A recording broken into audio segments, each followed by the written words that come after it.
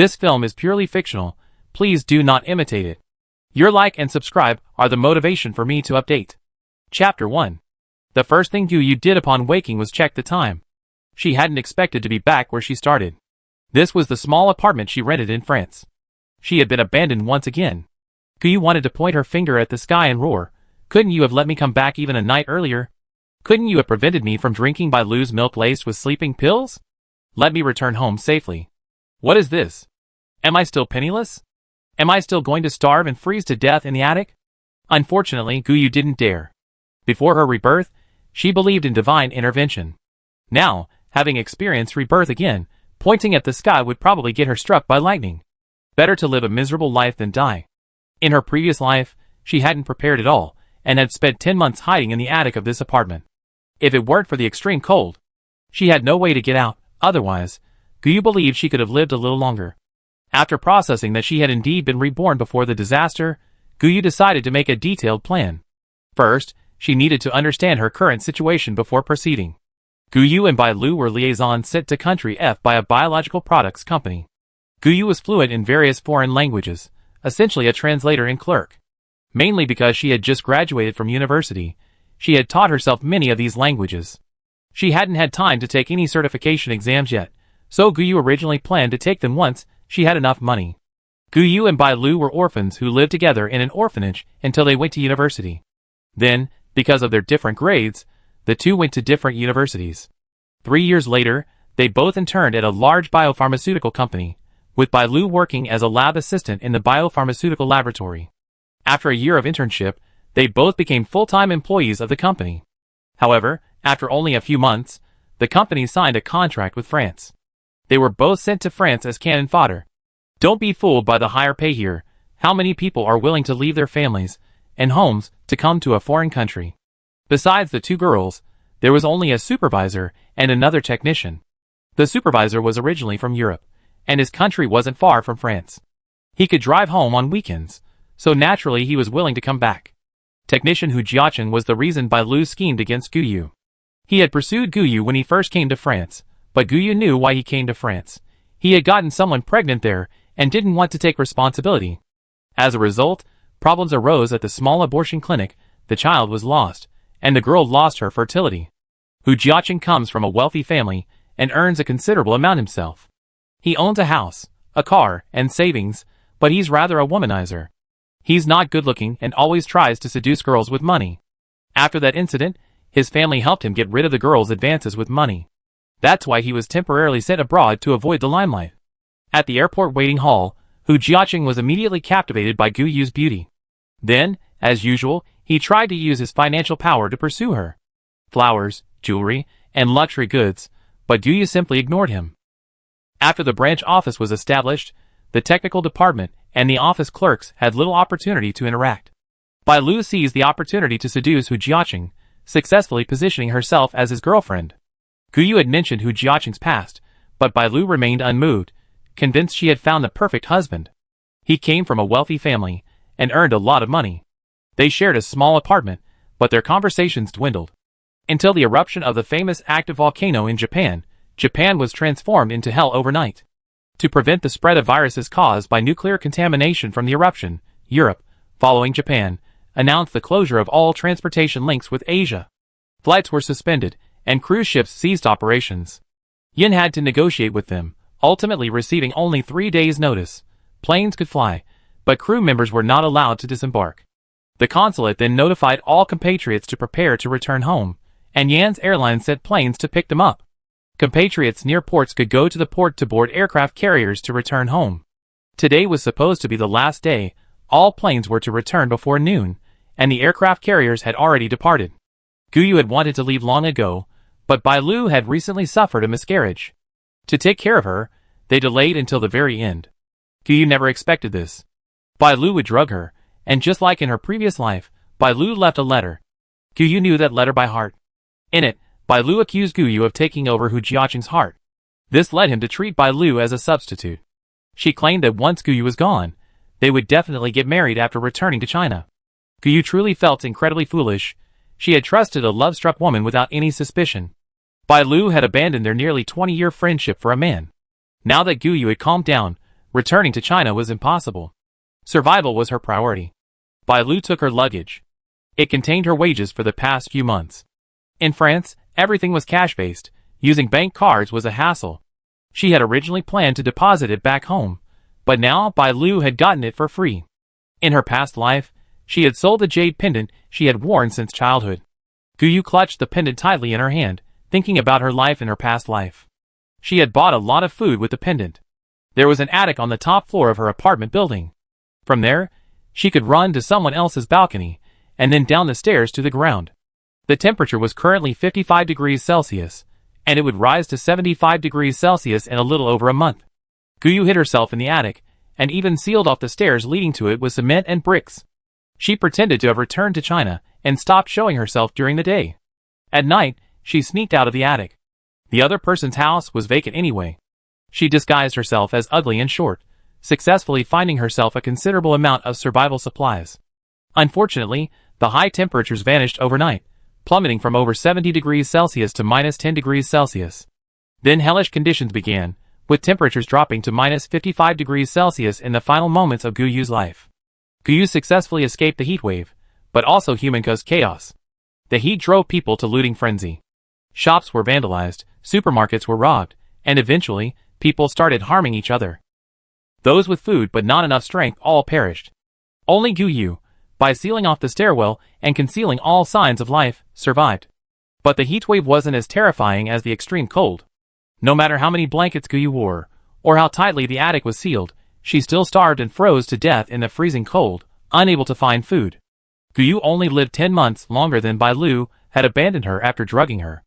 Guyu recalled her past life without feeling any strain until a sharp pain shot through her palm. She looked down and saw that her palm had been cut by a jade pendant.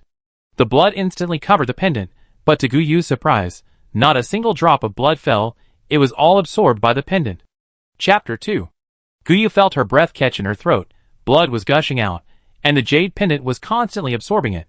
Just when Guyu thought she was going to die from blood loss, the jade pendant disappeared, and the wound on her palm healed. If Guyu hadn't seen it with her own eyes, she would have found it unbelievable. She was wondering what was going on when she looked up and realized she was no longer in her apartment. She was now in the middle of a green field, with a thatched hut not far away. Guyu pinched her thigh. Ouch. She realized she was back in her apartment. So Guyu opened her phone and started browsing the post-apocalyptic novel she had recently been reading. The novel said this was a common way for spaces to appear. Spaces with jade pendants that drip blood to recognize their owners were standard in post-apocalyptic novels. It depended on their size. Large spaces could have mountains, water, and houses. Smaller spaces could be used as storage rooms, maintaining a constant temperature and preventing deterioration, essential for living and traveling in post-apocalyptic novels. Some spaces could be upgraded using jade or gold. There are also crystal cores from zombie novels that can upgrade a space. The upgraded space has mountains, water, forests, and an infinitely large storage space. Guyu was holding her phone, thinking of going in, when her phone disappeared. She was still outside, so Guyu tried to go in again. This time she went in by herself. The phone lay quietly on the grass. Guyu picked it up and looked around. The grass was vast, at least 20 acres. The thatched hut seemed small. Guyu felt like she had walked for half an hour to reach it. Once inside, she was a little disoriented. The interior of the thatched hut was huge. One room felt like a sports stadium. Guyu was just thinking that as she went to the next room, she'd have to walk for ages, when suddenly, she was in another room.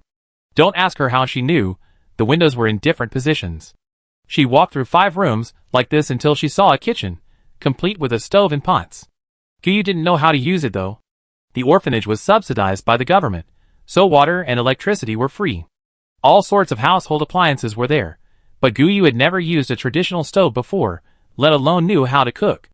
Then Guyu felt hungry, a hunger that made her almost faint. She teleported out of the space. Bai Lu had left a bag of snacks, which they had originally planned to eat on the plane. But Bai Lu took her own luggage, and also stole Guyu's. Bai Lu couldn't carry the snack bag anymore, which is why Guyu had survived for a while in her previous life on snacks. The snacks were all filling bread, cakes, and milk that Guyu had bought. Guyu opened the snacks, ate 4 large loaves of bread, and drank a bottle of milk, finally feeling full. She wasn't starving or freezing yet, otherwise she would have eaten even more. Now that Guyu was certain she had a space, the most urgent thing was to move. During the last 2 days of the sweltering heat in her previous life, Guyu gritted her teeth and rode her landlady's discarded, dilapidated bicycle all night before finally finding a farm. Unfortunately, the entire warehouse was almost completely devoured by mutated rats. However, Guyu killed several enormous rats, roasted them, and brought them back to the attic. But just as Guyu planned to move the next morning, the temperature suddenly plummeted. The already dwindling population of F country instantly turned to ice over, and a third of them died in the middle of the night, and the streets were filled with cries of agony. Especially the children and the elderly, almost all of them froze to death. One day, when Guyu was about to venture out, she heard cries for help. Upon listening carefully, she learned that a group of men had occupied the home of a woman with 3 children. First, they humiliated the woman, treating her like a servant or a plaything. Later, when they ran out of food, they killed all 3 of her children and ate them. The woman fought back and finally escaped her home, but in the vast snow, who had come to her rescue? Guyu then abandoned the idea of escaping. Even if she were starving and emaciated, she never wanted to become human food. Now that the chaos had just begun, Guyu decided to leave immediately. She would go to that farm. As long as the farmer still had grain left in the warehouse, Guyu felt she could live well there, even if she stayed there for several years without any problem. She now possessed a spatial ability. Guyu first filled a cup with hot water and brought it into the thatched hut. Then she stored everything she could in her spatial ability. Furniture and appliances, not just those in her own room. All 10 suites in the apartment building were searched. If all else failed, the furniture could be burned as firewood. Anyway, the landlady didn't reappear for the next 10 months. In her past life, she went to visit her daughter's grandson and then disappeared without a trace. There was a steakhouse downstairs. No one came back either, so Guyu decided to go check it out. It was 1:30 p.m. The sun was at its strongest. In her past life, the high temperatures made power outages commonplace. Power was usually restored for 4 or 5 hours around 10 p.m. That meant the security cameras were long gone. Without electricity and water, the restaurant would have been out of business for a long time. Guyu decided to go down and check, collecting everything she could. Guyu looked at the space. Without going in, she tried using her mind. She discovered that all the furniture and appliances she had collected were in one room. Because the room was large enough, the furniture had automatically stacked up. So it still looked spacious, and the room had a large capacity. The hot water in the thermos was still steaming, scalding to the touch, and seemed unchanged even after more than half an hour. Guyu ignored it for now, deciding to wait a while. She found the landlady's apartment on the 2nd floor. No need to pick the lock, the old lady had left the key under the doormat. Guyu simply unlocked it and went inside. In her previous life, she had been here when she was starving. She didn't leave any of the landlady's snacks or the frozen steaks and chicken in the refrigerator. Even though the frozen food had a strong odor, Guyu still used a lot of spices to braise it. She even took what was practically hatching chicks from the refrigerator. The refrigerator still had electricity for a few hours at night, so the spoilage wasn't obvious. At least Guyu ate the pickled food for several days. She only ate it all at once, when she absolutely had to. When the power went out, the water also stopped. At first, Guyu would sneak out during the day to shower and wash her hair, but later she didn't dare anymore. She had to go to that famous river to fetch water, especially late at night. A girl would nervously and furtively carry several buckets and large mineral water bottles. Even at her most daring, Guyu only went once a week or so. She didn't boil the water, and strangely, she never had diarrhea. She collected her excrement in black plastic bags every day, and disposed of them smoothly when fetching water. Guyu used the landlady's cat litter for her toilet. All the cat food became Guyu's food. Anyway, the landlady took the cat away, so nothing went to waste. Chapter 3. Guyu certainly wouldn't give up the landlady's belongings, even the safe she hid in her room. Guyu stored them all in her spatial dimension. The fire axe in the landlady's toolbox proved quite useful. A few blows rendered the safe useless. Guyu only took many things out of the safe before her spatial dimension swallowed them. Guyu carefully analyzed the situation. Her spatial dimension wanted everything. Gold, jade, antique necklaces and bracelets were all acceptable. It avoided antiques.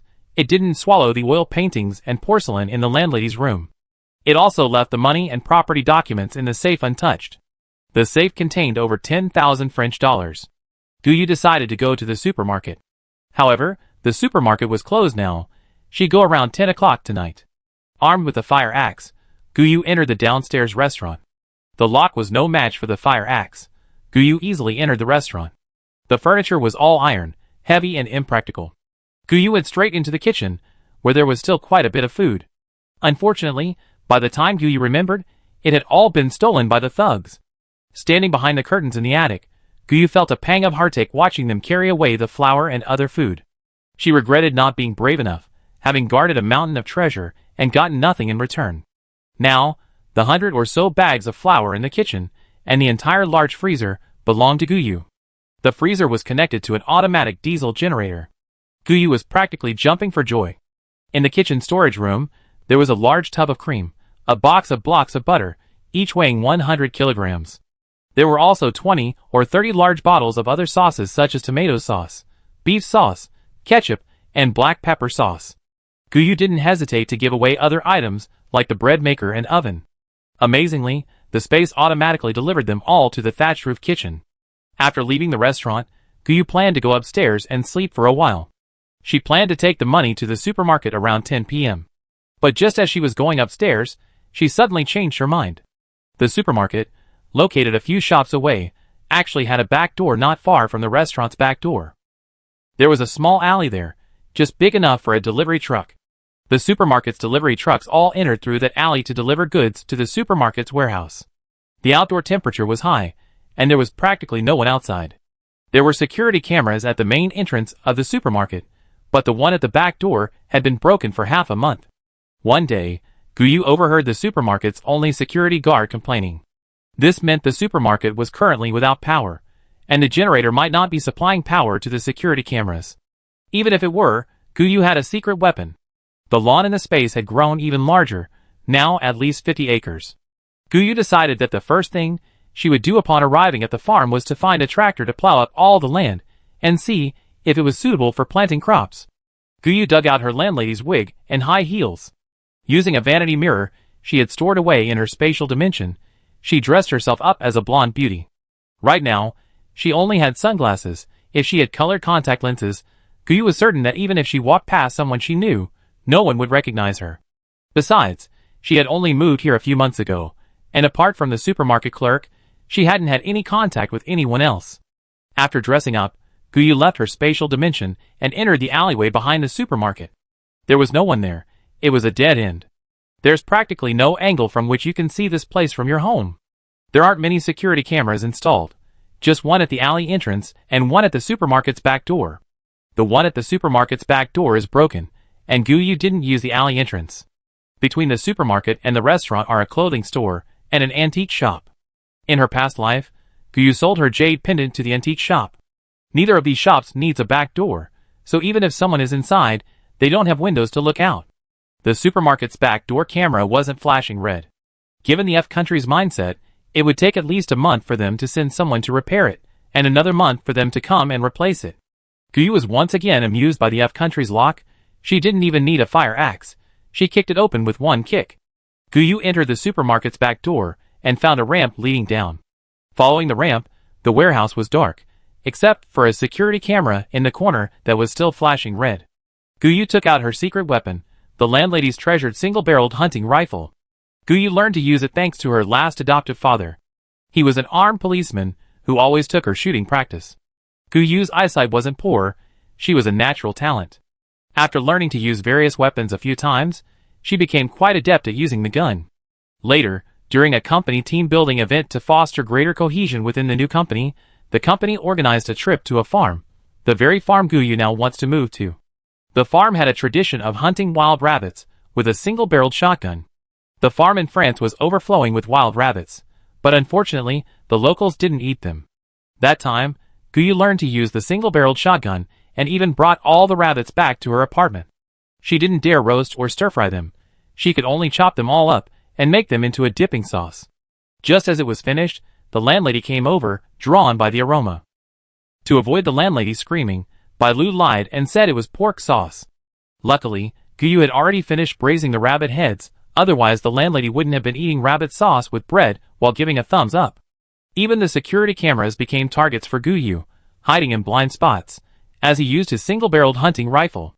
Guyu collected his loot into his spatial dimension as he fought, figuring he could collect whatever he wanted, even the shells. He checked later. There was electricity at the very end of the supermarket, and Guyu heard an engine sound even louder than in the restaurant. Feeling his way to the door, Guyu opened it, and thought he'd probably never need to buy meat again. There was a huge amount of steak, beef tenderloin, beef bones, pork ribs, chicken breast, chicken thighs, and so on. Except for chicken feet, pig's trotters, and various offal that the French didn't eat, Guyu had amassed tons of everything. The freezer also contained frozen foods like corn, butter, and lard. Guyu lamented that foreigners' diets were incredibly monotonous. Besides meat, there was only seafood in another freezer. Various kinds of shrimp, whole, shrimp meat only, shrimp in various shapes. Various kinds of fish, cut, marinated, and whole frozen.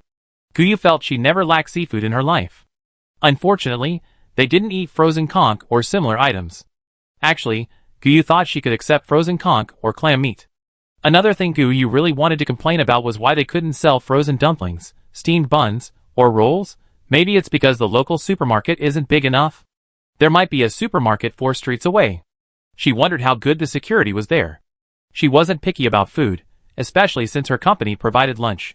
For dinner, fruit would suffice for 2 people. Guyu felt there was no need to go that far. So, Guyu only went to that large supermarket once. I bought some daily necessities and came back. I haven't gone back since. Chapter 4. Having collected a warehouse full of goods in the dark, Guyu didn't plan to go upstairs to check.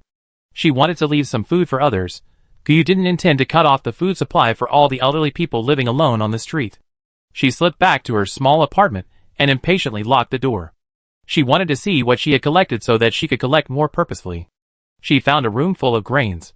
Rice, which wasn't available in restaurants, now amounted to over 300 bags and weighed 50 kilograms. There were over 1,000 bags of flour, also weighing 50 kilograms, along with soybeans, red dates, walnuts, raisins, and oatmeal. People here didn't eat many whole grains, so those were just incidental items. The quantities weren't large, only about 100 kilograms in total, all vacuum-packed in 1 kilogram bags. There were also various kinds of oil. Guyu didn't have time to count them all. Anyway, they were all in large and small containers, quite a lot. The other room was filled with bottled water and various tissues, shampoo, shower gel, body lotion, baby diapers, sanitary napkins, sanitary pads, and other daily necessities. The categorization was strange. Among the daily necessities were cat litter, cat food, canned cat food, dog food, canned dog food, cat trees, cat beds, dog leashes, dog beds, and so on. Guyu didn't understand why pet supplies were categorized as daily necessities. Anyway, the space was very tidy, and she didn't see the need to change anything. The third room was full of frozen goods and seasonings. It was chillingly cold inside. These items didn't need refrigerators or freezers. They were all neatly piled together, making the room look like a freezer the size of a football field. The supplies she had collected so far seemed only enough to fill one corner. It seemed you could easily collect enough supplies for another 10 supermarkets. There was another warehouse with the fewest supplies, consisting entirely of furniture and appliances. The supermarket also sells small furniture and appliances, as well as some plastic products. Some tools were also there. What Guyu didn't understand was why the space had put all the milk powder, baby formula, cream, cakes, fresh butter, and packaged/bottled dairy products in the last room. Even white sugar, rock sugar, brown sugar, salt, butter, biscuits, cookies, and other snacks were piled together. Anyway, the room maintained a constant temperature. Guyu had tested it with hot water, and it didn't change the temperature. Guyu didn't find any fruits or vegetables here, which was understandable, as fruits and vegetables were delivered and consumed on the same day. The supermarket was also short of these things, given the prolonged period of high temperatures. Fruits and vegetables from the farm couldn't be delivered, and many plants couldn't withstand the high temperatures. Now Guyu went to the kitchen. The flour that had been unpacked from the restaurant was here. All the small appliances from the landlady's kitchen were now here. Guyu used her mind to move the small generator in the restaurant. Fortunately, the connection wasn't complicated. Guyu could now cook in the kitchen for the time being, though she had only collected 10 barrels of diesel fuel. 3 barrels for the restaurant, 7 for the supermarket, and 15 empty barrels. The 2 diesel generators, one large and one small, still had some fuel left, which should last for a while. Guyu made a large spread for dinner: steamed buns, mantou, steamed bread, twisted rolls, and dumplings. The fillings for the buns and dumplings included a considerable amount of seafood and various kinds of meat. Unfortunately, There were no vegetables, fruits, or seasonings, so all the buns and dumplings were meat-filled. Guyu thought that if she found some vegetables and fruits, she would make some vegetarian fillings. She planned to spend some time each day cooking and keeping some food in the kitchen. Later, it got colder outside, and she wasn't sure if she could cook outdoors anymore. She cooked 3 pots of rice in the rice cooker, and pan-fried chicken, beef, and pork chops, making about 10 boxes of chicken, pork, and beef rice. Unfortunately, restaurants didn't have many disposable lunch boxes, and the supermarket only had 1 box. There were about 200, which wasn't enough. Guyu thought she should try to find more. The most urgent thing now was moving. Cycling to the farm would take all night, so Guyu decided to leave around 8 o'clock that evening. Before the water was cut off, Guyu took a shower and reluctantly cut her long hair short. Holding her almost shoulder-length hair, she took out a jewelry box from her spatial storage and put it inside. On the grass, there was only a broken safe, with some clasp and an empty jewelry box inside.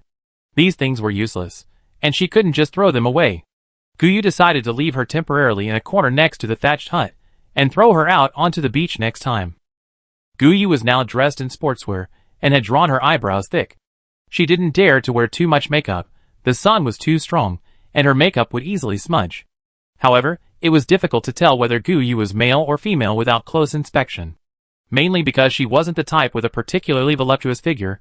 She was 170 centimeters tall, and weighed less than 100 pounds. Guyu had a pure, anime-like face, but her figure was rather flat.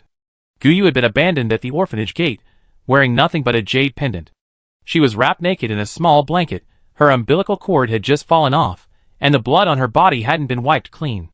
It must have been a newborn baby. The orphanage staff called the police. Unfortunately, it was pouring rain that night. Not only did no one see anything, but the security cameras only captured a silhouette. The person was wearing a black raincoat, wrapped from head to toe. They threw a bag under the eaves of the orphanage and left. If the volunteer ant hadn't been rushing home, who knows if Guyu would have frozen to death in the rain. Strangely enough, Guyu was always returned to her new family within 6 months of being adopted. Because every time she went to a new home, her adoptive mother would become pregnant. The 4th time was the most outrageous. Her adoptive mother was confirmed to be infertile. But 3 months later, her adoptive father cheated on her, and they were getting a divorce. Neither wanted a child. Guyu became known as the orphanage's baby-bringing girl. Even the director found the adoption process troublesome, so he would let people take her home first, and if there were no problems after 6 months, then process the adoption. In the end, she really was a baby-bringing girl. None of the people who wanted to adopt her succeeded. The last adoptive father was a policeman, and the orphanage thought they had finally secured their place. Unfortunately, things didn't go as planned. The adoptive mother became pregnant. However, the adoptive father was certain he was infertile, and naturally, the adoptive mother had an affair. They divorced, and the adoptive father still wanted to take Guyu with him. But his job wouldn't allow him to stay home indefinitely, leaving Guyu without anyone to care for her. Besides, she was already over 10 years old, and having her with her would cause gossip. When she turned 15, her adoptive father retired from the military, and came to take her back to his hometown. Unfortunately, she skipped a grade and entered university at the age of 5, and the two cities were quite far apart. Of course, Guyu wouldn't return to her adoptive father's side. She was past the age where she absolutely needed parents. The orphanage practically wanted children to start primary school at 4, so that if they did well and got into university, they could apply for hardship grants and student loans. This meant the children could leave the orphanage early and become independent much sooner. Guyu was 3 years younger than Bai Lu, yet they graduated from university at the same time. It wasn't that Guyu didn't want to pursue postgraduate studies, but she simply didn't have the money to continue her education. Chapter 5. Guyu decided to leave, so she set off cautiously. The landlady's bicycle creaked and groaned, except for the bell, which wasn't working. Guyu put it in her spatial storage first. She then discreetly walked out. After walking through several alleys, Guyu was about to find a place to take out her bicycle to ride. She saw the antique shop owner parked his bike by the roadside. He was clearly drunk. Guyu knew this man had a drinking problem. He used to drink at night, but in her previous life, he started drinking during the day too.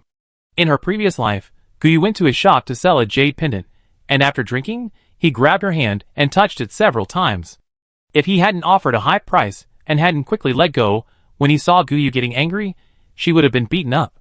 Guyu had always studied self-defense, was a black belt in Taekwondo, and was also an expert archer.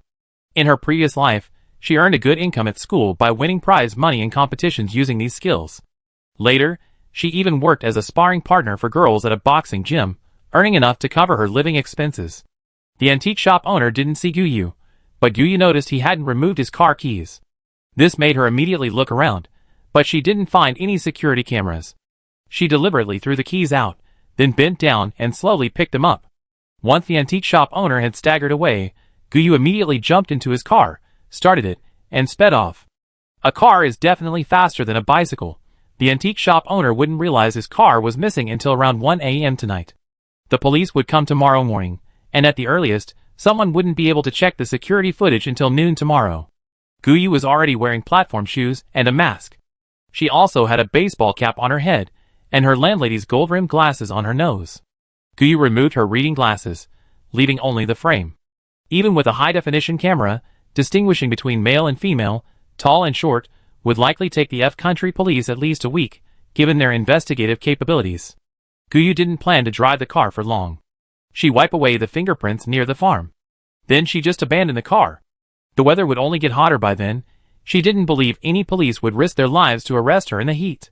Passing a gas station, Guyu decided to fill up. There were 4 gas stations along the way. She filled up, emptied a large portion, and then filled up again, accumulating a small amount of gasoline. At the gas station, she found it was all self-service. Guyu easily found the antique shop owner's gas card. She filled up with gasoline, and also filled 3 cans with diesel. While driving, Guyu had turned on the radio out of boredom. It said there were still flights from Y country to Live Phone country. Guyu thought she could go to Live Phone country, since that country was the first to suspend flights, and if flights were to resume, it would definitely be the first to do so. Driving between F and Y countries is prohibited, so Guyu decided to temporarily go to the farm to gather supplies. She then tried to take a train to Y country, and then by the next available flight to Live Phone country. She found a port city to hide in. What if there was a cargo ship? She could sneak in and stay in her space for a month without any problem. With her phone fully charged, Guyu decided that if she wanted to go to Y country, she needed to find the nearest train station. Luckily, there was a port city that led to Y country, so Guyu wasn't worried about the police coming to find her in the sweltering heat. Even if they did find her, she already been to Live Phone country. The farm wasn't too far to drive from. Guyu filled up the tank 4 times. As she neared her destination, she stuffed all the loose change from the car into her pocket. She was surprised to find that the antique shop owner had over 1,000 yuan worth of change in his car. Wasn't he afraid of having his car windows smashed? The car was completely drained of fuel, and Guyu had bought 10 oil drums along the way. Now, all 20 empty drums were full. She had enough gasoline and diesel for a while. Now, she just needed to quickly gather supplies from the farm, so she could make it to Y country smoothly. There was no one at the farm, and the power had come back on. But no one was talking inside the house, and there was no sound of a fan. Without a fan, she had no choice but to strip naked. In her previous life, Guyu lived in the attic. Because of the sunshade and its high position, there wasn't much shade. It was relatively cool, and Guyu wore a tank top and shorts that barely covered her thighs every day, surviving only by constantly fanning herself. Guyu crept up to the farm owner's small villa and, mustering her courage, opened a window and peeked inside. After confirming that no one had entered, the entire villa was quiet. Guyu noticed that the furniture, covered with dust covers, was covered in a thin layer of dust, indicating that the farmer hadn't returned for at least 2 weeks. It was dark, and she had been driving. Guyu was exhausted and found a room to sleep. The next morning at 3 o'clock, she was woken by her alarm clock. It was still dark outside, so Guyu decided to first find something in the house to store in her spatial dimension. There were definitely no antiques. She didn't have many small appliances either. Fearing she wouldn't have enough space, she didn't take any of the older ones. However, she did find a few headlamps and a fully charged flashlight. Guyu wondered what the farmer would need these for? To harvest grain in the dark? Then she found the stairwell to the basement, and knew why she needed the headlamp and flashlight. Guyu mustered her courage, put on the headlamp and flashlight, and went down the stairs.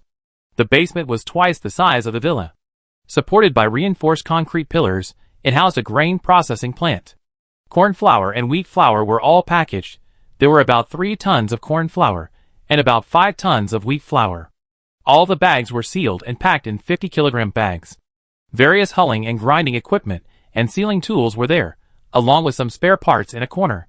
There were at least 10 or 20,000 empty burlap sacks of grain, which Guyu stored in her spatial dimension.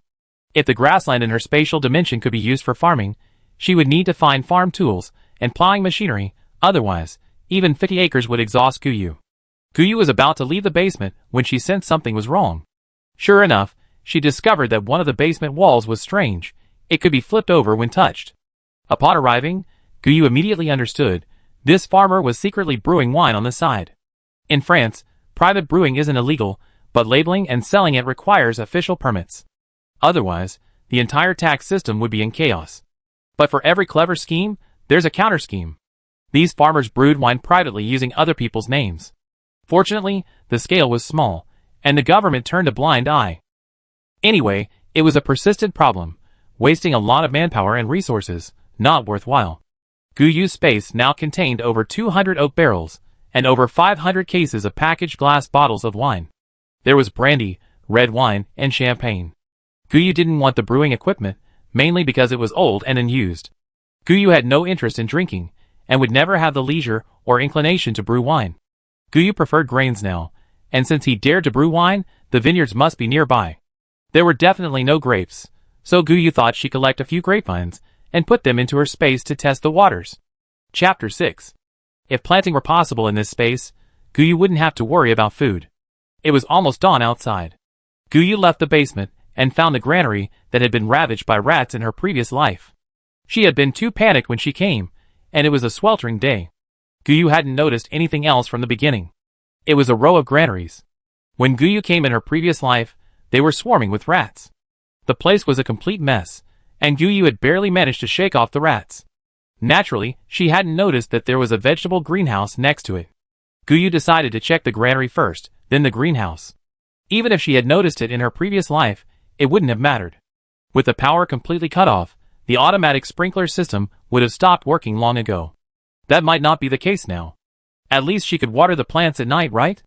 The granary was large, and there were no signs of rats entering yet. It must have been because the high temperatures in her previous life had lasted too long, so the rats had moved into the granary. It hadn't been long yet, and the rats hadn't realized that humans had left.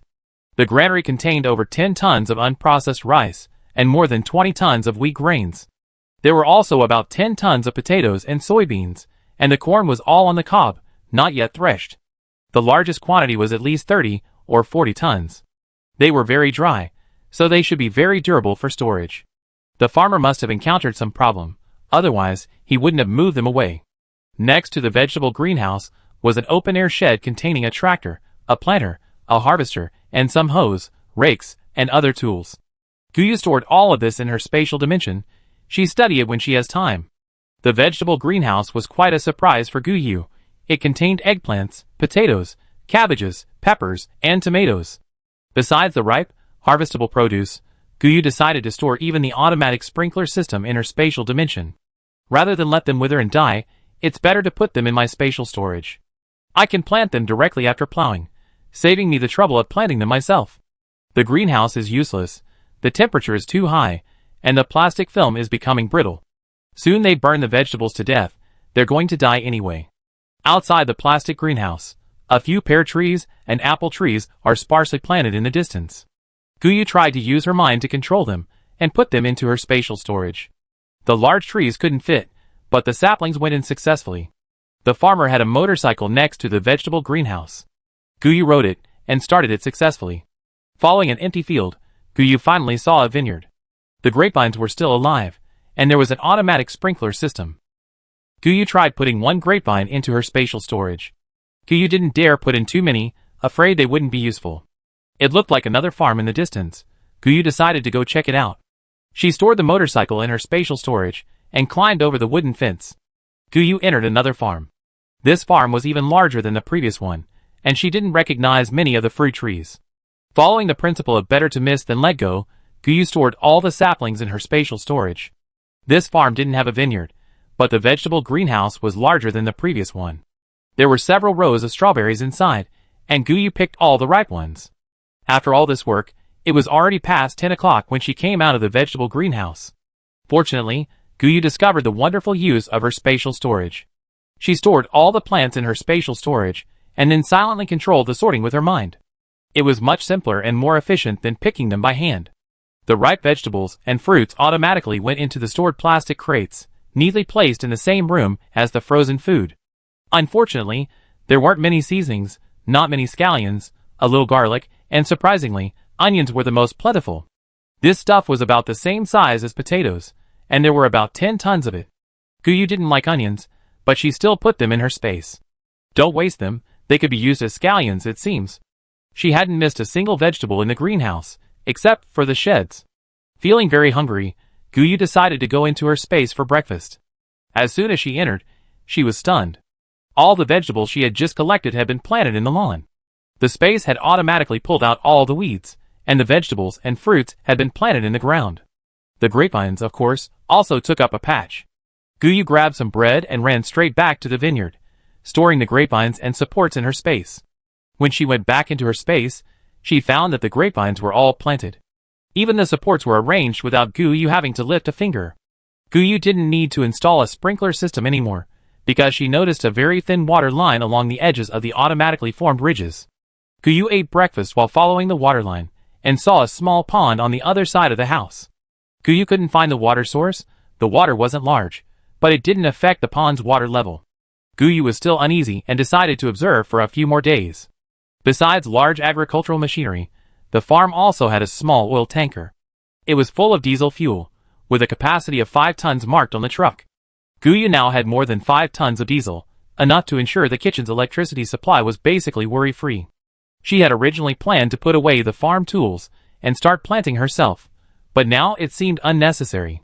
Guyu, who had intended to return to the granary and leave after dark, suddenly remembered something. Besides rats, the farm was also plagued by an overpopulation of wild rabbits. There was plenty of meat in her spatial dimension, but no one would complain about having too much meat. Guyu decided to take advantage of the still relatively cool weather and search for rabbit burrows. There were indeed many rabbits, but unfortunately, she couldn't catch them by hand. In the heat, the rabbits were all holed up in their burrows. There were many burrow entrances, and Guyu didn't have a good way to drive them all out. She considered using fire, but with so many rabbit burrows, even if they all came out, she couldn't catch them all.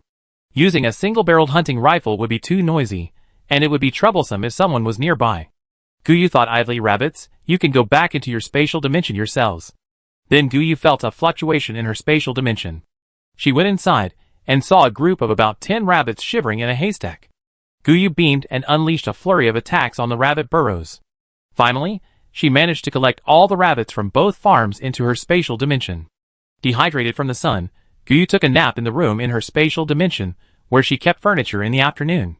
The space was temperature controlled, neither too hot nor too cold, which was very comfortable. She slept until after 6 in the afternoon, and Guyu was worried about the wild rabbits running around everywhere. One moment she was catching the rabbits, the next she was having fun, but now the rabbits weren't familiar with the area and dared not roam freely. What if they got used to the area tomorrow, digging burrows and eating vegetables and fruits? Guyu decided to kill the larger rabbits first, and cordon off the smaller ones around the pond with branches. She would then try to find an iron cage. If all else failed, she would kill them all. Guyu hurriedly ate a prepared pork chop rice bowl and left the spatial dimension. She found the second farmer's small villa and spent 3 or 4 hours in the kitchen skinning all the large rabbits. Then, except for the rabbit heads, which became spicy rabbit heads, the rabbit meat was put into the frozen food room. Chapter 7. Guyu stayed at the farm for another day because she discovered a third farm, and then a fourth. She definitely didn't overlook the granaries on the farms. The 4 farms yielded a total of over 400 tons of grain, mainly from a chicken farm on the 4th farm. Most of the chickens were gone, presumably sold. Only about 100 chicks had just hatched in large incubators. The fertilized eggs, probably abandoned, had incubated automatically in the high temperatures. Fortunately, Guyu arrived in time. Several chicks in the incubators had already died. Most of the chickens were listless. Guyu didn't hesitate, storing all 100+ chicken coops into her spatial storage. The area next to the thatched hut instantly became a stack of chicken coops. With the chicks and rabbits, Guyu now needed to feed and water them daily, achieving partial freedom in terms of meat. After resting for a few hours, Guyu, before dawn, rode her motorcycle at high speed. 3 hours later, she arrived at a large port city in country F. Motorcycles were off limits, mainly for fear of being seen. The farmers might live in this city, and Guyu dared not be careless. The nearest train was about an hour away, and Guyu bought a ticket, unwilling to spend money on renting a place. The port wasn't far, and Guyu decided to go check it out. The port was unshaded by trees and extremely hot. Guyu simply didn't want to stay in the stuffy waiting hall. She randomly found a blind spot in the security cameras and prepared to enter her spatial dimension. Suddenly, she looked at the containers on the distant container terminal and felt incredibly foolish. She had almost let a freebie slip through her fingers. In her past life, she knew that the extreme heat made it impossible to go out to sea, meaning that the contents of those containers would eventually be lost. Either they spoiled in the sweltering heat, or they'd been robbed clean by desperate thugs. Guyu didn't think twice, and went straight in. The container terminal was huge, but there weren't many security cameras. Only one or two were set up at the entrances and exits. Guyu didn't use anything else. A stone and a rubber band were enough. Her aim was excellent, a skill she honed from her mischievous childhood. She was young when she was in school, and came from an orphanage. Guyu had been bullied by other children a lot, and she racked her brains for revenge. A small stone and a rubber band were perfect, inconspicuous yet painful. The tool was also hard to spot. What little girl would have a rubber band? Guyu had gone to great lengths for this, not only wrapping a high-quality rubber band with yarn, but also using the big tree from the orphanage as a target for a month, practicing until her hand cramped, before finally perfecting her aim. She hid in a corner of the school, aiming a stone at the child who bullied her, hitting them in the waist and buttocks. She'd leave immediately afterward, leaving her bullies in excruciating pain, unable to find her. Later, it became her secret weapon, useful for self-defense when returning to her dorm after evening self-study. In her previous life, she hadn't used it in a long time. Guyu had almost forgotten that her hair ties were made of rubber bands. Now, it seemed her technique hadn't rusted, and her strength had even increased. Guyu busied herself at the port for most of the hour before reluctantly leaving. After getting her ticket checked and entering the station, the train carried her away from F country and towards Y country. Both this city and Guyu's hometown were famous for their foggy atmosphere. Guyu didn't have time to linger on the scenery. She wasn't taking the nearest flight, fearing it might actually be cancelled. It was best to leave for Lifeown Kingdom as soon as possible. Guyu was afraid things might change if she delayed. She hadn't even seen where the flight was going, just planning to figure things out once she got there. The plane landed in Lifeown Kingdom's largest military port city. She rented a small apartment. Guyu, who had no worries about food or clothing, hadn't left the house for several days, except for buying a bunch of phones, tablets, and laptops.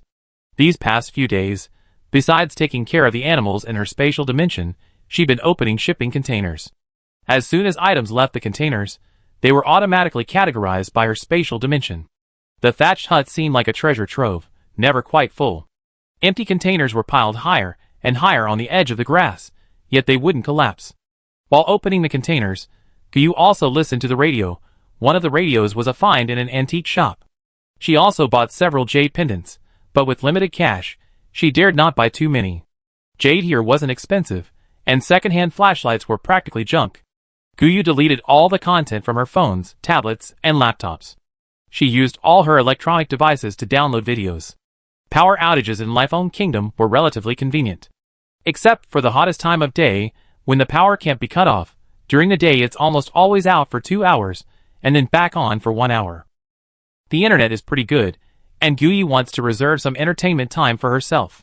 Most of the time is spent downloading materials, various kinds of planting, animal raising, and cooking recipes. It's not that Guyu can't cook. Her hands-on time is limited. Except for eating at the orphanage every day during elementary school, she lived on campus throughout middle school, high school, and university. Guyu doesn't really have much time to cook. The most she cooks is during summer vacation. And even that's limited to university. This hardworking little bee, referring to her busy schedule, has several part-time jobs. How many meals can she actually cook during her time in France? Aside from weekends, she didn't have to do much. Especially after Bailu announced her relationship with Hu Jiaqing, she disappeared on weekends, making it easy for her to eat alone. Guyu often went to the supermarket on Friday nights to buy some discounted prepared foods, which was enough to tide her over. A roast chicken at that supermarket normally cost 3 euros. On evenings, it was only 1 euro, and Guyu would buy one to last 2 days. The main problem was that the roast chickens in France were bigger than those in China, and they weren't organic. Organic vegetables, fruits, and meats were 1 to 2 times more expensive than non-organic ones. Guyu said she was very poor, and all the money she saved seemed to have been wasted on someone ungrateful. She even felt bad about it. If she had known, Guyu definitely wouldn't have hesitated to spend it. Besides downloading data, Guyu now longed to hear good news from the radio and the internet. She still couldn't sleep, constantly thinking about going back to China. In her past life, she had heard about it on someone else's radio. Yin Kingdom had persevered in establishing new bases in the face of natural disasters, focusing its efforts on preserving half of the nation's population. Because of ample food reserves, their bases did not experience major riots. They even began establishing a new order, stabilizing the hearts of more people. Unfortunately, she only heard it once. Afterwards, she risked her life to wait outside that family's window for several days. There was no further news. The weather was too cold. Guyu couldn't hold on any longer, and after about 10 days, she lost her life.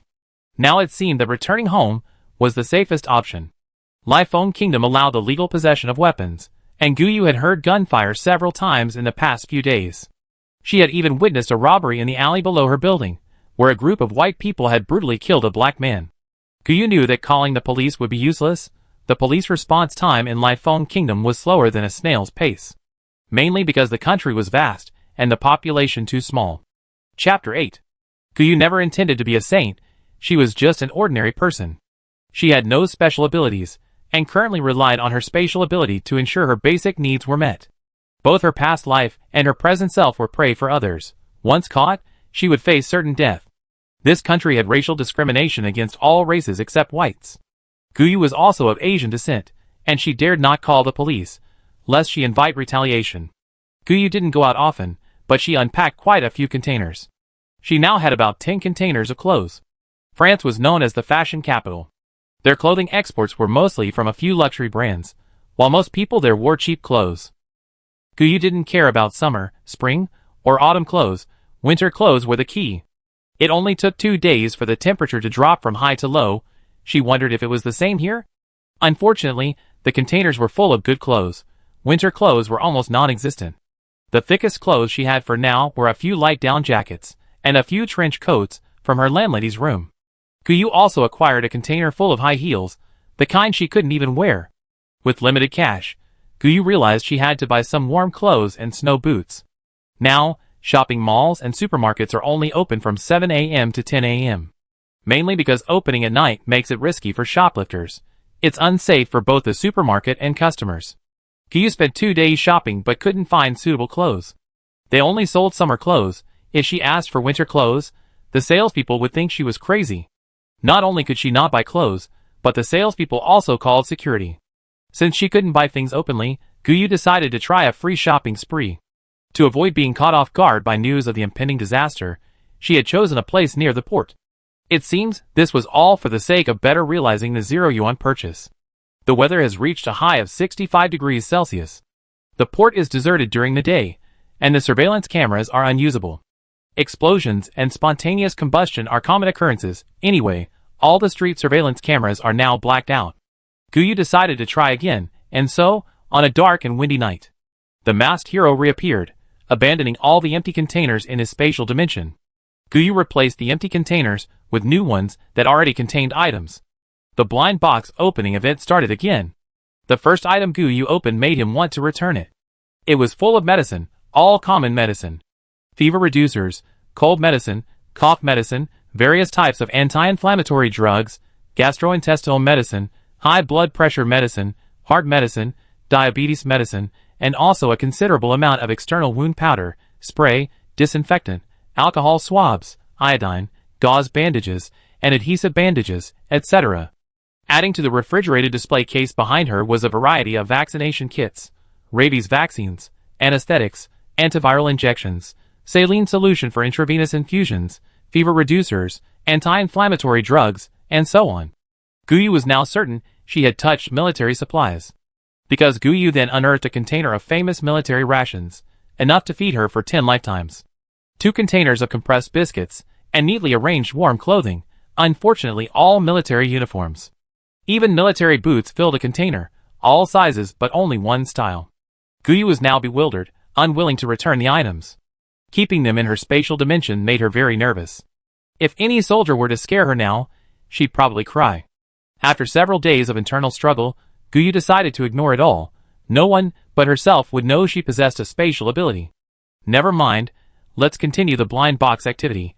Then Guyu went numb. A few days later, the first blind box contained 2 containers of wooden guns and matching ammunition. The ammunition came in various models, lengths, and widths. Even a military enthusiast like Guyu would be confused for a moment. Moreover, Guyu had only seen a few target practice rifles and an old-fashioned single-barreled shotgun from her spatial ability. The next one was even more bizarre. It was full of grenades and hand grenades. Now Guyu decided to escape and head to the country's largest civilian port city. If these things were back home, she would be riddled with bullets. Mainly, Guyu wasn't interested in what was in the remaining containers. She even put them in the deepest part of the container. It was too terrifying. Prepared to leave this place she had lived in for a month, Guyu had over 300 box meals in her spatial ability. Guyu also learned to cook from videos: roast chicken, roast duck, roast goose, roast pork belly, fried chicken, hamburgers, fried fish, grilled fish, steamed fish, fried shrimp, seafood porridge, steamed seafood, and various kinds of buns, dumplings, cream buns, flour rolls, silver thread rolls, scallion rolls, shumai, and rice balls. She made a lot, using 3 sacks of flour, a total of 150 kilograms. She also used 100 kilograms of rice, and various desserts with a low success rate. Guyu, whose cooking skills were originally mediocre, can now barely be considered a half-cook. The last container of food she received was fine, except for the clothes. For example, 1 container of chocolate, 1 container of sugar, and 2 containers of salt. There were also 3 containers of various oils. Now the space had a wide variety of oils: corn germ oil, soybean oil, olive oil, peanut oil, butter. The suddenly wealthy Guyu sometimes struggled for ages about which oil to use for cooking. There were also many snacks, and most importantly, there were about 10 freezers. It was all meat. Guyu saw a whole piece of pork, complete with head, body, and trotters, for the first time. Of course, there were also whole pieces of beef and chicken. Guyu spent a whole day chopping pig's trotters, lamb trotters, chicken feet, chicken wings, and beef hocks. Guyu learned for the first time that foreigners also slaughtered sheep whole. She had only ever seen them eat lamb chops. This led her to believe that foreigners didn't raise animals for other parts besides lamb, pork, beef, and chicken. Now Guyu had all kinds of meat in her space, except for offal. The vegetables and fruits in the space ripened early. A week was enough time to dig potatoes once, and tomatoes could now be used for gaming. A truck could be filled with them. The plastic crates Guyu harvested in the vegetable greenhouse definitely wouldn't be enough. The shipping containers could be used to store fruits and vegetables, but unfortunately, only strawberries were currently available. The others would take a long time to ripen. The saplings, which normally take 3 years to bear fruit, would probably take another year in the space. This was unavoidable. Thankfully, there were strawberries, tomatoes, and cucumbers to supplement vitamin C. Otherwise, eating more cabbage raw would be fine, even in salads. Leaving this place during the hottest part of the day, Guyu saw a group of people suspiciously heading towards a small alleyway. Guyu didn't pay much attention, went to the landlord to get her deposit back, and returned the keys. Just as she was about to walk to the train station, she heard police sirens. This was usually the most common sound she heard lately, but today was different. The police were out before 8 in the morning, and several cars flew low over Guyu, their speed making her take notice of the foreign police. Chapter 9. Guyu was just trying to reassure herself that it couldn't be because she had touched the military supplies when she was dragged into a small alleyway. Before she could decide whether to enter her spatial dimension, she was shoved into a car. The driver spoke in the Gale language. "I told you to grab a hostage. What use is a yellow person?" The person who dragged Guyu and looked aggrieved. "Didn't you say anyone would do? Are there other people passing by here? A yellow person is a hostage too. If it doesn't work, we can throw her out. The police will have to stop, right?" The person next to the driver, who had been watching outside, frowned upon hearing the argument and said, "All right. Let's go. Those damn police are here so fast today." He turned to look at Guyu and tentatively asked, "Who are you? A Yen country person? A Liao country person? A Dhaka country person?" Guyu shook her head and gestured to indicate she didn't understand. She kept screaming in Dhaka, "Let me go. I have no money." The driver said to the person next to him, "Ignore her. She doesn't understand our language. She's definitely not going back. Flights and cruise ships have stopped operating, and Asians can't go back. Just throw her out." The police will just open fire on Asians. The people who pulled Guyu and threw her out of the car again, and then the car drove away. Guyu recognized these people. They were the ones who had been sneaking around in the alley that morning. Why were the police chasing them? To get to the train station, you had to pass through that alley. Since it was still early, the curious Guyu decided to go and take a look. She discovered that the manhole cover had been opened, and Guyu's curiosity was completely piqued. She opened the manhole cover and crawled down. There was only one path. She followed the underground sewage river. Guyu walked until she reached a metal ladder, polished to a gleaming shine. She climbed up the ladder and found it was a horizontal path. The floor was spotless, as if someone cleaned it daily. Guyu was incredibly curious. At the end of this horizontal path was a large, roundabout-like door. Guyu struggled to open it and climbed inside, only to be dumbfounded. A huge steel plate had been cut open, large enough for a person to easily crawl through. She held up the steel plate and peered out. Guyu was stunned. These people had actually cut open the bank's vault. Somehow, they had triggered the alarm, calling the police. The steel plate was covered in carpet, making the cut marks barely visible. The bank staff probably opened the door and glanced inside, finding nothing amiss. The police withdrew, but the robbers also fled in terror. They were so frightened they thought the police had discovered them, and were considering taking hostages to threaten the officers. Now Guyu faces a choice: go all out or retreat. Upgrading her spatial dimension requires gold, jade, and antiques, which she'd likely have to wait forever to achieve on her own. The glittering gold in the vault is right there, within easy reach. Most importantly, it's very close. She's tested it these past few days. As long as it's within 100 meters, she can store it in her spatial dimension without touching it.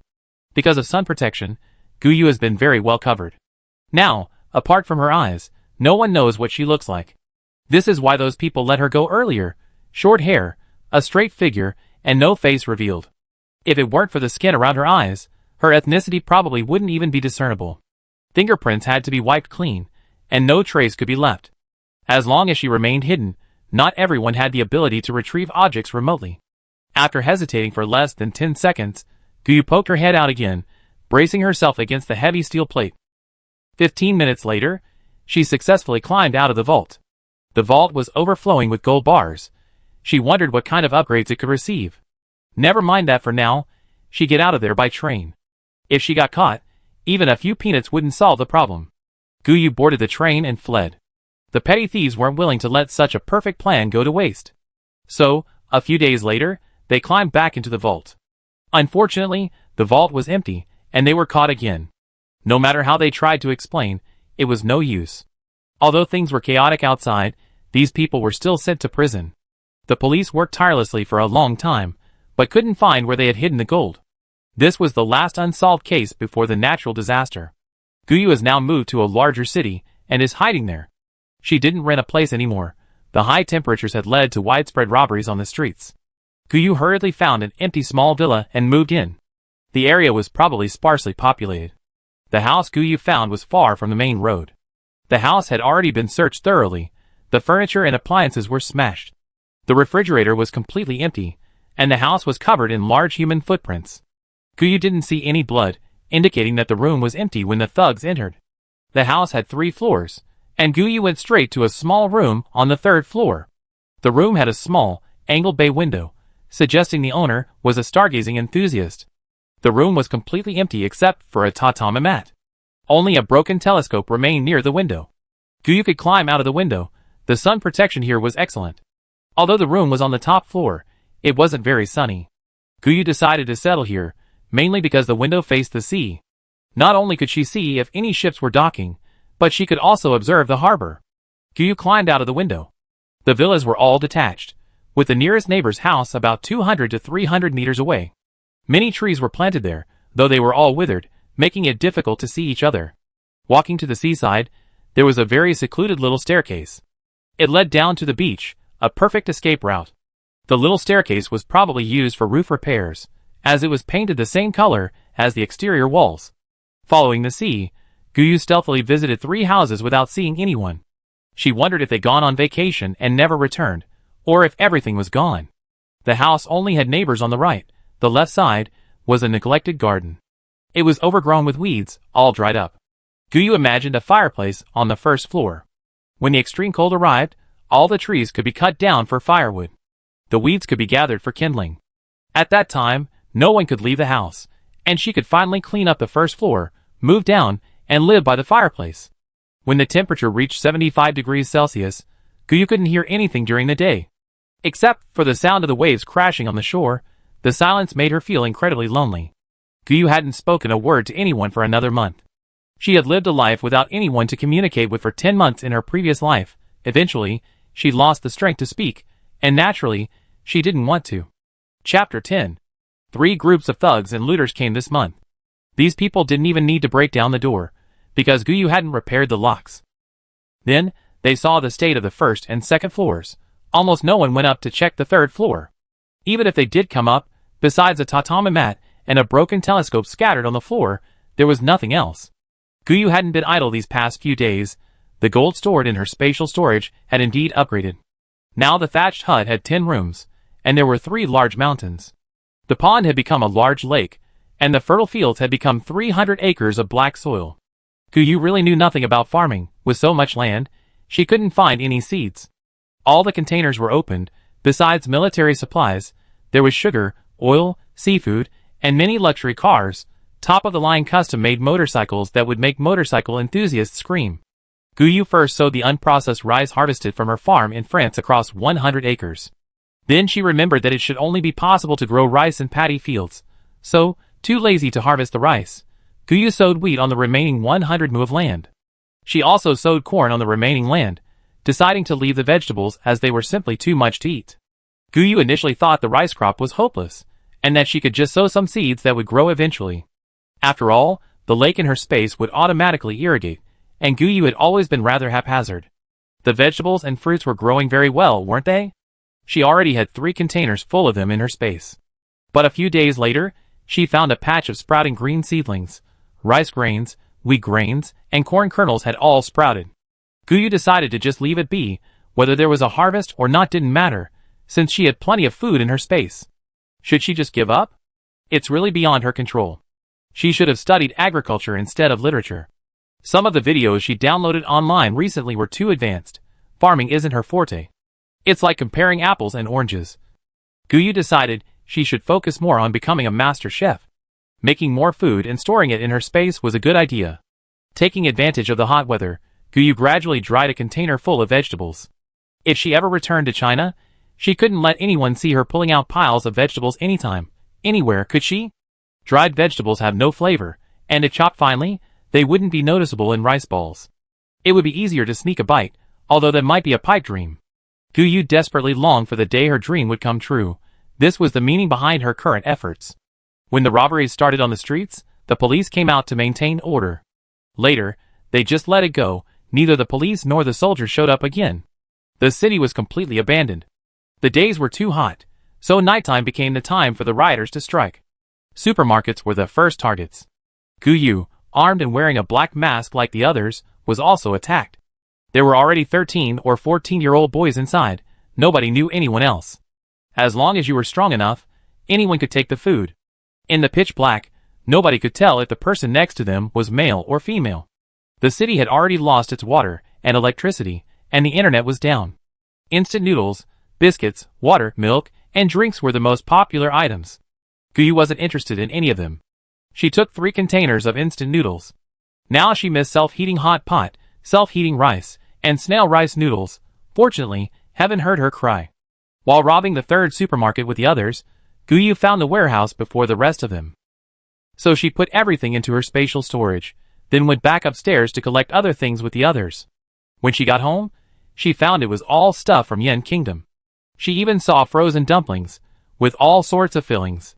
There were corn and shrimp, pork and scallion, chives and egg, celery and beef, chicken and carrot, vegetarian 3 delicacy, cabbage and pork, and sauerkraut, pork, and scallion, over 200 bags in total. Guyu hadn't expected to find so much. There were also various frozen pies, buns, steamed buns, twisted rolls, self-heating hot pots of all flavors, self-heating rice, the much-missed snail rice noodles, peanuts, soybeans, red beans, mung beans, dried black fungus, dried green beans, dried bamboo shoots, and all sorts of dried mushrooms. Guyu almost cried. What surprised her even more were the seasoning packets. Hot pot base, Sichuan-style boiled chicken seasoning packet, braised chicken seasoning packet, braised sauce seasoning packet, Laogan ma chili sauce, soybean paste, sesame paste, peanut butter, Pixian chili bean paste, northeastern pickled cabbage, Sichuan pickled vegetables, star anise, Sichuan peppercorns, cumin, black pepper, fennel seeds, ginkgo nuts, cardamom. Various chili sauces, dried chilies, coarse chili powder, fine chili powder, chopped chilies, MSG, chicken bouillon, soy sauce, vinegar, light soy sauce, oyster sauce. Guyu, a child who loves spicy food, could finally enjoy hot pot. She really wanted to eat it. Later, she secretly went to that Yinghui supermarket and bought a lot more seasoning packets and dried goods. Guyu is now grateful to her fellow Yinghui compatriots for bringing the taste of home from so far away. After that, Guyu mainly collected blankets and other warm clothing. For example, hot water bottles, oil heaters, small electric heaters, and clothes. She takes anything others don't want. Down comforters, all kinds of down jackets, cotton coats, snow boots, long boots. She accepts anything that's winter. Later, when the supermarket was almost empty, Guyu went to the mall with everyone else. She collected all the clothes, shoes, socks, and small appliances that others didn't want. Sometimes she would hide in a corner until everyone had left before she came out to collect the items. She took everything they rejected.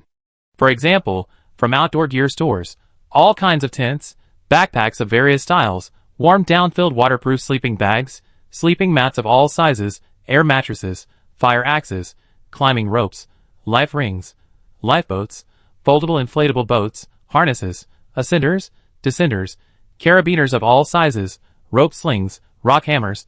Collect them all.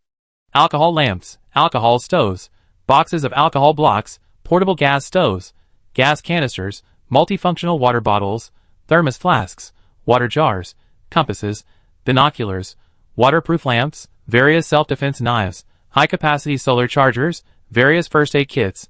Collect them all. And from cosmetic stores, all kinds of cosmetics, lotions, creams, foundations, cold creams, snow cream, lotion, scrub, face mask, blush, lipstick, mascara, eyeshadow, toner, nail polish, toothpaste, toothbrush, mouthwash, soap, facial cleanser, talcum powder, baby powder, shampoo, shower gel, hair dye, hair gel, lipsticks in various shades, perfume, children's shampoo, shower gel, children's soap, children's skin cream, men's face cream, men's shampoo, shower gel, electric shavers, manual shavers, shaving cream, men's hair gel, men's cologne. Collect them all. Passing by the library, let's go in and browse. Books are good stuff, anyway. Guyu could understand Lai Fengyu, and even the bookshelves are spatial collections. A 3-story library. It's a waste to use it for firewood in winter. Let's put it in the space too. Chapter 11. While everyone's attention was focused on the shopping mall and supermarket, Guyu ran to the dock. The dock was full of shipping containers, all supplies for her large-scale blind box opening event. She opened them for fun when she was bored. Otherwise, Guyu wasn't sure what she'd be doing in the extreme cold mode. She'd given up on empty containers, not because she couldn't fit them all in her storage space. Guyu was afraid of getting them mixed up. The blind box containers were all concentrated at the foot of a large mountain. Guyu then began to worry. She had the mountain, but it was all grass, no trees. Wasn't that a complete waste? There were no saplings either, so what about seeds? Guyu started collecting seeds from rotten, but not yet spoiled fruit. Wearing a mask and holding her breath, she searched for seeds with hard shells among the rotten fruit. After washing them clean, she dug holes and buried them on the mountain, not caring if they were useful. It was an experiment. Guyu also rode her motorcycle to the suburbs, mainly to collect oil from gas stations.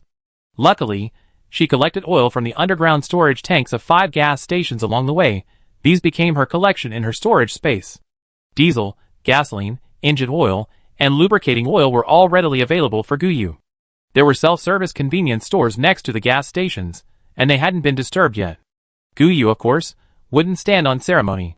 There were 2 plantations in the suburbs, filled with all sorts of plants. Unfortunately, they were only good for firewood. The trees were all withered. Various vegetable seedlings, fruit tree seedlings, and flowers were also dried up. But these plantations in Lai Feng Kingdom not only sold finished products, but also seeds and various tools.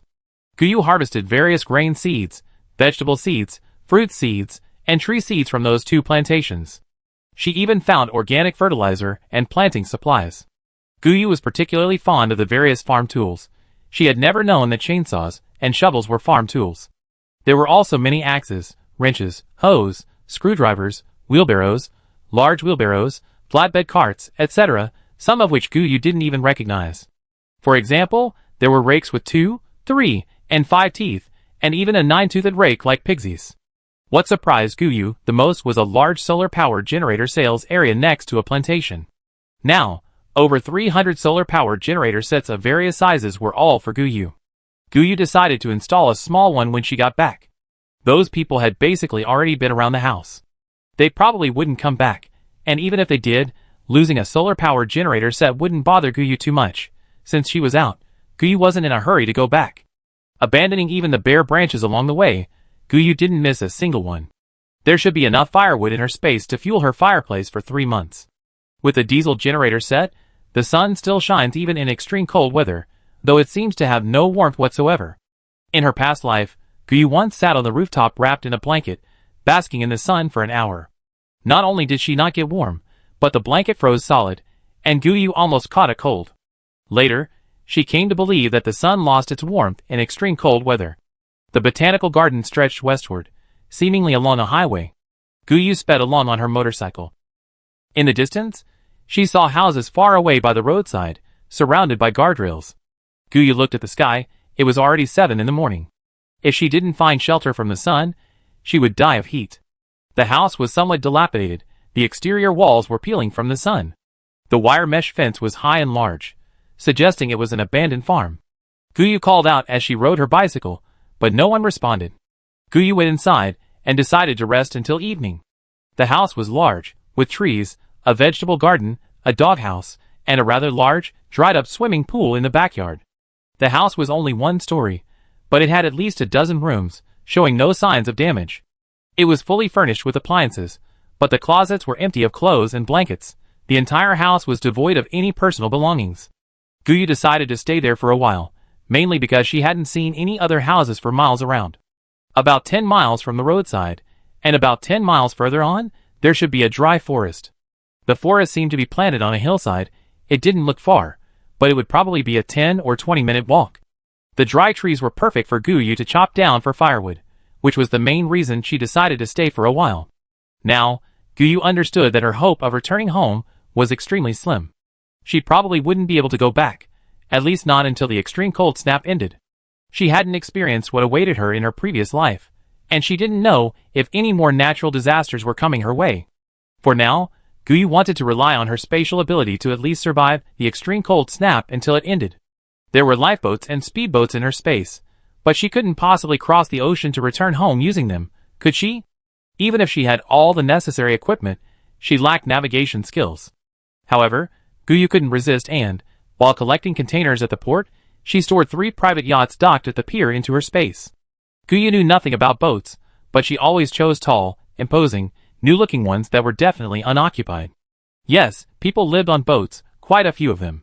The main reason was that it was relatively cool by the sea, and they could use diesel generators to generate electricity. Some homeless people occupied other people's boats as their homes, simply because it was cooler under the deck. At night, they went up to the deck, which was even more comfortable. Families living on boats had their entire families living there, making the area around the port smell terrible. Guyu only hurriedly started collecting containers after discovering this. Their thinking hadn't caught up with the fact that there were food sources nearby. The radio programs she received were very limited. The people of Life Phone Kingdom seemed to have given up resistance. The entire national machinery was paralyzed. Existing resources were limited. Whoever was powerful was right. Whoever controlled the weapons lived well. The robbers were all armed, and Guyu looked rather thin. She had been followed 4 times, all likely to rob her.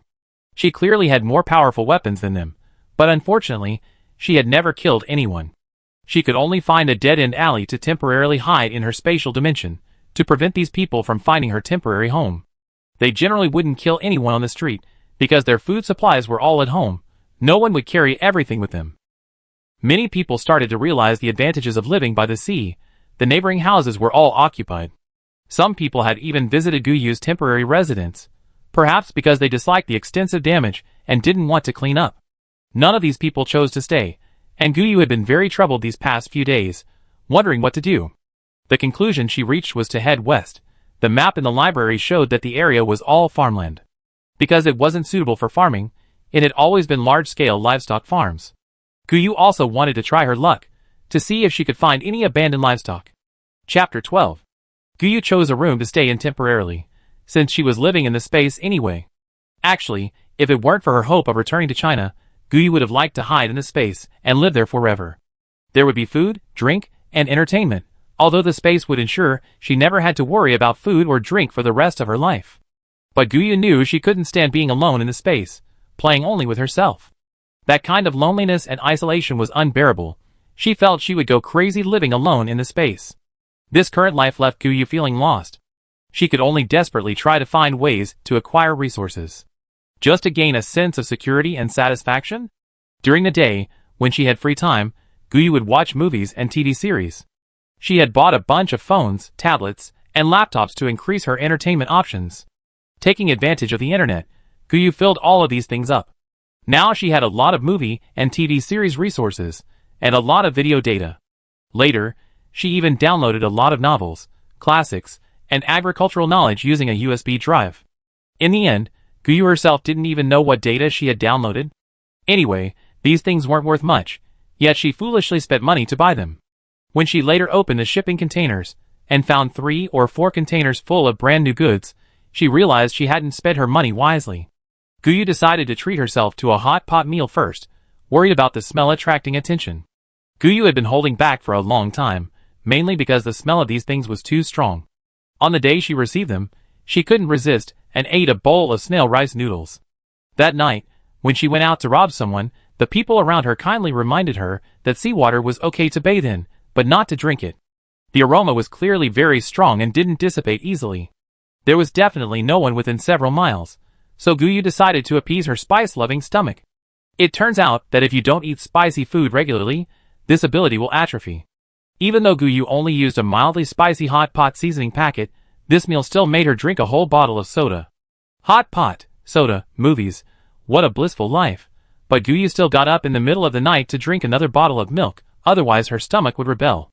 Guyu never imagined that one day, she wouldn't be able to accept hot pot. It was her favorite food since childhood. Without a doubt, she hadn't eaten hot pot in almost 3 years since she left the country, considering she'd been abroad for almost a year, plus her time in her previous life. Restaurants in Yin country in France were very expensive, not places for frugal working-class people like Guyu. In her previous life, when Guyu was dying, she fantasized almost every day about eating Yin country cuisine. By then, she had been eating dry bread, compressed biscuits, and various dried meat strips for almost 10 months. To save time searching for food, Guyu salted and dried all the meat she collected. These meat strips wouldn't spoil, they'd just be tough to chew. There were also various dried vegetables and fruits, and the flour was roasted with salt over a fire. They were ready to eat. Later, when there was nowhere to cook, Guyu dried the flour with salt in the sun. She could also drink a small handful of water, which she drew directly from the river. Without gas or electricity, she would die of thirst if she didn't drink tap water. Thinking about the food from her previous life, and touching her stomach, Guyu felt her digestive system was a bit rusty. Oh well, she adapted slowly. Anyway, she had so many Yin Kingdom seasonings, now she could slowly get her Yin Kingdom stomach back. Guyu started sleeping in her virtual space during the day, turning existing ingredients into finished products. Box meals were the most numerous, totaling nearly 1,000. The dishes also became more diverse, and varied from the initial simple ones. Guyu transformed into a chef, cooking by following downloaded videos. Frying, stir-frying, braising, deep-frying, stewing, roasting, boiling, steaming, and raw marinating. The cuisines also expanded from Sichuan to Hunan, Shandong, Cantonese, Fujian, Anhui, Zhejiang, and Jiangsu. Later, Guyu herself didn't even know what region her dishes belonged to. Anyway, she learned by watching the videos and following the steps one by one. Guyu no longer felt lonely. Instead, she felt a sense of accomplishment. Rice balls, sushi, wraps, tea eggs, fried chicken, hamburgers, steak, chicken cutlets, lamb chops, pork chops, bread, steamed buns, cakes, dumplings, flour rolls, pies, and noodles were now being eaten more and more secretly. Guyu had decided to go to the capital of the Fierce Wind Kingdom. She considered other cities with low population density, and weak military forces. She wanted to live in the very heart of the country. Even if the national machinery was paralyzed, surely the capital wouldn't be this chaotic? After cutting down trees for half a month, Guyu accidentally discovered a basement in the house, where she found over 10 tons of coal. It turned out the house had a small, independent boiler. The boiler would likely provide heating in winter. Guyu didn't understand the structure and couldn't just forcibly dismantle it, could she? What if she damaged the pipes? Would all her efforts have been for nothing? With the coal and 2 containers of firewood, Guyu circled the farm fence again, but couldn't find any abandoned livestock. This place was no longer safe. Every car passing by stopped to check. The appliances were all gone, and the furniture had been smashed by people who had nowhere else to vent their anger.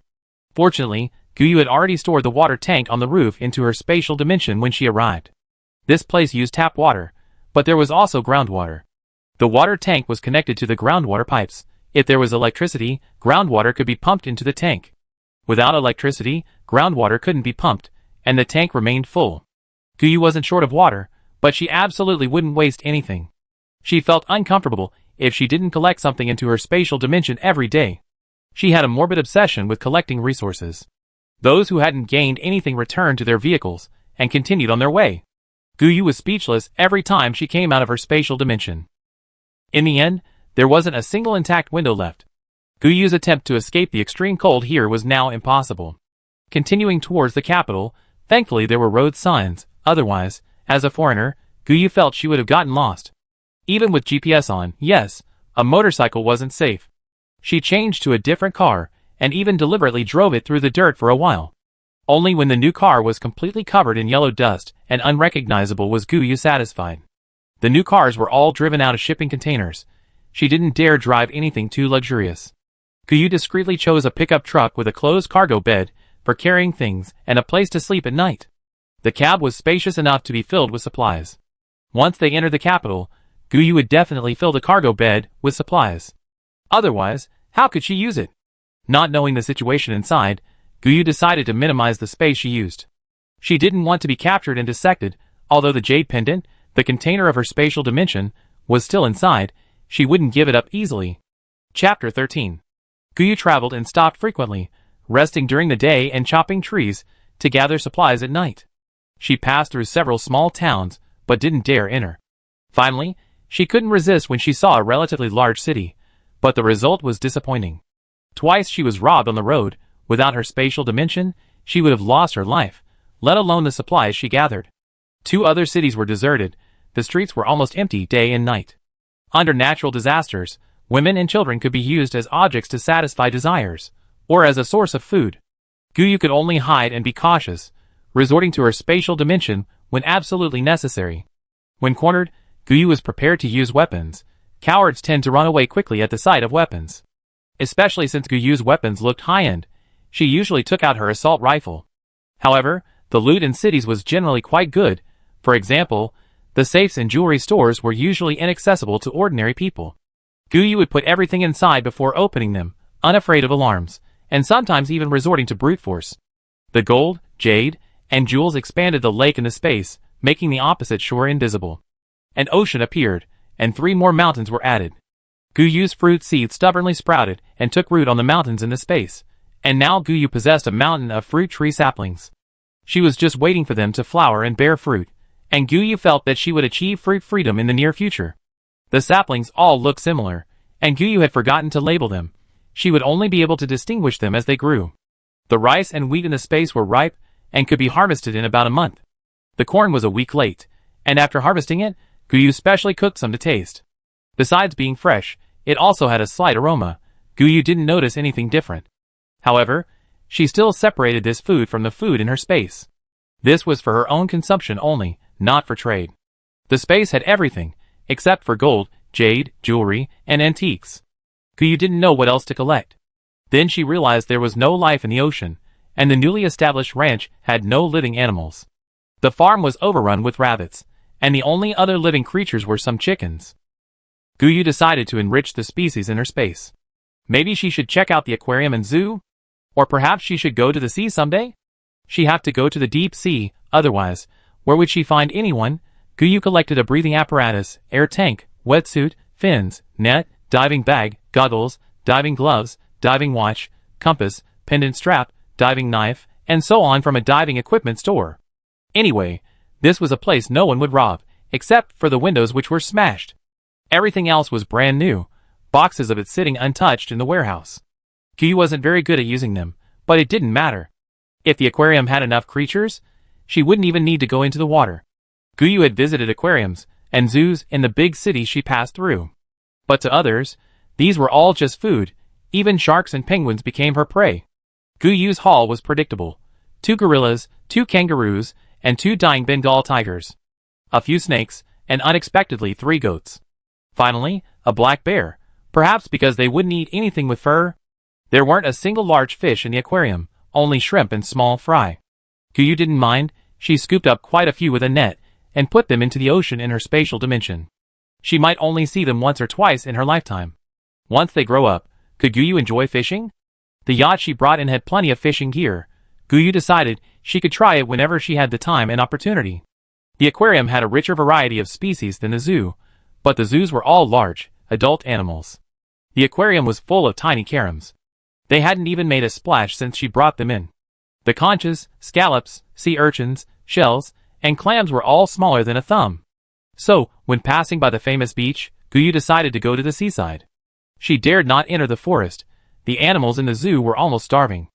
They were all raised by humans from a young age, so their aggression was generally low. The dense forest was fraught with danger.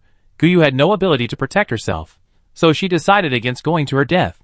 She cut down some dead trees on the outskirts, and stored a bunch of live saplings in her spatial dimension. Even though she envied the towering trees inside, Guyu knew it would be unsafe not to go there. The forest likely has groundwater, the outer trees are withered, but the interior is still lush and green. Collecting saplings from the deeper edges is already quite daring. Even at night, while collecting things with a flashlight, Guyu heard wolves howling. Guyu was so frightened that she ran away immediately. The saplings could fill half a mountain. Safety was paramount. Even if Guyu had the urge to collect the wolves into her spatial storage, she wouldn't act on it. The beach was large, and people were searching for food on the sand. The sun hadn't risen yet, so there were many people. Everyone was dressed lightly, but fully equipped. They carried buckets and held knives. Some people even had guns hanging from their shoulders. Guyu abandoned the idea of buying or trading and decided to explore the shallow water herself. She learned to scuba dive in France, thanks to the company's team-building activity aimed at strengthening team cohesion. Finding a large rock for cover, Guyu dressed in her spatial dimension and plunged into the water. After swimming for a while, Guyu dove into deeper water. Then she collected many sea fish, unsure whether she would eat them or not, just finding them beautiful and colorful. She could also collect fish without catching them, simply using her mental power. Guyu even tried entering her spatial dimension directly, swimming further and further without surfacing for air. If she felt unwell, she would simply enter her spatial dimension, and when she had enough air, she would come out and continue collecting. Sea urchins, abalone, scallops, conches, giant clams, sea turtles, everything Guyu could see and get close to was caught. The beach was cleaned, sharks couldn't get near it. The coral reefs were all Guyu's collection stored in her spatial dimension. It wasn't until she saw the shark net that Guyu realized how far she had swum. She surfaced to check, then decided to go back. Collecting too much wouldn't fill the ocean, and she wouldn't be able to eat most of it anyway. Back on shore, she first changed her equipment in her spatial dimension. Guyu dried her hair before slowly walking to the roadside. With the pickup truck still in her spatial dimension, she had to walk a distance like she had before. Looking at the time, it was almost 7 in the morning. She decided to find a place to hide from the daytime. There were several seaside resort hotels along the roadside, and rows of independent villas that she could probably go into. Just as she was about to go check them out, she was stopped under the eaves of one of the hotels. Guyu nervously prepared to draw her weapon, but looking down, she saw it was a child. Chapter 14. The child blocking her way was blonde and blue-eyed, only 5 or 6 years old. Guyu didn't dare let her guard down. These children were capable of killing with weapons. They weren't all kind and innocent. The child seemed very eager, pointing to the shellfish in his bucket, and talking to Guyu. Guyu understood he wanted to trade the shellfish for food, 1 bucket for 1 compressed biscuit. Guyu, who was initially tempted, looked at the children surrounding her and resolutely refused. Mainly, she was only carrying a backpack. Revealing she had food might cause a riot among the adults on the beach. If she carried the shellfish and protected her backpack, could she really still pull out a submachine gun from her spatial storage? Guyu abandoned her plan to find an empty holiday home and quickly ran to the roadside. She ran quite a distance out of their sight before pulling out her pickup truck and driving for about 10 kilometers. A roadside sign indicated a gas station not far away. Guyu decided to check it out. After storing 4 large oil tanks in her spatial storage, Guyu found a warehouse in a nearby, empty convenience store. Food, water, and drinks were all gone, just like outside. Engine oil, lubricating oil, and windshield washer fluid were untouched. Guyu didn't mind storing them in her spatial storage. She hid here during the day. It was very safe. She ate in her spatial storage first. Guyu watched a show and slept, planning to continue her journey that night. She continued her journey, storing items as she went. Nearing the capital of the Life Phone Kingdom, she found a farm. Fortunately, the farm had ample food reserves, all stored in the basement of the house. Because it also used a boiler, there were 20 or 30 tons of coal in the basement. Guyu's mouth watered as she looked at the small villa on the farm. It even had an underground well and a large fireplace. If she connected a solar power generator, Guyu felt she could survive without entering her spatial dimension. This farm wasn't by the main road. If Guyu hadn't liked using her binoculars to look around, she wouldn't have noticed this open space with a dense grove of trees behind it. Guyu had to drive through the grove to see the house. Because of abundant groundwater, the trees, weeds, thorns, and wildflowers almost completely obscured the parking lot in front of the house. Counting the time, Guyu had been living independently for over 4 months, and the extreme cold snap would begin in about 2 months. Guyu desperately needed a stable place to live. If it weren't for needing to go to the capital to check on the situation, she would have wanted to stay here. A secluded environment, no unfamiliar neighbors, no worries about being disturbed. Cooking over a fire, using air conditioning, and watching TV by the fireplace were all no problem.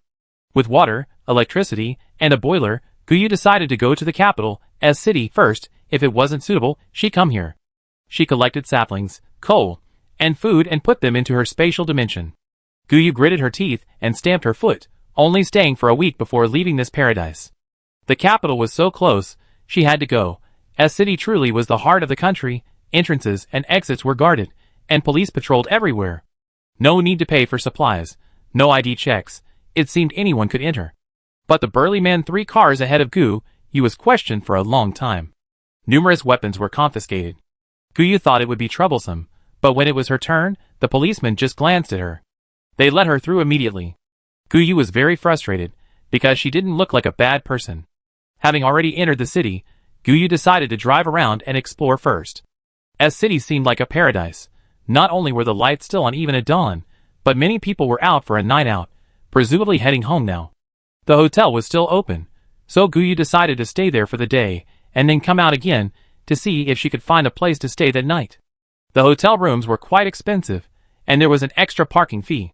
Supposedly for vehicle security, Guyu had already packed the supplies she had left in the car before entering the city.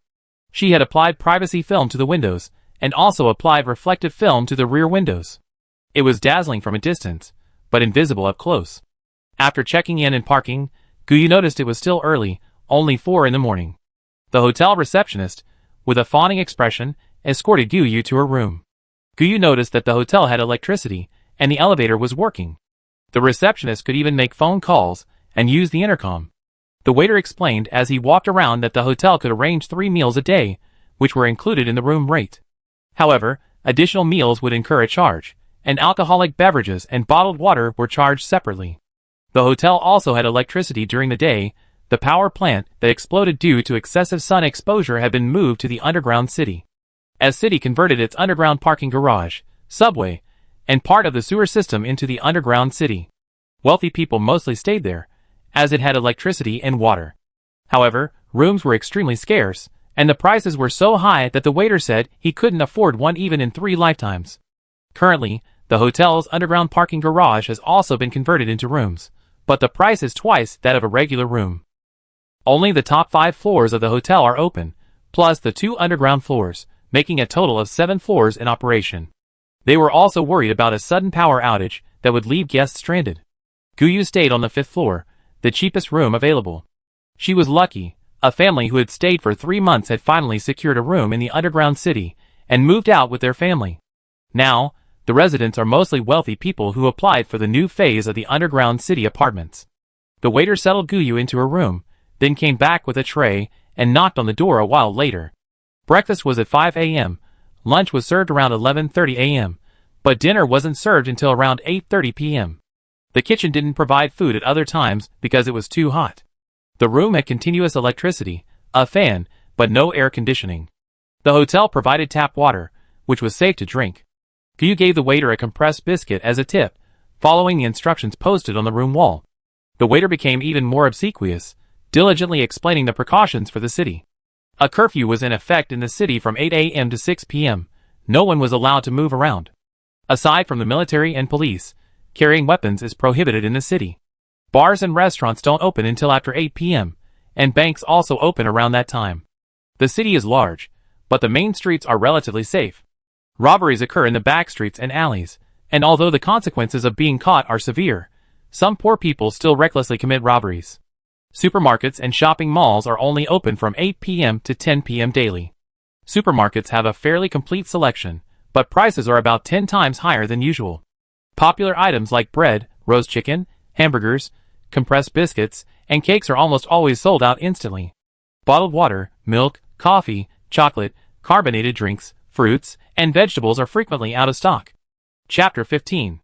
The shopping mall's opening hours were the same as the supermarkets, not because there was nothing to sell and purchase limits were necessary. It was simply that nobody was buying anything. Most people were there to enjoy the air conditioning. Keep the air conditioning on in the mall for too long, it wasn't cost effective. Besides, the mall was practically offering massive discounts. Some items were even at 0.5% off, and still no one was buying. Winter clothes and shoes were discounted to 0.5% off, but nobody wanted them. The sales clerk didn't notice Guyu's eyes growing brighter.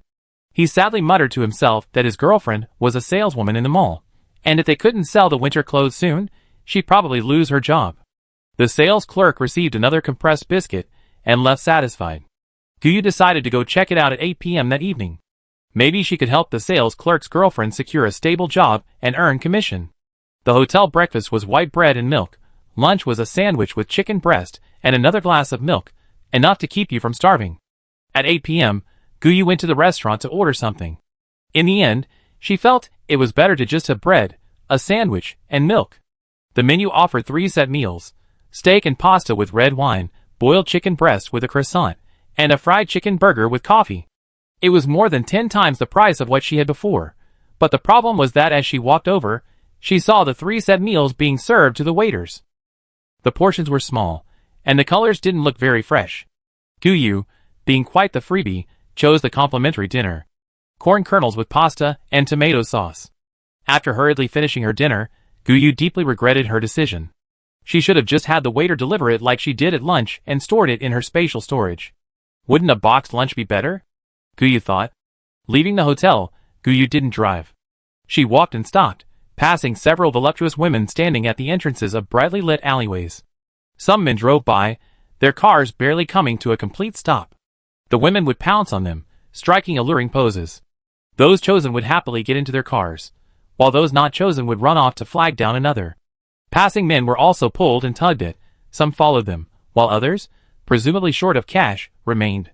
Guyu, looking like a child, was completely ignored by the women. Guyu was almost overwhelmed by the strong perfume emanating from the women, and walked as fast as she could.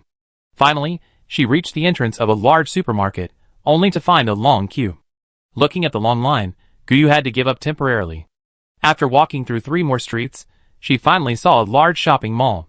The mall was almost full of people, but most were either sitting or half lying on the floor, motionless. Those walking around were mostly out-of-towners. The shops were indeed offering discounts, but almost no one was buying anything. Guyu followed behind these out-of-towners, eavesdropping on their conversations as she shopped. The whole world was gripped by extreme heat. Melting icebergs and polar ice caps triggered tsunamis, destroying some small countries. The Kingdom of Lifeng reacted quickly, closing its borders and refusing to accept any refugees. However, apart from a few major cities, the rest of the world was in chaos. Most of those who could afford to drive were middle class, owning multiple vehicles. With enough fuel in their cars, they could travel a long distance. Guyu then realized that gas stations in Lifeng were almost all self-service, accepting only cards and not mobile payments. No wonder the gas stations were deserted. Even large gas stations can generate their own power after a power outage. But the small and medium-sized gas stations you went to were completely empty. The fuel nozzles were out of power, so she couldn't get gas. The convenience store was vandalized, and the gas pumps were broken. It was useless. The only thing selling in the mall was baby products. Kids can't be stingy. So even with purchase limits, people were still queuing. Guyu walked around empty-handed and came out. She had only passed the entrance of an alley when she heard someone shouting for help. She guessed it was a robbery. The people sitting or lying on the ground were watching people entering and leaving the mall. Any single person who bought something was followed by someone. No one else reacted. Guyu knew these people were operating as a group.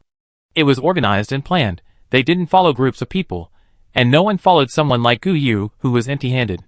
Guyu didn't interfere. She was barely able to protect herself and couldn't meddle. Guyu left the area and went back to queue at the supermarket entrance.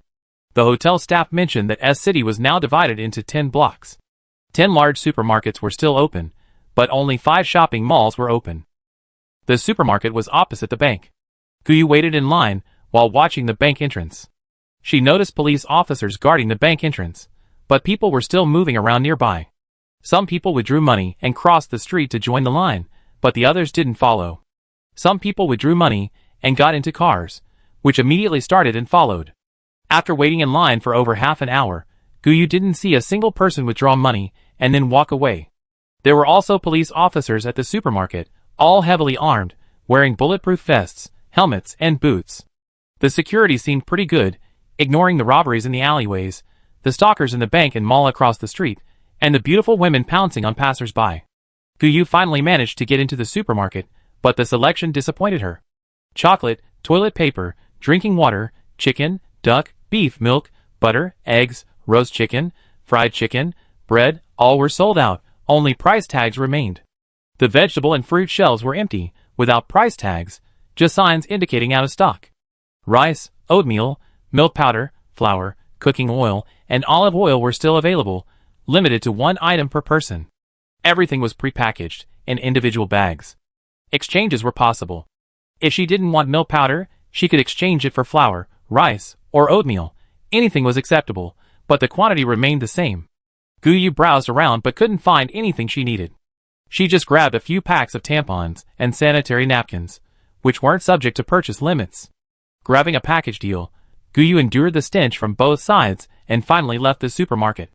The groceries she carried usually cost no more than 100 yuan, but today she received 1,200 yuan, leaving her with only a little over 10,000 yuan. The first thing she did upon arriving in Lifeown country was exchange everything for Lifeown yuan. She was incredibly grateful for her shrewdness. She had exchanged at the normal exchange rate, roughly 1-to-1. However, while queuing to enter today, the European in front of her complained to his companion that they had only exchanged half. They also mentioned that bank staff had hinted at the possibility of banning the use of other countries' currencies domestically. Guyu sighed. Earning money wasn't easy. She decided to spend less money. Since there was no way to earn more now, she had to temporarily abandon her plan to buy winter clothes at low prices. Chapter 16. Guyu walked listlessly out of the supermarket, carrying her groceries, calculating as she went. Suddenly, a chill ran down her spine. She had a vague feeling that something was wrong. Guyu tossed her groceries into her spatial dimension in a dimly lit area without streetlights. A handgun she had prepared beforehand appeared in her hand. This one was fitted with a silencer. Recently, besides cooking in her spatial dimension, Guyu had been diligently exercising every day. Her self-defense skills, which had been somewhat neglected since starting her office job, had become quite proficient. She hadn't stopped practicing taekwondo and sanda either. To better protect herself, she had also practiced throwing knives and gunnery. After all, her spatial dimension was full of knives and bullets. Now her accuracy wasn't a problem, as long as there weren't too many people. However, she had already prepared a submachine gun. If all else failed, she would go all out. She could spend 10 days or half a month in her spatial dimension after shooting. The police couldn't possibly stake out a crime scene day and night for a month, could they? The person following her suddenly pounced on Guyu at the entrance of an alley. She easily dodged the kick and delivered a direct strike. The man hadn't expected his target, whom he observed so many people in the supermarket, to be so agile. However, he wasn't acting alone. He landed with a painful groan. 2 more men lunged out of the alley. Guyu kicked one away and simultaneously fired a shot at the other. The sound of bullets piercing flesh was clearly audible in the darkness. The man was struck squarely in the head by the shot, a bullet going straight through from left to right. The man who had started the ambush from behind had already stood up, unaware that his accomplice had fallen. He still lunged at Guyu. Without hesitation, Guyu threw a peanut at him. It hit him squarely in the head, striking his left eye.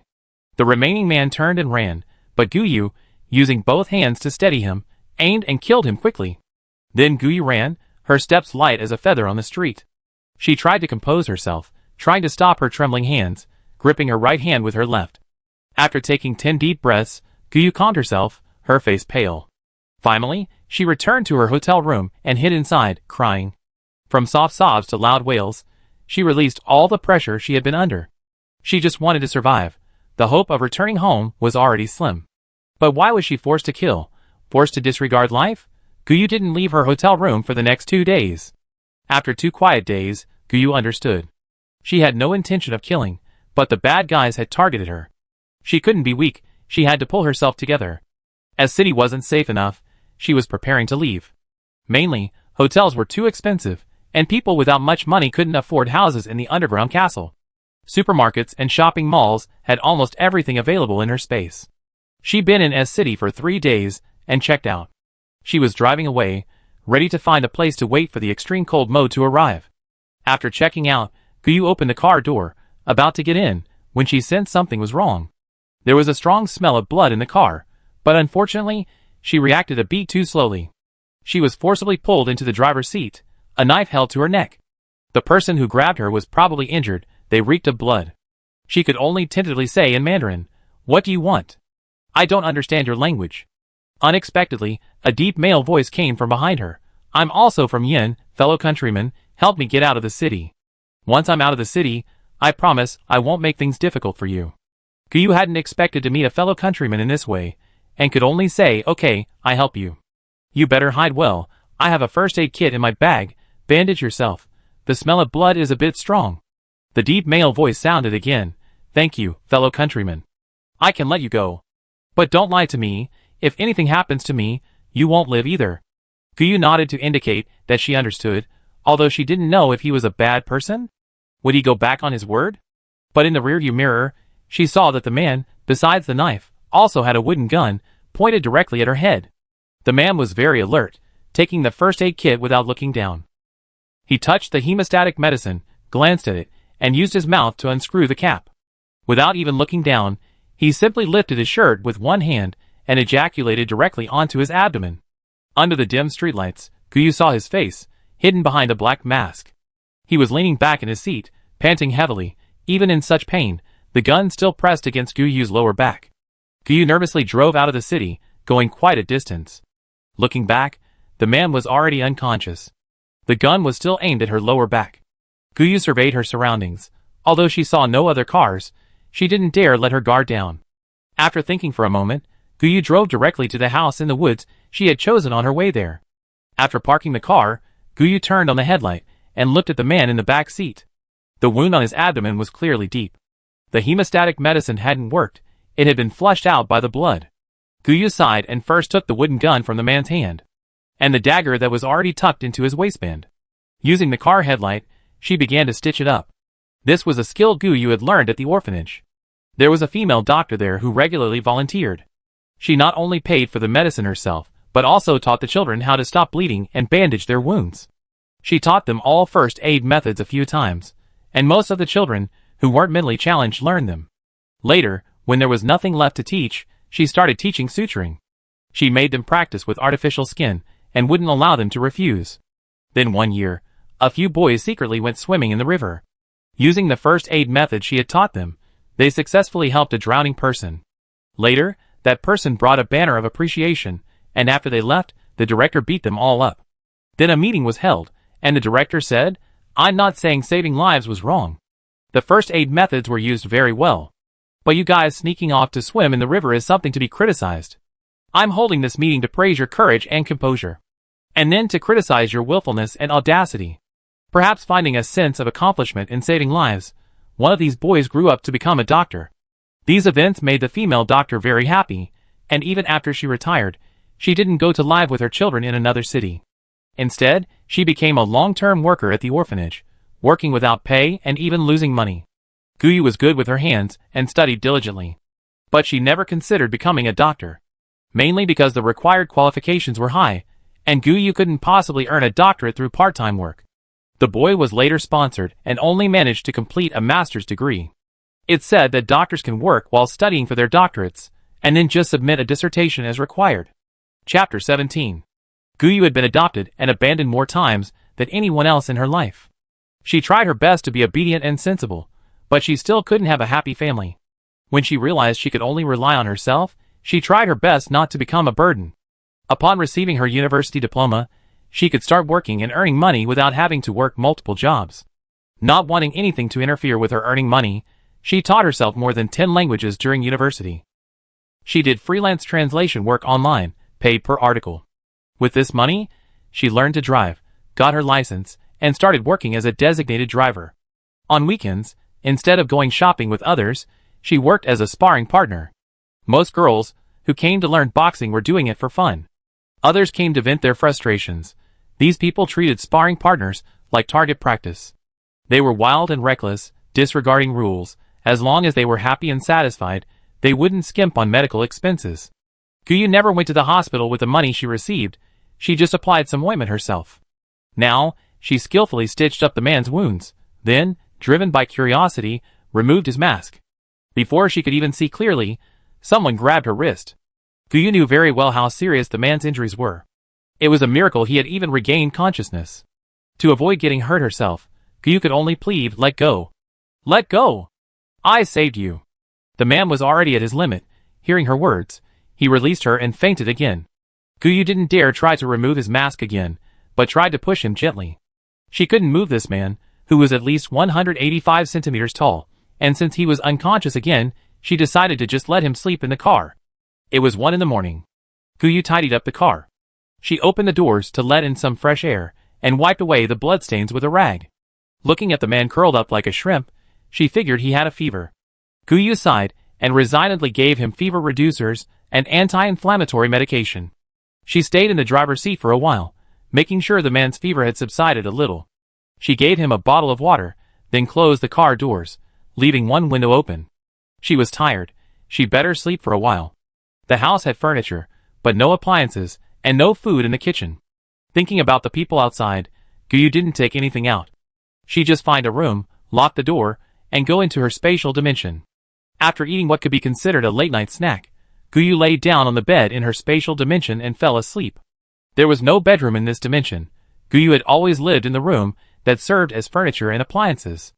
There was a kitchen, a bathroom where she could shower, wash her hair, and do laundry, and there was electricity. Guyu didn't bother to find herself a bedroom. The space made Guyu feel at ease, but it wasn't her home. She had no home now, not even a country. Wandering in a foreign land, Guyu had no intention of decorating a room of her own. A lack of belonging was her biggest problem. From childhood to adulthood, whether it was the orphanage, the school, or the workplace, it was all the same. It was never a place where she could truly settle down. Guyu slept until dawn, then left the space and opened the door to her room. Intending to go see the man, she opened the living room door and saw him pull open the car door, struggling to get out. Looking up and seeing Guyu, he froze. The man called out hesitantly, "Guyu?" Guyu looked bewildered at the man who stumbled towards her. He pulled down his mask, revealing his sharp eyebrows and bright eyes, and she wondered why he looked so familiar.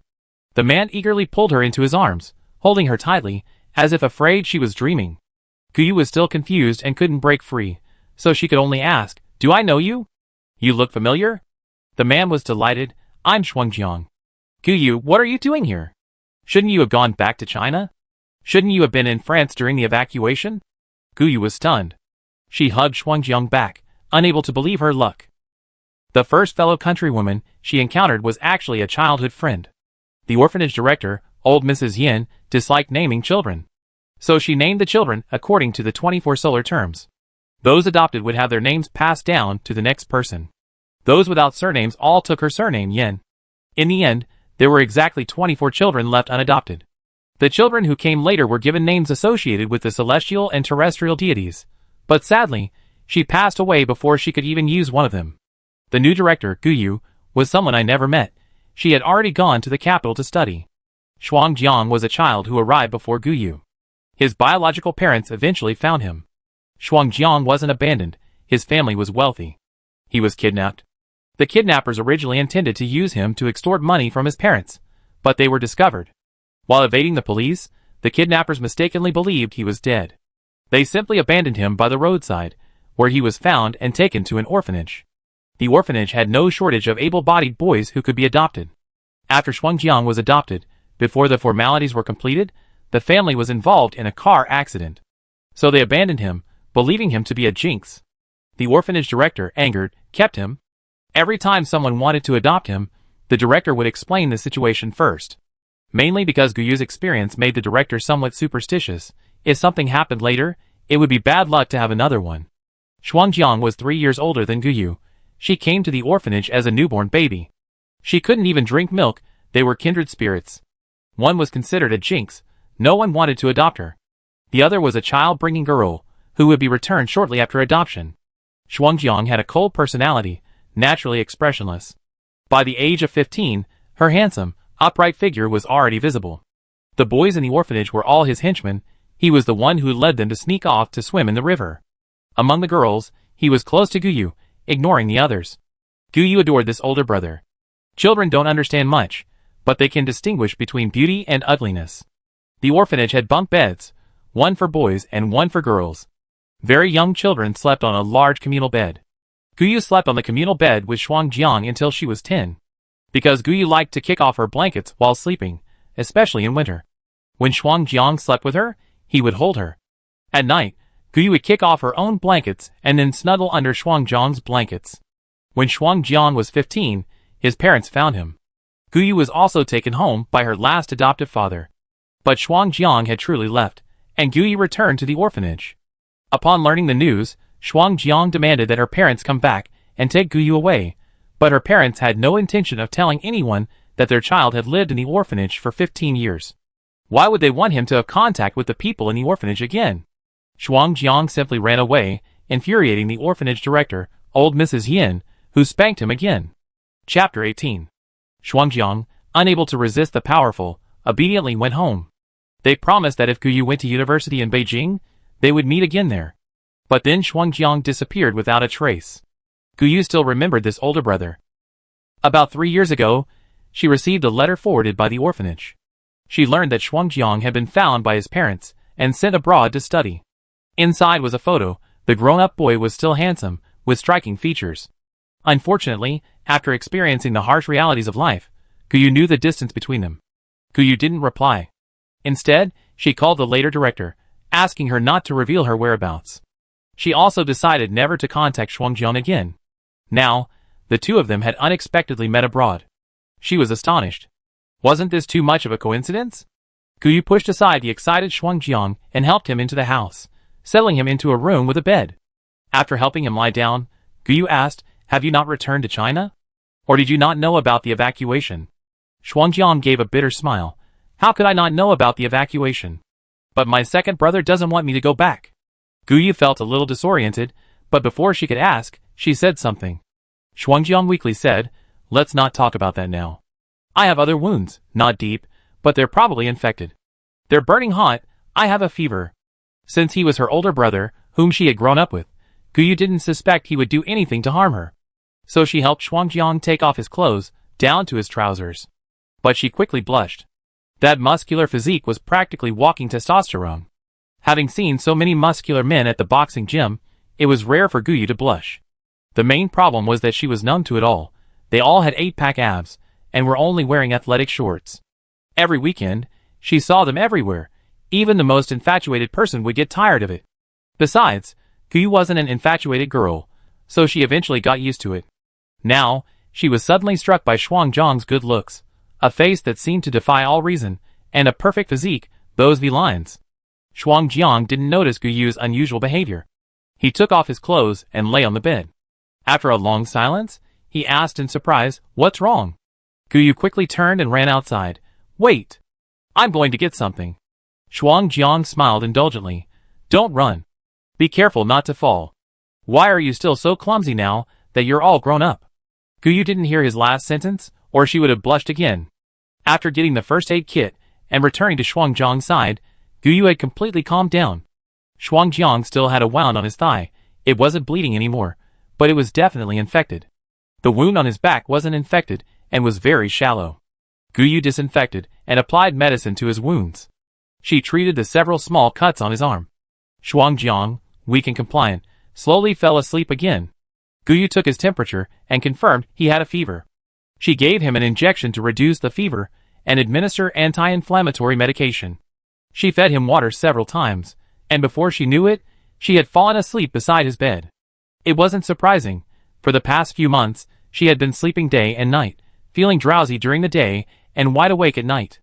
Shuangjiang woke up, touched her head, and seeing Guyu's bewildered expression, he smiled and said, help me up."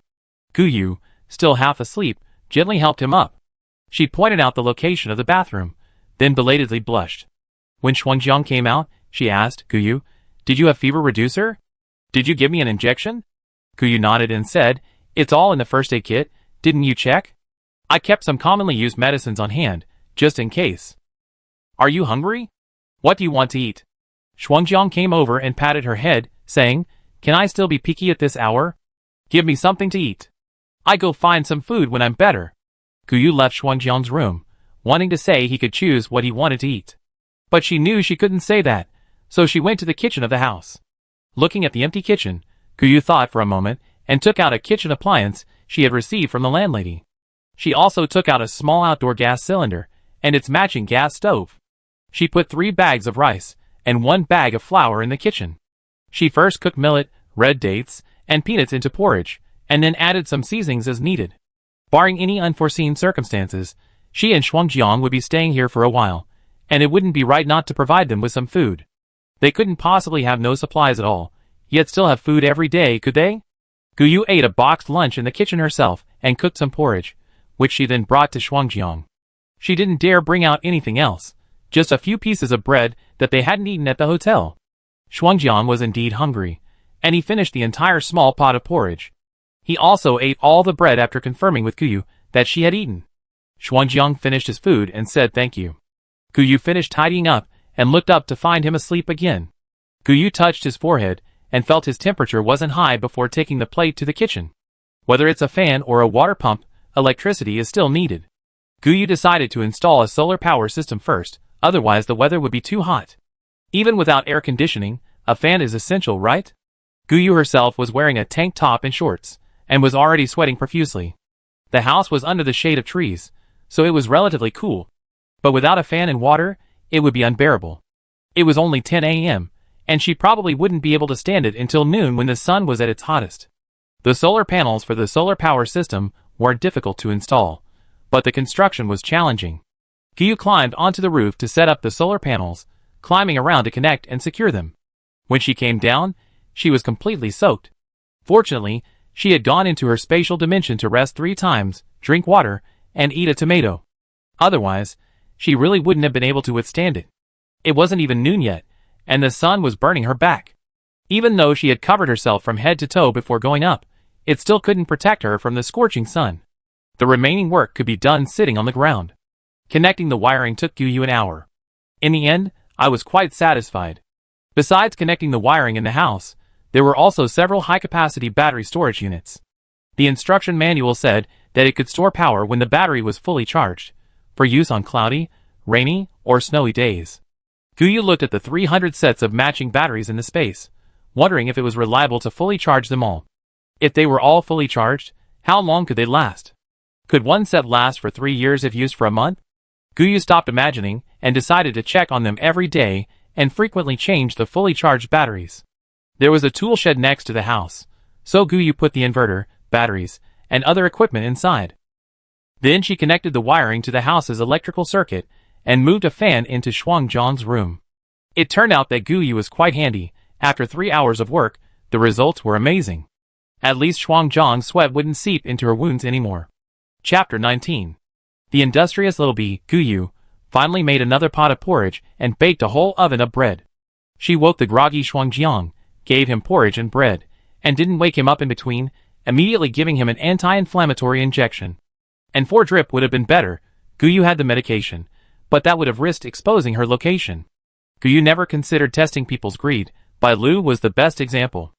Luckily, she had thought things through and sewed her identification documents into her underwear. Otherwise, she would still be an undocumented person, unable to move an inch. Shuangjiang, like Bai Lu, came from an orphanage, and Guyu didn't want to test her few remaining friends in the world.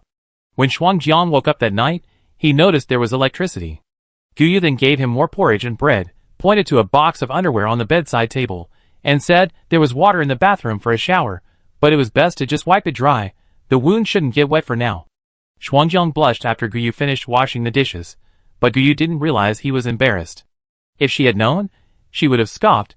She had already given him the most normal boxer shorts. Her online space contained the most fashionable designs she found in shipping containers from France. Various men's underwear, sexy and edgy designs. There were also quirky ones, with a giant peach-shaped butt. Some had bird heads in the front and tails in the back. Guyu had been speechless looking at those underwear. Could she consider giving them to Shuangjiang now? She thought better of it. She was already about to have a nosebleed. What if she lost control? Shuangjiang didn't dare take a shower, only carefully washing his hair. He dried himself off, changed his underwear, and came out. Returning to the bedside, he saw the sports vest and shorts set on the bed, and smiled silently. After 3 days of eating various kinds of porridge with bread, Shuangjiang asked Guyu helplessly, "The porridge has a lot of ingredients, and it seems to have rice too. Can you steam some rice? And steam the meat strips in the porridge without cutting them so finely?" Guyu blinked, scratched his head, and said, "You can eat rice." Shuangjiang replied helplessly, "Silly. I injured my stomach, but it's an external injury. My internal organs aren't damaged. I don't have the strength to drink porridge every day. I need to eat my fill. I heard pheasants calling in the woods ahead these past few days. I can go shoot a few. Give me my gun, but unfortunately, I don't have many bullets left." Guyu shook his head and said, "No need, you should heal your injury first. There's still rice. I just thought patients could only drink porridge. We don't lack meat, I dried a lot, and there are also dried vegetables." Leaving Shuangjiang's room, Guyu sighed. This is the troublesome thing about living with people. You don't dare to eat anything fresh in the space. She secretly ate the prepared food in the kitchen every day. To better ensure the patient's nutrition, she also had to dry fresh meat into jerky. Then she would use it to make porridge for him, which was quite inconvenient.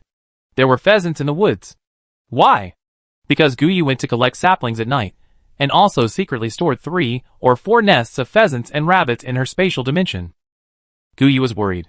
If Shuangjiang really went hunting, she would find that there were no saplings, pheasants, or rabbits left in or around the woods. Forget it. Let him recover for a month first. Shuangjiang was in much better spirits. The curious Guyu didn't leave immediately after he finished a pot of rice cooked with meat strips and dried vegetables. She blinked and asked Shuangjiang, "Why did your second brother want to harm you? Didn't you go home? And then go abroad to study?" Shuangjiang liked to pat her head, so he reached out and patted it again, then pulled her to sit on the edge of his bed. He told her about his experiences after returning home. At 15, he had already graduated from high school, and returning home meant he could simply take the college entrance exam. He was his parents' only child, but he was kidnapped and extorted, disappearing. His mother's mental health wasn't good. His second brother was his uncle's child, sent by his parents to comfort his sister-in-law. His mother didn't like his second brother much, but she still held on to hope. She believed her child was still alive, and would one day see him again. So, using the excuse of being too busy with work to care for her child, she sent his second brother back. After all, he was her nephew, and later he frequently visited their home, so his parents didn't object. Shuangjiang's grandfather had 4 children, 3 boys and 1 girl.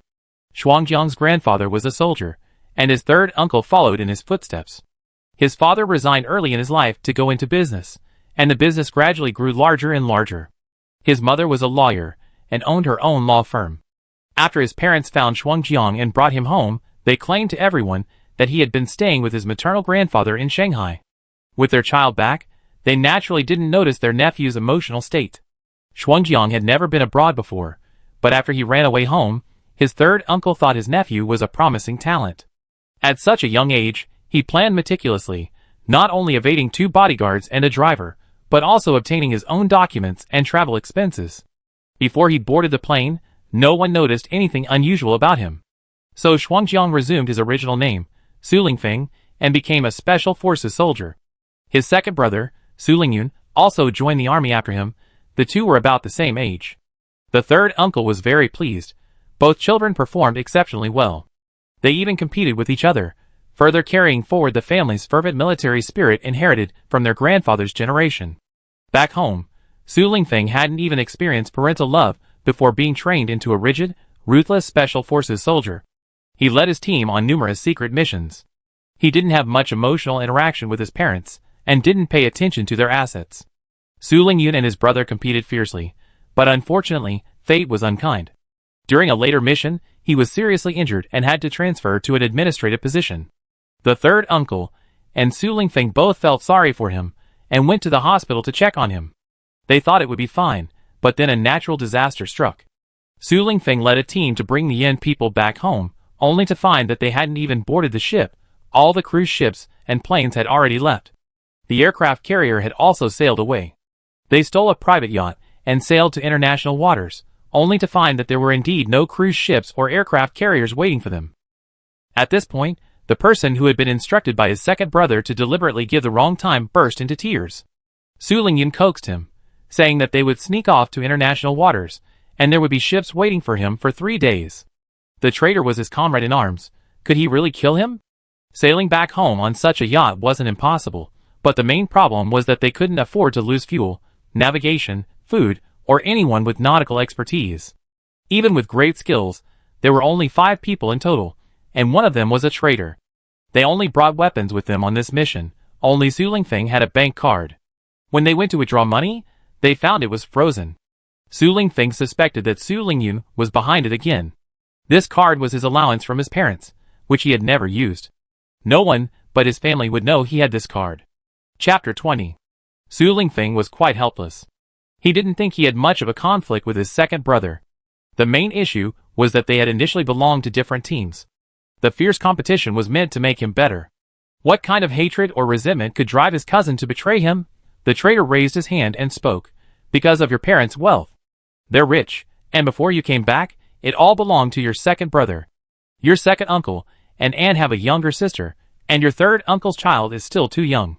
If you hadn't come back, everything would have been his. Look, he gave me a large sum of money, which cured my father's illness. The rest is enough to build them a big house in their hometown. I thought I just misspoke about a time. I never imagined I wouldn't be able to go back. I had everything planned out. I would bring you all back within 3 days to catch up with the ship waiting for me. I completed his task, got the money, and didn't harm you. How could this happen? I was so stupid. The 5 people had no choice but to navigate back to their starting point and figure out how to survive first. With their yacht and weapons, they managed to survive relatively well until one day they received news. A navigator was in the underground castle of S City. He was familiar with the routes of Yin Kingdom and was also a Yin citizen. Su Lingfeng knew this man. He had even received his help during a mission. So they decided to find him and ask if there was any way to return. They left the yacht with only 3 people, leaving the traitor and another teammate to guard the yacht. They did find the navigator, but the conclusion was that it was impossible. There are volcanoes on the seabed, and polar ice caps are melting. Experts believe the ocean is currently experiencing a similar process to the separation of the Eurasian plate 200 million years ago. Tsunamis and earthquakes are frequent, making it impossible to go to sea now. Even aircraft carriers dare not attempt it. The consequences would be unimaginable. What devastated them most was that another comrade was injured and told them the yacht had been taken away by the traitor. These past few days, they had been fishing and diving, relying on the sea for their livelihood, and the traitor couldn't stand it anymore. He thought they were well equipped and shouldn't be allowed to loot and plunder like everyone else. Shouldn't they stick to their principles at this point? So, while they were gone, he defected to the local gang, injured his comrade, and took the yacht. Su Lingfeng and his teammates were once again in dire straits, forced to stay in S City, finding an empty house to live in. They still had their weapons, but only lightweight self-defense weapons. The rest were still on the yacht. Going to the gang to demand the missing comrade was impossible. Su Lingfeng could only try to find medicine for his wounds. Unexpectedly, he was being targeted, and to make matters worse, it was a gang targeting him. A dozen or so of them showed up after the fight broke out. Even with his great skills, Su Lingfeng could only manage to hide injured in Guyu's car. He was also quite lucky. The world is vast, yet small, and after so long apart, they unexpectedly met again while wandering in a foreign land. Guyu was still curious. How do you know me? I've grown up so much. Su Lingfeng, He was called Su Lingfeng after the frost's descent, smiled and said, "Your eyes haven't changed. When we were little, every time you looked at me with those eyes, I would give in. I'm over 10 years old now, and I still sleep in a dormitory with other children because you were afraid and didn't want to sleep alone. Every time you're brought back, you hug me and cry, and I always comfort you so we won't be separated." Guyu said shyly, "Why are you saying all this? You're injured. Will your teammates look for you? It's been 3 or 4 days, hasn't it?" Su Lingfeng touched his abdominal wound and said shyly, "I know I troubled you enough. Could you go into the city again? Bring my teammates out? We won't just eat your food, we can hunt and protect you." Guyu finally felt useful, and she happily patted his shoulder. "Give me the address, I go find them." "But will they believe me? I go tonight. As for food, it shouldn't be a problem for now. We always find a way." Su Lingfeng was quite helpless. This girl seemed to be the same as when she was little, always able to comfort herself. She was alone. No matter how much she liked her new home, she'd cry once she was sent back, then go play with her friends again. Even though Su Lingfeng was still worried, he sent Guyu to find his teammates alone. He was still recovering from serious injuries, and couldn't fight. He'd been lucky to leave the city last time. If he were caught this time with a knife wound, the consequences would be severe, and Guyu would be implicated. His identity was special. It was hard to guarantee that the local intelligence department didn't have information about him. Guyu entered the city without difficulty, but when she found Su Lingfeng's teammates, she realized things were a bit complicated. Besides the injured one, the other two hadn't returned for 2 days. Mainly because Su Lingfeng hadn't returned, and there was no medicine. This teammate's wound had become infected, and their captain, Su Lingfeng, hadn't returned. The two of them had gone out one after the other to find medicine and their captain, but neither had returned. There was bread in the room, dry and hard, but thankfully it was too hot. It wasn't moldy. Soaking it in tap water would keep it for a day or 2. This man named Zhang Sun had been running a fever for 3 or 4 days, relying entirely on cold compresses to lower his temperature.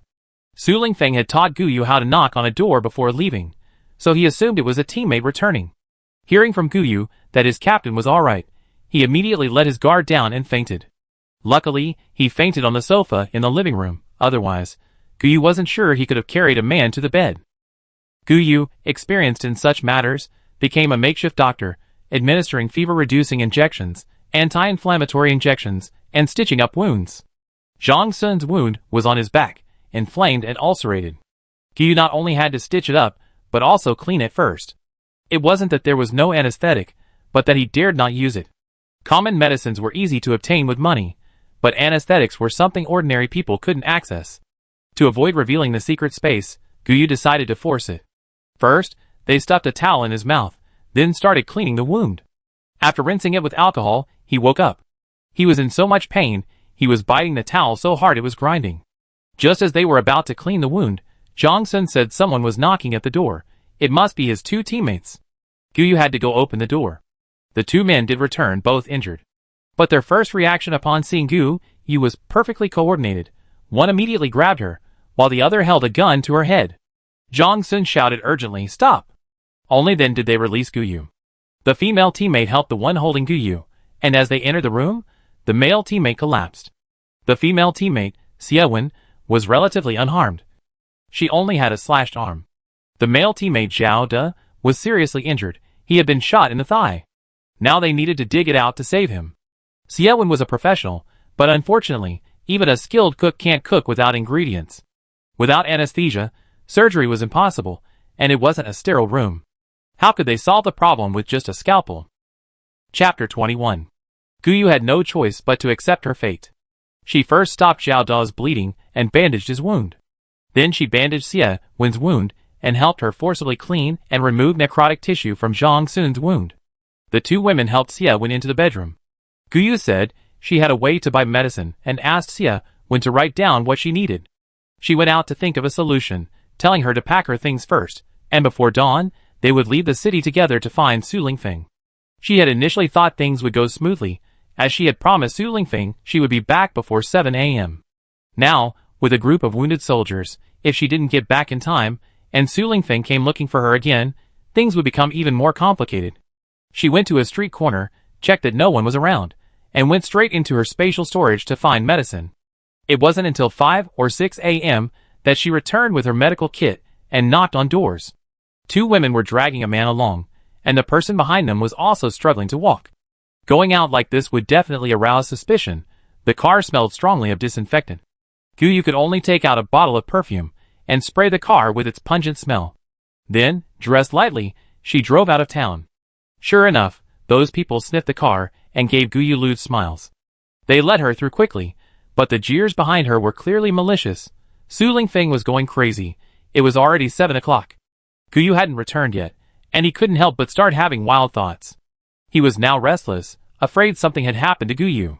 Hearing the car pull up, he couldn't contain his excitement and went to greet her.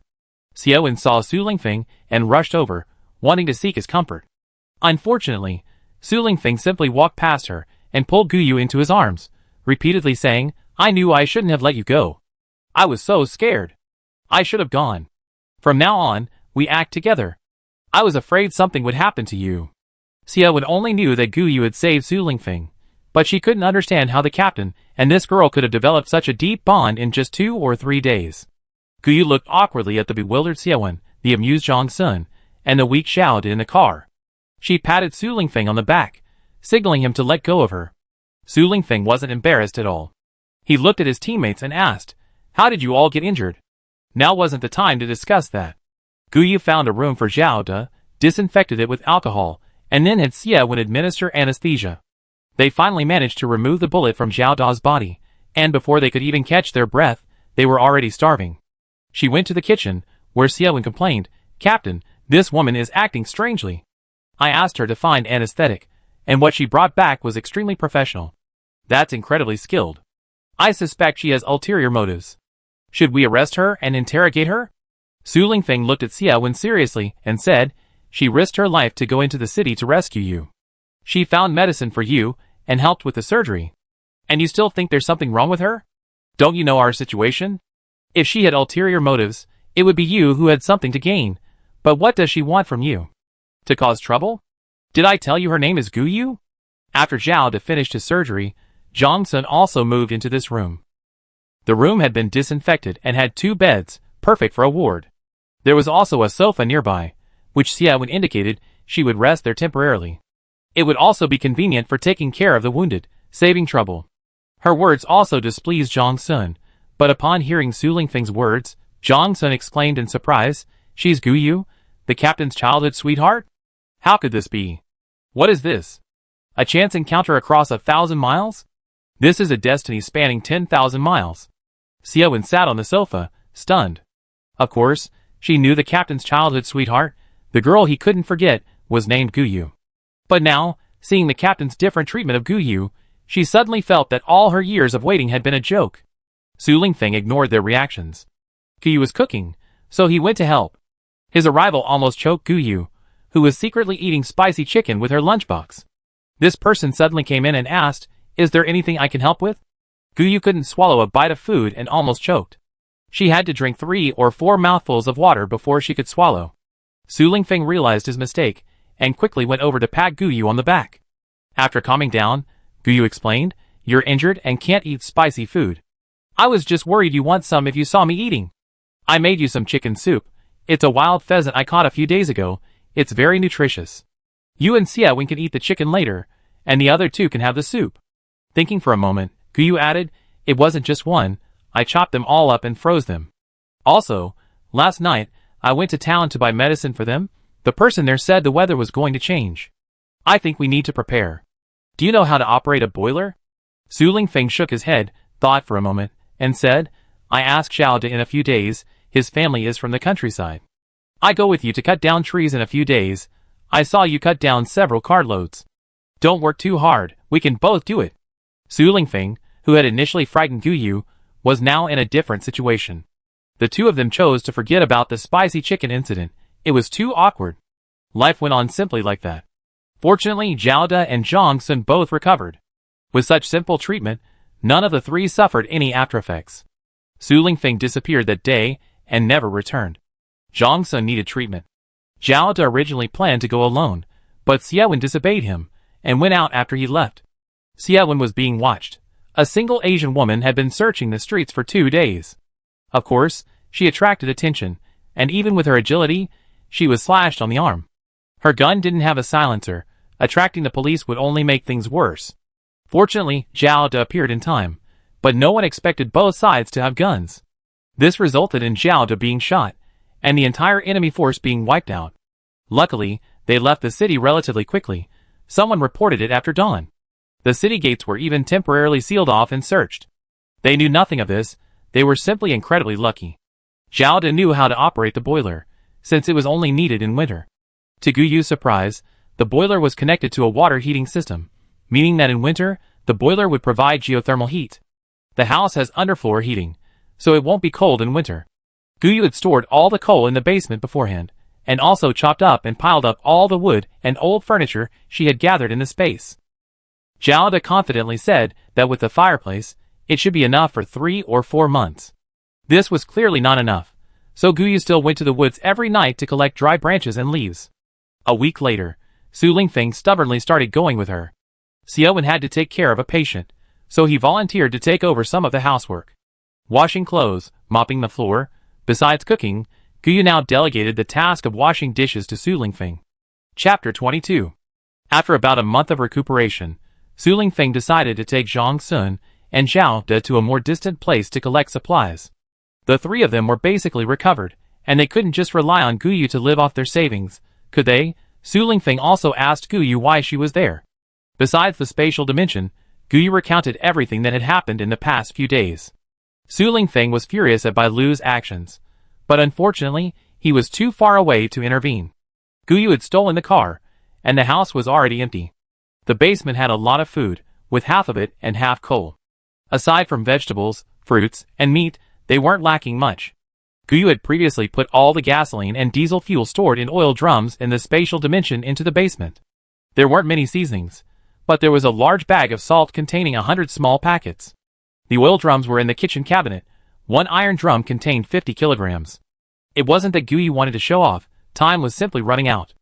In about a month, the extreme cold mode would begin, making travel extremely difficult. If they didn't get it out now, it would be impossible to buy it in the city later. Su Lingfeng and his teammates found a small gas station easily from the start. There was a small tanker truck inside. Zhang Sun's mechanic skills were decent, and the gas station had all the necessary tools. The only problem was pumping the oil into the tanker truck. Fortunately, Zhao De noticed a small diesel generator in the storage compartment.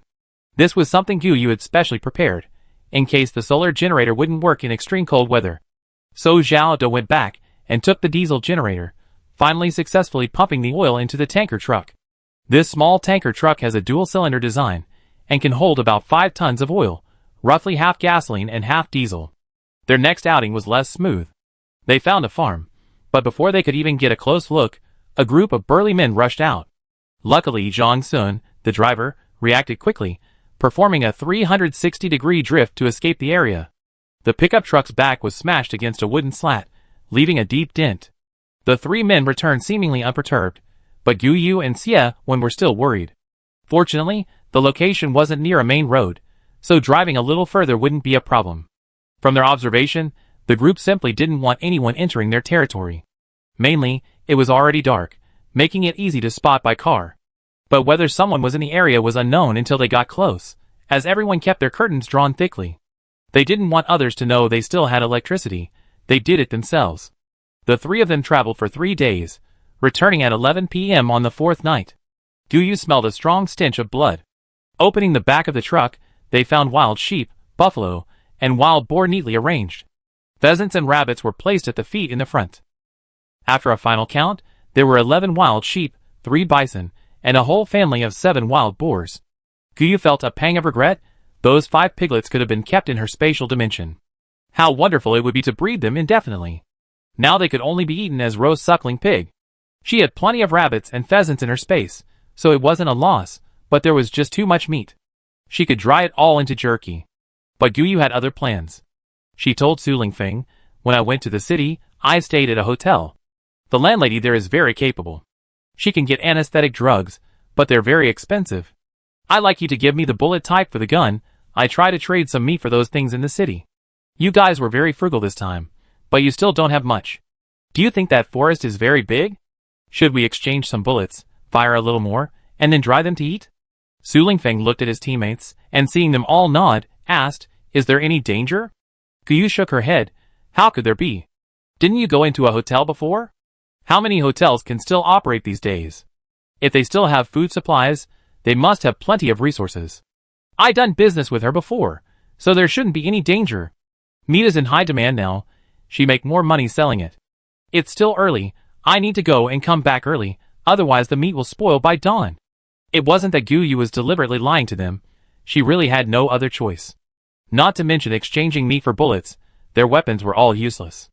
Even if Guyu had so many weapons, it would be pointless if she couldn't use them. Su Lingfeng. Even though they were still worried, they had no choice but to let Guyu go into the city alone. Because Guyu was right, the landlady might be doing business with someone she knew, and if Guyu went alone and didn't return, they could still go to rescue her. It was much better than a complete wipeout. They kept only one item of each item, which Xie Wen and 3 men cleaned up and put in the freezer. Guyu could braise it when she got back. Braised meat could last at least a week in the refrigerator. Guyu's so-called exchange was obviously fake. She didn't even have the guts to go into the city now. After confirming that no one was around, Guyu put all the items and the pickup truck into her spatial storage. Who cares if it's a bloody mess? She'd deal with that later. Now she took out some things she would need, starting with the bullets, of course. Don't take too many, just take a whole box of them. Each of them carried a sniper rifle and a pistol for self-defense. Su Lingfeng, as the team leader, also carried a submachine gun. The ammunition they had left on the yacht was gone. Guyu didn't take any weapons, but instead took out some potatoes, filling half the truck, mainly to bury the bullets underneath as camouflage. This would explain how she left the city unnoticed. Then she took out some down-filled waterproof suits, long military boots, and finally, a down comforter for each person. She also took out some old blankets she had collected from the landlady. It was almost 6 o'clock when Guyu finally drove back slowly. Su Lingfeng had been very irritable ever since Guyu left, constantly looking for things to do. Now, all 3 of them were watching him mop the floor. This was the 3rd time. He seemed unable to stop, and the 3 of them didn't dare to persuade him. They weren't sure about Guyu's decision to go out and change things. Not letting her go was definitely not an option. This stuff is plentiful in Lifeown Kingdom, but if foreigners try to buy it, someone will immediately report them. If Guyu's method succeeds, it will give them more confidence in their self-defense. Since this meat can be traded, getting more supplies shouldn't be a problem. Guyu's successful return gave Su Lingfeng another chance to pull her into his arms. Seeing everyone's surprised expressions, Guyu felt her lie was worthwhile. Su Lingfeng and his teammates were actually very anxious. Without firearms, their sense of security was waning. If it weren't for the large amount of meat they brought back, Guyu had originally intended to trade it for grain. She put all the grain stored in her spatial dimension back, and even took out a lot more. She didn't want them to risk their lives for grain. It could also be used to trade in a critical moment. Now it seems very successful. At least it solved a major problem of everyone's anxiety. Chapter 23. The 3 men were exhausted, and went to sleep as soon as the sun came up. Guyu and Xie Wen couldn't sleep. The bison was too big. A large portion of the marinated meat needed to be dried and made into strips. Only one small wild boar was left, which they roasted for lunch. The pheasant and rabbit were both chopped up and put in the freezer. Guyu cleaned and braised the bison's head. Xie Wen, who initially looked disgusted, became quite excited after smelling the aroma. He asked several times when it could be eaten. For lunch, they had roast suckling pig, stir-fried potato shreds, and a soup made with dried vegetables. The aroma of the braised beef made everyone's mouths water, and they were happy to hear it would be ready for dinner. The 3 men even discussed how it would be even better if they had some wine. They had plenty of wine in their spatial storage, but couldn't take it out. Guyu, of course, pretended not to hear. In the afternoon, Guyu woke up from a nap, and the braised bison head was ready. The 5 men ate an entire cow's head. Watching the 3 men devour it, Guyu wondered if they never really ate their fill. After the meal, Guyu decided to go hunting with him. While the 3 men were still recovering, they had idly set up several traps nearby. Ordinary people might not be able to get in, which was why they dared to leave the 2 women at home. Now, taking Guyu along was fine. Xie Wen was quite skilled, so self-defense wouldn't be a problem. Guyu wanted to go along because she needed to collect saplings and animals to put into her space. Wouldn't endlessly multiplying meat be delicious? Unfortunately, living with 4 soldiers was too inconvenient. Guyu was now careful about what she ate in her space. She hadn't had fresh fruit in a long time. Guyu couldn't resist eating a small bowl of strawberries, only to run into Zhang Sun as soon as she opened the door. His nose was incredibly sensitive, and he kept asking Guyu if she had eaten strawberries. Guyu could only go to the refrigerator in the kitchen and find a jar of strawberry jam for him. But Jongsun sniffed it and said the smell was different. It was only after Su Lingfeng heard him making a ruckus around Guyu that he grabbed him and dragged him away. The next day, Jongsun spread strawberry jam on a slice of bread and said it didn't smell as fresh as her scent. Even Xiaowen couldn't stand it and said he was going too far. Maybe the girl was wearing strawberry-scented shower gel? Only then did Jongsun quiet down. Su Lingfeng said he had boundless energy and punished him by making him do 100 push-ups. The three men each had their own characteristics. Jongsun was loud and boisterous. Sometimes they were just too familiar with each other and had no sense of boundaries. He loved to meddle and always asked why. About everything. He wasn't that annoying, but it would be better if he didn't treat her and Xiaowen like brothers. Zhao De is a very simple and honest person, and he's very steady in his work. Compared to Jongsun, who's talkative and nosy, he's quite unremarkable. If she doesn't need him, Guyu can probably just pretend he doesn't exist. Su Lingfeng and she grew up together. Guyu trusts him the most and thinks her childhood friend is perfect in every way. Lately, Guyu has been feeling very inconvenienced, partly because of him. Guyu wanted to go to the woods, and he wanted to come with her. Guyu was cooking in the kitchen and wanted to secretly watch a video of her cooking. But then he came over and asked if she needed help. Guyu had gone into her spatial dimension to collect eggs while they were asleep during the day. She forgot the time, and Su Lingfeng was banging on the door loudly outside. She opened the door as quickly as possible, but he said he hadn't heard Guyu breathing at first. Guyu was furious with him. He even said she smelled like chicken poop. He told her not to use that kind of shower gel or shampoo next time. As for the only girl, Xiaowen, Guyu felt they didn't click. She clearly had a crush on Su Lingfeng and saw Guyu as a rival. Although Guyu felt innocent, she didn't explain. It was obvious Su Lingfeng didn't like her, and Guyu felt she had to be a shield for him. At least it was better than Su Lingfeng directly rejecting Xiaowen, so sometimes when Su Lingfeng pulled Guyu aside to talk, Guyu always obediently cooperated. Sometimes Guyu really suspected that Xiaowen just liked Su Lingfeng's face. This guy was straight. He was clueless about romance. If it weren't for his good looks, probably no one would like him. Xiaowen was quite beautiful, with delicate and striking features and a hot figure. Su Lingfeng had actually worked with her for several years, yet he remained oblivious to her beauty. Guyu was curious to see who Su Lingfeng would date in the future. While Guyu was lost in thought, they passed the farm guarded by burly men.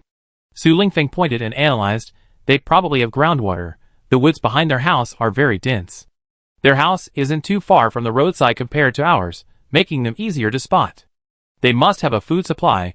Their muscles aren't muscular, which suggests they might also raise animals. Guyu didn't understand why he was analyzing these things. Jongsun excitedly exclaimed, "Let's rob them someday. That way, they won't be so arrogant." Su Lingfeng gave him a rude tap. "What are you trying to rob? They're all armed. Who knows how many of them there are? Go rob them. Go die. I told you so many times, don't think you're some kind of superpower. We can't beat the local bullies." Zhao De, driving, gloated at Jongsun, who was clutching his head. Guyu, sitting in the back, was also laughing hysterically. They had found what appeared to be a large forest, a 2-hour drive away. The dense forest stretched across at least 2 mountains, and roadside signs warned against hunting. Judging from the signs, this must have been a national forest park before the natural disaster. Guyu ignored the signs, sitting in the car wondering how to proceed alone. Su Lingfeng not only didn't let Guyu go alone, but also drove the car into the undergrowth to hide it. Then he took her up the mountain. The entire way up, Guyu acted like a child on a family trip. Su Lingfeng was terrified she'd get lost if he let go, so he held her hand very tightly, let alone let her go alone. Fortunately, they reached a valley where they left Guyu behind. They set up the tents they brought, and had Guyu wait for them there. They camped here before. The forest was dense, and the area was spacious. There was no water nearby, so wild animals wouldn't come. The extreme heat had made all the forests similar. There was groundwater, and the large trees had deep roots. Even the withered trees weren't completely dead. The saplings and trees in the lower parts of the mountain, away from water sources, were all dead. Guyu's current location was one of those places, away from water. The large trees were withered, and the saplings were mostly just dry twigs. After they left, Guyu decided to collect some saplings from the surrounding area. The space was amazing. Even seeds could grow into fruit trees. She could even revive dying saplings. Guyu had now transformed 3 mountains into a forest. This way, the animals kept in the zoo can survive and live freely. Chapter 24. The animals in the National Forest Park had all seen people before. Pheasants and rabbits were rampant, practically a plague. The people of Lifeone Kingdom didn't eat rabbits. The hunting season was for pest control. Not only was it legal, but they also received high pay. Guyu only spent about 3 hours searching and collected about 20 rabbit burrows and 30 pheasants. The trick was to put a dried-up stream into the lake in her spatial dimension. It wasn't that the lake was magical, the animals were just dying of thirst. Also, she used grass from her spatial dimension. Putting it on the grass caused the entire rabbit family to drench. This was Guyu's secret to success in the woods in front of her house. Guyu had obtained pheasants, rabbits, and wild sheep, but why was she still unhappy? She ate a few spicy rabbit heads to console herself? Just as she was enjoying her meal, she felt an earthquake. The ground shook violently, scaring away the birds that had come to drink from the trees. Guyu hid in her spatial dimension and looked outside. There was a group of wild boars. They were dark and enormous. Guyu could clearly see their tusks. A small wild boar followed behind the large one. Watching the small boars gulping down water reminded Guyu of the rose-suckling pig she had for lunch. Now, not far away, Guyu tried stepping out of the space a few steps, then quickly re-entering. The large wild boar cautiously looked around, but seeing nothing amiss, it continued to lower its head to drink. Guyu stepped out of the space again, ran a few steps, and then darted back in. The wild boars were indeed very wary, all looking around again. After they lowered their heads to drink again, Guyu stepped out of the space a few more steps. This was a game from childhood. We were all like statues. The difference was that the wild boars were wary, while Guyu had a cheating spatial artifact. After several attempts, Guyu finally caught up with the wild boars, first collecting the piglets, then the adults. By the time the boars realized what was happening, they were already collectibles in her spatial storage. Guyu's spatial livestock area now had 13 or 14 more wild boars. After they bred for a while, Guyu would release some up the mountain to feed the Bengal tiger. Rice, wheat, and corn were harvested from her spatial storage about once a month. There were plenty of vegetables and strawberries. She used to be able to dry them. Now she had to live off her savings, sneaking into the kitchen every day. If she hadn't brought back potatoes, Guyu worried about how she would manage without vegetables and fruits. While Guyu was worrying, Su Lingfeng and his 2 companions returned carrying their prey. They tossed the prey into the car, grabbed Guyu, and sped off. Guyu was confused. Su Lingfeng pointed deeper into the forest. There are tigers, and more than one. Guyu was even more bewildered. Su Lingfeng explained, "We dare not open the gun, they are protected animals." Guyu laughed. "That's just how they are, they're too principled. What kind of time is this? They rather run breathlessly and drive away than consider that tigers might be edible? Forget it, each of us already has the resources of 3 pigs and sheep. Who knows if tigers can survive this natural disaster?" On the way back, Zhang Sun mocked Zhao De for running the fastest. Zhao De wasn't angry. "Aren't you running? We're all made of flesh and blood. Who can withstand a pounce from 3 big tigers? We can't even open the gun, those are protected animals." Zhang Sun wanted to say something more, but Su Lingfeng put his arm around Guyu and let her lean on his shoulder to rest. "All right, stop talking nonsense. Let's sleep in the shade for a while. The sun is already out, and it's hot. Don't turn off the car, just keep it running. The temperature was too high during the day, the tires can't handle it. Let's sleep a bit first, we talk about it later." If we hadn't provoked the tiger, it would be quite comfortable in the mountains, only around 30 degrees Celsius, at least half as low. Zhang Sun thought for a moment and said, "Don't be surprised. It's so hot every day, we actually gotten used to it. Before, if it was 40 degrees, we felt like we were going to die from the heat. Now, 30 degrees feels cool, and even with the air conditioning on in the car, it's still around 30 degrees. How can we feel cool?" Su Lingfeng looked at Guyu, who was almost asleep, and also found it unbelievable. "Yeah. Now, no matter how we adjust the air conditioning in the car, it only reaches around 20 or 30 degrees, but have we evolved? Are we no longer afraid of the heat? Last time at sea, one person peeled off a layer of skin, but now, as long as we're not in direct sunlight, we don't seem to feel very hot."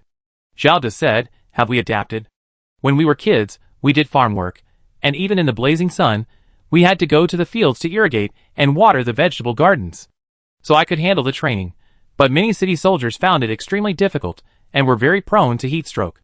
Su Lingfeng sighed, "What's the point of discussing this now? It's impractical, we're not scientists. There are tigers here, so we need to be careful. Next time, let's not separate.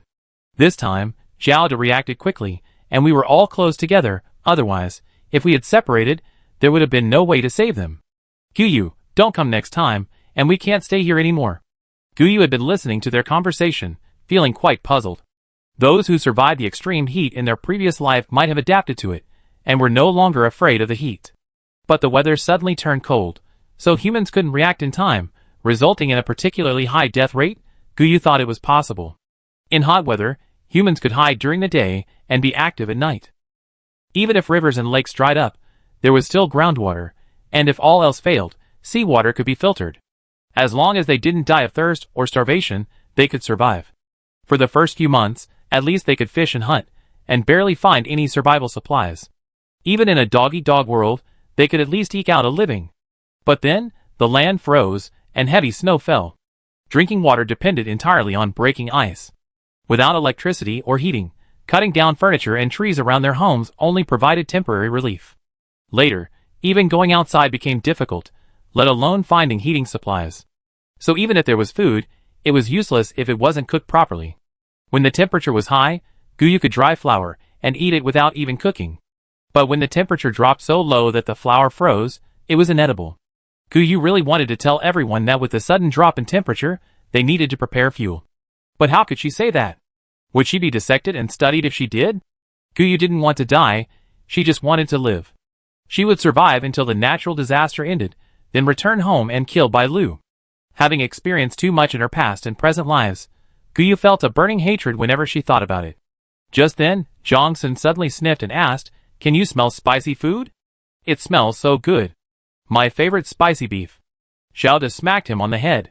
"What's going on? Hallucinating? Spicy beef? Would you eat spicy tiger? Is there any beef in the car? Let's talk about it when we get home. I wonder if Guyu knows how to cook it." Guyu, of course, didn't answer. They hadn't been back long since she sneaked a bite of spicy rabbit head. The smell was definitely still there. This Jongsun really had a dog's nose. How could he smell that? Guyu forced herself to sleep, ignoring them for now, pretending to be dead for a while. Seriously, that was enough. Being with someone whose nose was sharper than a dog's was incredibly stressful. Chapter 25. Guyu pretended to be asleep for a while, then actually fell asleep. Su Lingfeng stopped Xiaoda and Zhang Sun from their playful fight. The two of them also fell asleep leaning against their seats. Su Lingfeng, however, couldn't sleep. Being so close, he knew that Guyu did indeed have a different scent. Although he found it strange, he didn't want to force Guyu to tell the truth. He was afraid Guyu would leave him, and he didn't want to upset this girl. Heaven knows how difficult it was for him to control himself from inquiring about her. He had sent a letter back to the orphanage asking them to pass it on to her, but Guyu hadn't replied. Su Lingfeng was disappointed, but he knew why Guyu had done that. Director Yin had once said, "Once you leave the orphanage, forget you're an orphan. If you're adopted, don't come back, and don't tell anyone you came from an orphanage. That won't make people pity you, they only pry into your past to satisfy their curiosity." Su Lingfeng thought that perhaps Guyu didn't want to contact him anymore because she didn't want to recall the past. Even though he knew she had indeed come to Beijing to study at university, and later went to France, and he knew the address of her new company, Su Lingfeng hadn't gone to see her all these years. He was afraid of upsetting Guyu. Perhaps she didn't want him to bother her? This unexpected reunion made Su Lingfeng very happy. He even wanted to go back and thank his second brother. He couldn't imagine how she would have survived alone in this chaotic world if he hadn't met Guyu. She was now as thin as a stick, her hair cut like a dog had chewed it. A woman had actually come all the way from France to Life's own country, even if she was indeed very resourceful. But the thought of her wandering alone, bundled up tightly in the sweltering heat, made Su Lingfeng want to kill. If it weren't for the fact that her eyes looked more like a child's now that she was thinner, Su Lingfeng always thought the girl he raised since childhood would be living a happy life. Thinking of this, Su Lingfeng felt a pang of heartache and hugged Guyu tighter, making her more comfortable. Guyu was woken up by Su Lingfeng covering her mouth. She realized they had already driven to their doorstep. But they drove on, Su Lingfeng shaking his head while still covering her mouth. Guyu looked back and saw a group of burly men rushing out from the roadside, firing at the car. They finally managed to drive out, and only stopped after confirming there were no pursuers. Su Lingfeng directed them to drive into a side road where there was a section of wall. As soon as the car stopped, Zhang Sun wanted to get out and go back to rescue Xiaowen. Su Lingfeng calmly told him not to rush. Xiaowen might not be in any danger. She should be safe for now. If those people really went inside. That way, the traps wouldn't be triggered, and there wouldn't be so many people guarding the area near the first trap. He had just checked, and the second trap didn't seem to have been triggered. Guyu was still half asleep, and Su Lingfeng's words made her even more confused. What first trap? Second trap? She understood the diagram Su Lingfeng had drawn on the ground. Their first trap was simple. They just dug holes and buried them on both sides of the path.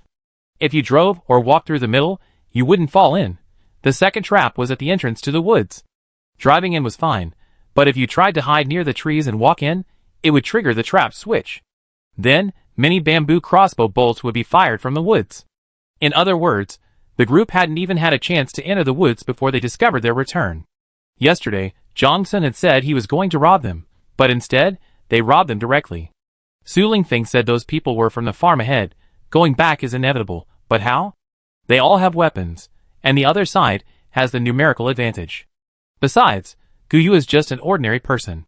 The biggest characteristic of foreigners is their strength and size. One-on-one, Guyu might be able to handle it. But now it seems like at least 1 against 4, and the chances of winning are slim. Su Lingfeng could only have Guyu drive to S-City first, where she would hide in the hotel. They could come back to find her after rescuing Xiaowen.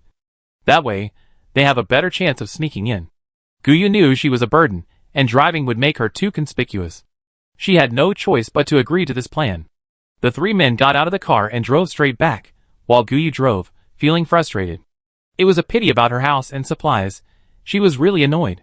Winter was almost here, and she couldn't find such a nice house in the city.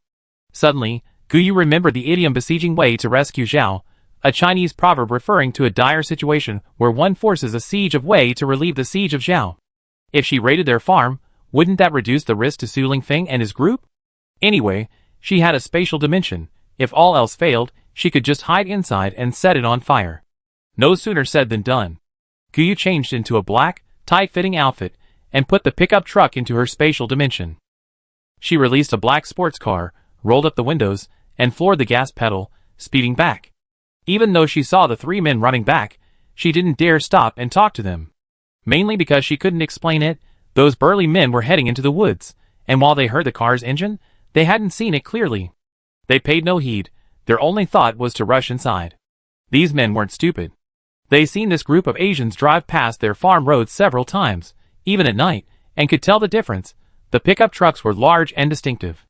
So they checked this road themselves, and after several attempts, they were certain there were houses inside. Seeing them leave again, they noticed these Asians were often gone for 2 or 3 days at a time. This group was large. And they all had guns. They figured even if the Asians returned, they wouldn't be afraid. They must have supplies to survive here. Let's just rob them first and see what happens, they thought. But their plan backfired. 2 men accidentally fell into a trap. Their feet were bloodied and mangled by sharp bamboo slivers in the small pit, their shoes pierced. Just as they were pulling their feet out to stop the bleeding, Su Lingfeng and his group returned. The burly men, of course, immediately opened their guns. They hadn't expected them to react so quickly in the darkness. These men, unafraid of death, decided to continue deeper in. Before they reached the second trap, Guyu had already parked her car not far from their house. While the group of burly men were hit by bamboo crossbow bolts triggered by the woods, Guyu successfully entered their farm. There was electricity inside, and several people were drinking in the living room.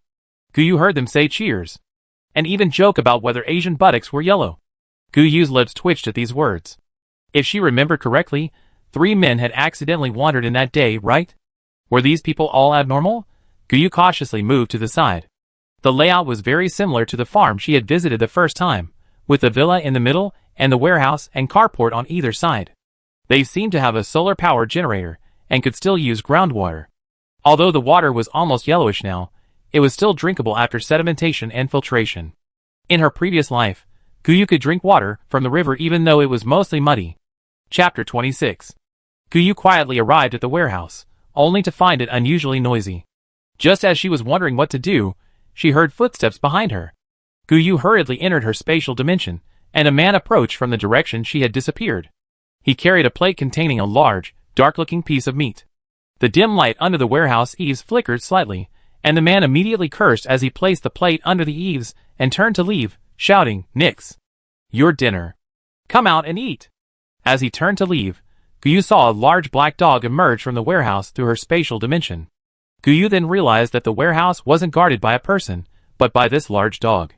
This large black dog, named Nix, was chained with a long iron chain, barely reaching the plate. The dark meat was clearly quite tough, and Nix was struggling to chew it. Taking advantage of the moment, Guyu slipped out of the spatial dimension and dashed into the warehouse. Nix yelled, and suddenly the light under the eaves went out. Nix screamed frantically, but no one came to check. The few who had spoken earlier were cursing Nix. Power outage. The solar generator is broken. They're fixing it. Nix. Shut up. Nix yelled a few more times, but finally, perhaps realizing he couldn't smell the stranger, he quietly resumed gnawing on his meat. Guyu, of course, didn't possess magic. It was because the person who delivered the food, seeing the flickering light, had cursed, "This damn generator, it's always breaking down. I have to go in and fix it in the dark again. Damn it. I hope they have one next door, otherwise this broken machine will never be fixed. This weather is too hot. How are we supposed to survive without electricity?" Guyu deduced that next door definitely referred to her own house, and that the person repairing the generator would cause a power outage. Guyu figured that if the fire started elsewhere, the group that had gone out wouldn't be in a hurry. If there were food and supplies stored in the warehouse, that would definitely make the group retreat quickly to put out the fire. Now, she needed to put the big black dog named Nix into her spatial storage. It was chained. It was definitely chained to a pillar inside the house. She couldn't take it in from under the eaves. Her spatial storage could hold large items, but not houses. Guyu ran in following the direction of Nix's chain, then quickly entered her spatial storage. The power had just gone out outside, so Nix's barking would make people think it was because of the power outage. Guyu grabbed a fire axe from her spatial storage, put on a headlamp, and the moment she came out, she smashed the dog's chain. Nix had just barked when it realized it was in an unfamiliar place. It happily ran to the lake and drank heartily. Guyu struck her target with a single blow. Actually, she wanted to kill the large black dog with an axe. But what if she missed? Its painful howls would attract attention. After breaking the chain, Guyu didn't hesitate. She had already checked the outside. The warehouse had no windows, only a few skylights. Now, wearing a headlamp, she wasn't afraid of being discovered. The warehouse contained a lot of unprocessed wheat and corn. Ropes were strung across the roof, covered with black strips of flesh. Guyu didn't examine them closely. She first stored them in her spatial storage, and then set the fire. The burly man who had just finished repairing the generator, and switched it back on heard an explosion. Then his companion shouted, "Quick, turn off the power. Short circuit. Fire." He hurriedly shut off the power, only to see the warehouse on fire. He rushed out to help put out the fire and saw Nix, chained, running rapidly towards the gate. How did he know Nix was chasing Guyu? It was already dark, and Guyu was dressed all in black. If it weren't for the sound of the chain, the man wouldn't have known Nix was running towards the gate. Guyu went outside and hid in her spatial dimension. Nix circled the spot where she disappeared. It didn't bark much, only whimpering softly. Guyu tried to reason with it for a few minutes, then finally put it in her spatial dimension and ran off with it. Time was of the essence. There was still some distance to the main road.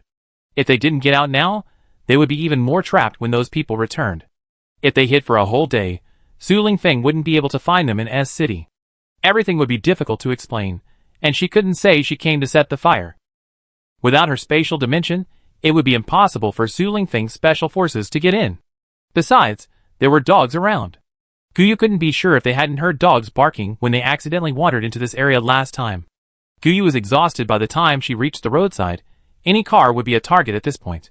Guyu wished she had a teleportation ability. What to do? Keep going. Resigned, Guyu crept down to the foundation by the roadside and stealthily made her way back. As she passed the group, she overheard them panting and talking. "Those yellow people know magic. They shot several of us with bamboo arrows. We finally made it to the front of the house when we got a distress call on the walkie-talkie. The generator set in our house is on fire." Just as she was about to turn back, she stepped on a rope, and suddenly the ground cracked open. The room was full of sharp bamboo strips. Thankfully, only a few people fell. They were all rescued by their companions. Would they have survived if they had fallen in? Another person complained, "I told you they're definitely from Yin. I seen online that they all know magic and martial arts." Then that person received a slap. A burly man roared. Shut up. Go home. Do you want to die? What's the use of saying this now? Go home and put out the fire.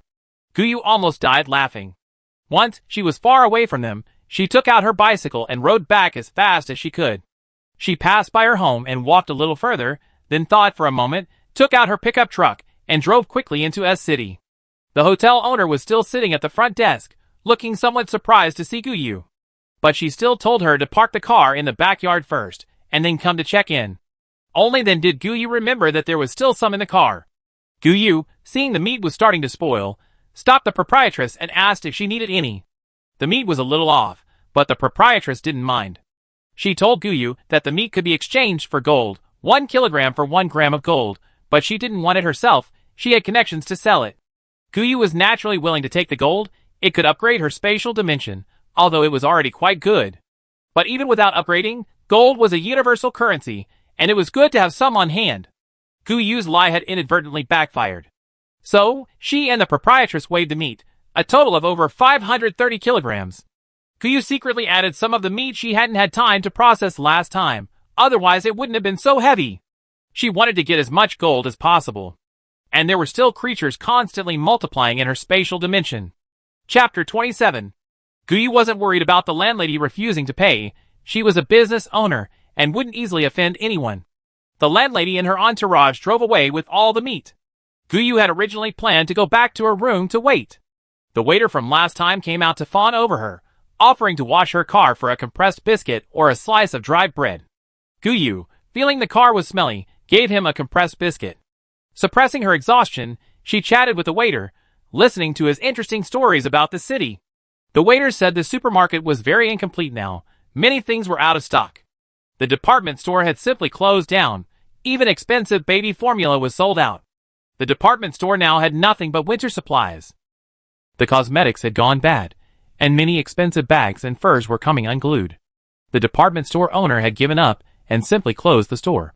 This saved on electricity bills. But his girlfriend had lost her job, and now they had to rely on his salary to support both of them. A thought struck Guyu. She didn't have to sleep right now. Sleep during the day. The carriage was cleaned, and the attendant even wiped it down. The landlady returned quickly and paid for the gold readily, 600 grams out of 530. She said it was a deposit, telling Guyu to just bring more when she had more stock. She had connections to help her sell. Guyu knew, of course, that the landlady was making just as much as she was, but she had no choice. Without connections, blindly trying might result in losing both money and goods. Anyway, she didn't plan to keep coming back to sell. Wouldn't it be better to keep it for herself?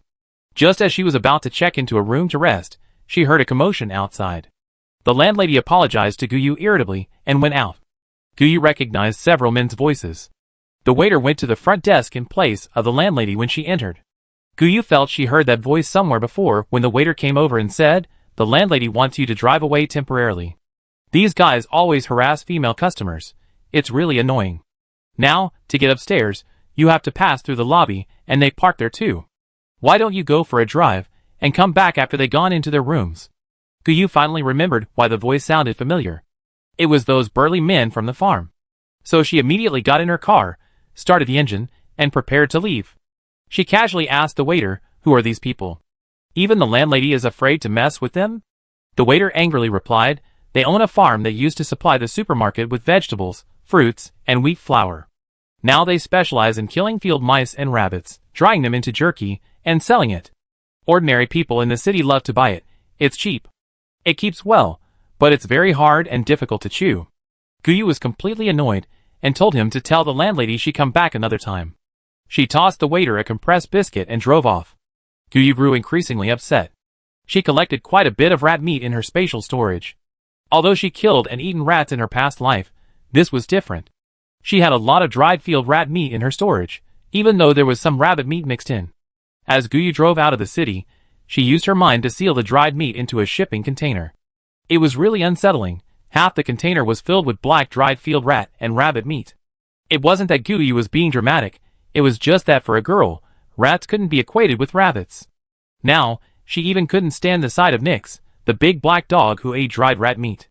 She desperately wanted to throw it out, but she couldn't find it for the time being. The space was quite large, And dogs weren't animals from pastures. The space wouldn't confine it, the dog had probably gone up the mountain. It would be best if it were eaten by a Bengal tiger. After driving some distance out of town, Guyu saw a familiar figure approaching from the front. The person saw her car and excitedly shouted. Guyu stopped the car, and Su Lingfeng and Zhao De happily ran over. Zhao De naturally got into the driver's seat and drove, while Su Lingfeng pulled Guyu into the back seat. It turned out they hadn't returned home when the fire broke out. They only learned their farm was on fire when they saw those people running out cursing. Flames were indeed visible from the roadside. The three of them lay prone on the other side of the road, waiting for the people to leave before rushing back to check. Xiaowen was already lying in ambush on the roof of the house. Seeing them return, she breathed a sigh of relief. She was prepared to die with them, at least to ensure she wouldn't be humiliated. However, the traps ahead gave her confidence, and she ran away before she could even make a move. The three men reset the traps and were preparing to head to a city to find Guyu. They heard a car approaching. Su Lingfeng ordered them to retreat, preparing to ambush and eliminate the enemy. They discovered the enemy wasn't coming for them. It seemed they were heading towards S City. Worried that Guyu might encounter them, Su Lingfeng left Xiaowen and Zhang Sun to watch the house while he and Zhao De prepared to go to S City to find Guyu. Before they even arrived, they saw Guyu's car. Initially planning to go back, Guyu felt somewhat aggrieved that day and suggested they simply wipe out the enemy's farm completely. Su Lingfeng considered it and realized this was indeed an opportunity. Getting them out of there and preventing their return would be ideal. Emptying their homes and setting them on fire would render them uninhabitable, perhaps eliminating future troubles. Of course, it might also push them too far, leading to even more frantic attempts to rob them. However, looking at Guyu's constantly shifting eyes, Su Lingfeng couldn't bring himself to refuse, even though this matter had nothing to do with Guyu. He and Zhao De would go scout ahead first, making sure no one was guarding the area before making any further moves. The group clearly hadn't expected Su Lingfeng to turn around and rob them. The main problem was that the farm's warehouse had burned down. The already old building collapsed during the firefighting efforts. While it didn't affect their living quarters, the generator set was indeed broken. Without power, there was no water, and it was still hot during the day. So they decided to pack their money and head to town to find a new solar generator set before returning. This farm had an underground water source and solar panels. With a new inverter kit, they could get back to work. Having confirmed no one was guarding the area, Zhao De first returned with a truckload of kitchen freezers and refrigerators. The front was also filled with flour and cornmeal, and even a considerable amount of whiskey. Guyu and Xiaowen were also allowed to help. The goal was to resolve the issue quickly, in case the group returned. Everyone split up to search, loading useful items onto the truck. Zhang Sun and Zhao De were responsible for filling the truck and then returning. Guyu found a garage filled with coal. She stored half of the coal in her spatial storage and released all the dried rabbit and field mouse meat. This significant discovery led Su Lingfeng to decide to transport the coal and dried meat first. The other appliances could be abandoned for now. If they weren't all transported by dawn, they would be abandoned. Xiaowen, however, shouted out. She had spotted a large truck in the backyard. Chapter 28. Guyu now discovered the advantage of living with 4 Special Forces soldiers. Raiding their farm was much faster, because they could drive any vehicle, whether they had a key or not. Emptying their farm was even faster, mainly because trucks could carry far more than pickup trucks. Guyu didn't hold back at all. She left nothing behind. No oil, salt, soy sauce, vinegar, tea, coffee, or milk. Finally, she stored all the tractors she saw outside into her spatial storage. After emptying the enemy's house, Su Lingfeng ordered another fire to be set on the warehouse that had initially caught fire. Then, he placed some flammable materials between the warehouse and the house. Once the sun came out, the fire would be uncontrollable. When the others returned, they would definitely think that she hadn't completely extinguished the fire, which was why the house burned down. The house was some distance from the woods, so the fire shouldn't spread there. Because of the high temperature, there wasn't a breath of wind. Zhang Sun was already addicted to moving things and wanted to move some furniture. Su Lingfeng tapped him on the head again, asking how the house could burn down after he moved the furniture. Guyu, who also wanted to move furniture, scratched his head. The operation was very fruitful, except that the group had taken the gun and bullets with them. Otherwise, Su Lingfeng and his men would have really struck it rich. Guyu thought to himself, I forgot. I'm too excited. Hee hee. When the group left, they drove a truck and 3 SUVs. The return was the same. Su Lingfeng had arranged for people to take turns standing guard along the roadside for the past few days, just to see how they would return to find their house gone. Mainly, he was afraid they would try to take over his house. In the end, they went back to their farm, and then drove towards the forest. Su Lingfeng followed them at a distance in his car, only returning 2 days later. The group drove all night to another deserted farm. They seemed to be planning to settle there. The farm was quite far from their location. The main road led to a different road. Su Lingfeng calculated that the farm was over 2 hours' drive from the National Forest Park, and his own home was also over 2 hours' drive from the forest park. This meant the two groups could indeed coexist peacefully. While it might not be possible, at least there would be some peace for a while. Su Lingfeng left the group of burly men's new farm before dawn, managing to drive to the National Forest Park where he rested for a day. That night, hearing wolves howling made him itchy to hunt again. Instead of rushing home, he spent the night hunting, finding a cave in the mountains. After confirming it was cool inside, he put his game inside, pitched a tent, and rested for another day. He finally drove home that evening. Zhang Sun and Zhao De both wanted to go find him. Everyone was relieved to see Su Lingfeng return safely, and Gu Yu happily ran over and hugged him. Su Lingfeng patted Gu Yu's shoulder while hugging her, saying he smelled bad and needed to wash up. He told him to count the game, and have Zhang Sun skin the wolves completely. Zhao De would process it properly. It would make warm quilts or coats in case of winter. There was plenty of meat at home. The freezer and refrigerator were full of frozen meat. Beef was the most abundant, followed by lamb and chicken, with pork being the least. Gu Yu counted them. Su Lingfeng had hunted 6 wolves. Zhang Sun said wolf meat wasn't tasty, so they should freeze it after they processed it. There's room in the freezer, no worries about storage. There are also 3 wild goats. Skinning them will serve a similar purpose to wolf skins. This time there's plenty of time, and the meat has been in the cave all day, so it doesn't smell bad, and there's no rush to sell it. Zhao De skinned all the wild rabbits intact, saying they could be used to make hats and hand warmers. There were quite a few wild rabbits, and Gu Yu felt she could finally have a legitimate treat of spicy rabbit heads. So she braised the goat heads and hooves. The rabbit meat was all chopped into small pieces, first fried and then stir-fried. Making spicy rabbit meat and spicy rabbit heads took Gu Yu all morning. Besides Zhao De, who was busy processing the skins, and Su Lingfeng, who was sleeping, the other 2 came to the kitchen at least 4 times to ask. Gu Yu was very angry. For lunch, she only let them eat goat heads and hooves. She just wouldn't bring out the spicy rabbit heads and spicy rabbit meat, even though the 5 of them ate happily. But they were still feeling uneasy. Su Lingfeng, unable to bear it any longer, pleaded for them. Spicy rabbit heads and spicy rabbit meat became appetizers, and alcohol, unusually, appeared on the lunch table. Even though he only ate a little, Zhang Sun still seemed very happy. The man said with tears in his eyes, "I thought I'd never taste the flavors of my hometown again. I knew we could never go back. But now I let go, I come to terms with it. If I have the chance to go back, I definitely eat all the delicious food in the world. If we can't go back, Gu Yu, wherever you are, I'd be there." After Zhang Sun said this, Su Lingfeng's face turned green. Zhang Sun quickly tried to salvage the situation. "We're all together, we won't be separated. Don't overthink it. Don't overthink it." Zhao De also helped change the subject. "Gu Yu, these spicy rabbit heads are delicious. Wouldn't they be even better with cola? There's some in the fridge, I get it." Gu Yu was amused by them, unaware that Su Lingfeng had glared at them. She couldn't hold her liquor, so she only had a small glass. Feeling a little dizzy, she told them she was going back to her room. As soon as she left, Zhang Sun bowed and apologized to Su Lingfeng.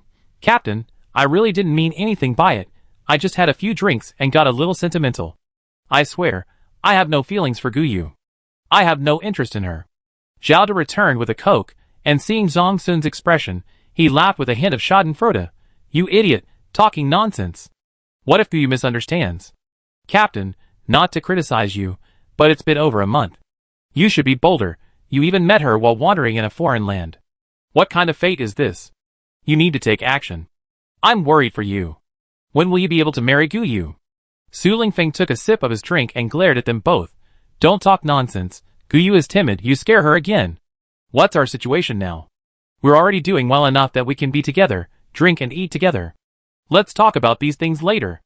I say it again, don't talk nonsense in front of Gu Yu." Xiaowen listened to them discussing this in front of him, feeling both happy and heartbroken. She was happy that even the team leader hadn't excluded her from the team, but heartbroken that the leader hadn't considered her feelings at all. Perhaps her obvious crush over the years had gone unnoticed by him.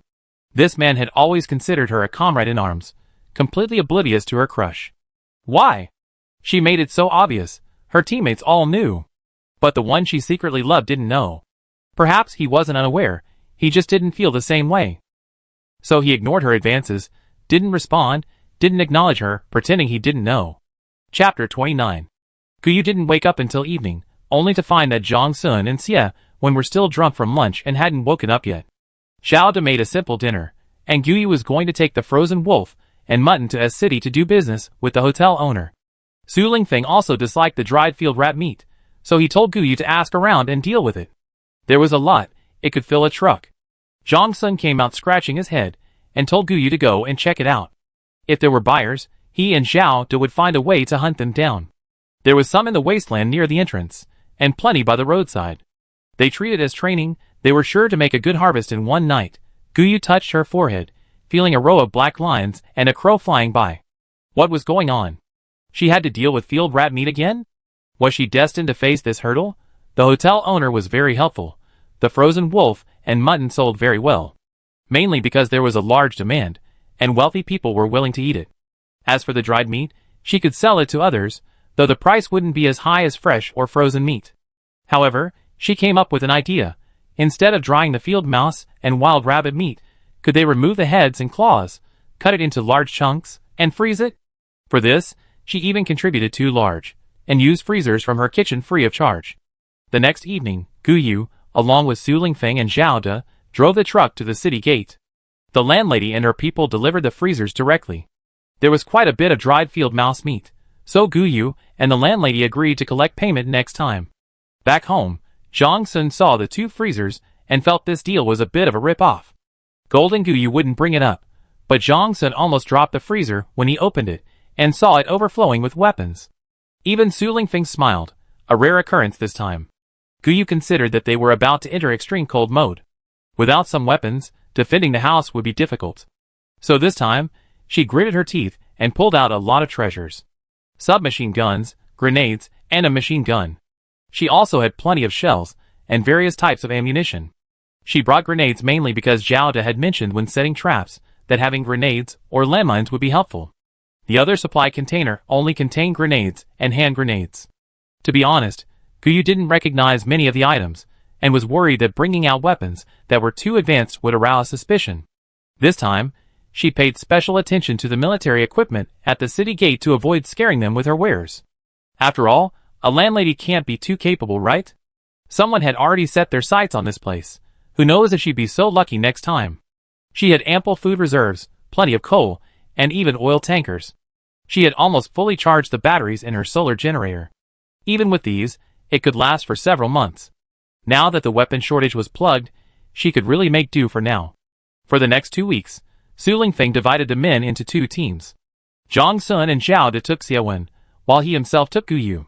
Each group would go hunting in the National Forest Park, while the other group stayed home to prepare, not only digging for field mice and rabbits, but also setting traps around the house. The forest contained bamboo, a plant that the Yin people had used most effectively since ancient times. It could be used for various kinds of furniture, household baskets, sieves, winnowing trays, etc., and it could also be used for shelter. Bamboo houses are the most common type of architecture in martial arts novels. Of course, it could also be used as a weapon, a concealed weapon. Zhao Da's skills in this area were inherited from his family, and he had learned them more systematically after joining the army. That's why they were able to inflict heavy losses on the enemy with a simple and brutal trap when they first raided their base. At Zhang Sun's suggestion, they traded dried field mouse and dried wild rabbit meat for a radio and a set of walkie-talkies. There was also a laptop. Guyu, of course, had exchanged gold from the landlady, but these were better from her spatial storage. They were plentiful and new. She could just take a few to give to Zhang Sun. Of course, she also had her own motives. The smartphones and tablets she brought back were full of movies and TV series. Xiaowen happily watched shows with her, while Zhao De muttered that someone actually downloaded classic Chinese TV series from abroad. Fortunately, Guyu said they were secondhand, and the landlady didn't need them, so they were just extras. Xiaowen even told Guyu to go look for more next time and bring back even more. Zhang Sun spent the whole night tinkering, and Su Lingfeng took Guyu out hunting for the first time with a walkie-talkie. It's supposedly usable for communication, with a signal covering a range of 1,000 kilometers? Zhang Sun explained for ages, but Guyu still didn't understand. Anyway, that didn't stop Guyu from looking at Zhang Sun with new respect. He's a computer genius, and she only found out about him last. Without a network connection, smartphones and tablets could only view downloaded content, and games were limited to downloaded titles. Now, this genius's usefulness was less noticeable, but he said he could try using a radio to receive signals from back home. Guyu was very excited. Su Lingfeng led Guyu into the forest, Su Lingfeng leading the way, while Guyu secretly collected saplings behind. The space was overflowing with grapes. 3 containers were already filled. 2 or 3 containers of grain were also collected, as there wasn't much time to spend in the space for extended periods. Guyu didn't have time to process them. They were just fresh and not completely dried, but they wouldn't sprout from the dampness. It wasn't that they couldn't be dried in the space, but there simply wasn't time to process them. Su Lingfeng lived next door. If he heard her stop breathing, he might come knocking. That's the downside of living with a group of people. Guyu and Su Lingfeng went hunting, but Guyu didn't lift a finger. At most, while Su Lingfeng was busy collecting the large pheasant, she raided its nest, collecting a bunch of chicks and eggs. The biggest haul was a wounded wild boar that escaped. Su Lingfeng told Guyu not to come down from the tree. He went after the boar, and Guyu came down to collect a bunch of bewildered baby boars. The two hunted all night. During the day, Su Lingfeng carried the game, and Guyu, with her hands full of pheasants and rabbits, went into the same cave they'd been in before to rest for the night. Su Lingfeng even joked that if someone stronger robbed him at home, he could probably survive while hiding here. The next evening, Guyu was left behind to guard the prey, while Su Lingfeng set off alone. Guyu was actually very tired. She couldn't see anything up the mountain at night. The vines and thorns on the mountain path tore her trousers to shreds. Even though she was completely covered in long sleeves and trousers, insects still managed to get in and out of the gaps. After Su Lingfeng left, she went into her spatial dimension to wash her hair. A bath was out of the question. Everyone had a dog's nose. Washing her hair dried quickly, but a bath would be too refreshing. Guyu didn't want anyone to know the secret of her spatial dimension, even though she trusted Su Lingfeng. She had applied medicine to the insect bites during the day, but Guyu still wanted to check if they were infected. Guyu had originally planned to give up, but she wanted to take this opportunity to tidy up her spatial dimension. Just then, she heard a tiger's roar, seemingly not far away. Chapter 30. Guyu was afraid the scent of prey's blood had attracted tigers, so she stored all the prey in her spatial dimension. Then she heard a bear roar. Guyu decided to investigate. All the tigers in her dimension were male, but the bear was female. Would she have a chance to help them mate? Would there be little furry tiger cubs in her dimension? Relying on her spatial dimension, Guyu traveled a distance and finally saw a bear and tiger fighting in a mountain hollow. There were 2 tigers, one large and one small. Judging from their size, it was a mother tiger with her cub. The bear was injured, and the mother tiger was panting heavily. Guyu didn't dare approach directly. She started playing hide-and-seek again. After running around for a while, she went back into her spatial dimension. The mother tiger bared her teeth in a warning, and the bear stopped fighting, sniffing the air. Guyu waited until the animals lowered their guard before exiting her spatial dimension. They entered her again as soon as they spotted her. Finally, both animals roared at the air in unison, and Guyu was now within range of them, able to bring them into her space. The tigress hadn't even pounced on her enemy before she appeared in another unfamiliar place.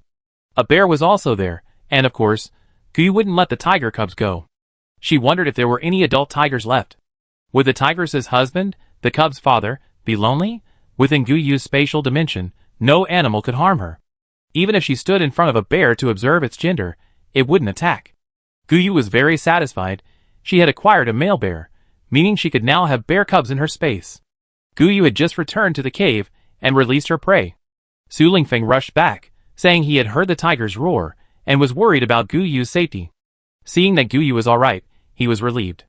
Then Guyu saw the tigress's husband, the cub's father. According to Su Lingfeng, who found the tiger's carcass, the male tiger had been killed by a single blow to the head from the bear. Half of its head was smashed down. Su Lingfeng heard the tiger roar as soon as he saw the carcass. He lost all interest in hunting. He thought it would be troublesome if the tigress misunderstood him as her husband's killer. It was better to go down the mountain immediately. The two ran home under the cover of darkness. Guyu pretended to rest, and used her mind to check her spatial dimension. The bear and the tigress had a blood feud. She hoped they wouldn't fight. It turned out her worries were unfounded. The two animals had gone to two different mountains and hadn't seen each other. Guyu was relieved. Thankfully, her efforts hadn't been in vain. If they had fought to the death, she would have been in real trouble. Come in and pet that fluffy little tiger sometime. It's way more exciting than petting a cat, right? Guyu returned home dumbfounded. Had she been gone for a century? Her doorway had become a slaughterhouse, littered with rabbit and field mouse heads. And slippery, soft-bodied animals, long, thick, and incredibly slippery. Zhao De was in charge of hanging them on trees to skin them. Zhang Sun was in charge of cleaning the internal organs, and Xie Wen was in charge of chopping off the heads and claws. Su Lingfeng returned and took over Xie Wen's work. Xie Wen and Guyu were responsible for chopping them into large pieces and freezing them. Except for a slightly leaky head, the tiger's fur was completely skinned off by Zhao De. Now he needed to process the pelts.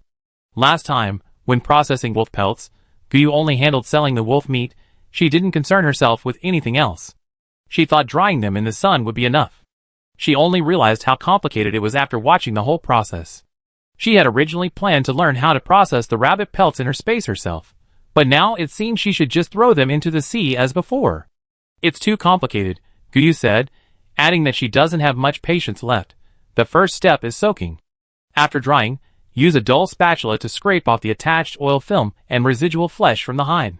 Then soak it in clean water for 1 or 2 days to soften it. The second step is degreasing. Apply a 2 per 1,000 sodium carbonate solution to the hide surface, avoiding contact with the fur. After 10 to 20 minutes, rinse with clean water. Then soak the hide in a 2 per 1,000 laundry detergent solution prepared in warm water for 10 minutes, then rinse with clean water. The third step is tanning. Soak 6 to 8 times its weight of the wet hide in a 20% sodium sulfate solution and 25% rice flour. After soaking for 1 to 2 weeks, test by rubbing. If the hide is soft and not hard, the tanning is complete. Glutinous rice or regular rice flour is preferred. Wheat flour should not be used.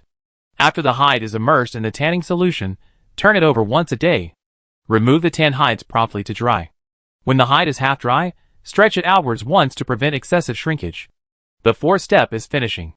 After the hide dries, trim off the hardened edges with a knife, rub the hide by hand until it softens, and pat off the rice flour to obtain the tan product.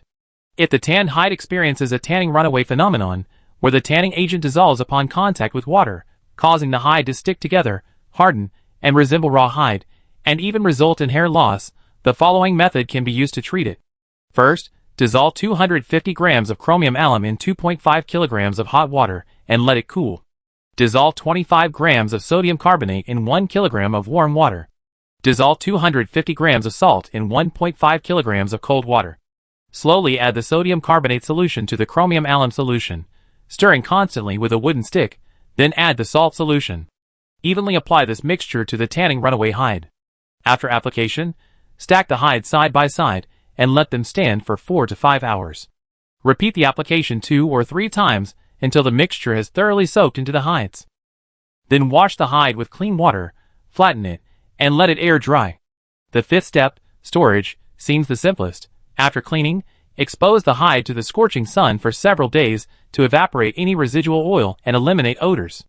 Then place an appropriate amount of mothballs to prevent insect infestation, and wrap it in cloth for the summer. Zhao De personally went to town to buy these chemical reagents, and Guyu delivered them. The proprietress had made a lot of money with Guyu recently, and was particularly generous to her. She even paid for the gold she received upfront, so she didn't have to wait until the goods were sold to collect payment. The proprietress said that group of burly men had come to sell dried meat again. They said their house had caught fire, and they went out before putting it out. When they returned home, they found nothing was left. The proprietress looked down on them, saying they were a bunch of drunkards, who only knew how to drink and harass women. They didn't even know how to sell meat properly. Guyu's frozen meat chunks were very popular, drying them was troublesome, and didn't fetch a good price. The proprietress disliked them, and thought they were of questionable character. Naturally, she wouldn't cooperate with them, nor would she tell them that frozen meat was expensive. Guyu understood that this business wouldn't last long, at most about half a month, before a major rainstorm hit. Then she wake up to heavy snow, a sharp drop in temperature, and freezing temperatures, making it unlikely she'd be able to return to the city. This time, she planned to prepare her skiing equipment, and Xia would also mention preparing some common medications. When Xiaoda returned, Guyu stayed in the city. Her reason was that medications were difficult to obtain, and she wanted to wait another night. Xiaoda, of course, understood the level of control over medications. Even buying chemical preparations was difficult, let alone medicines. He agreed with Guyu to come to the city to pick her up, and then drove back.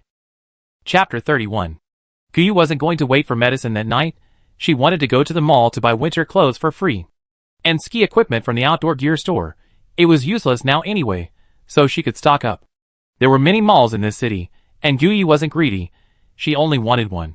She'd leave the rest to others, but they'd probably be worth 10 times more later, right? There were no police guarding the mall entrance anymore, and the surrounding area was deserted. Last time she came, Guyu had noticed that there was a fire escape in an alley on the other side of the mall. The fire escape had a chain lock, the kind that could be opened a certain distance along the chain. It was big enough for a child to easily squeeze through, and Guyu managed to squeeze in too. These days, besides potatoes and dried vegetables, she had to sneak around even to eat fruit. But Guyu hadn't gained weight, she actually seemed to have lost weight. Mainly because Su Lingfeng made his men train for 3 hours every night, unless they were out hunting. Guyu was told she was too thin, so she had to exercise for an hour every night. She also had to eat an extra meal, resulting in her always having to cook significantly more late-night snacks. She herself didn't gain weight, but everyone else did. Xiaowen kept saying he was going to lose weight while happily eating. Nobody wanted the winter clothes in the mall. Many shop owners were even careless in collecting them. They just put them in cardboard boxes, not folding them neatly, and some clothes that were originally hanging still had their hangers on. Maybe it was the salespeople doing it on purpose? Since they were all unemployed, why bother collecting clothes? This made things easy for Guyu. She only needed to collect the cardboard boxes. There's no need to distinguish between spring/autumn and winter clothing. Everything is brought in. The home goods store is even more careless. There aren't even any cardboard boxes. The shelves, the displayed beds, and the warehouse are all filled with various blankets, pillows, sheets, duvet covers, and bedspreads. Packaged items are neatly piled in the warehouse. Unpackaged items are just scattered everywhere. This mall has an outdoor equipment store, a ski equipment store, and a winter gear store. Outdoor equipment stores are all pretty much the same, except there are so many of them here. The warehouses are 3 or 4 times larger than the clothing stores. They carry tents, sleeping bags, sleeping mats, picnic tables and chairs, cooking utensils, backpacks, trekking poles, outdoor shoes, raincoats, climbing ropes, harnesses, ice axes, crampons, helmets, life jackets, snorkeling gear, kayaks, sailboats, fishing rods, fishing lines, bait, floats, etc. The ski equipment store's display cases were more numerous than the warehouse, containing everything from ski helmets, gloves, knee pads, goggles, masks, snowboard boots, quick-drying clothing, chains, ski suits, ski pants, diaper pads, ski socks, skis, ski poles, bindings, and more. Guyu, not understanding any of it, decided to store it all in her spatial dimension first. The cold weather gear store didn't sell the hand warmers, foot warmers, heat packs, blankets, electric blankets, masks, gloves, hot water bottles, or fur hats that Guyu already had in her spatial dimension. This store could be more accurately described as a high-tech cold weather gear store. For example, the self-heating thermal underwear worn by the mannequin in the display case could automatically regulate body temperature. It didn't easily dissipate heat, maintaining body temperature. The fabric, made with nanotechnology, was lightweight, breathable, and not stuffy or tight. Guyu's head ached from reading the instructions. Without electricity, she used a headlamp and flashlight to read the foreign language text. Guyu decided to ignore it and just take it out. This high-tech product also includes high-tech self-heating jackets, tracksuits, vests, quilts, blankets, self-heating insoles, boots, long and short, waist supports, and knee pads. Guyu collected everything from the display cases and warehouse. Anyway, it won't be useless. If necessary, they can be used in combination. Of course, all 3 stores have one thing in common. First aid kits. There are as many as 300 or 400 sets. The first aid kits from the ski equipment store also contain flint and cotton. The cotton in other first aid kits is for stopping bleeding, wiping with alcohol, and iodine. Here, there's a separate pack of cotton for starting a fire. Can you find dry firewood in the freezing cold? Once this cotton is lit, it can burn for more than half an hour, and the instructions say it will produce thick smoke. If you can't find dry firewood, Wet firewood will catch fire after burning for more than half an hour, right? Guyu decided to take out a few of these first aid kits. They're thoughtful and reliable. She also prepares some commonly used medicines. Siewon's requirements aren't high. It's also for emergency preparedness. The mall has 4 floors. The first floor houses luxury and cosmetic stores, but they're completely empty. There wasn't any looting. The owners must have emptied the store. The second floor is the one I just walked through. The third floor is for baby products. Everything that was originally sold there has been moved to the second floor. Baby formula and such are unnecessary for Guyu, so they were all gone too. The fourth floor is a furniture store. Guyu went up there and quickly cleared out that space. These things can be used as firewood in the winter, except for the strong paint smell. I don't know how long the extreme cold weather will last. In my previous life, I only lasted a few months before I died. After leaving the mall, Guyu returned to her hotel and slept for a day. Now, as the boss's cash cow, she didn't even have to pay for her hotel stay. The middle room in the garage downstairs was so cool. It was cool enough without air conditioning. No wonder basement apartments in S-City are so expensive. They really are comfortable. Should she consider sleeping in the basement? It's a bit dark though, and there aren't any large windows, just a vent in the door, so the whole room isn't very well ventilated. Su Lingfeng, of course, came to pick Guyu up that evening. He raised an eyebrow at the pile of stuff in front of her and resignedly started moving it. As soon as Su Lingfeng drove Guyu out of the hotel, someone went to inquire about them. The boss wasn't there, so another waitress took a small bag of bread and told Guyu everything. Luckily, she didn't know about the deal between the boss and her, otherwise it would have been even more troublesome. Su Lingfeng told Guyu that Zhang Sun and Xiao De had gone up the mountain that night. They went in a truck, and Zhang Sun said he wanted to fill it with game. Guyu thought for a moment and said, that's fine too. Hunting 10 or so wild buffalo, 20 or so wild boars, and 3 or 4 wild sheep would also be good. Siewon was overjoyed to see the first aid kit and common medicines when she got back. She wasn't actually a narrow-minded girl. She just had a sour face when she initially saw Guyu as a rival. Every time Guyu cooked, she would say thank you. It's delicious. She wouldn't deliberately make things difficult for anyone, nor would she deny anything Guyu did just because Guyu was a rival. She did the most housework, except for cooking. Actually, Guyu quite admired her. A girl whose skills were no less than a man's, and who also possessed superb medical skills. These past few days, she had suffered, almost being surrounded, but she hadn't cried. She had handled everything calmly. Chapter 32. Guyu and Siewon are currently in a state of being not friends, yet they have things to talk about. They're not rivals in love. One is suffering from unrequited love, the other is deeply loved but unaware of it. They're not family, yet they live under the same roof and eat at the same table. Siewon isn't good at expressing her feelings, and doesn't know how to make friends. Even though Siewon genuinely thinks Guyu is easy to get along with, her attitude towards Guyu remains indifferent. Guyu is an orphan, constantly being moved around during her adoption years. She has a people-pleasing personality. She unconsciously wants to please others. So even when Siewon treats her coldly, she still tries her best to fulfill his requests. The closer they get to the extreme cold phase, the more nervous Guyu becomes. She feels she's prepared for everything, yet it seems she hasn't prepared for everything at all. She'd been quite uneasy these past few days, feeling like something was missing, but she couldn't quite put her finger on it.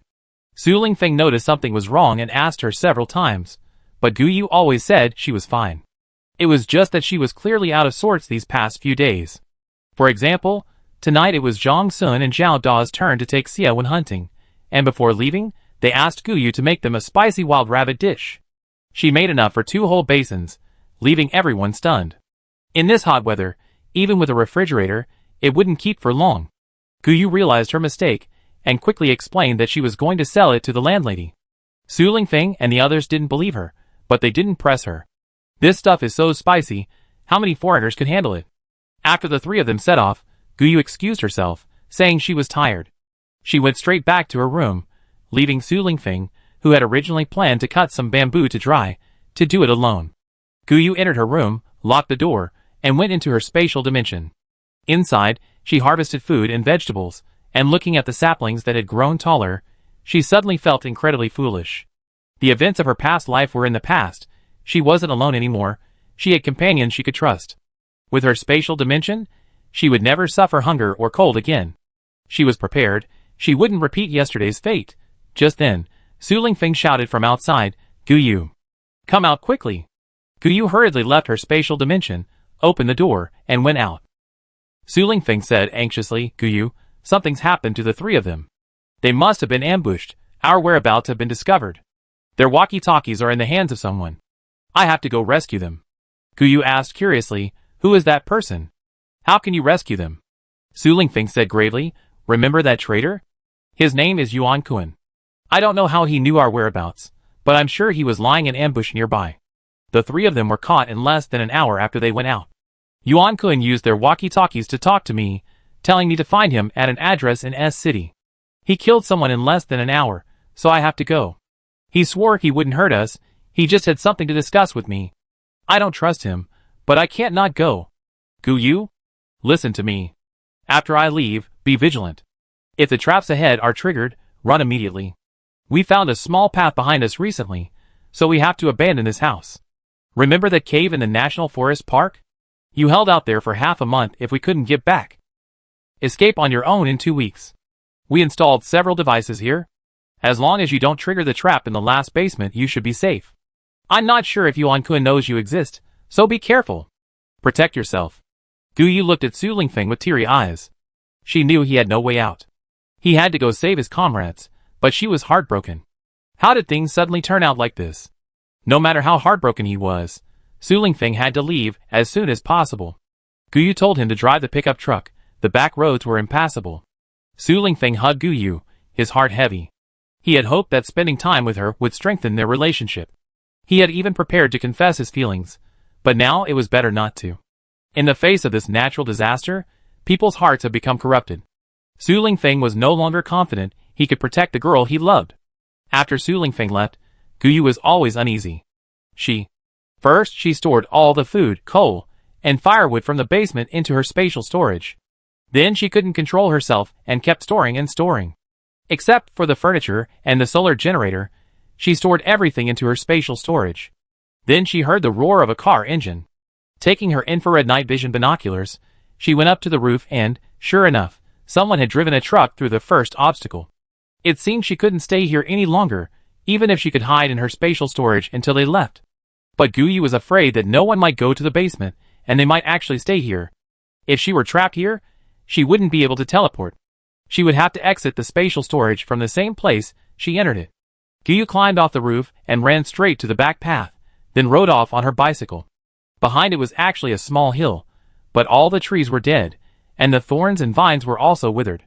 Gu Yu wasn't strong enough to cut down the large trees. Chopping branches wasn't enough to create a path. It took the three men quite a bit of effort to cut a path. To avoid revealing their escape route, they dug out the tree roots and filled in the tree pits. Without careful observation, one wouldn't notice that there was another path leading back to the main road. Gu Yu heard the sound of a trap being triggered behind her, the sound of people screaming and howling. Gu Yu thought it sounded a lot like the group of burly men from the farm earlier. Whether it was true or not, Gu Yu could only wish them good luck. Luckily, she reacted quickly. Even if they went inside and found an empty house, she wondered if they would be happy. Thinking about the traps in the basement made her excited. Gu Yu didn't dare stay to watch the excitement. She had to leave. After riding a bicycle for a while, Gu Yu switched to a motorcycle, which could go underground. Even driving might not be enough to catch her. This was the safest option. Just as she got on her motorcycle, she heard an explosion. Su Lingfeng and his group had installed traps in the basement, which contained all their food, coal, and firewood. If the basement were breached, all that stuff would belong to someone else.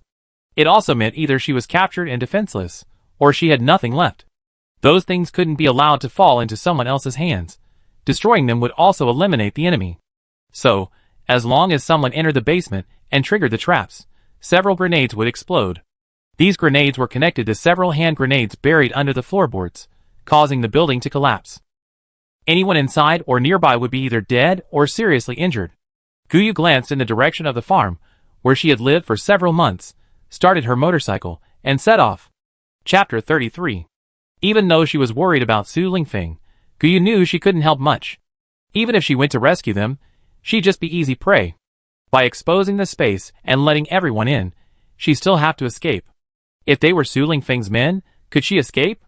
It would be a net loss, even if Su Lingfeng and his group could live in the space forever. And herself? Lie there forever too? Gu Yu's best option now was to protect herself. The extreme cold mode had already activated after half a month. Then she would go into the city to inquire about Yuan Kuen's whereabouts. If possible, rescuing Su Lingfeng and the others would be ideal. If they had already been killed by Yuan Kuen, Gu Yu planned to find an ambush. She already knew how to use a sniper rifle. At worst, she could become an assassin and give the Yuan Kuen a piece of her mind. These past few days, Su Lingfeng had taught Gu Yu how to use all the weapons they possessed.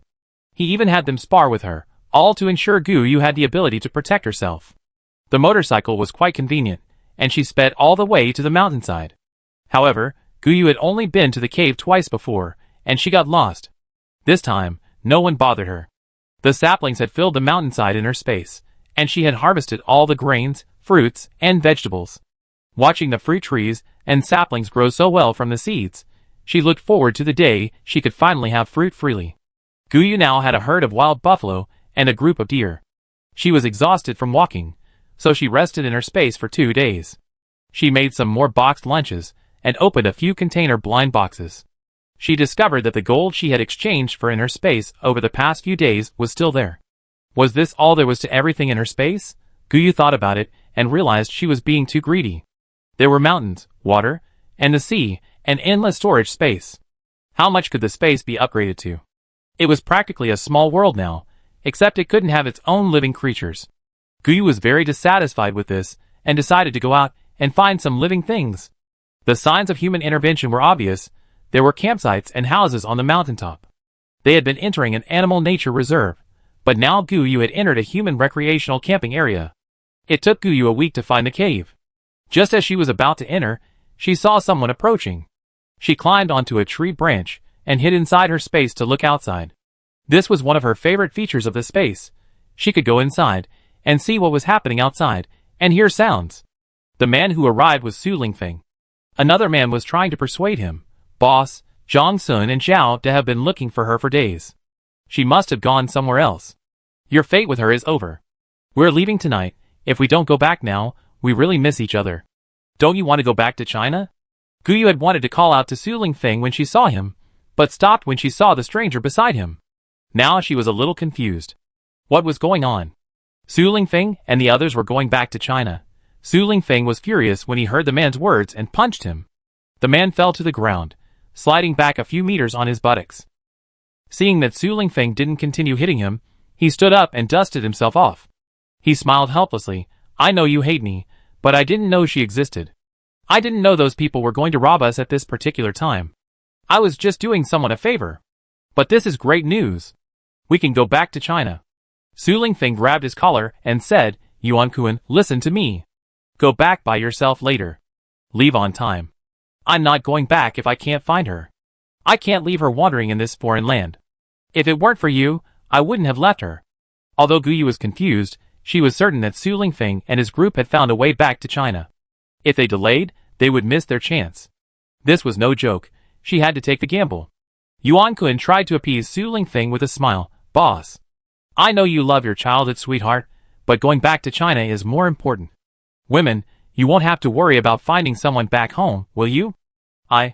Su Lingfeng pushed him away and started searching nearby. Gu Yu, who had just emerged from the spatial dimension and was about to call for Su Lingfeng, heard Yuan Kuen's words and immediately fell from the tree. Hearing the noise, Su Lingfeng ran over and saw the little girl lying sprawled on the ground, crying in pain. Startled, he immediately picked her up and checked her. Where did you fall? How did you get up in the tree? Gu Yu was embarrassed and, in her haste, tried to shift the blame. How was I supposed to know it was you? I don't know that person. I thought you were being controlled by him. Yuan Kuen was delighted to see the little girl in his boss's arms. Found her. Let's go back quickly. We talk about any problems on the way. Su Lingfeng picked up Gu Yu and ran off. Gu Yu hadn't even reacted before she was in the car. Yuan Kuen drove off quickly, chattering, Hey, my name is Yuan Kuen. We've been looking for you for a week. Where have you been? Zhang Sun and Zhao De were almost frantic looking for you the other day. Wouldn't you come out if it weren't for you, boss? Gu Yu was already embarrassed and didn't have time for pleasantries. You traitor. You arrested them all. Lingfeng left too, and those other people. Did you conspire with them beforehand? Otherwise, he just left. Those people arrived in less than an hour. Luckily I ran fast, otherwise they would have caught me. Yuan Kuan was speechless after Gu Yu's retort, and could only ask Su Lingfeng for help. Su Lingfeng watched Yuan Kuan's discomfiture with amusement, then quietly explained to Gu Yu. It turned out that Yuan Kuan had left them and joined a gang. He thought that with a yacht and weapons, he could live a carefree life. The gang even celebrated his joining with drinks all night. But when he woke up, he was thrown out. They only wanted weapons and a yacht. They were lucky they didn't take his life. Yuan Kuan, like a stray dog, finally arrived in S City. It was also this kid's luck that he met the Chinese-American navigator Nie Yuanzheng. The government of Lifeown Kingdom was preparing to send a cruise ship to Yin Kingdom, and of course, not just Lifeown Kingdom. Several countries were preparing to head in 4 directions. This project, known as Project Loya's Ark, aimed to preserve the nation's people and find a way to survive. Nie Yuanzheng originally wanted to cooperate with Su Lingfeng, at least to ensure his safety. Since the people of Lifeown Kingdom wanted to cooperate with him to return home, he feared being discarded after using them. Unaware of Yuan Kuan's actions, he told him that he had found Su Lingfeng and they should lead together, otherwise, Yuan Kuan would also be abandoned. How did Yuan Kuan know where Su Lingfeng was? But with food and drink provided by Nie Yuanzheng, he decided to look for him first.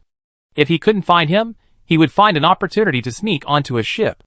After hiding for a few days at sea, what was there to fear? One day, he actually saw Su Lingfeng. Following him was unrealistic. So he went to the hotel where Su Lingfeng had come from and inquired. The waiter who had taken his money said that Gu Yu was a regular customer. Because Gu Yu was well covered, Yuan Kuan initially mistook her for Xiewen. Chapter 34. Yuan Kuan kept watch outside the hotel for several days, seeing Gu Yu arrive and leave alone in her car. He followed them from a distance to the farm, and soon after, they drove off hunting. Yuan Kuan confirmed their location and, with Nie Yuanzheng's bodyguards, ambushed Zhang Sun, Zhao De, and Xiewen. He forced Su Lingfeng to come to him, waiting for Su Lingfeng to understand the situation. He then went with them to meet Nie Yuanzheng to learn about the entire plan. He initially thought Gu Yu would be safe without Yuan Kuan's intervention. He also didn't want to involve Gu Yu in potentially dangerous situations for the time being. He thought he'd figure things out first, but this wasted time. Su Lingfeng sent Zhang Sun and Zhao De to pick up Gu Yu, only to find the house gone. Finding the injured survivors revealed the incredible coincidence. Yuan Kuan took them away, and the group of burly men, unwilling to give up, went to rob them. Gu Yu ran away, and the burly man couldn't find her. Of course, no one cared about them, and they found nothing. In their fury, they triggered a trap, nearly wiping them out. Gu Yu got lost in the mountains, and Zhang Sun and Zhao De couldn't find her either. They were supposed to set off tonight, and Su Lingfeng insisted on coming in person. He was determined not to leave until he found Gu Yu, and he wanted to knock that damned Yuan Kuan unconscious. He wanted to ensure that the culprit couldn't go anywhere, not even back home. Because of him, he was preventing him from returning home, and now he was preventing him from finding Gu Yu. Of course, Su Lingfeng wouldn't tell Gu Yu that he didn't intend to let Yuan Kuan leave, but Gu Yu was overjoyed. Someone was willing to give up returning home for her. So Su Lingfeng really did like her. Gu Yu wasn't stupid. She noticed Su Lingfeng's behavior lately, but since he hadn't confessed, she couldn't just rush in and ask. However, returning home was more important right now, so Gu Yu decided to put aside her questioning for the time being. Let's embark on our journey home first. The weather was too hot, we couldn't fly. Flying for over 10 hours in such high temperatures, which plane wouldn't have problems? No one could guarantee fuel safety in such conditions. The sea temperature was also high, and there were always occasional tsunamis. But recently, as the temperature rose, it seemed to have stopped. The coastline became more defined, and the beaches grew larger. The seawater seemed to have evaporated. Experts analyzed that sending large cruise ships and aircraft carriers out to sea at this time would definitely lead to rescue. At least according to intelligence, Yin country was currently quite stable. Militaries from various countries sent out some of their elite high-ranking personnel to preserve the future of their nations. Su Lingfeng had analyzed the situation and concluded that it wouldn't just be Yin country. They would likely send ships to Bering State, which borders Yin country. Bering State is large, rich in resources, and many areas were originally very cold. Nie Yuanzheng is a Chinese-American navigator, familiar with the routes and highly experienced. He is the best partner for this route, and Su Lingfeng can also select his own crew to assist him. Nie Yuanzheng comes from a wealthy family, and has a long history of sea voyages. He has a team of long-term collaborators. None of them are from Yin country. He sought cooperation with Su Lingfeng not only because Su Lingfeng is a Yin country soldier, but also because Su Lingfeng wouldn't stab Nie Yuanzhang in the back. Normally, with his wealth and power, supporting a group of foreigners wouldn't cause any trouble. But now, with his own interests and the country's interests at stake, Nie Yuanzhang wasn't sure if his men had been bribed. Nie Yuanzhang wanted to return home, but he didn't want to be discarded after his usefulness was over. Gu knew nothing of this. She only knew she could board the ship. She could go home. Her long-awaited dream was suddenly about to come true. She happily followed Su Lingfeng back to his city. Zhang Sun and Xiao Do were overjoyed that Su Lingfeng had finally found Gu Yu. Zhang Sun chattered excitedly about his feelings after their separation. Xia Wen also rushed over. Seeing that Gu Yu was alright, she visibly relaxed. Having lived under the same roof for so long, it would be a lie to say she wasn't worried about Gu Yu. Gu Yu smiled and nodded at Xia Wen, who returned the smile. They were leaving tonight. It was already 8 in the morning. Less than 12 hours later, Su Lingfeng brought Gu Yu to Nie Yuanzhang's team to help with preparations. Nie Yuanzhang was a very gentle and refined middle-aged man. Even though his long experience as a navigator had made him robust and his skin not particularly fair, his demeanor was still elegant. He wasn't the kind of boorish, loudmouthed brute. He greeted Gu Yu softly. "This must be Captain Su's girlfriend? You've been wronged. It was my fault for not understanding the situation, and Yuan Kuan didn't explain either. I'm so sorry." Gu Yu wasn't stupid. Now that she was under his roof, she naturally had to lower her stance. "It's alright. It's not your fault. You don't know what happened later." Nie Yuanzhang nodded happily and said, "Tonight my wife, son, and daughter are coming with us. Young people should communicate more. You look even younger than my child, Gu Yu. Do you mind me calling you that?" Gu Yu quickly put on an honored expression. "Not at all. Names are meant to be called, especially since you're an elder." Nie Yuanzhang was about to say something more when a person dressed like a secretary, carrying a laptop, ran over and spoke to Nie Yuanzhang in another language. Nie Yuanzhang's expression didn't change. After hearing it, he nodded to indicate he understood. The person left, and Nie Yuanzhang then expressed his regret to Su Lingfeng, saying he had something to attend to. Su Lingfeng led Gu Yu to their temporary lodgings, wanting her to rest. Gu Yu looked around and, seeing no one outside, closed the door. Su Lingfeng was puzzled. Gu Yu said seriously, "Nie Yuanzhang has made 2 preparations. Does he have 2 wives? And he should have another child, a boy."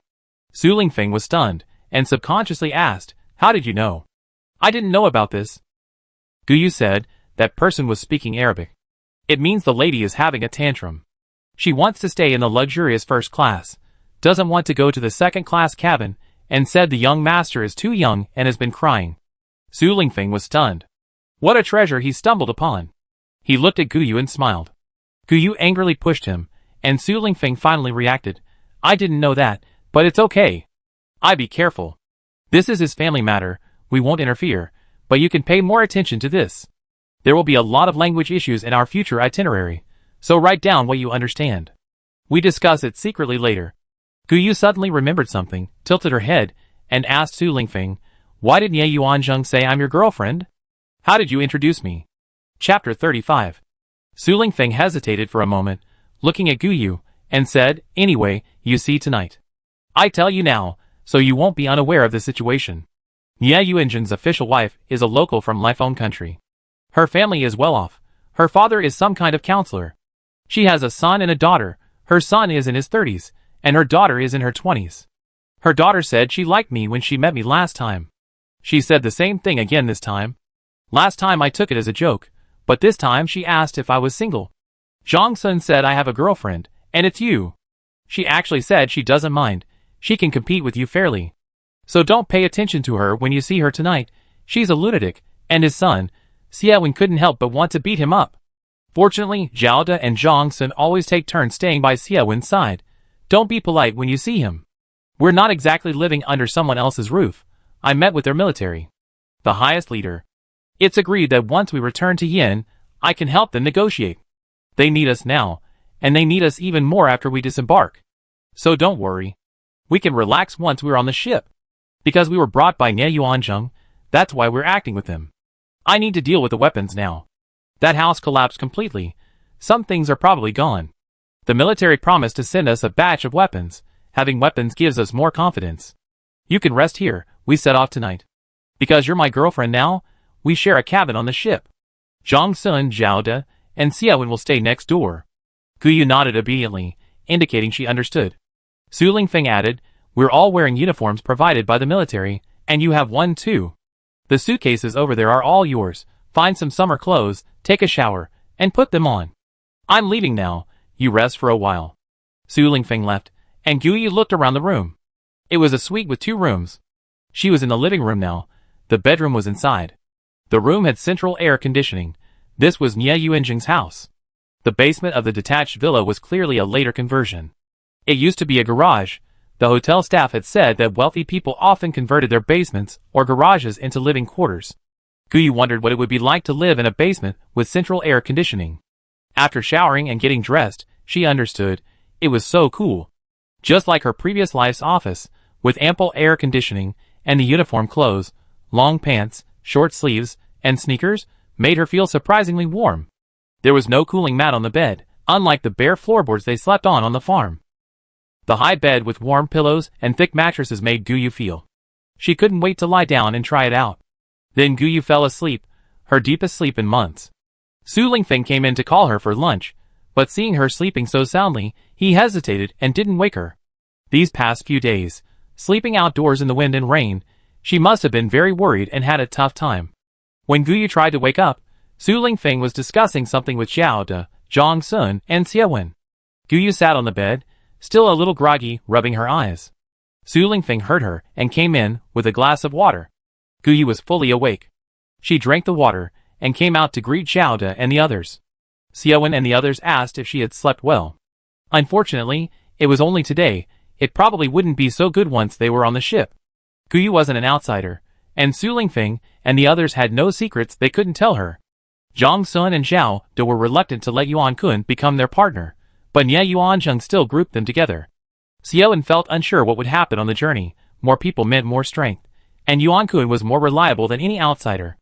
Gu Yu didn't have a bad impression of Yuan Kun, having only met him once, and didn't feel comfortable speaking. Su Lingfeng thought for a moment and said, he's learned his lesson once, and knows he can't cause much trouble alone. Here's what we do. We take him with us for now. This person can be used, but not entirely trusted. None of us should act alone with him. If anything happens, we can find someone else to go with us. Even a large cruise ship has its limits. We should try to stay together as much as possible. Especially Xiaowen and Gu Yu, you two need to be careful. It's best to stay with the men. If you get separated, be sure to find your companions quickly. Su Lingfeng's words made sense, and everyone understood. After discussing the specific details, someone came to announce that it was time for dinner. The wealthy ate lavishly. Dinner was a steak feast. No one from Nie Yuanjing's family came. The group consisted mainly of sailors and bodyguards boarding the ship. Su Lingfeng muttered that Nie Yuanjing's family never ate with them, probably because these people were all his subordinates. Su Lingfeng and his group just wanted to get on the ship. They couldn't concern themselves with such trivial matters, and they didn't intend to join Nie Yuanjing's group. Mainly because they were recruited by Nie Yuanzheng, the Lifeng people considered them part of the same group. Night finally fell, and Su Lingfeng led them, pulling their suitcases. Besides the weapons they carried, for large iron crates had been transported to the ship beforehand. The cruise ship couldn't get too close to the beach or harbor, so they first took a truck to the port. Then, they boarded a small yacht, and finally the cruise ship. This was Gu Yu's first time seeing this behemoth. It's said to have cost 10 billion Chinese yuan to build, with a displacement of 225,000 tons, a length of 361 meters, and a width of 66 meters. Zhang Sun said, the ship has 16 passenger decks and over 2,700 cabins, capable of carrying more than 6,300 passengers. The cruise ship is called a floating city, mimicking the functions of a city. It has a central park, planted with trees and flowers, full of vitality. There are different themed swimming areas, a climbing wall, a basketball court, a golf course, dozens of bars and restaurants, and even international brand boutiques, where you can satisfy your shopping desires and enjoy a complete experience. However, it's estimated that the boutiques are no longer open, and it's unknown whether other areas are still open. But because Su Lingfeng revealed his identity, they can now stay in first class. The good news is that first class is a suite, meaning they can stay in one. Zhang Sun said he had seen the floor plan. The first class cabin had 4 rooms, each with its own bathroom. The suites included a living room, reception room, dining room, study, sauna, nursery, private swimming pool, and more. Looking at Guyu from below was already breathtaking. Once on board and inside the first-class cabin, she was overwhelmed by the sheer size. She had imagined the rooms would be small, just big enough for a single bed. The luxury exceeded her expectations. The 4 rooms were essentially 4 suites. That means the master bedroom included an ensuite bathroom, a balcony with a view, a study, a living room, and a dining room. The guest bedrooms didn't have balconies, but they did have a living room and a bathroom. Each room was fully equipped, even including a solar-powered self-balancing scooter for personal transportation. Chapter 36. Although there were only 4 rooms for 5 people, it was easy to allocate them. Su Lingfeng stayed in the master bedroom, and Zhang Sun shared it with him. The others each had their own room. The 5 of them didn't have much stuff. Zhang Sun and Zhao De checked to make sure they had enough weapons as promised. Then they put all the weapons in the study of the master bedroom, where there was a bed for resting. Zhang Sun slept here. The bed wasn't small, 1.5 meters wide and 2.0 meters long, but it seemed a bit small compared to the master bedroom's 2.2 by 2 deluxe king-size bed. Zhang Sun said that when they were on missions, they slept soundly in hammocks woven from vines in the primeval forest, so this was already quite nice. With the room settled, Zhang Sun dragged Zhao De to watch the commotion. Things were still being moved outside, and the 2 of them wanted to go and observe the surroundings. Xie Wen was setting up a makeshift little medical room in his guest bedroom study. Su Lingfeng had also gotten the necessary medicine for her. It was all common first aid supplies, and the Lifeone Kingdom had been very generous in providing it. There weren't many things, and it was a bit messy, so Xie Wen tidied up the room herself. Su Lingfeng and Guyu couldn't help, so they prepared to go out and take a look. They went out into a corridor, and people across the way were also methodically moving their luggage. Su Lingfeng was pulling Guyu out when they heard a clear, crisp voice. "Phone! I'm here!" Su Lingfeng had a bad feeling and pulled Guyu away quickly. A flamboyant figure rushed towards them, and Su Lingfeng pulled Guyu back several steps to avoid the person's enthusiastic embrace. Guyu then saw what the person looked like. The girl looked to be no more than 30 years old. The makeup was ridiculously heavy and exaggerated. It was like a celebrity trying to show how different she was. Blonde hair, blue eyes, and false eyelashes that practically curled up to her forehead. Her eyebrows and eyeliner were overly dramatic, and her eyeshadow was glittery, even pink. Paired with pink lips, the whole look was bizarre. Her nose ring, lip ring, and earrings were all adorned with countless diamonds. Guyu was afraid her nose would fall off. The huge hoops on her earrings must have weighed a pound, stretching her ear piercings incredibly long. The problem was, there was more than one piercing, making her ears droop. Guyu only noticed the woman's exaggerated makeup and floral clothes. As for what she actually looked like, Guyu probably wouldn't recognize her if she removed her makeup. The woman was acting coquettishly, swaying her hips like a flower. Mainly, she was wearing a pink tank top and shorts that reached her upper thighs. Her hips swayed, her breasts heaving. Even without seeing her face, Guyu felt she, as a woman, couldn't resist. The foreigner spoke a strange, accented Yin dialect. Su Lingfeng looked at the woman as if facing a formidable enemy, ignoring her enthusiasm. Instead, he tightened his grip on Guyu's hand and took a few steps back. The woman blushed shyly. "Phone! It's so good to see you. We even live together. Can I come over to your place? My room isn't ready yet." Su Lingfeng pulled Guyu along, saying, "Excuse me. Miss Nye. My girlfriend and I are going to the deck for some fresh air. Please feel free." Miss Nye was probably Nye Yuanjin's daughter, Nye Annie. She seemed to only just notice Guyu beside Su Lingfeng. She looked Guyu up and down, then made no attempt to hide her disdain. "Phone! This girl isn't even fully developed. Isn't her flat, masculine figure hard to touch? Can a girl like that withstand any rough treatment?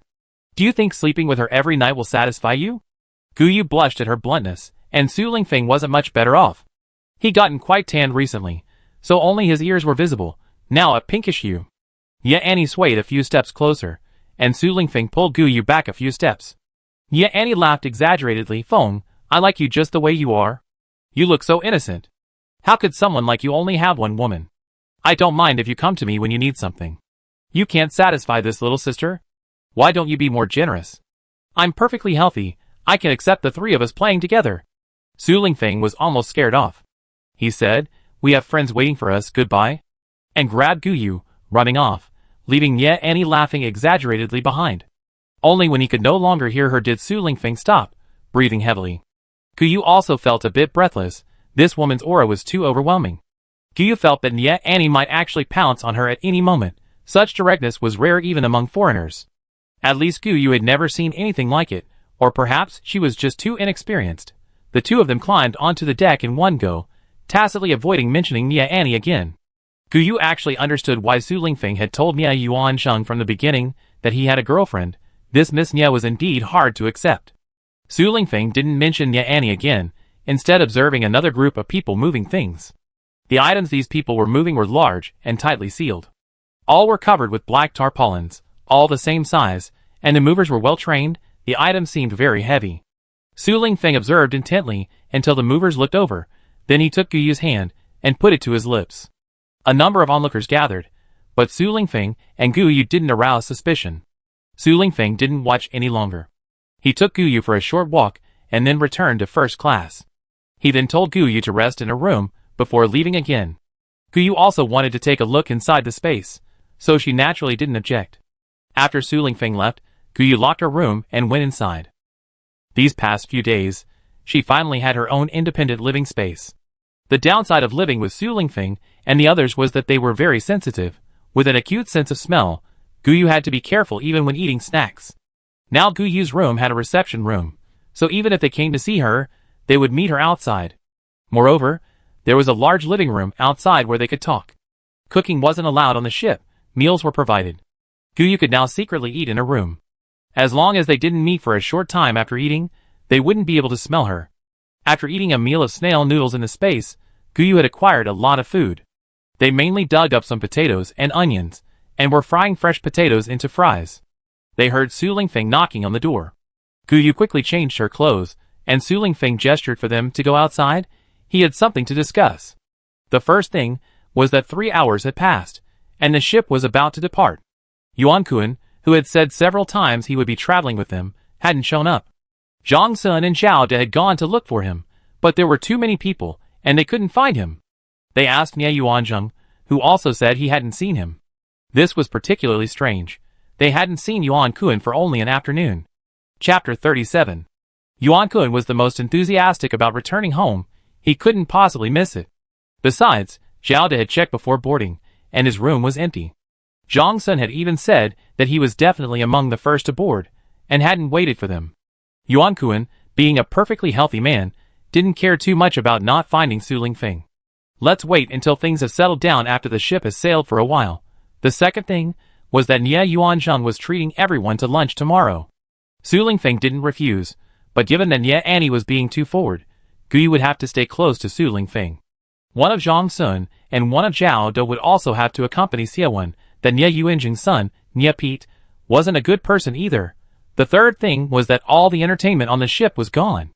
Those entertainment venues were still off limits to personnel. Those big black boxes were all inside, and there were military guards outside. Su Lingfeng reminded everyone that when you're under someone's roof, you have to bow your head. It was best for everyone else not to be too curious. At this point, it was better to avoid trouble.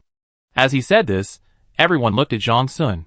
Zhang Sun was angry, but he knew he was indeed overly curious. So he didn't speak, only nodded. The announcement came 3 times. No one was allowed to leave their rooms.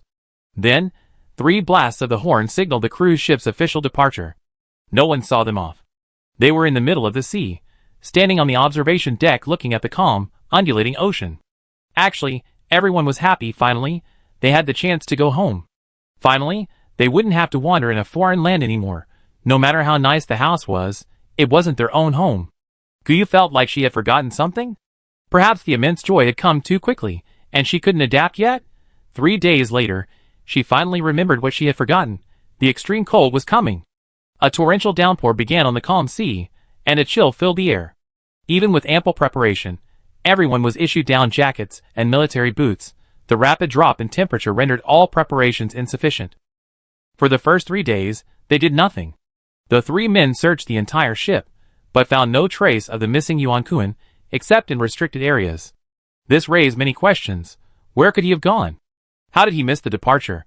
Nia Yuanzheng's promised treat was also impossible to fulfill. Just as the ship set sail, his mistress arrived with their 2 children. Then the family locked themselves in to resolve the issue. Surprisingly, Nie Yuanjing's wife from the Fierce Wind Kingdom actually vacated a guest room to accommodate Nie Yuanjing's mistress from the Yin Kingdom and her 2 sons. Zhang Sun had learned all this through inquiries, and the promised lunch was no longer mentioned due to the sudden drop in temperature. Gu Yu was quite impressed with the mistress. She initially accepted the offer to stay in second class with her children. Once on board, the voyage was irreversible, and she brought the children to find Nie Yuanjing's family. Nie Yuanjing's wife, concerned with saving face, had no choice but to yield. Even if she didn't want to, Nie Yuanjing would make her agree. After all, making a scene known throughout the ship would have a bad impact.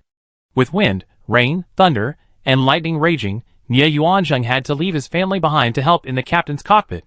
The cruise ship was huge, and the possibility of it capsizing due to the torrential rain was unlikely. However, it might deviate from its course. Su Lingfeng and the others knew nothing about navigation, so naturally they wouldn't interfere. Gu Yu was annoyed by her forgetfulness. She knew the time, and she knew what was going to happen. It was impossible to warn others beforehand, but surely she wouldn't be completely unprepared. Before the downpour, she was leisurely strolling on the deck with Su Lingfeng, and then she was soaked to the bone. Because her physical condition wasn't as good as Su Lingfeng's, even after immediately showering and changing clothes, Gu Yu still caught a cold. Xiaoying gave her cold medicine, but she was sick for another week. Mainly because of the sudden drop in temperature, even though she was fully bundled up, she couldn't withstand the sudden arrival of extreme cold. The downpour didn't last long before it stopped. However, because of the sudden drop in temperature, although the sea didn't freeze over, navigation became difficult. Because of the sudden temperature drop, many icebergs drifted onto the sea from somewhere. They started small, but slowly grew larger. A week later, they became icebergs, forcing the cruise ship to operate in bumper car mode. If necessary, they would detour. Avoiding direct confrontation was, of course, the best option. Su Lingfeng and his group maintained contact with Nie Yuanjing. According to him, this phenomenon would become more common as temperatures dropped, and the expected month-long voyage might extend to about a month and a half. Gu Yu had recovered, but was even more bored than before. It wasn't just her who was bored, everyone was bored. That Miss Nie had come several times, but Zhang Sun and the others had turned her away each time. Su Lingfeng kept Gu Yu entertained in the reception room of his master bedroom, refusing to go out and see anyone. This Nie Annie was truly a master of antics. In this freezing weather, she wasn't wearing trousers, exposing her thighs in boots, and sporting a fur coat, laughing hysterically outside. Zhang Sun and Zhao De, who were supposed to be blocking the way, were so embarrassed they wanted to disappear. Xia had only tried once, and couldn't resist. Perhaps because she was so bored, Nie Annie was desperate. Seeing Zhang Sun and Zhao De flirting so recklessly, Xiaowen was almost driven to the brink of collapse. Su Lingfeng had to drag Gu Yu along to deal with them personally. Fortunately, Nie Yuanjing also had something to discuss with Su Lingfeng. Recently, people on the ship had frozen to death due to inadequate preparation. Strangely, the bodies hadn't been disposed of, and the crew hadn't undergone a sea burial. 2 of Nie Yuanjing's strong sailors had also reportedly frozen to death, but Nie Yuanjing's request to see the bodies and hold a special ceremony for them was refused. The reason given was that everything had to be handled uniformly, which was very strange. Nie Yuanjing didn't ask Su Lingfeng to help find the bodies. He just wanted to talk to someone about it because it was so strange. He couldn't fight City Hall, and Nie Yuanjing didn't intend to make a fuss over such a small matter. The main reason was that his men were well equipped, with plenty of winter clothing. Most of the dead were people like Gu Yu, with low physical fitness and no precautions. They caught a cold without immediate medical treatment and weren't adequately protected from the cold. His sailors were strong and prepared. They hadn't had any problems in the previous days. They went back to sleep at night and were gone the next morning. Nie Yuanjing felt something was wrong, but he couldn't quite put his finger on it. Su Lingfeng also felt something was amiss. Everyone on the ship had undergone medical checks beforehand. Except for Gu Yu's special case, everyone else had passed the physical examinations required for long-distance travel. How could so many people have problems? Originally, he didn't want to get involved, until one day, Nie Yuanjing came to him for help. His mistress had taken the children to the deck to enjoy the scenery, and they never returned. The military's attitude was very perfunctory, and they didn't offer to help search for them. Chapter 38. Su Lingfeng sent everyone out to search, leaving only Gu Yu in the room. The result was 3 days of searching without finding her, dead or alive. Nie Yuanjing protested, but they just said they keep searching. Su Lingfeng felt something might be amiss, but they could hold out a little longer before returning home. At this point, there was no other way but to endure it. Nye Yuanzheng understood this too, and he had no choice but to give up the search. Actually, Zhang Sun suspected Nye Yuanzheng's wife more. She had the means and the motive. It wouldn't be difficult for her to instruct a few people to push them into the sea. Nye Yuanzheng probably realized this as well. Several times afterward, Nye Annie came to seek refuge, saying her parents were arguing and she was scared.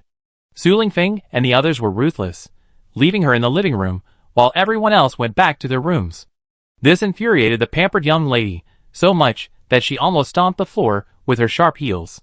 Since he suspected it was a domestic matter for Nye Yuanzheng, Su Lingfeng completely stopped paying attention to the matter. Instead, Nye Yuanzheng came over and silently cried for a while, then rallied his spirits and invited them to dinner. He said he wanted to thank Su Lingfeng for his help recently, and to reward them for their hard work. Su Lingfeng originally didn't want to go, but he couldn't resist Nye Yuanzheng's repeated and enthusiastic invitations. Gu Yu met Nye Yuanzheng's wife from the Lifeng Kingdom for the first time, along with his somewhat lecherous son. Nye Yuanzheng's wife didn't show much enthusiasm just because they were guests. This haughty middle-aged noblewoman looked at them disdainfully, responding to their greetings with a mere hum. Then she went straight into her room, and didn't reappear until dinner time. Seemingly out of respect for Nye Yuanzheng, she ate a silent dinner with everyone. Then she went back into her room, and didn't reappear until they left. Compared to his mother's coldness, Nye Pete was different. He immediately tried to warmly embrace Gu Yu and Xie when upon meeting them. Su Lingfeng and the other two blocked their way, and he said unhappily, "How rude. This is a gentleman's hug, it shouldn't be refused." He spoke entirely in Lifeng Mandarin. Nye Pete seemed unable to speak in Mandarin. Even though he and his sister were opposites, inheriting most of their father's genes. Aside from his blonde hair and blue eyes proving he was mixed race, all other features were those of a Yan Mandarin native. Yellow skin, a flat nose, and even his height and weight were similar to his father's. Unlike his Lifeng Mandarin mother, who was plump and overweight, but at least 175 centimeters tall. Upon seeing the wealthy woman, Gu Yu understood why Nye Yuanzheng was keeping a mistress. This Mrs. Nye was about the same height as her husband, but more than twice his weight. The middle-aged Nye Yuanzheng had no belly fat, a tall and upright figure, and a gentle, refined face. Standing next to Mrs. Nye, he looked like a little chick. Perhaps because she was at home, Nye Annie wasn't wearing makeup for the first time, and Gu Yu thought she looked much prettier without it. Her small face and impressive figure were enough to qualify her as a pretty girl. However, she seemed unaware of her advantages, applying a riot of colors to her otherwise delicate face. And she always dressed very sexily and provocatively, completely obscuring her true appearance. Not only was she unattractive, she looked extremely vulgar. Zhang Sun glanced at her with a sigh, perhaps feeling similarly to Gu Yu. Nye Annie's self-righteous words extinguished the little bit of goodwill Zhang Sun had managed to develop. She said, "Look how pretty I am. I could try playing around with you, but I prefer your captain." Gu Yu clearly saw Zhang Sun roll his eyes. Perhaps because he was a guest at the Nye family's house, he restrained himself from rolling his eyes completely. Then he walked away without a word, and until they parted, the three men didn't exchange a single word with Nye Annie. Nye Pete showed great interest in Gu Yu, and looking at her he exclaimed, "If only I had met a beauty like Miss Gu earlier. You don't even seem like an adult yet." Su Lingfeng's face turned as black as the bottom of a pot. Nye Pete, oblivious to Su's reaction, continued flirting. "Miss Gu Yu is so beautiful, how could she wear such tacky clothes? Women need a few pieces of jewelry and elegant furs. If you don't mind, I can give you a few as gifts. And Miss Yewin, you should dress yourself up a bit more. The men around you are all so careless. How can girls wear military uniforms? They're so baggy and don't flatter a woman's figure at all. It's very inconsiderate. Look at my sister and my mother, at least they dress very appropriately." These words made all the men's faces darken. Nye Yuanzheng angrily rebuked his son for his nonsense. "Could you ask him to go to the restaurant and check if the food has been delivered? There's no kitchen in first class either. The ship has 60 restaurants, so everyone can eat at the same time. Of course, you can also order your food and pick it up yourself." Nye Yuanzheng's family had servants, but reportedly, to keep the number of people to a minimum, only 2 were brought. The weather was too cold, and eating in their own cabin was even more inconvenient. No matter how much they tried to keep warm, the food still wasn't as hot as freshly cooked food, and the Western food brought was simply not to the taste of the Yin people. Su Lingfeng and the others hadn't had much of an appetite lately, But thankfully Gu Yu could sneak some food in her spatial dimension. A dinner without a single word was successfully completed under Madame Ye's pressure, and Ye Yuanzheng invited everyone to have some after-dinner drinks.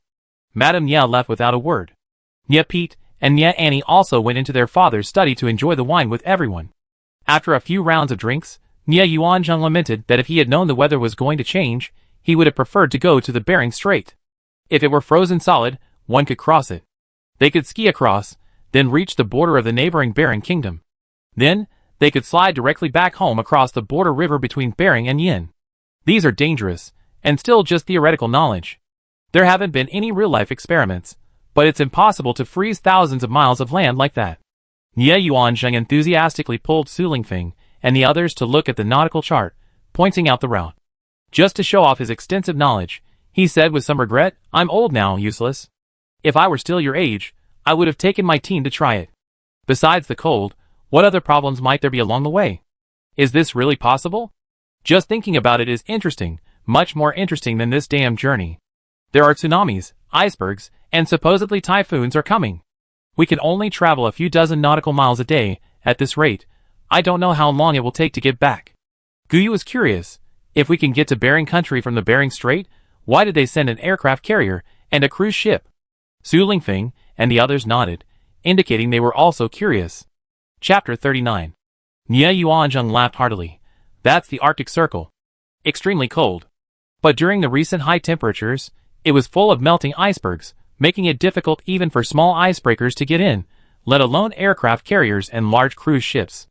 The area is inherently unnavigable, so it's naturally fraught with danger now. With a safe route, no one would suggest taking the risk. However, I think this route should be feasible. Our ancestors must have reached Gale Island via the Bering Strait, otherwise, how could there be Native Americans? Gu Yu didn't understand either, but nodded along with Su Lingfeng and the others, indicating that she had learned something new. Ye Annie suddenly ran over and grabbed Su Lingfeng's arm, but he dodged her without getting angry. Instead, she pouted at her father, "You're getting old, always talking about these things. What's there to say about the Native Americans?" In the end, not many were left. "Stop talking about these things, relax. This is a long journey, we need to have some fun. My brother made plans to go out with friends. Do you want to come?" This last sentence was directed at Su Lingfeng and the others. Receiving a negative answer, Ye Annie and Ye Pete whispered a few words and left first. Su Lingfeng and the others also took their leave, and Ye Yuanzheng didn't try to stop them. That night, Gu Yu and the others were asleep when they heard the siren. The announcement came several times that a typhoon was approaching, and the wind force was immeasurable. This was the third typhoon to hit since the temperature dropped, and Gu Yu felt that each one was stronger than the last. Cruise ships are huge, but they're not immune to typhoons. After all, their usual missions are to choose calm sailing routes, and they never venture out during typhoon season to risk disaster. Fortunately, the original cruise ship captains were all experienced navigators. Although it was difficult to handle, they always managed to get through the crisis safely. Gu Yu was a country bumpkin. Her longest trip, regardless of her past or present life, was from Yin country to F country by plane. The journey was smooth sailing the whole way, without even encountering turbulence. Basically, she just slept and woke up to find herself there. Gu Yu had never experienced a luxury cruise ship. So, these events terrified her, and made her feel very insecure. Whenever something like this happened, she would hide in her spatial dimension. Tonight, she was about to hide in her spatial dimension when Su Lingfeng knocked on the door. She had no choice but to let him in. Just as she was about to ask what was wrong, she heard someone knocking outside. Su Lingfeng put his finger to his lips, signaling Gu Yu not to open the door. Zhang Sun yawned and opened the cabin door. Gu Yu and Su Lingfeng peeked out through the crack. It was a suite. The cabin door served as the main entrance. Su Lingfeng ran from the master bedroom, only needing to pass through the large living room. Anyone coming in would also go to the large living room first, as Gu Yu and the others could see what was happening there from the guest room. The person who entered was a drunken Ye Annie. Seeing Zhang Sun open the door, she asked unhappily, "Where's Feng? Where is he? Why didn't you open the door for me?" After opening the door, Zhang Sun quickly took a few steps back. Now standing a few meters away from Ye Annie, he said, "You come to the wrong place. You live next door. Miss Nya, I go and tell your family to come pick you up." Then, without saying a word, Zhang Sun ran next door to find someone. Su Lingfeng looked at Gu Yu, then looked outside. He grabbed Gu Yu directly, messing up her hair. Opening the door, Su Lingfeng rubbed his eyes and asked, "Who is it?" "Zhang Sun. What's up so late?" Nia Annie, seeing Su Lingfeng, initially wanted to rush towards him, but seeing Gu Yu beside him, and then glancing at Su Lingfeng, she burst into tears. She then broke down in sobs, like someone grabbing a woman on the bed. "How could you sleep with her? Why? I love you so much. My family is everything. What do you want? Gold and jewelry? If you marry me, you have everything. Like my dad married my mom. Look at my dad, he can do whatever he wants. He doesn't earn money, but still talks about achieving his dreams every day." Su Lingfeng was speechless, and Zhao De and Xie Wen could only stand silently at their room door watching the commotion. Nie Yuanzheng arrived quickly, and also heard his daughter's outrageous remarks. But he could only have the servants help his rambling daughter up, sigh, and take her away without saying a word. The typhoon outside was very strong, and the entire cruise ship was unstable. Nie Yuanzheng's back looked somewhat disheveled, swaying like an old man walking with difficulty. Su Lingfeng also breathed a sigh of relief. He explained to Gu Yu, "I knew something was wrong. I heard that woman's voice. Even drunk, she wouldn't leave me alone. It's unbelievable." Zhang Sun gloated, "Luckily, I shared a room with you, otherwise how would I have known she was here? She'd be embarrassed not to open the door, but once she did, she was clearly after you. She wasn't just drunk, I smelled something, probably marijuana." Xie Wen shook his head helplessly. "I thought Nie Yuanzheng was alright. I never expected you to be so naive. He lives a carefree life off his wife, and even keeps a mistress. He's corrupted his children." The two siblings went out for dinner together. Su Lingfeng stopped their chatter. "Can't sleep? Let's all play cards in the living room. How about Dodishu or upgrading?" Gu Yu wasn't interested and watched them play. However, being with everyone made her feel safer. At least, she wasn't so scared anymore. In the end, she even fell asleep on the sofa and didn't wake up until the next morning. Because the announcement said that although the typhoon had weakened a bit, they hoped everyone could help clean up the deck, which was covered in marine debris. Su Lingfeng didn't let Gu Yu and Xie Wen go, mainly because they weren't strong enough to be of much help. The typhoon had only subsided considerably, the danger still existed. Gu Yu and Xie Wen stood on the observation deck, looking at the marine debris on the deck somewhat frightened. It was all black and seemed to be covered in black oil, sticky and gooey, and they couldn't tell what it was. Later, Zhang Sun said there were also sea fish, kelp, seaweed, and some small animals in it. That oil was crude oil. Xie Wen had only seen small animals covered in crude oil on the beach. She had never seen crude oil in marine debris before. Gu Yu had never seen anything like it before. Frankly, she'd grown up in an inland city. She only ever seen the ocean when she traveled abroad. She had no idea there was trash or crude oil in the ocean. This typhoon, sometimes strong, sometimes weak, lasted for 3 days, and the cruise ship didn't move an inch. They only continued sailing when the typhoon weakened, and someone on board suggested turning back. Anyway, the high temperatures were over, and there was water now. At worst, they have to endure the low temperatures back home, which was much better than struggling at sea. This view was supported by most people, mainly because returning to their own country was always more reassuring than facing an uncertain future. Chapter 40. Besides the military personnel, only Nie Yuanzheng and Su Lingfeng wanted to continue sailing. Gu Yu and her group wanted to return home, and Nie Yuanzheng also felt it would be safer back home. The military seemed determined to follow orders, the others were already on board, and their opinions didn't seem to matter much. Even when they gathered to protest again, the military, aside from having armed men surround them, showed no intention of turning back. The continuation of the voyage relieved Gu Yu and her group. It wasn't selfishness, their wish was about to be fulfilled. They were truly unwilling to return to a foreign land at this point. Compared to 2 days of calm sailing, when the tsunami struck again, everyone on deck fell silent and returned to their cabins. The protest ended so simply and abruptly that Gu Yu felt it was pointless. When the tsunami hit, Su Lingfeng and the others went outside. Gu Yu hid in her spatial dimension for the night, and in the morning, she went to the restaurant with Xie Wen for breakfast. Due to the recent uncertainty surrounding flight schedules, the restaurant's food offerings have been somewhat reduced. The original 60 restaurants, each offering different cuisines, have been reduced to 30.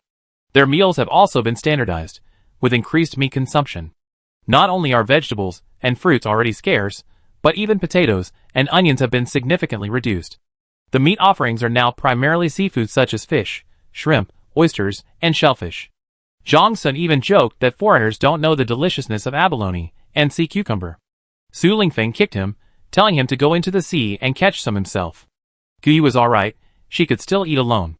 Zhang Sun and the others were nearly driven mad. They used to be able to eat home-style dishes from Yin during the hot weather, but now they couldn't cook for themselves and had no ingredients. They joked that the first thing they do upon returning home was go for hot pot. They wouldn't be done until they ate all kinds of hot pot for a week. Finally, Nie Yuanzheng had a solution. He simply took over a closed restaurant. He started cooking for himself, serving Yin cuisine, and even invited Su Lingfeng and the others to join him. Nie Yuanzheng brought his own recipes and theirs. Braised and steamed seafood like fish, shrimp, oysters, and shellfish were far more delicious than the boiled dishes the foreigners made. Guyu and the others finally got to eat rice and noodles. One of Nie Yuanzheng's servants was quite a skilled cook. Nie Yuanzheng's sailors, having spent a lot of time with him, also enjoyed the food. Nie Yuanzheng said he brought over a ton of rice, and the ship would provide flour, ingredients, and seasonings. Eating until they returned home wouldn't be a problem. He also brought a lot of unique Yin ingredients. For example, there was dried black fungus, dried plum vegetables, various dried mushrooms, a lot of kelp, and hot pot base. Besides seafood, the ship also offered chicken, duck, pork, and beef. Cooking in the Yin style was much more complex than foreign methods, at least in terms of variety. Nie Yuanzheng, being a socialite, even treated people to meals from time to time. The ship's captain and officers frequently came to sample Yin cuisine, and the men would clink glasses and make quite a scene. Madame Nie only ate with these men when they came. Guyu had always thought Nie Yuanzheng's wife was stern and unsmiling, but it turned out she could also be obsequious and welcoming. Whenever this happened, Guyu and Xiaowen would hide in their room and wait for the takeout food Zhang Sun brought back. The main issue was that upon first meeting the captain, he exaggeratedly embraced them, seemingly intending to hug both of them. Even from a distance, Guyu could smell the captain's odor, a mixture of body odor and the fishy smell of the sea, making everyone want to stay at least 3 meters away. Then, the two women tacitly shook the captain's outstretched hand, quickly withdrawing it as a greeting. Guyu and the others pretended not to understand the captain's teasing remark to Nie Yuanzheng. Ha ha ha. You people are all too shy. Unlike the fiery passion of our life phone kingdom girls.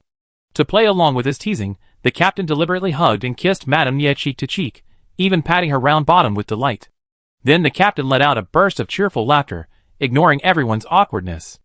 After that, Guyu and Xiaowen stopped eating out for dinner altogether, mainly because they discovered the variety and deliciousness of Yin Kingdom cuisine. Not only did they come almost every day, but gradually the place became a gathering place for high-class people. The arrival of the group was large and varied, and there were very few women on the ship to begin with. Zhang Sun remarked that Madame Nie and Miss Nie were like two social butterflies, which further frightened Guyu and Xiaowen, making them even more reluctant to go out.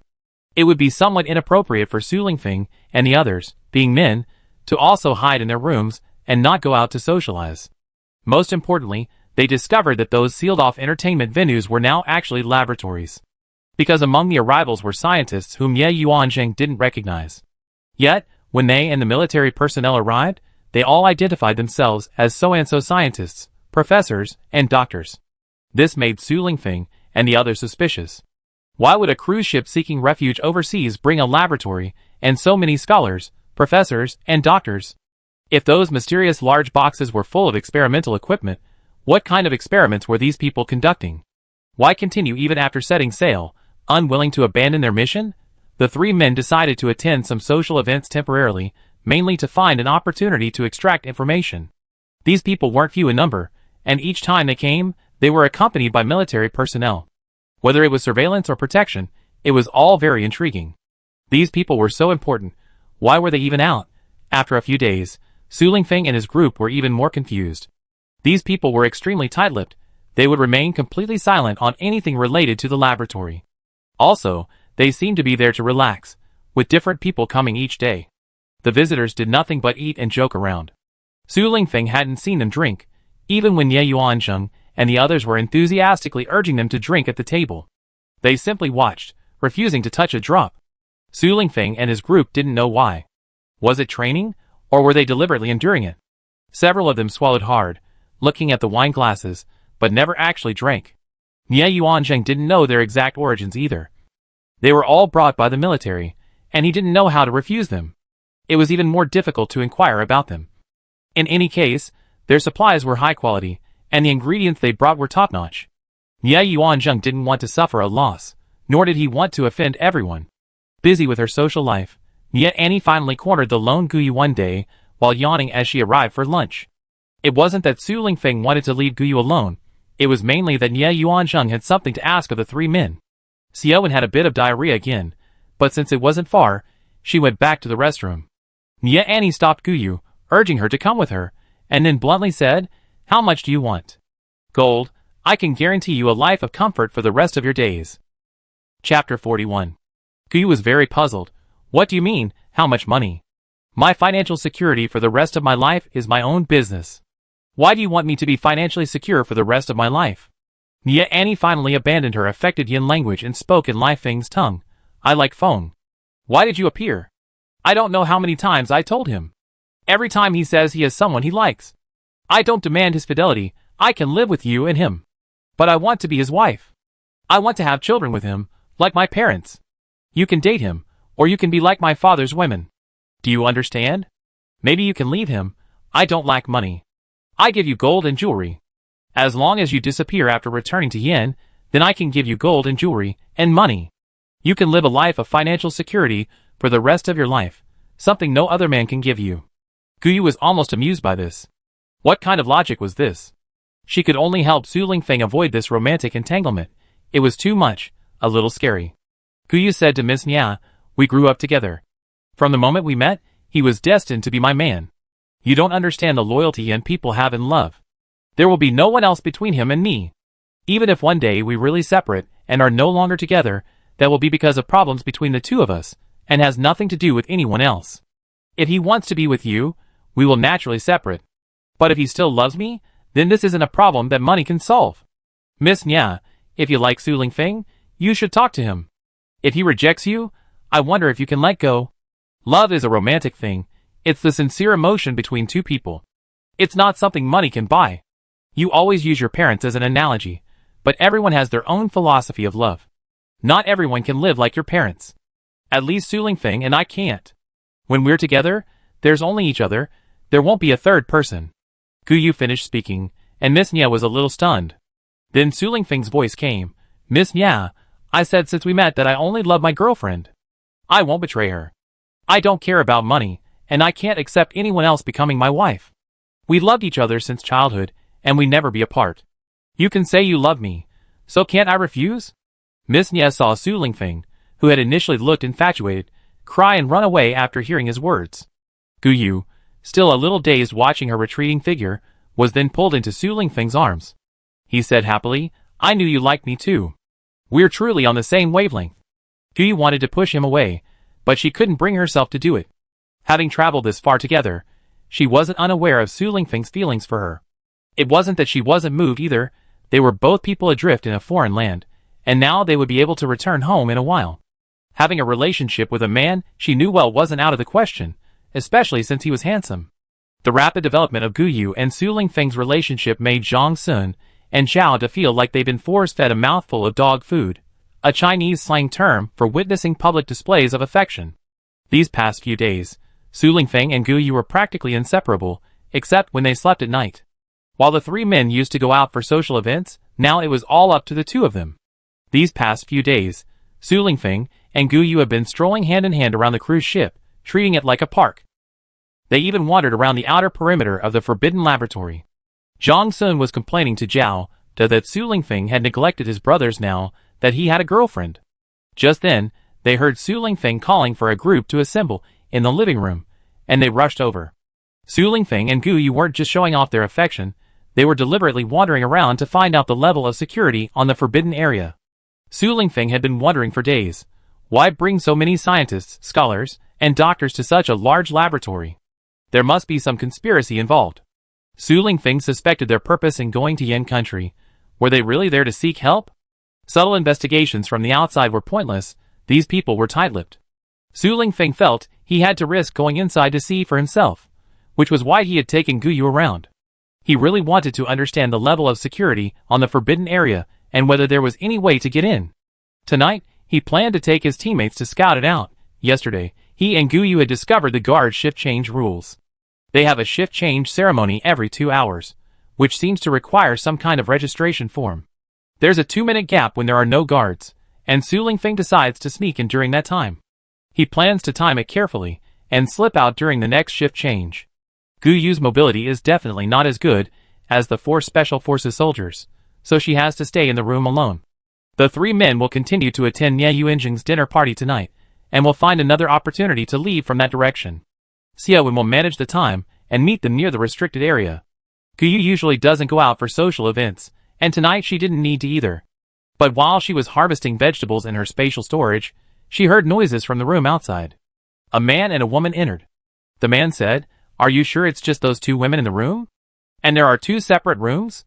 The woman replied, "Those 3 men drank some of Dad's collection of baijiu and got a little drunk. They're all very dizzy, and are resting in a small room in the dining room. Normally, the 5 of them don't act alone, so this opportunity is rare. I go grab Guyu, you deal with Xiaowen. She's a Special Forces soldier, don't be soft on her. That anesthetic isn't easy to get, give her a shot as soon as you see her. If you're careless, you be the one who suffers." The man was impatient. "I know. Can't I enjoy Guyu a little? Xiaowen is fine too, but she's not as pretty as Guyu, and more importantly, she doesn't look like she's in her 20s at all. I just like..." "You like underage girls like that?" The woman was very unhappy. "You like them? Professor House in the lab likes them even more. Otherwise, you wouldn't have given me to him in the first place, in exchange for your opportunity to join his lab." The man was very impatient. "All right, why do you always bring up such a small thing? Mom had no choice, did she? That house likes girls like you. Even though you're an adult, you still look innocent and young. The most important thing is that if you hadn't gone back then, I wouldn't have been able to graduate and join the lab. Besides, if you didn't give your virginity to House, wouldn't that have benefited the Yin student? That guy is dirt poor, and he wants to live in our house before he's even married." The woman was furious, her voice unconsciously rising. "So what? I should sacrifice myself for you?" Chapter 42. The man shoved a hand over the woman's mouth. "All right, enough already. We're both doomed if you wake her. You keep bringing up these old stories. Haven't Mom and I made it up to you all these years? House hasn't mistreated you either, he's given you plenty of jewelry. All right. Now I'm going to Xiaowen's place, you go and grab Guyu." Guyu was speechless. Were these 2 Nie siblings idiots? So noisy, anyone who couldn't hear them was deaf. But wasn't Professor House the one who claimed to be a biologist? The first professor to arrive at the party, the one who even tried to hug her? She remembered him and Mrs. Nie exchanging glances. She even thought they were having an affair. Guyu, who had originally intended to hide in her spatial dimension, immediately left and lay on the bed pretending to be asleep. Waiting for Miss Nie to come in, she would cooperate. Nothing ventured, nothing gained. Nie Annie came in and immediately covered Guyu's nose with a handkerchief. Guyu held her breath. She still felt a little dizzy.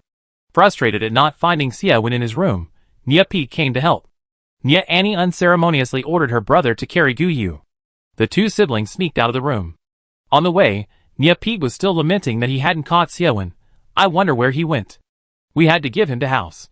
So all my work was for nothing. Who knows what will happen when they find him missing tomorrow morning." Nie Annie scoffed. "Why say all that? Just put her in the lab. Those people can't find her there, right? They just don't know what they're up to. You're useless too, you just be a handyman in the lab. You don't know anything?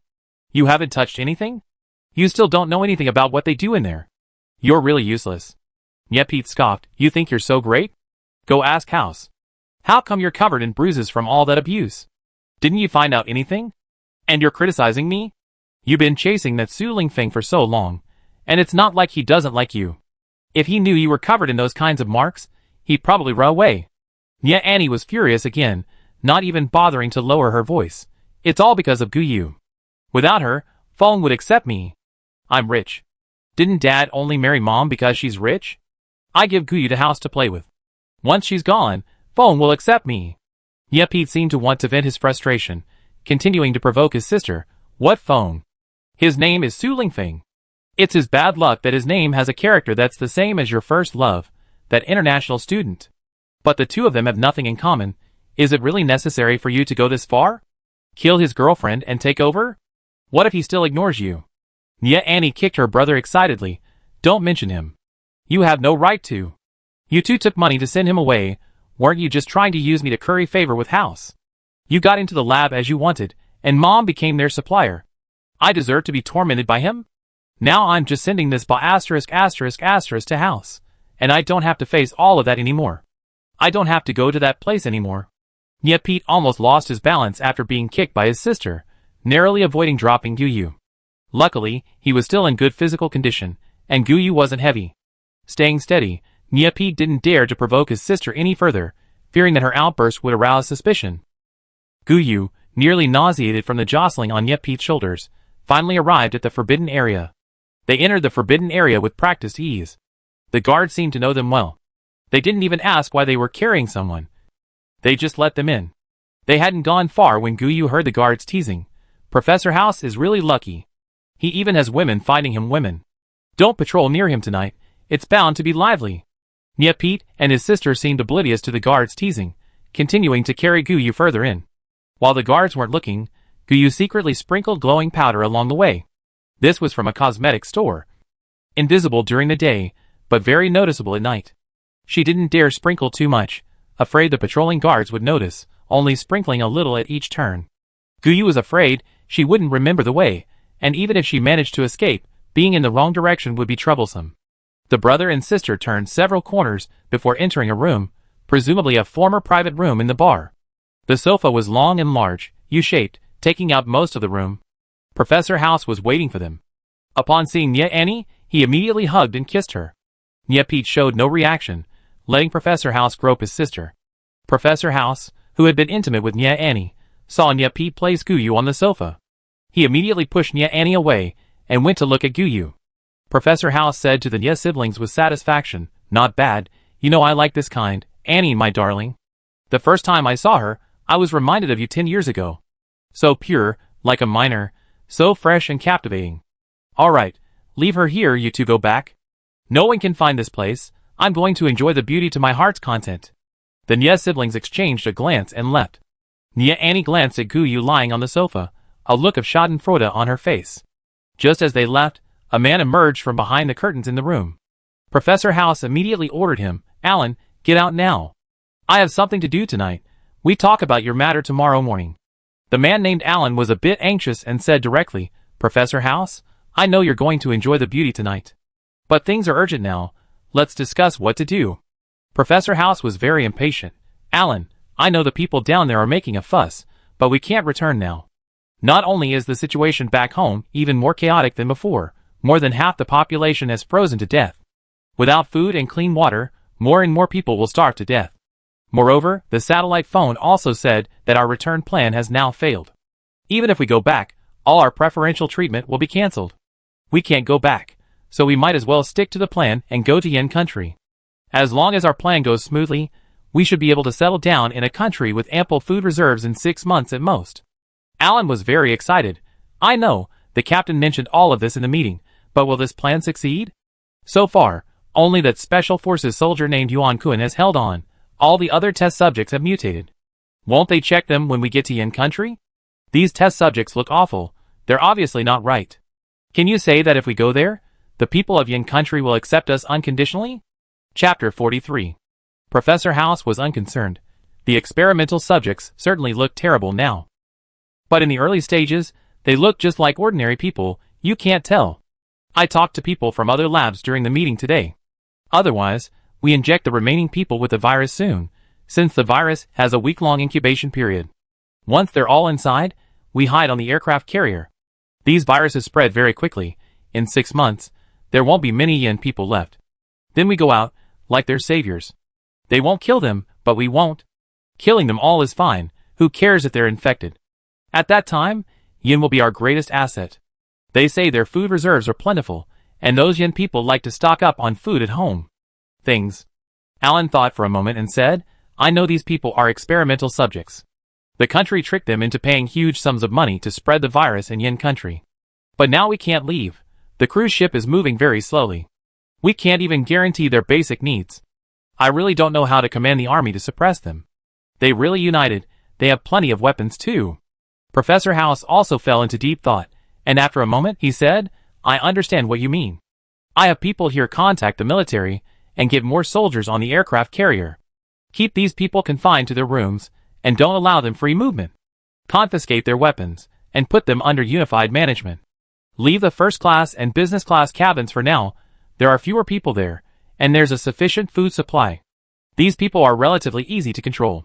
If these viruses hadn't been accidentally discovered when I sent people to collect samples from under the Arctic glaciers, why would I have gone to Yin country? The Bering people have clearly stated they won't accept them, and the Yin people are still holding meetings to discuss it. As long as they don't object, and the virus infects them, I have made amends. Alright, I had enough of being the main person in charge of this damn lab. I have to handle everything. Tomorrow I find a way to get them to extract more blood from the experimental subjects. When they disembark, you tell them to come for a medical checkup, 1 injection per person. My biggest worry right now is the special constitution of the Yin people. Look at that special forces soldier, he's perfectly fine.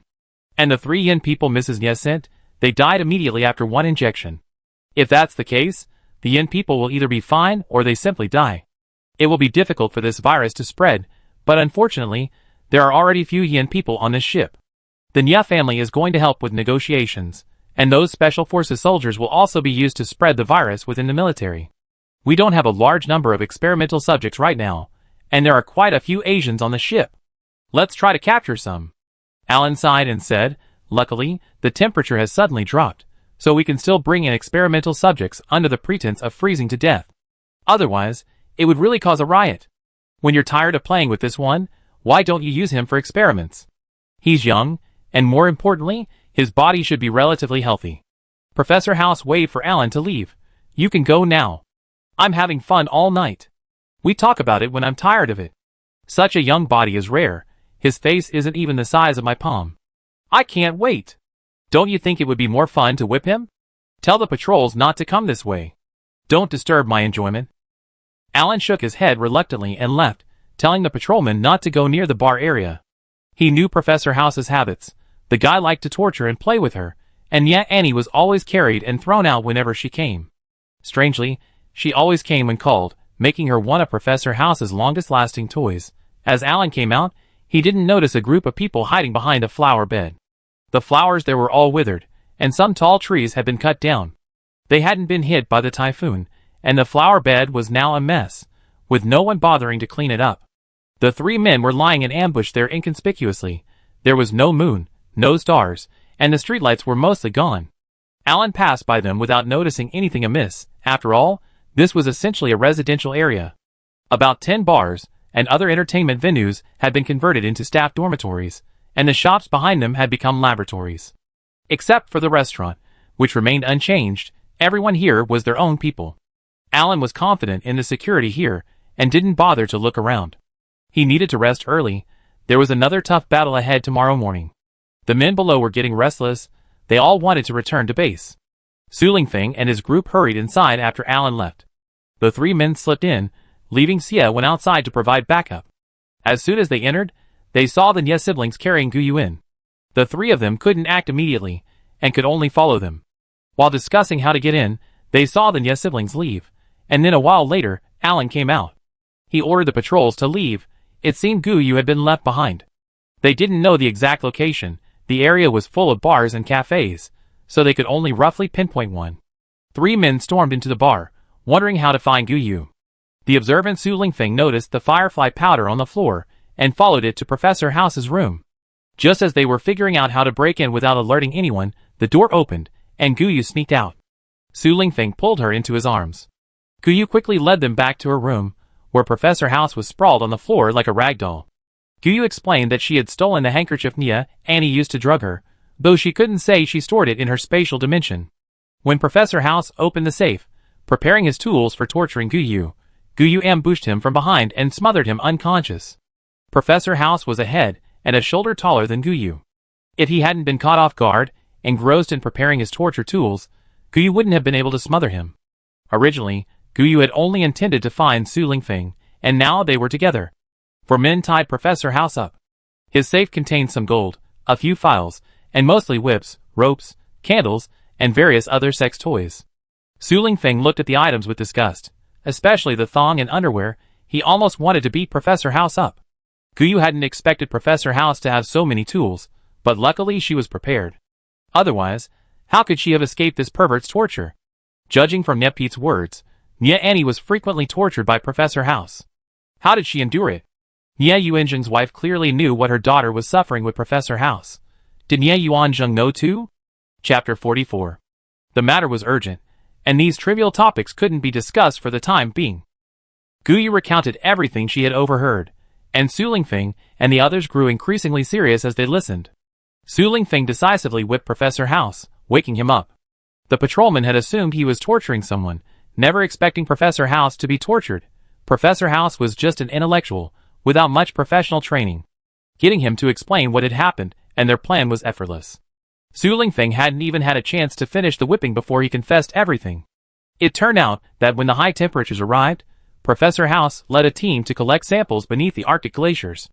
Upon their return, they discovered an ancient, unknown virus in the samples. Those without adequate protective measures became infected, and then mutated. They turned into green monsters, biting anyone they were bitten, and those bitten mutated a week later. Because it was a hidden virus beneath the glaciers, it was extremely vulnerable to high temperatures. The virus cannot spread naturally at high temperatures, but it can be transmitted among infected individuals. Professor House realized he had made a mistake and devised a remedy. Instead of killing his former teammates, he locked them in cages for research. He wanted to use the virus's characteristics to spread it to resource-rich countries, so that the world would be theirs. It was impossible for a few infected people to spread it to a large country.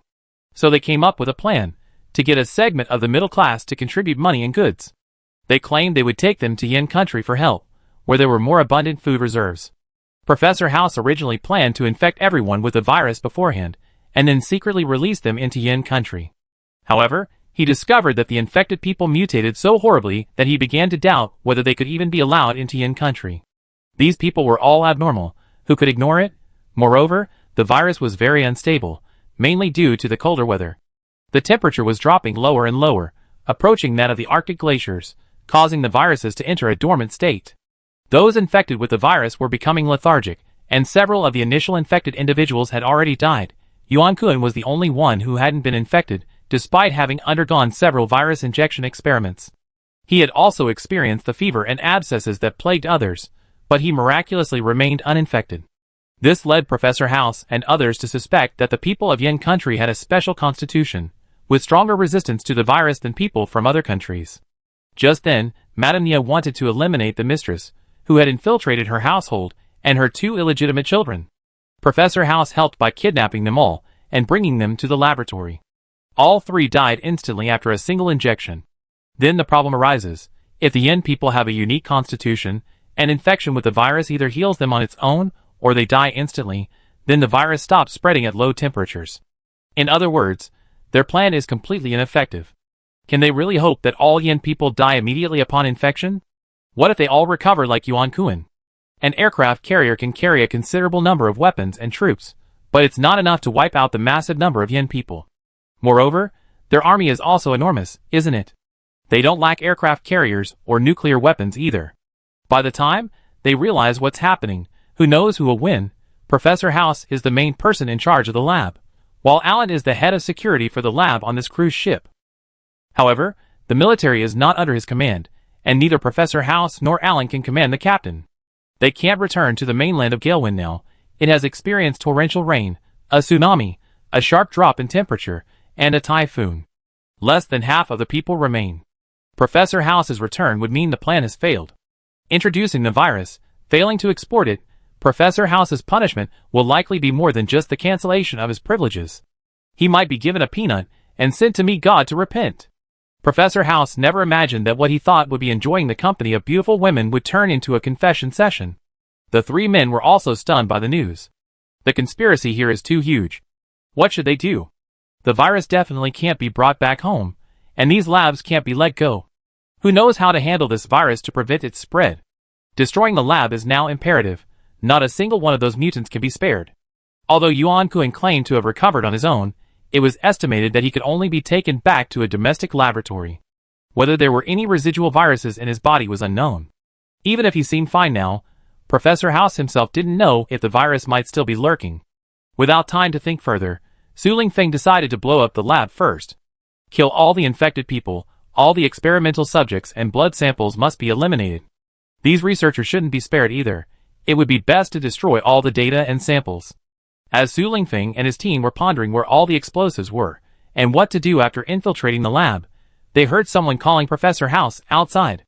Recognizing the voice, they realized it was Nye Yuanzheng. When Nye Yuanzheng was brought in, he was flustered, but upon seeing Su Lingfeng and the others, he became quite excited. He shook his head excitedly, indicating he had something to say. Su Lingfeng pressed a pistol against Nye Yuanzheng's head before removing the rag gagging him. Tonight, Nye Yuanzheng finally managed to get them drunk with several bottles of tung oil, and finally learned that his mistress had been given to Professor House. He didn't know the laboratory's purpose, naively believing they were all being tortured by Professor House. He had planned for so long, but failed to rescue his lover and 2 illegitimate children as he intended. Upon learning of their deaths, he also discovered a huge conspiracy, and now he was at a loss. Having sailed for many years, Nye Yuanzheng was never a coward. It was impossible for him to rescue his lover alone. He strapped a large amount of high explosives to his body, intending to threaten Professor House. No one would live without releasing them. So the explosives were ready, and the plan was finalized. Su Lingfeng led the other 3 men to plant the explosives in the lab. Professor House was forced to act as the guide. After all, entering the lab required full protective gear. The protective suits covered him from head to toe, so no one recognized anyone else. Professor House was responsible for opening the combination lock and fingerprint lock, and the high explosives were strapped to him first. If all else failed, they would just push him out. The explosives weren't insignificant. While they wouldn't completely destroy the lab, they would at least inflict heavy losses.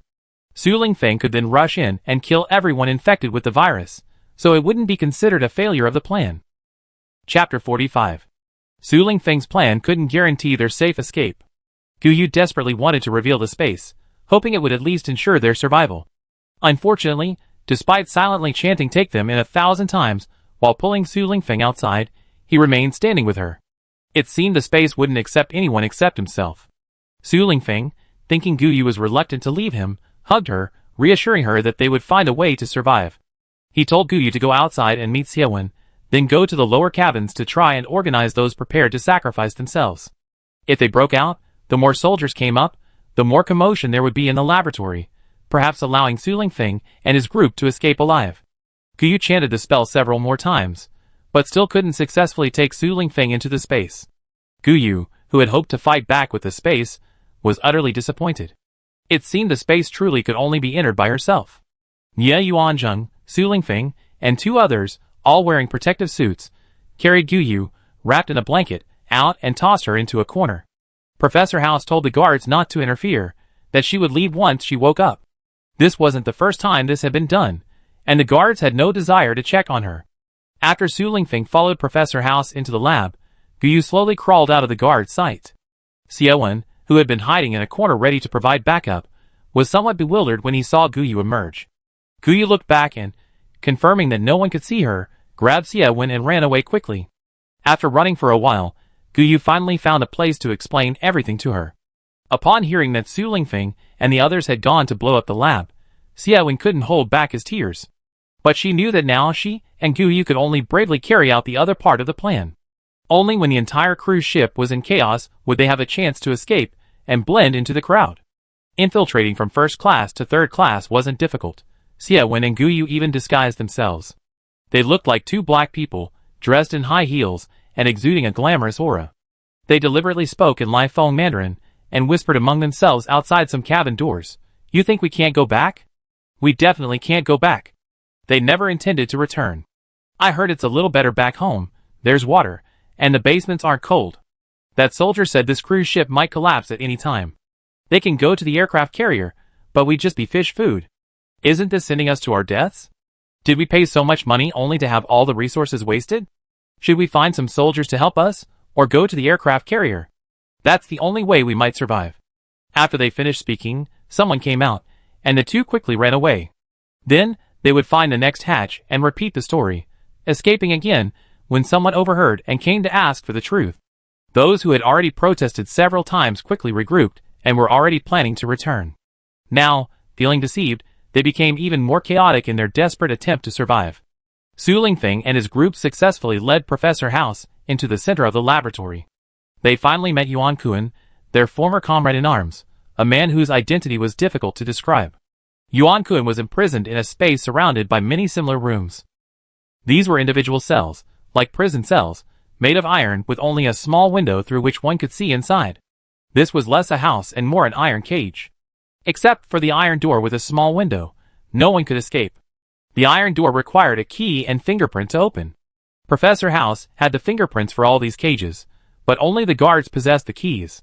Fortunately, the guard wasn't on guard when they entered, and Su Lingfeng easily knocked him unconscious and obtained the key. The others were infected with the virus. Some were among the first original virus carriers, and others were later experimental subjects. Nie Yuanzheng only glanced into the iron cage before his legs went weak with fear. The others had become monsters, their skin green and oozing pus. Their eyes were bulging out of their sockets, and they screamed loudly and stiffly. Professor House said this was because they smelled living people. These infected individuals liked to bite. They didn't need to eat or excrete, they were like living zombies. They had no thoughts, couldn't speak, and had no intelligence. Aside from biting, they could no longer be called human. Yuan Kuan was the sole exception. He retained his normal thinking and miraculously recovered after contracting the virus. At least, subsequent blood tests showed he was normal, and he had already received 3 injections of the virus. Professor House was planning to extract his blood to develop an antidote, which, if possible, would allow them to completely eradicate this ancient virus. When Su Lingfeng called him, Yuan Kuan was completely distraught. He cried and screamed, throwing himself at the window, begging not to die. Su Lingfeng dared not approach him, only telling him from a distance that this was all a scheme by Professor House to shirk responsibility. Yuan Kuan had been injected with the virus multiple times. Regardless of his current condition, he could not return to China. Su Lingfeng stood outside, communicating with Yuan Kuan. Zhang Sun and Zhao De had already installed all the high explosives. Yuan Kuan, regaining his senses from the pain, calmly instructed Su Lingfeng to lead his teammates to retreat. As a soldier with years of professional training, he was acutely aware of his predicament. He asked Su Lingfeng if he had the chance to return to China, to find a way to take care of his family. Forgive him for what he had done, and don't reveal the truth to the leadership. Let him be a martyr, so his parents wouldn't be burdened with grief and infamy. Nie Yuanzheng had found his 2 former subordinates. He couldn't believe that the monster on the other side had once fought alongside him. Nie Yuanzheng, who had originally planned to risk everything to rescue his lover and illegitimate child, suddenly felt grateful that they hadn't survived. Otherwise, Nie Yuanzheng wouldn't know what to do. Kill them? Or rescue them? Even without their sanity, given their appearance, Nie Yuanzheng doubted he had the courage to escape with them. Yuan Kuan was released, but Professor House suddenly triggered the nearby alarm. As the guards rushed in, an explosion erupted from the laboratory. Su Lingfeng grabbed Nie Yuanzheng and ran. The laboratory was full of people in protective suits. Even though it was nighttime, many people were still working overtime, and Su Lingfeng and his team successfully blended into the crowd. Professor House was dragged into the laboratory, about to explode by Yuan Kuan. Under the blast, Yuan Kuan used a submachine gun to mow down all the virus-infected monsters. Su Lingfeng released Nie Yuanzheng, letting him run with the crowd, using the chaos to return to first class. They still needed to burn the experimental data that hadn't been hit by the explosion. Otherwise, all their work would be in vain, and the virus might easily reignite. Chapter 46. The power of the high explosives was immense, but Su Lingfeng and his team knew they couldn't afford to be careless. As the explosion occurred, a man's voice repeatedly broadcast over the ship's intercom. There was a laboratory on this ship. Many people hadn't frozen to death, they'd become experimental subjects. No one could return home. The government had no intention of seeking help. Instead, they planned to use everyone for experiments, researching the latest drugs. Alan led his men to the broadcast room and saw a cell phone playing a repeated message. Touching the phone revealed a transparent fishing line that triggered a hand grenade. Alan didn't leave the broadcast room, leaving 4 of his men behind. The others were injured to varying degrees. The ship was now in complete chaos. Everyone believed there were radical terrorists on board. Su Lingfeng's operation in the laboratory was a success. Except for Yuan Kuan, who was definitely not going to escape, they destroyed the entire laboratory. The military probably never imagined what Su Lingfeng would do with the weapons they'd given him to win people over. Otherwise, they'd be regretting it terribly now. Once they were safely back in first class, Guyu and Xia Wen had removed their makeup, dressed neatly, and were ready to meet them. The cruise ship was already hampered by the typhoon and iceberg, and now it had suffered multiple explosions. Risking a trip to Yin country now was pointless. After 3 days of meetings, everyone was notified to return. The original military personnel and scientists were all transferred to the aircraft carrier, and the laboratory guardians moved into the crew's quarters. The matter seemed to be over, but Su Lingfeng and his team dared not let their guard down. Returning to that country again, without the original preparations, having to survive the extreme cold on their own, is truly disheartening. The return journey won't be easy either. They only had a week of peaceful life. One day, Nie Yuanzheng secretly came to report that Nie Annie had gone there to inform on Professor House, saying he was with Guyu before his death. The lab guards, already worried about how to explain their return home, are about to arrest them for interrogation. Nie Yuanzheng had noticed something amiss in his wife's panicked expression and immediately came to report it. Su Lingfeng and his team hadn't let their guard down, so they carried all the weapons they could. They had also scouted the routes over the past few days. The only way to leave this cruise ship was through the lifeboats. Given the large number of people on board, each lifeboat was essentially a luxury private yacht. Nie Yuanzheng, more familiar with the route, led them quickly to the lowest level of the cruise ship. The lifeboats were all there, each controlled by a single button. Because they were for emergency use, the ship was fully equipped. Fuel and food were plentiful. Just as they boarded the ship, the sound of gunfire erupted. It seemed the pursuers had arrived. Nie Yuanzheng pushed them all onto the ship and pressed the button to lower the lifeboats into the sea. Su Lingfeng and the others hid in the cabin, watching helplessly as Nie Yuanzheng fell to the ground, while the pursuers jumped up and down, weapons in hand. Nie Annie and Nie Pete ran over and hugged Nie Yuanzheng, weeping bitterly. Neither of them could have imagined that they would ultimately cause their father's death. Because of Nie Yuanzheng's passing, their lives became difficult. The men who had once protected them, Nie Yuanzheng's men, would certainly no longer protect them. The guards shifted all the blame onto Su Lingfeng and his group, who had escaped. Nie Yuanzheng, who had helped them, was naturally considered an accomplice, and the Nie family's lives became very difficult. Madame Nie could only protect herself, using her father's status to successfully escape. Her son and daughter were both abandoned. Madame Nie had no say in their fate. Nie Pete fared better, finding a divorced woman as a backer. Nie Annie was in a terrible situation. Everyone in high society knew her background. Marrying her was impossible, it was just a fling. However, Su Lingfeng and his group couldn't care less about the future of the Nie siblings. They truly didn't know what to do. Nie Yuanzheng had given them some nautical charts, but they only had a vague understanding of them. In the end, Su Lingfeng decided to temporarily head to the Bering Strait. They would find an opportunity to ski across the glacier to the Bering border. From there, in this icy wilderness, no one would surely stop them. Since they were prepared for the adventure, Su Lingfeng first planned to go to Alaska, the largest state near the Bering Strait. He needed to gather survival supplies first, such as skiing equipment and camping gear. Ideally, he also needed some food. The lifeboats were full of emergency rations. These included military rations and compressed biscuits. These items had a long shelf life and were very filling. But eating these every day would be unbearable. Guyu really wanted to reveal her spatial dimension, because she had all these things inside. Now she trusted her teammates completely, mainly because no one could enter her spatial dimension. Even if they wanted to steal her, it would be impossible. As for whether they would use her as a guinea pig after returning home, Guyu felt that if that were the case, it only proved she had been blind. Moreover, having experienced so much, Guyu had already lived to roughly the same point in time as in her previous life. Even though returning to her country and becoming an experiment had at least given her some extra time, she could at least die in her own country, a kind of homecoming. Besides, even if others betrayed her, Su Lingfeng shouldn't. Guyu felt that even helping her lover return to his country was a way of fulfilling their relationship. Besides, she had also made up for her previous life's fate of dying alone. Now, Guyu just didn't know what to say, because the concept of space was too fantastical. Even if they believed her, they would need time to process all this. Guyu truly didn't know how to begin. Su Lingfeng had noticed lately that his little girl seemed a bit absent-minded. When they were together, holding hands, she would often be lost in thought, playing with her long slender fingers. Several times he had spoken to her, but she hadn't heard him, leaving Su Lingfeng somewhat exasperated. All 3 men on the lifeboat could operate the boat, with Zhao De being the most skilled. Su Lingfeng could also operate, but his skills weren't great. The sea wasn't calm, making it a real test of skill. To ensure safety, Zhao De was responsible for operating the boat at night. Zhang Sun's skills were also average. He was paired with Zhao De to avoid tiring him out. Xiaowen and Gu Yu couldn't operate the boat. Normally, Su Lingfeng might have arranged for them to learn. Now was not the time for beginners to learn. The sight of the iceberg was enough to make them flustered.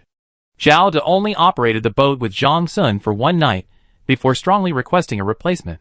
His reason was that Zhang Sun talked too much, shouting and yelling whenever he saw the iceberg. Even the usually composed Zhao De became somewhat flustered by his shouting. Chapter 47. Su Lingfeng reluctantly assigned Zhang Sun to work with him, dividing the tasks. Zhang Sun would drive the boat while he and Gu Yu fished. Su Lingfeng would drive the boat while Zhang Sun fished, and Gu Yu could either drive the boat or fish with him. Xiaowen and Zhao De were responsible for driving the boat at night. Night fishing actually yielded relatively more catches, but it was cold. No one could sit still for long. Su Lingfeng's lifeboat was well prepared, the food was all fast food, and the fuel was sufficient. There was also a considerable amount of diving and fishing equipment on board. Diving was impossible in this weather, and even fishing was difficult. However, to provide themselves with additional food, Su Lingfeng insisted that someone fish for about an hour during the day. Because Alaska is rich in deep-sea fish, most famously wild salmon, Gu Yu would pretend to release the small fish she caught, but actually stored them in the ocean within her spatial dimension. This day, it was the two of them's turn to fish on the deck. The sea was truly cold. Su Lingfeng pulled Gu Yu into his arms, shielding her from the cold wind with his own. Gu Yu lay quietly in Su Lingfeng's warm embrace, and on a whim, took out a blanket and wrapped herself and Su Lingfeng together. Then Gu Yu waited anxiously for Su Lingfeng's reaction. Gu Yu didn't expect Su Lingfeng to react as strongly as she anticipated. Instead, he adjusted the down comforter draped over her, making it more snug. Gu Yu was almost in tears. Why wasn't this man playing by the rules? Su Lingfeng looked at Gu Yu's expression and smiled. He pulled Gu Yu even tighter. Then he rested his head on Gu Yu's shoulder and whispered in her ear, "Why do you want to share your secrets? Is it the space Zhang Sun mentioned? Or the hidden universe Zhao De talked about? Or the treasure bag Xiaowen mentioned?" Gu Yu turned to Su Lingfeng in surprise, asking curiously, "You all knew I had a secret?" Su Lingfeng smiled again, kissed Gu Yu's cheek, and said, "Silly girl. What kind of people are we? Don't we notice changes in our surroundings and have any sense of caution? You gave away so many clues, even the slowest of us, Zhang Sun, noticed something was wrong. How could I not know?" Gu Yu was even more curious. "When did I give away any clues?" Su Lingfeng hugged her, thought for a moment, and said, "The first time was when I was injured. You said there was fever reducer in the first aid kit. I can assure you there wasn't. It was a minor matter, I didn't bother. There were clearly traces of pheasants and rabbits in the woods, but when I went to catch them, there weren't many left. Instead, many places in the woods had been dug up, and there were very few saplings on the outer edge. You're not very good with weapons, and you don't know how to dig traps. I was worried. What do you use to hunt? It can't be the rubber bands and stones you wear. Those might work for stationary targets, but not for wild rabbits and pheasants that are constantly moving around. I suspected you were hiding something, and later I discovered your secret is rather mysterious. For example, the food in the basement keeps increasing as we eat it, and we haven't chopped enough firewood. Most importantly, you can find things Zhao De can't. When Zhao De was in charge of cooking, he was surprised that you could retrieve all the ingredients he searched for. At first, we just thought you had a secret, but the last time, they started speculating that you have a spatial ability, or what Taoists call a sleeve universe, and Xiaowen said that Buddhists also have a treasure bag that can hold everything. I don't know what you have, but I told them that if you don't want to tell me, they can't ask. It's your secret, and even though we're a couple, I don't want to put pressure on you. You can keep your secret? But now you seem willing to tell?" Gu Yu was confused. "What, the last time? I don't understand." Su Lingfeng pressed his face against Gu Yu's, trying to control himself from kissing her. Her confused expression was too cute. Su Lingfeng felt his willpower was worthless in front of Gu Yu. Su Lingfeng still couldn't resist and directly kissed Gu Yu's little mouth on his lips. The two kissed under the covers, and Su Lingfeng only released her when Gu Yu was a little breathless from the kiss. Gu Yu breathed heavily, very unhappy. "Are you trying to kiss me to death? I can't even breathe." Su Lingfeng couldn't resist for a moment, and leaned in for another passionate French kiss. Gu Yu was. Her limbs went weak from the initial awkwardness to pure enjoyment. She felt like she was floating. They'd been together for a while, and Su Lingfeng had only ever held hands and hugged briefly. This was their first kiss, even though Su Lingfeng's technique was a bit clumsy. But they were both completely absorbed in it. Su Lingfeng kissed Gu Yu's lips until they were swollen before reluctantly letting go. Guyu suddenly felt a pang of loss, but quickly realized her own infatuation. They looked at each other and smiled. Su Lingfeng pulled Guyu into his arms again and whispered in her ear, "The last time you ran away, did you take everything with you? When we went back, we found the food supplies were gone. Even if there was an explosion, fire, and collapse, the basement wouldn't be completely empty. The coal, firewood, and fuel were all gone. Even if they burned, they wouldn't leave no trace. They would burn without leaving any charcoal, and the fuel explosion left even the fuel drums gone. The basement was a mess, which is understandable. But all the food, appliances, blankets, clothes, and weapons from the kitchen and our room were gone. Those people denied taking anything, claiming it was empty when they went in. Your biggest mistake was taking the tanker truck too. That truck was some distance from the house. It was a shed Xiaoda had specifically built. As for Xia Wen's medical equipment and medicine, the generator set, except for the solar panels on the roof, was gone too? I won't go into details. I knew you were cheating on me on the ship, and Zhang Sun knew too. Although you became more cautious afterward, you changed your clothes each time, but you couldn't possibly wash your hair and shower every time. The spicy flavor is the hardest to dissipate, and there's also the fresh strawberry scent. It's not artificial flavoring, it's the real taste of fresh ingredients. We all been putting up with it, so why are you suddenly not going to hide it anymore? Guyu scratched her head. She realized she'd been deceiving herself all along. Her reluctance to part with those things was her biggest mistake. Living with a group of Special Forces soldiers day and night, how could she expect to secretly eat? Since she originally intended to be honest, Guyu naturally had nothing to hide. Su Lingfeng witnessed a miracle for the first time. Guyu could produce so many things. Most importantly, fresh strawberries and vegetables. Guyu also had some peach and pear trees in bloom. Xiaowen and Zhao De were also woken up, and Zhang Sun even wanted to take the boat to the iceberg to stop for a while. Was this a dream? There was so much food, drink, fruit, and vegetables. Guyu's space was truly amazing. Chapter 48. Everyone swore an oath never to reveal Guyu's secret. Even if the highest leader personally asked, they would remain tight-lipped. Furthermore, they would cover for Guyu in front of outsiders, ensuring no one else knew the secret. Xiaowen had long since let go of her obsession with Su Lingfeng, and now she vowed to help Su Lingfeng protect Guyu.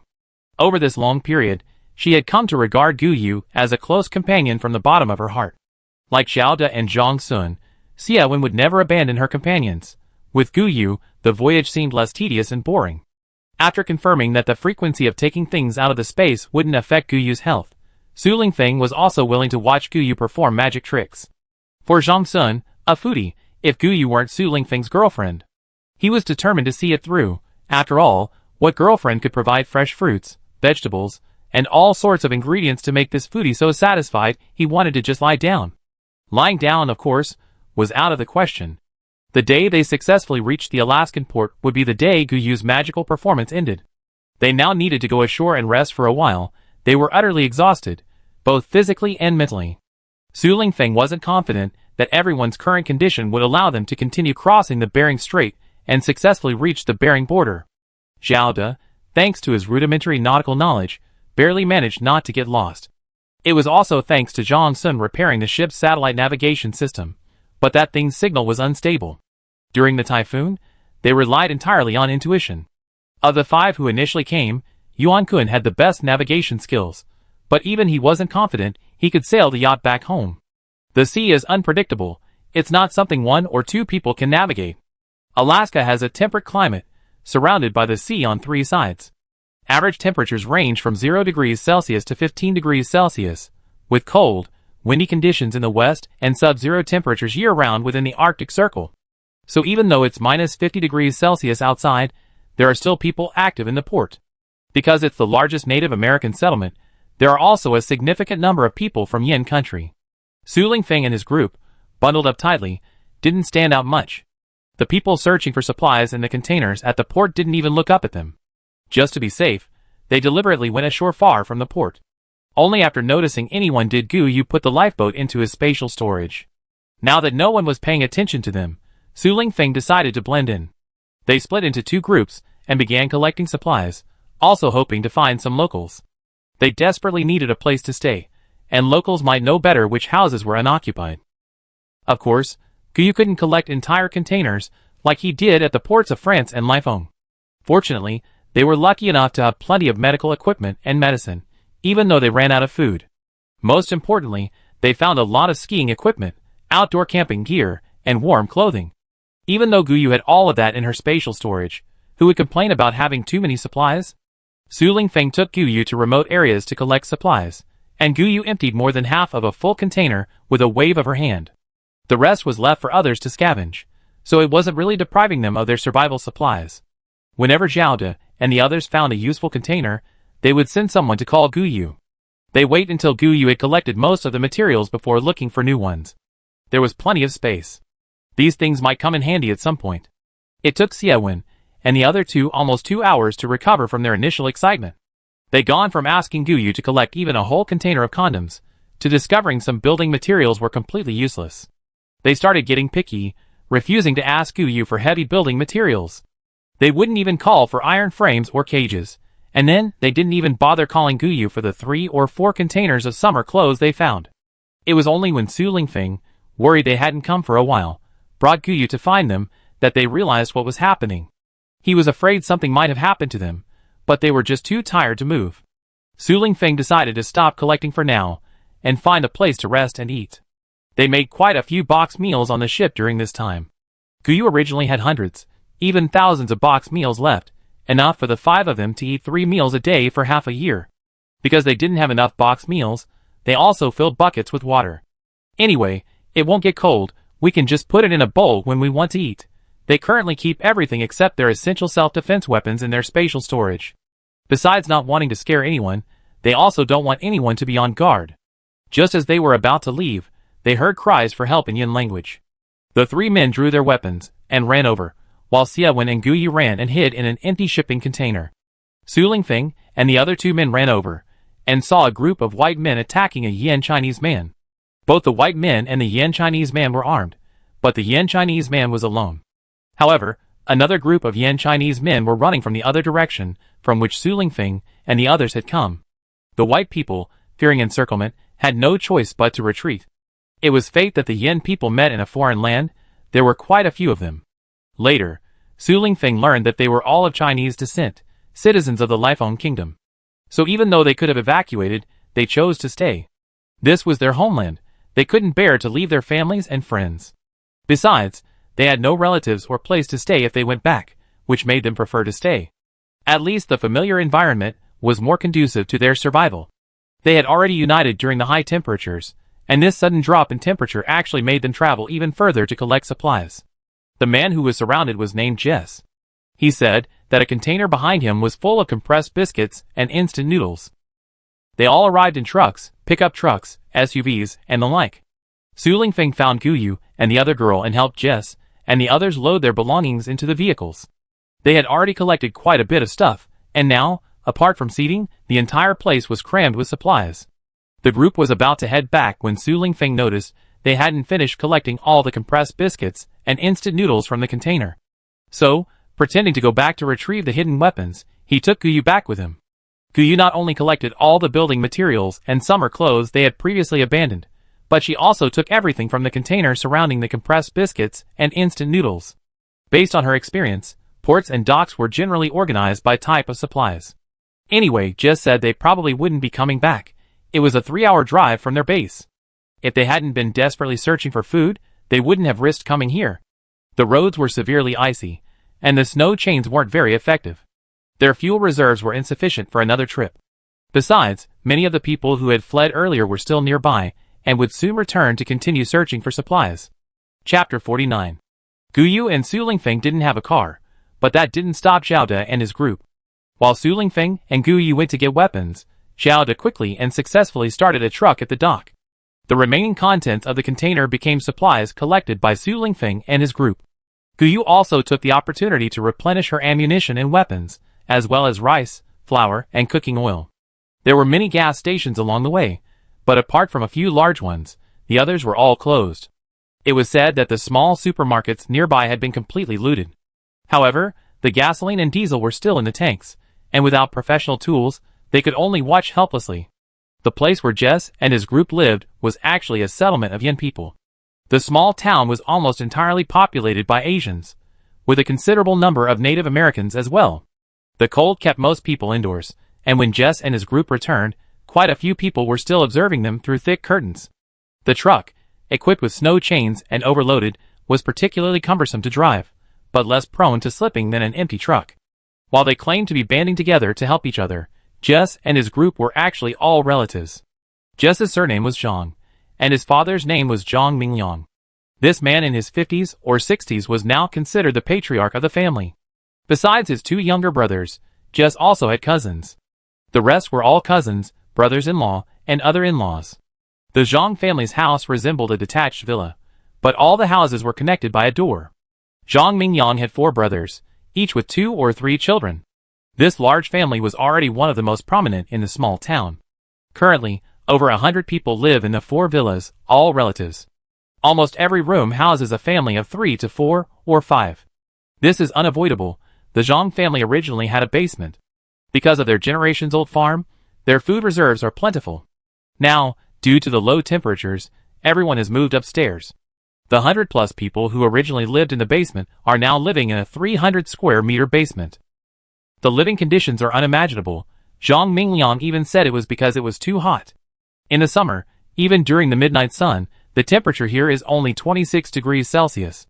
Forget air conditioning, there aren't even fans in the houses.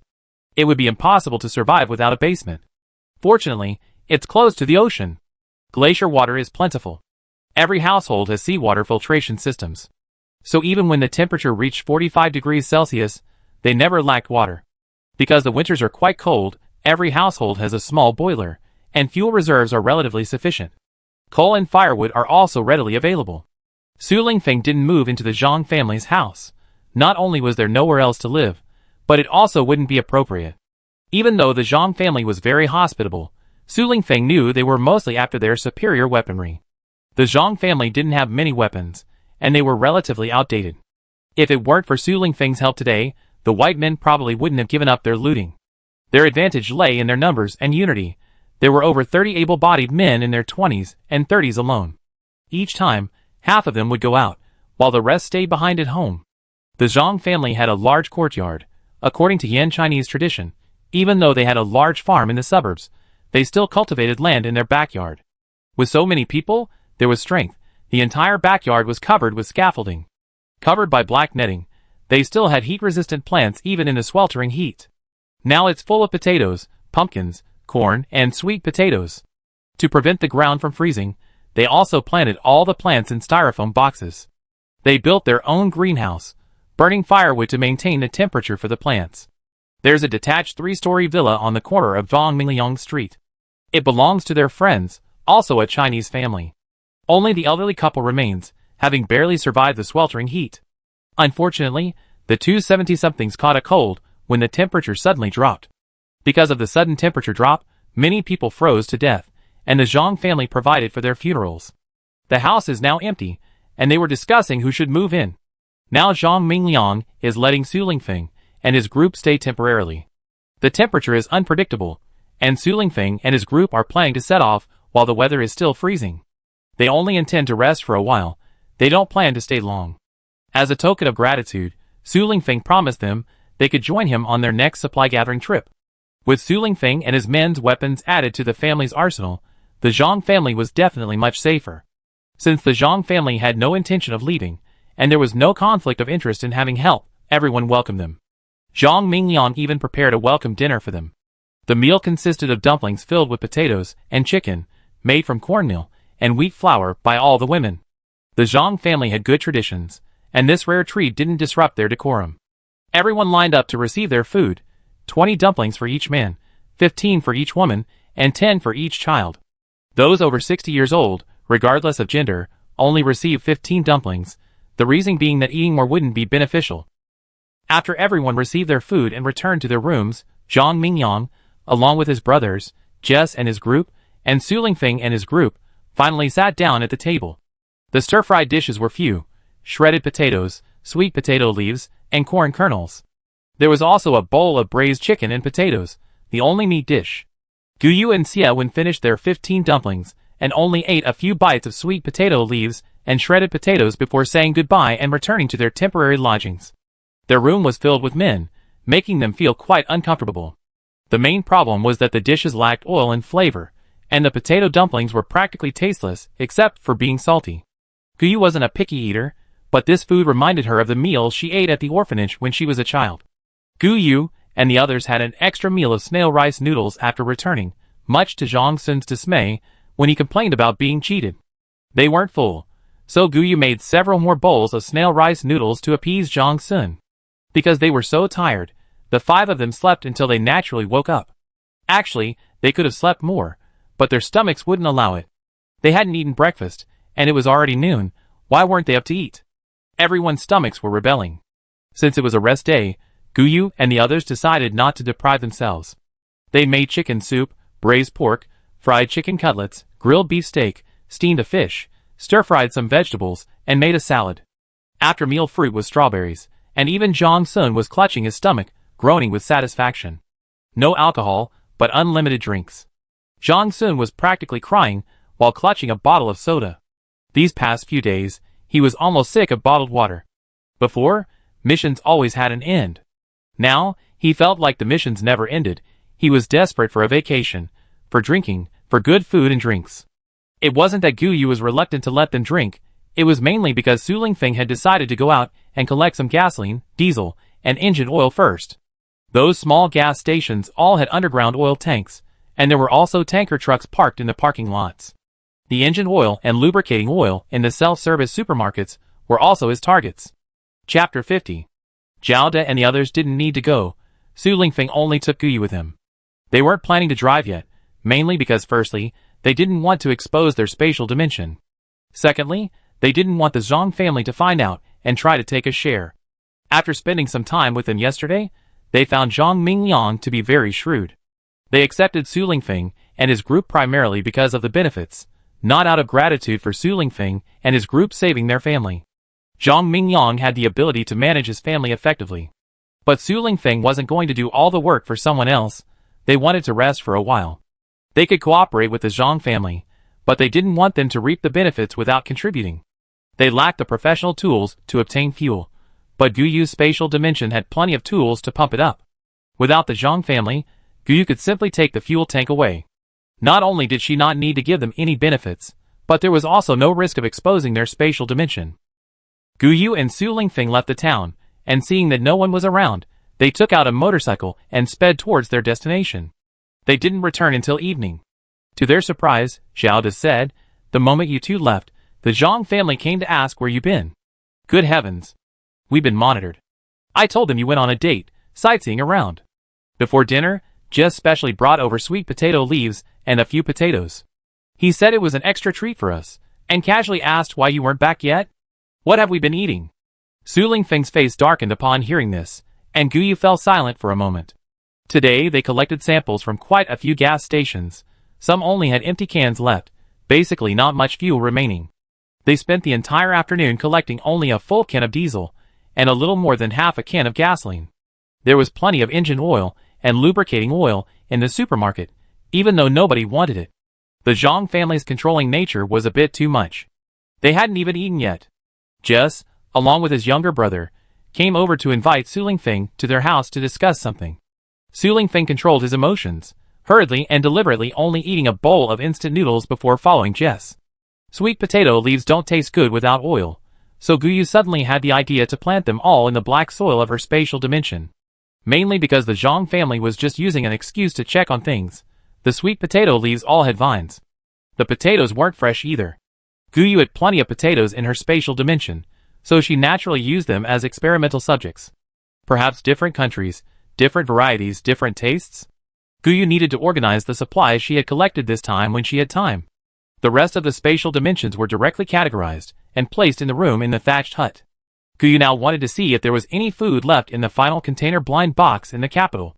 The result was yes, and quite a lot. She gained 2 more containers full of compressed biscuits, instant noodles, regular biscuits, white sugar, and 2 containers of salt. Guyu didn't plan to eat the regular biscuits, even though they weren't expired. But after the high temperatures followed by the cold, she wasn't sure if these biscuits were still edible. Sure enough, when she opened the bag, it smelled rancid, and it was very hard to break. It had probably spoiled. In her previous life, these biscuits would have been a delicacy. Guyu had only managed to find 1 bag back then. Even past their expiration date, and with an even stronger rancid smell. Guyu simply soaked them in river water and ate them directly. One 250-gram bag of biscuits lasted her 4 days. Guyu now plans to trade it for Alaskan Malamutes, which are essential for traversing the ice. The dogs are excellent at finding their way around, are cold-resistant, and highly obedient.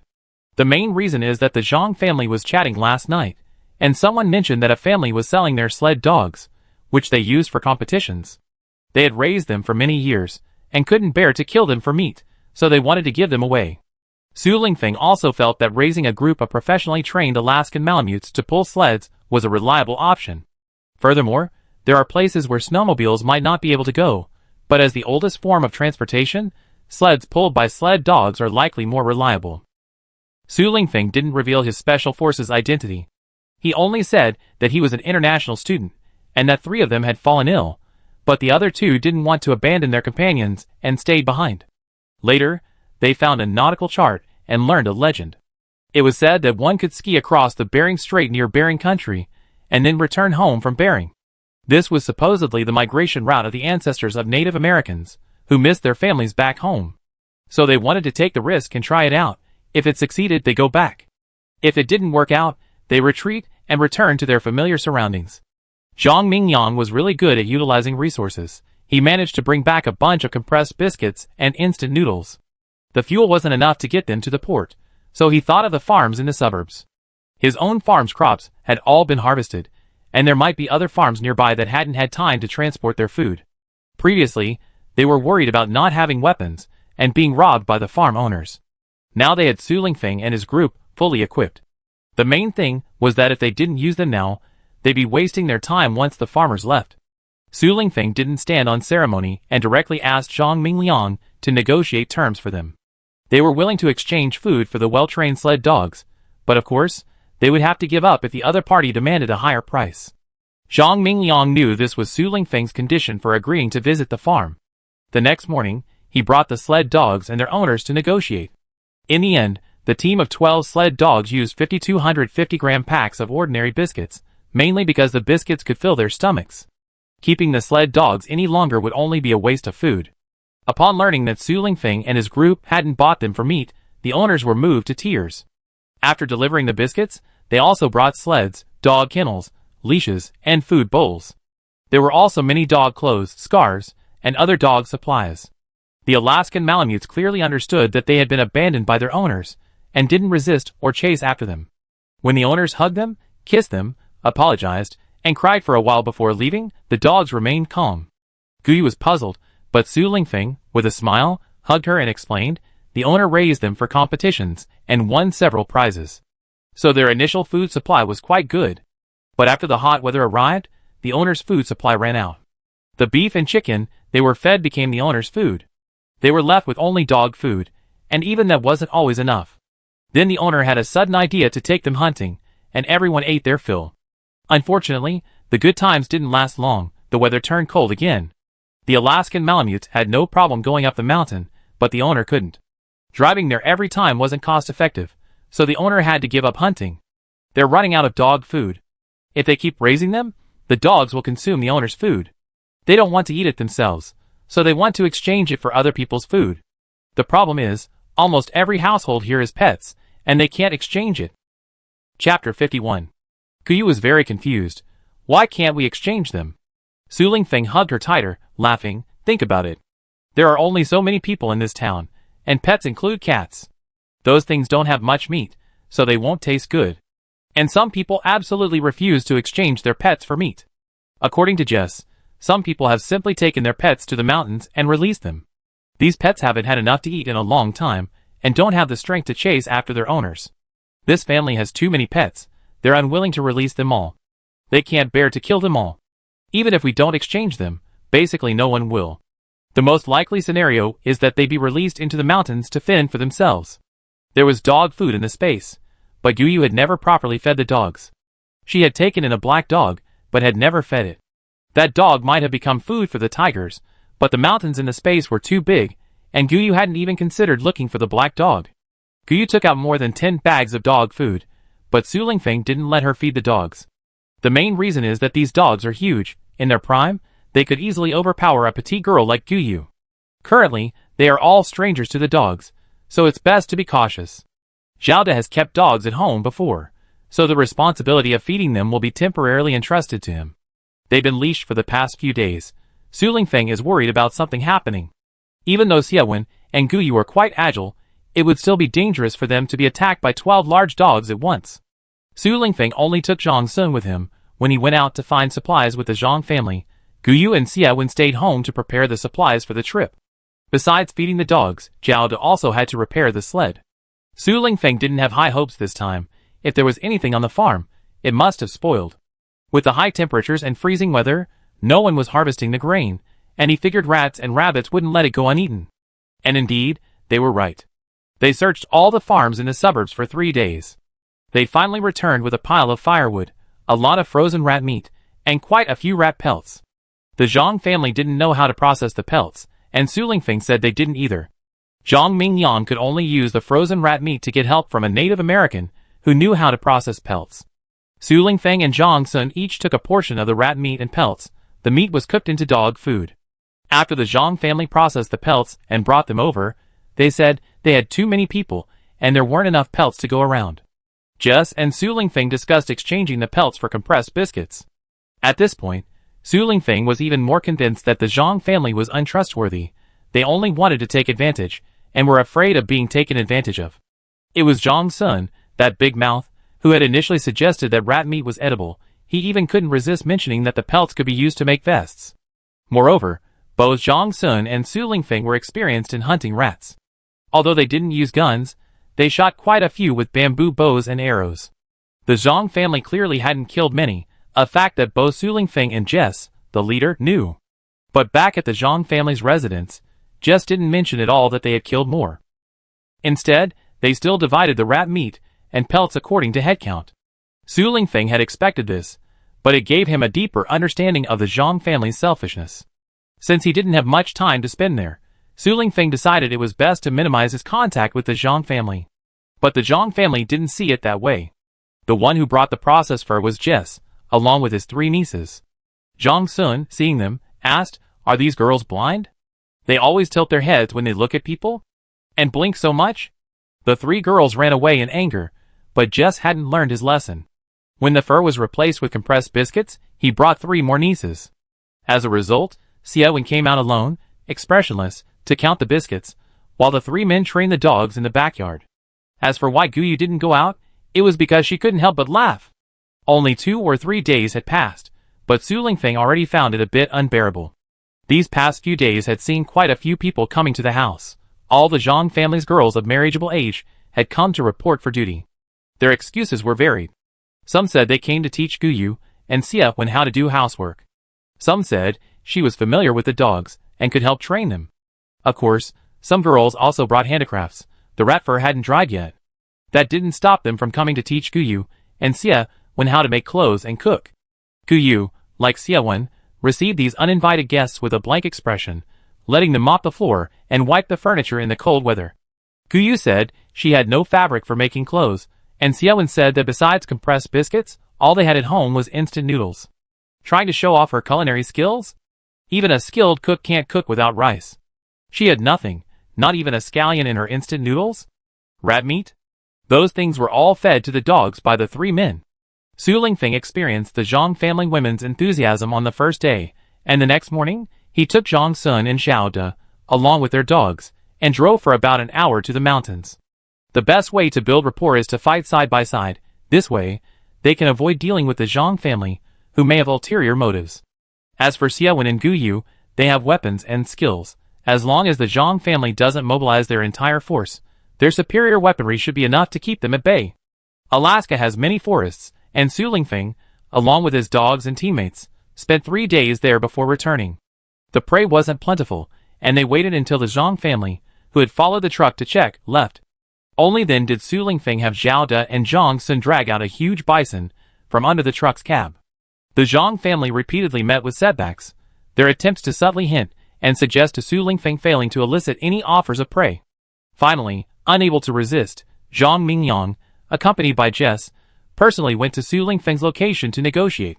They hoped Su Lingfeng would sell them some weapons. Money was negotiable. Guyu and the others knew that currency was practically worthless these days. What good was it if there was nothing to sell? It was too stiff even to wipe one's bottom, and too damp to light a fire. Su Lingfeng was utterly bewildered. He was the one who had saved their family.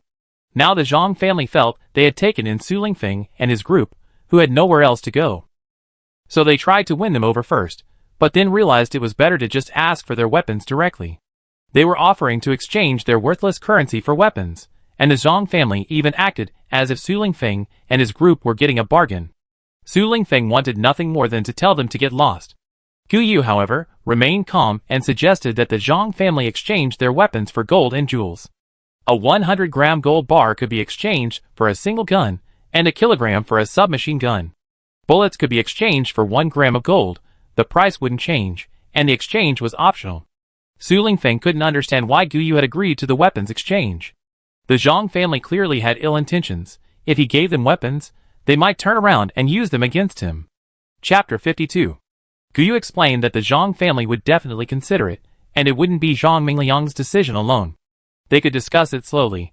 At least things would calm down in the next few days. We're already fed up with this. Why not leave sooner? This town is short of supplies. There's really no point in staying. Su Lingfeng originally planned to rest for a while, but now the Zhang family members come every day. There's really no way to rest. It's better to leave sooner. Initially, he agreed to cooperate because they were all of Chinese descent, sharing a common ancestry. But now it seems these selfish and self-serving people are difficult to get along with. This whole family is only thinking about how to take advantage. However, Su Lingfeng and the others never expected the Zhang family to be not only selfish but also ruthless. That evening, the Zhang family invited them to dinner, and Su Lingfeng, without much thought, took Xiao De and Zhang Sun with him. Guyu and Xie Wen really weren't used to the separate serving system, and most importantly, they were sure there would be rat meat on the Zhang family's table. Guyu and Xie Wen preferred eating at home, especially with the fruit after the meal. After eating, Guyu entered her spatial dimension. The blind box container she opened yesterday contained a pile of cold weapons. They were all swords and knives, some long, some short, and among the swords was a special kind of soft sword. She showed them to Su Lingfeng and the others, who said they were all sharpened. They were made of fine steel, light and thin. Zhang Sun and Xiao De both tried them out, saying they had a feel for the deadly, lethal strikes described in martial arts novels. The men were ecstatic, while Guyu and Xie Wen, watching them excitedly wield the swords, went to sleep. The thatched hut was interesting. Its artificial intelligence was still incomplete. It had actually stored these swords and knives in the tools section, instead of alongside firearms. Because of the sheer number of people, Guyu had no choice but to let it be. Just as she started tidying up, Guyu heard voices outside. That woman's been drugged? Where did this woman go? Why is the room empty? What a waste of the sleeping potion. Guyu recognized the accented Yin language and knew it belonged to the Zhang family. She couldn't go out now. Looking out from her spatial dimension, she indeed saw several men ransacking the room. They were muttering to themselves. Where did they put the compressed biscuits and instant noodles? Uncle said they had quite a few regular biscuits. None outside, none inside the house? Where did they hide all that stuff? Another man nudged him. Don't look for food, look for weapons. With that stuff, what are we doing stuck in this small town? We can just go out and rob a few more times. That old George won't marry his daughter to me. Once I have weapons, I kill him. I won't marry his daughter anyway. I just use her as a bed warmer. The third man, who had been searching under the bed, stood up disappointedly and nothing. Let's go back. Let's wake those 3 drug guys up and ask them. Anyway, there's only one skinny woman who's hiding somewhere. Should we take that woman back and ask her too? Just didn't say this house had a basement. Never mind, let's retreat. Guyu and the others left before exiting the space, changing into black clothes, and followed the 5 or 6 men who had come to the Zhang family's house. Sneaking into the Zhang family's house was easy because their backyard wall was low. It turns out the family kept a dog that lived in the backyard. So the fence wasn't high, and they installed security cameras. The only downside was that there were just too many Zhang family members, making it difficult to take action. Guyu did have sleeping pills in her spatial dimension, but figuring out how to administer them was the problem. Just then, someone arrived, and Guyu quickly hid inside. The 3 men who arrived were somewhat impatient, leading a pack of dogs to the backyard. Ignoring their incessant barking, they cursed, "Stop barking. We kill you all, and eat you tomorrow morning." We don't have a habit of not eating dog meat. The ancestral sleeping incense doesn't work. It's useless against dogs. Another man scolded him. Are you stupid? That sleeping incense needs to be used in a closed space. The dogs haven't even entered the rooms. They're all sleeping in the living room. In such a large space, the sleeping incense can't possibly sink to the bottom. It's strange that they can smell it lying on the ground. The man who was scolded took out a cloth bag, glanced at it, and handed it to the man who had scolded him. Brother, keep this. If uncle demands it be handed over tomorrow morning, you hand it over. If he doesn't mention it, just keep it. The man called brother casually put the cloth bag in his pants pocket. Guyu's heart skipped a beat, and she flashed out of her spatial dimension, brandishing a long knife before returning to it. Wearing thick clothes in this weather, even when their pants ripped and things fell out, they didn't feel it. After the three men tied up the dog, they all felt a sudden chill. They cursed the weather, and went back to the front yard. Guyu came out of her spatial dimension again, and picked up a cloth bag from the ground. The dogs were stunned when they saw Guyu come out of the spatial dimension, as if they had forgotten how to bark. Guyu put her index finger to her lips to signal the dogs to be quiet, thought for a moment, and then went back into the spatial dimension. A group of Alaskan Malamutes looked puzzled, their expressions of bewilderment quite human-like. Guyu stayed in the spatial dimension until midnight. Only after coming out, and hearing no movement did she slowly slip into the front yard. The Alaskan Malamutes were all curled up on the ground, but they all stood up when Guyu suddenly appeared. Before they could instinctively bark, Guyu had already unchained them, and put them all into her spatial dimension. Zhang Mingliang's house was the second one on the street. There was another one to the left, and two more to the right. The ground floor of each house had a small door connecting them, which Guyu simply locked. Using the convenience of the spatial dimension, she first put the large display shelf in the living room into her space, then put it out again at the small door connection. The large display shelf was full of what were said to be Zhang family heirlooms, all locked with small locks. Guyu unceremoniously used wire cutters to cut off all the locks, putting all the treasures into her spatial dimension. She didn't recognize any of them anyway, but she thought they were very beautiful. Especially the porcelain, smooth and beautiful, pleasing to the eye. Guyu blocked both doors. Then she opened the cloth bag she had picked up. Inside were small incense sticks. Guyu first climbed to the third floor, placing a lit incense stick at the door of each bedroom from top to bottom. Guyu silently slipped them all through the cracks in the doors, not caring about the effect. She just wanted to find Su Lingfeng and the others. Zhang Mingliang had mentioned the basement entrance when introducing the house that day, proudly showing them the basement that had helped their large family escape the sweltering heat. If anyone in the house needed to be imprisoned, it would probably be the basement. Because the Zhang family had so many members, the basement would likely be full if the weather weren't so humid. Guyu turned on her headlamp again to assess the location, then turned it off and headed towards the kitchen. The headlamp's light was soft and adjustable. Guyu thought it was a perfect tool for breaking into a house. Reaching the kitchen door, Guyu stopped to check if anyone was guarding inside. Suddenly, someone covered her mouth. Chapter 53. Guyu's mouth was covered from behind. Instinctively, she tried to resist, but then she heard a familiar voice say in her ear, "It's us. Nothing's wrong. The weapons are in Zhang Mingliang's bedroom. Give us some more for self-defense." "We go get them." Guyu nodded. The group huddled together, each receiving a gun and grenades. Su Lingfeng and his two companions each carried a large knife, while Xiewen and Guyu each carried a sword. Guyu quietly explained the small incense pellets she had placed at the bedroom door.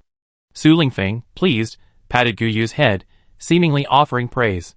The five men put on gas masks and opened Zhang Mingliang's bedroom door. Only the sound of snoring filled the room. It seemed their sleeping gas had worked. Since the sleeping gas was effective, the five men began their treasure hunt. The next morning, it was already light, but no one from Zhang Mingliang's family had gotten up. The other three brothers couldn't get in through the side gate. After knocking on the main gate for a long time without anyone answering, they had no choice but to climb over the back gate. Zhang Mingliang was woken up by a splash of cold water, looking completely bewildered. After regaining his senses, Zhang Mingliang checked his belongings and found that the food in the basement was gone. His clothes and blankets had been left at someone else's doorstep by Su Lingfeng and his men. Frozen rat meat was also left there. Those who had benefited from the deal didn't reveal anything, even though they had lived with the Zhang family for so long and knew perfectly well what had happened. But to return what they had taken? Only a fool would do that. The Zhang family suffered heavy losses. They didn't even have firewood for the winter. Not to mention weapons. Su Lingfeng and his men even took the kitchen knife. Fuel, seasonings, salt, sugar, and alcohol, everything was gone. Even the safe in his study had vanished. Zhang Mingliang wanted to give chase, but what could he use? No fuel? Push the car back halfway? No weapons? Risk his life? Now even food was a problem. Seeing this situation, the other brothers immediately became cowards. Since the small gate was blocked anyway, they might as well make it even more secure. The main gate wouldn't open, and overnight, the backyard walls were covered in shards of broken glass. Zhang Mingliang, used to being the patriarch, couldn't get through by calling meetings anymore. Some simply didn't come, and those who did shook their heads at everything. Some even said they already split up the family, now everyone should just look after themselves. The disintegration of the Zhang family made the surrounding residents feel more at ease. They always bullied others because of their numbers. Now that they're no longer so arrogant, it's certainly reassuring. As for whether anyone is taking advantage of their misfortune, that's beyond Su Lingfeng and his group's control. It can only be said that if the Zhang family hadn't been so greedy, they probably wouldn't have ended up in this situation. Su Lingfeng and his group are robbers. They don't necessarily have to rob the Zhang family clean. They were too greedy. They were saved, and instead of repaying kindness, they repaid it with enmity. They wanted to take all their weapons for themselves, and didn't even intend to spare the people. Su Lingfeng and his group are now driving straight to the ocean. On the way, Zhang Sun explains with frustration why they fell for the trap.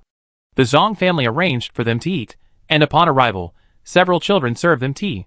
Su Lingfeng and his group were completely unprepared, and were immediately drugged and knocked unconscious. Fortunately, their physical condition was exceptional, and they awoke shortly afterward. Zhang Mingliang ordered the arrest of Guyu and Xiewen, but only Xiewen was brought back. In the middle of the night, Su Lingfeng and his group knocked out the guards and prepared to go out to find Guyu, only to discover she had already arrived. Su Lingfeng told Zhang Sun from behind that they should be more careful in the future. In this situation, no one young or old should be trusted too much. It's best to be cautious and avoid taking any water, alcohol, or food from others. He underestimated the greed of the Zhang family, which almost led to their complete annihilation. When the truck reached a place where driving was prohibited, everyone stopped and took turns changing clothes in the back of the truck. Inside, they needed to put on quick-drying clothing, knitted hats, and snow socks. Then they put on down jackets, and ski pants. They wore snow goggles, gloves, and protective gear for their elbows and knees. Finally, they put on their ski boots and helmets. Dressed neatly from head to toe, Guyu stored the vehicle in her spatial storage. Then she released the dogs, along with an empty sled she had already repaired. The advantage of having spatial storage was that there was no luggage, only the people needed to ride the sled. Currently, the dozen or so dogs only needed to pull Zhao De, mainly to help him develop a rapport with them. Su Lingfeng and Zhang Sun each rode a snowmobile, with Guyu and Xiewen sitting behind. Zhao De noticed a problem when he had the dogs line up. There was now an extra dog out of nowhere. The black Labrador was the one Guyu had stored in her spatial storage, the one she thought had been eaten by the tiger, Nix. Guyu didn't know how this dog had become familiar with the group of Alaskan Malamutes, but she noticed it seemed to have gained a lot of weight. Its fur hadn't changed color, though it was still a bit matted, and most importantly, it seemed to be very outgoing. Upon exiting the space, instead of barking wildly, it wagged its tail friendly at everyone. Since they were already out, as long as Nix didn't disrupt the Alaskan Malamutes' rhythm, they could just run. They'd been fed dog food and water, which everyone had eaten in the car. Now was the perfect time to set off. Su Lingfeng and his group chose their direction and headed straight for the snowfield. There were no trees, only a frozen road. Due to the high temperatures and sudden drop in temperature, only the dead trunks of trees lined both sides of the road. It was barely recognizable as a road because it was close to the Arctic glacier. The ice was thicker than in other places. Cars couldn't drive, but snowmobiles were still an option. The Bering Strait was only 80 kilometers from Bering State, but it was perpetually frozen. Later, due to global heat waves and melting glaciers, in order to shorten shipping distances, both the Bering and Gale kingdoms decided to utilize this short 80-kilometer stretch.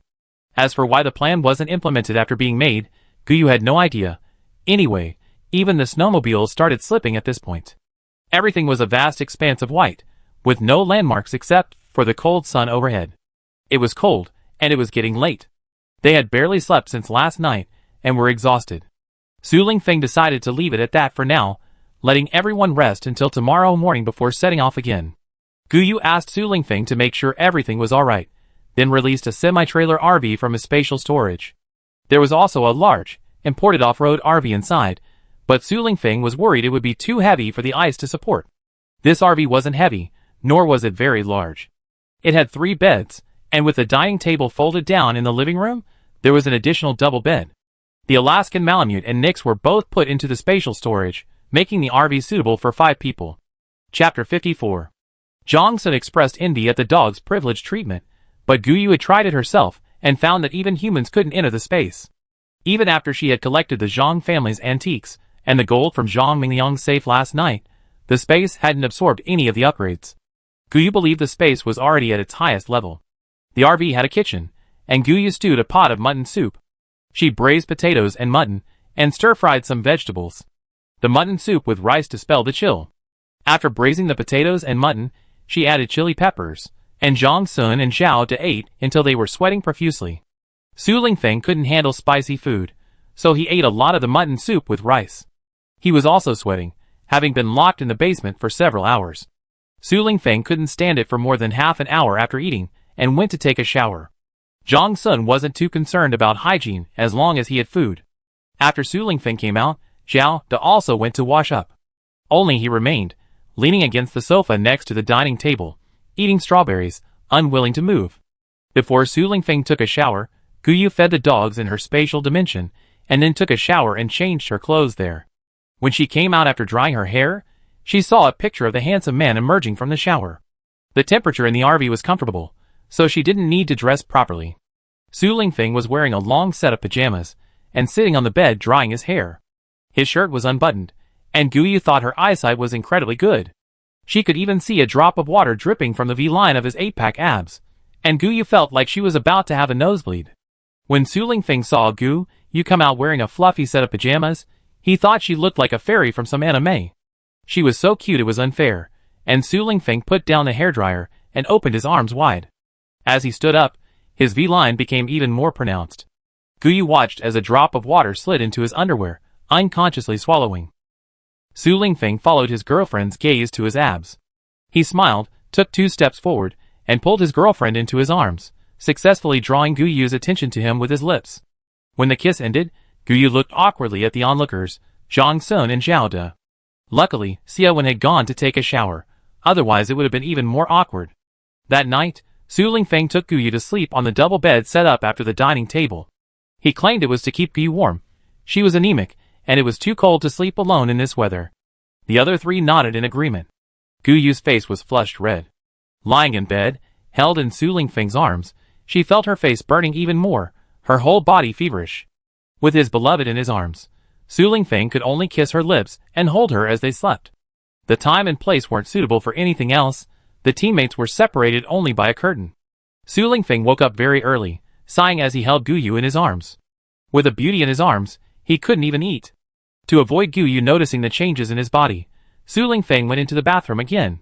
Breakfast was quite substantial. Guyu steamed buns and rolls, and cooked a pot of millet porridge. Zhang Sun ate while lamenting why he hadn't met Guyu sooner. The food was just as good as when they weren't on missions. They set off again, all riding in dog sleds. The 12 Alaskan Malamutes were divided into 2 teams. Zhao De led Xiaowen and Zhang Sun in one sled, while Su Lingfeng led Guyu in the other. They dressed neatly in the morning, fed themselves and the dogs, and then set off.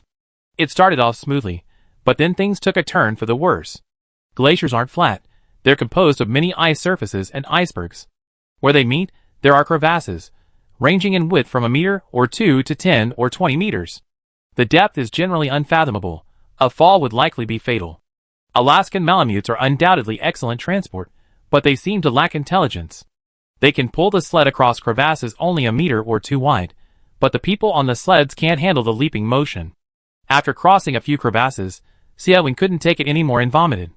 They ran over a not too high iceberg, but the uneven terrain made Guyu vomit again, while Zhang Sun vomited because he had eaten too much that morning and couldn't digest it. The deeper they went, the lower the temperature became, and the dogs' running speed decreased. Finally, they stopped before a bottomless crevasse, over 20 meters wide. The span was too great. Alaskan Malamutes can't fly. Su Lingfeng found a relatively sheltered spot for Guyu to let everyone out of the RV to rest for a while and feed the dogs. Once inside the RV, Xiaowen and Zhang Sun laid down. They both felt their backs aching, their stomachs were churning, and they felt nauseous but had nothing to vomit. Guyu also felt a backache, but after putting the dogs into her spatial dimension, she gritted her teeth and insisted on feeding them. There was still a lot of mutton soup left from yesterday. Things stored in her spatial dimension wouldn't spoil or change temperature. Guyu soaked a large bowl of rice in the mutton soup and then put it into the dogs' food bowls while it was still hot. It was too cold outside, and the dogs needed to warm their stomachs. The mutton soup was a bit too rich. It wasn't suitable for someone who had just vomited up all the acid. Guyu took out 2 box meals for Su Lingfeng and Xiao De, while she and Xie Wen's Hangson only had a bowl of leftover millet porridge and steamed buns from breakfast. Without any landmarks, Su Lingfeng and Xiao De estimated they had only walked 5 or 6 kilometers that morning. Going out now would mean taking a detour. Such a wide crevice was truly impossible to fly across. The main problem was how far the detour would be. That was a real headache. Guyu enjoyed Su Lingfeng's massage while feeling a bit drowsy. Hearing their discussion, he casually asked, "Could we use a drone to fly it up and take a look? Without internet, it won't work, right?" Zhang Sun reacted quickly. "You have a drone? It just needs to transmit live camera footage. It doesn't need location tracking or navigation. It works even without a signal." Guyu, slightly more awake, sat up against Su Lingfeng.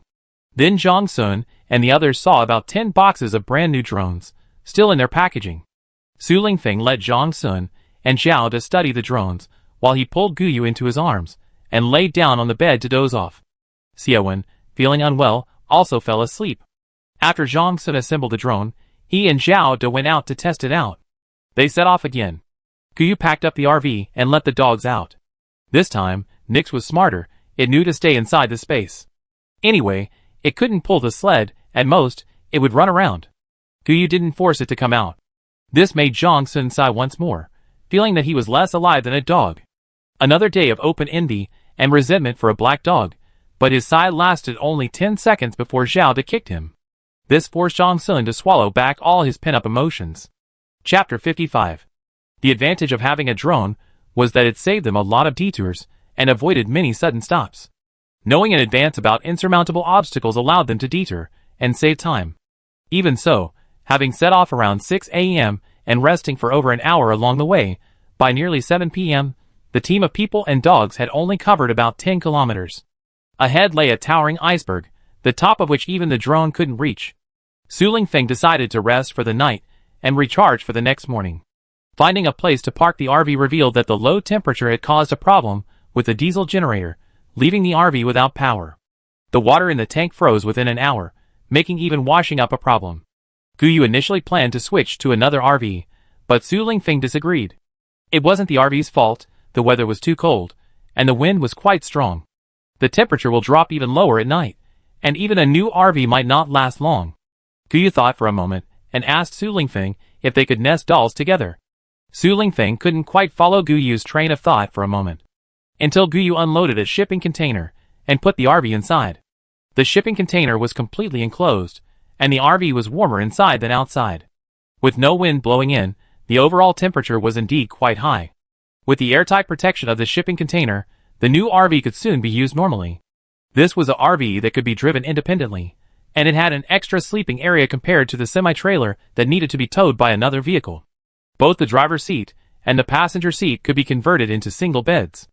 Su Lingfeng let Xiao De and Zhang Sun sleep in the driver's seat, and Xie Wen slept in the single bed that pulled down from the dining table. There was another double bed inside, where he slept with Guyu. There was a partition there, separating them from the outside space. It wasn't that Su Lingfeng wanted to do anything, he just felt it would avoid Guyu's embarrassment. Everyone was tired, so after a quick wash, they all went to sleep. Su Lingfeng held Guyu and kissed her passionately, touching her softness and guiding her to use her hands to satisfy his physical desires. After Guyu shyly retreated into the space, Su Lingfeng lay on the bed, sighing. He wondered when he could return to China. This young man in the prime of his life had endured so much. The first thing he would do upon returning home was to marry Guyu. Then, he wouldn't have to hold back anymore, and could do whatever he wanted. Guyu went into the space to wash her hands, looking at herself in the mirror, her face flushed, her lips red and slightly swollen. She touched her body and sighed as well. This relationship had been truly arduous. Looking at that handsome face, touching his 8-pack abs in V-line. The feeling of wanting to eat, but not being able to made Guyu quite depressed. She finally found someone to want her in both her past and present lives, and this kind of relationship was really unpleasant. When Guyu returned to Su Lingfeng's arms, she didn't want to move at all. Su Lingfeng, smelling Guyu's fragrance, could only sigh again. Let's hold her and sleep, he thought. She can dream of anything, do whatever she wants. When Guyu woke up in the morning, Su Lingfeng was already up. The three men, fully equipped, were outside using a drone to survey the environment, trying to go as far as possible today. The temperature was getting lower and lower, and the human body was finding it hard to adapt. The dogs were doing alright. After all, they were running at full speed. Learning from yesterday's experience, Zhang Sun and Xie Wen didn't dare to eat too much for breakfast. Xie Wen even asked Guyu for some motion sickness medicine and took one. Zhang Sun and Guyu didn't think they needed medicine and decided to try to manage their motion sickness first. After feeding the Alaskan Malamute, they released it, and Nix volunteered to leave the space. It seemed that not leaving the space was tantamount to treason, and the Alaskan Malamutes looked at it with disdain. Guyu even doubted her own overthinking, but she saw disdain in the Alaskan Malamute's eyes. The two sleds set off, and Su Lingfeng proposed a bold idea along the way. The space can't be moved, you exit where you entered. So, Guyu, if you go in on my back, you come out on my back next time. Regardless of whether I'm moving or not. Having this idea, Guyu decided to try it. Su Lingfeng carried her on his shoulder, and Guyu thought about entering the space. The sleds continued moving forward, and after 10 minutes, Guyu thought about getting out. Sure enough, she was still on Su Lingfeng's shoulder, her posture unchanged. Su Lingfeng had clearly moved, meaning she could enter the space while sitting in the vehicle, and remain inside even after the vehicle had traveled a considerable distance. Su Lingfeng confirmed this guess, and decided to try it next time. Today, they would first try having Guyu enter the space to shelter from the wind and rain, while Su Lingfeng rode alone on a sled. The glacier was unpredictable. Suddenly, a heavy snowfall began, accompanied by strong winds whipping up snow and ice pellets that pelted their helmets. The Alaskan Malamutes couldn't open their eyes, so Guyu and the others had to stop, allowing Guyu to temporarily shelter the dogs in the space. Su Lingfeng directed Guyu to place the container and RV in a relatively safe location. The group huddled in the RV, waiting for the snowstorm to pass. It was too cold and visibility was poor. The drone was so badly damaged by the wind that it couldn't even fly, and Zhang Sun had long since put it away like a precious treasure. The five of them ate a boxed lunch, and it was already past 3 p.m. The day had gone so smoothly that they hadn't felt hungry at all. Now that they had stopped, they were starving and their stomachs ached. There wasn't time to cook, and the boxed lunches were convenient and saved time and energy. The RV's energy consumption was quite high. If it weren't for the ample fuel reserves in Guyu's storage space, they wouldn't have been able to make it so easy, relying on Su Lingfeng and the others, along with the sleds, to carry the fuel. The blizzard raged for 2 days and 2 nights, and no matter how anxious Su Lingfeng and his group were, they could only wait. They went out several times, but it was impossible to walk. Even with helmets on, they felt like their heads were going to be blown away by the wind. Fortunately, they had the RV and food. Zhang Sun and Zhao De dragged Su Lingfeng to play cards. Guyu watched the game while being held in Su Lingfeng's arms, jokingly saying it would bring him good luck. Zhang Sun and Zhao De, thoroughly enjoying this display of affection, were no match for Su Lingfeng. His luck was truly remarkable. He played landlord every single hand, leaving them both utterly defeated and forced to do push-ups on the floor. Zhang Sun yelled that he would definitely win the next round. Even Xie Wen, who was ultimately the loser, was captivated and sat down to watch them do push-ups. Su Lingfeng, smugly kissing Guyu's cheek, watched their antics. This display of affection was so intense that Zhang Sun threw away his playing cards. He'd rather sleep than play landlord. Xie Wen didn't like watching landlord, so Zhang Sun put the USB drive on the monitor in the driver's seat, and she watched dramas alone there. If Zhang Sun hadn't been so noisy, she wouldn't have bothered coming over. Missions were often unpredictable, and Xie Wen had hardly ever watched any movies or TV series, let alone regularly watching variety shows. That was a completely new experience for her. Chapter 56. Guyu was in a similar situation. She was busy earning money through part-time jobs. Just when she finally had a stable job, she was sent abroad as cannon fodder. Watching dramas was a luxury for her. She didn't have any idols like those popular among young people these days. Being a fan would cost her money and energy. She'd probably rather find some part-time jobs online. The past and present lives seemed distant, only a little over a year apart. It's been almost 10 months since her rebirth in this life, and Guyu felt it was a hurdle. Once she passed it, perhaps the shadow of her death in her past life would also fade. After the snowstorm stopped, there was still some light rain, which looked like fog, but was actually a mixture of light rain and snow. Visibility outside was very low, and the images transmitted by the drone were blurry. Fortunately, the sun came out, weak and without any warmth. But as the only landmark in this vast, icy world, it was extremely important. Having determined their direction, the two sleds continued their journey. Su Lingfeng hoisted Guyu onto his shoulder, letting her hide inside the space. Since there was a way to avoid suffering, why endure it together? The peach and pear trees in the space had finished blooming, and without bees to pollinate them, they had successfully borne fruit. From the moment they began to bloom, Guyu had wanted to check on them several times a day. Now that they were bearing fruit, she wanted to watch them ripen. The task of harvesting food, which would take about a month, was completed by Guyu over several days. Now, the food reserves in the space were enough to feed 5 people for a lifetime. Since she was already inside, Guyu wasn't in a hurry to leave. She went into the kitchen and cooked a pot of chicken soup and made a large cake with fresh strawberries. While waiting for the cake to bake, she heard a commotion outside the space. The barking of the Alaskan Malamutes and Zhang Sun's booming voice made it impossible for Guyu to stay put. Upon exiting, Guyu was also bewildered. Xiaowen and Zhao Do were both hanging in a huge crevasse.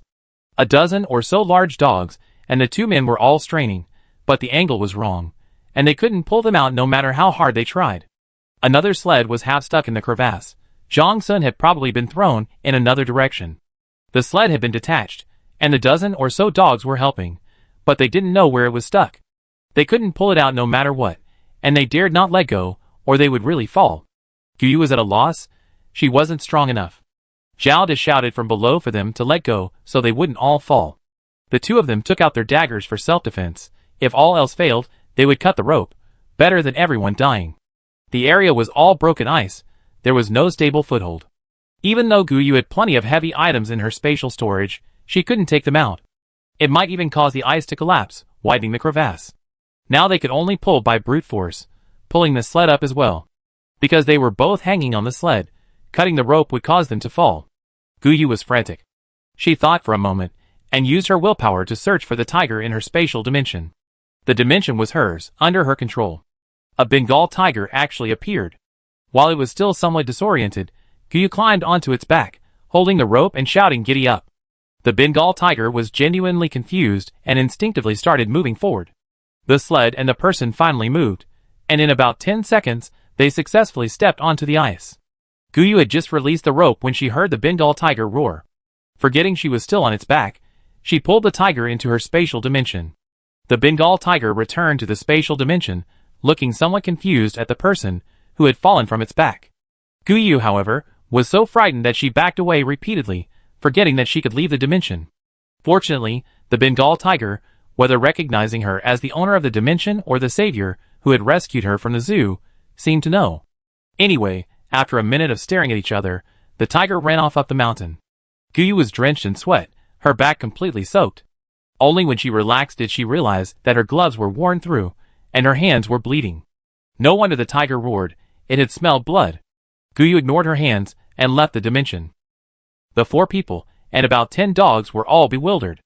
How could the tiger have disappeared again after only a few minutes? The roar was still echoing in their ears. Zhao De and Xiaowen were both injured. Xiaowen had twisted his back, and was in so much pain that he couldn't stand up. Zhao Da's helmet had fallen off, and his hands were cut. Even though their clothes were thick and waterproof, after hanging for a few minutes, they were completely soaked through. Like Guyu, they began to feel the biting cold. This place couldn't fit the container. Guyu put the dogs and the sled into her spatial storage. Zhang Sun carried Xiaowen on his back.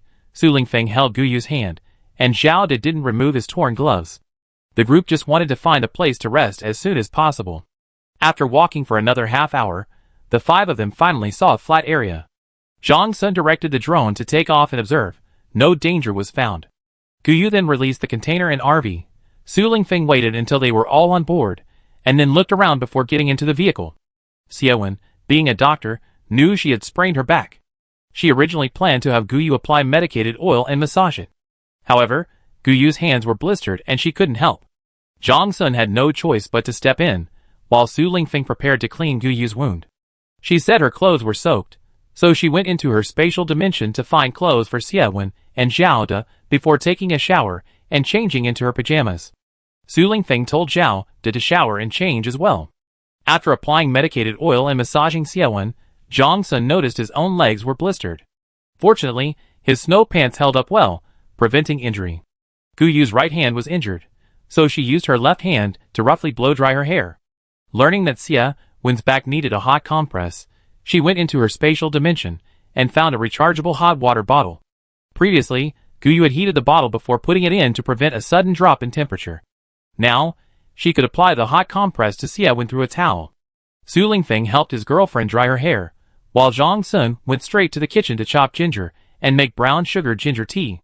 Zhao De also took a shower, changed into his pajamas, and drank the ginger tea. He was hungry afterward.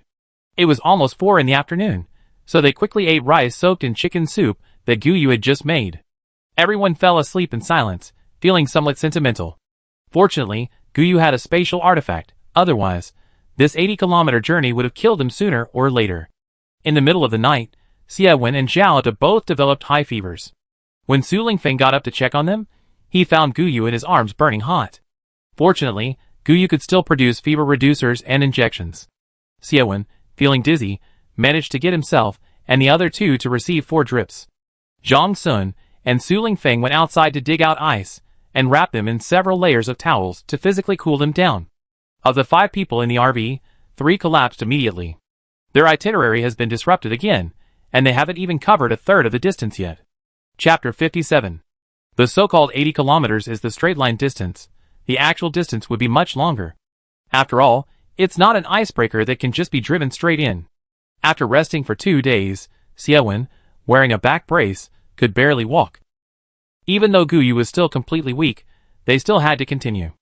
After this experience, Zhao De and Xiaowen considered Gu Yu their savior. Although they didn't say it aloud, they both secretly vowed never to betray Gu Yu in their lifetime. They treated her like their captain, with respect, love, and protection. 3 days later, they encountered another high iceberg, this time too steep for even sleds. Gu Yu put the dogs into her spatial storage, and, hand in hand with her teammates, tried to conquer the iceberg on their own. The path was slippery, and the ice and snow hindered their progress. Even wearing ice skates, the steep, cliff-like iceberg challenged their limits even more. To prevent anyone from accidentally falling, the 5 of them were secured with safety ropes twice. 2 girls were in the middle. Zhao De led the way, Zhang Sun followed behind him, Xiaowen followed behind Zhang Sun, Gu Yu was in front of Su Lingfeng, and Su Lingfeng brought up the rear. There was no path. Zhao De relied on experience to find places to cross the iceberg. In the steep sections, there was only a narrow path carved out by one person with an ice axe. Xiaowen was still injured and hadn't fully recovered, while Gu Yu, without professional training, was relying purely on willpower. This wasn't a sled. If Su Lingfeng fell, Gu Yu would still have to stay on his back. The result would definitely be the same as Su Lingfeng's, so Gu Yu had no choice but to stay with the group. Several times along the way, everyone was hanging on the edge of a cliff, relying entirely on their own efforts to climb to the top. After a night's rest, everyone descended the mountain together. Gu Yu usually didn't have time for this kind of wilderness survival training. She realized for the first time that descending a mountain was even harder than ascending it. There was no path, and the broken ice was sharp and painful against her bottom. She couldn't sit down to slide, and it was too slippery to stand steadily. The ground was full of crevasses. One wrong step, and everyone would perish. The ascent took a whole day, and the descent took 2 days. There was no room for the RVs that night, so everyone slept in one tent. She didn't even take off her clothes, just managed to get a quick nap in her down-filled waterproof sleeping bags. Zhang Sun thanked Gu Yu's space again. In this place where even a slightly slow-cooked lunch would turn into a block of ice, how could he survive without Gu Yu and her space? Zhao De sarcastically remarked, "Can't you eat compressed biscuits anymore? You were doing just fine living on mountain spring water and instant noodles, weren't you?" Zhang Sun rolled his eyes at Zhao De resentfully. This straight man, how could he not see through his flattery? How could he not coax this woman? No wonder Zhao De was destined to be a bachelor forever, but he dared not say such things carelessly. Su Lingfeng was still nearby. He was even more straightforward than Zhao De, yet he still found Gu Yu, didn't he? Watching the captain happily eating the meat Gu Yu had picked from his bowl, Zhang Sun felt like he was being force-fed dog food again. After descending the mountain, everyone finally saw a glacier, which appeared to be a lake. It was frozen solid like a mirror, smooth and translucent, and quite large. Su Lingfeng had Guyu release the dogs, watching them run across the lake. He wanted to assess the smoothness of the surface. Relying on sleds was better than manpower. He was very satisfied with the result. Let's use dog sleds again tomorrow morning. Zhang Sun released 2 drones, and he and Zhao De controlled them to go in 2 different directions. They circled in the air 3 or 4 times without finding any danger. Beyond the lake was another iceberg, slightly flatter than the previous climb. It didn't look as steep. Hopefully, tomorrow morning would be easier. It was getting late, so Guyu placed the container on the shore. She then put the dog back into her spatial storage. Nyx immediately wagged its tail around Guyu when it came out, unlike the Alaskan Malamute which would run around. Guyu had developed a fondness for Nyx over the past few days.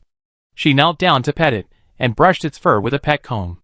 Su Lingfeng felt a little uncomfortable, so he took the comb from Guyu and handed it to Xiaowen. Fortunately, Nyx wasn't picky and wagged its tail at Xiaowen, enjoying her service. Su Lingfeng pulled Guyu into the RV to wash her hands, then used tissues to dry them for her. He said sternly, "You're not allowed to let it pet you anymore. You can't let it lick your face or hands. You're not allowed to brush its fur." Guyu hadn't expected Su Lingfeng to be jealous even of a dog. She cupped his face in her hands, squeezing and shaping it, saying, "You're so cute." Su Lingfeng finally smiled, hugging Guyu and kissing her, saying, "I can be even cuter. You have to love only me for the rest of your life." While the other 3 people got into the RV, the 2 of them were already cooking. Su Lingfeng showed no signs of jealousy. Guyu's lips were swollen and moist.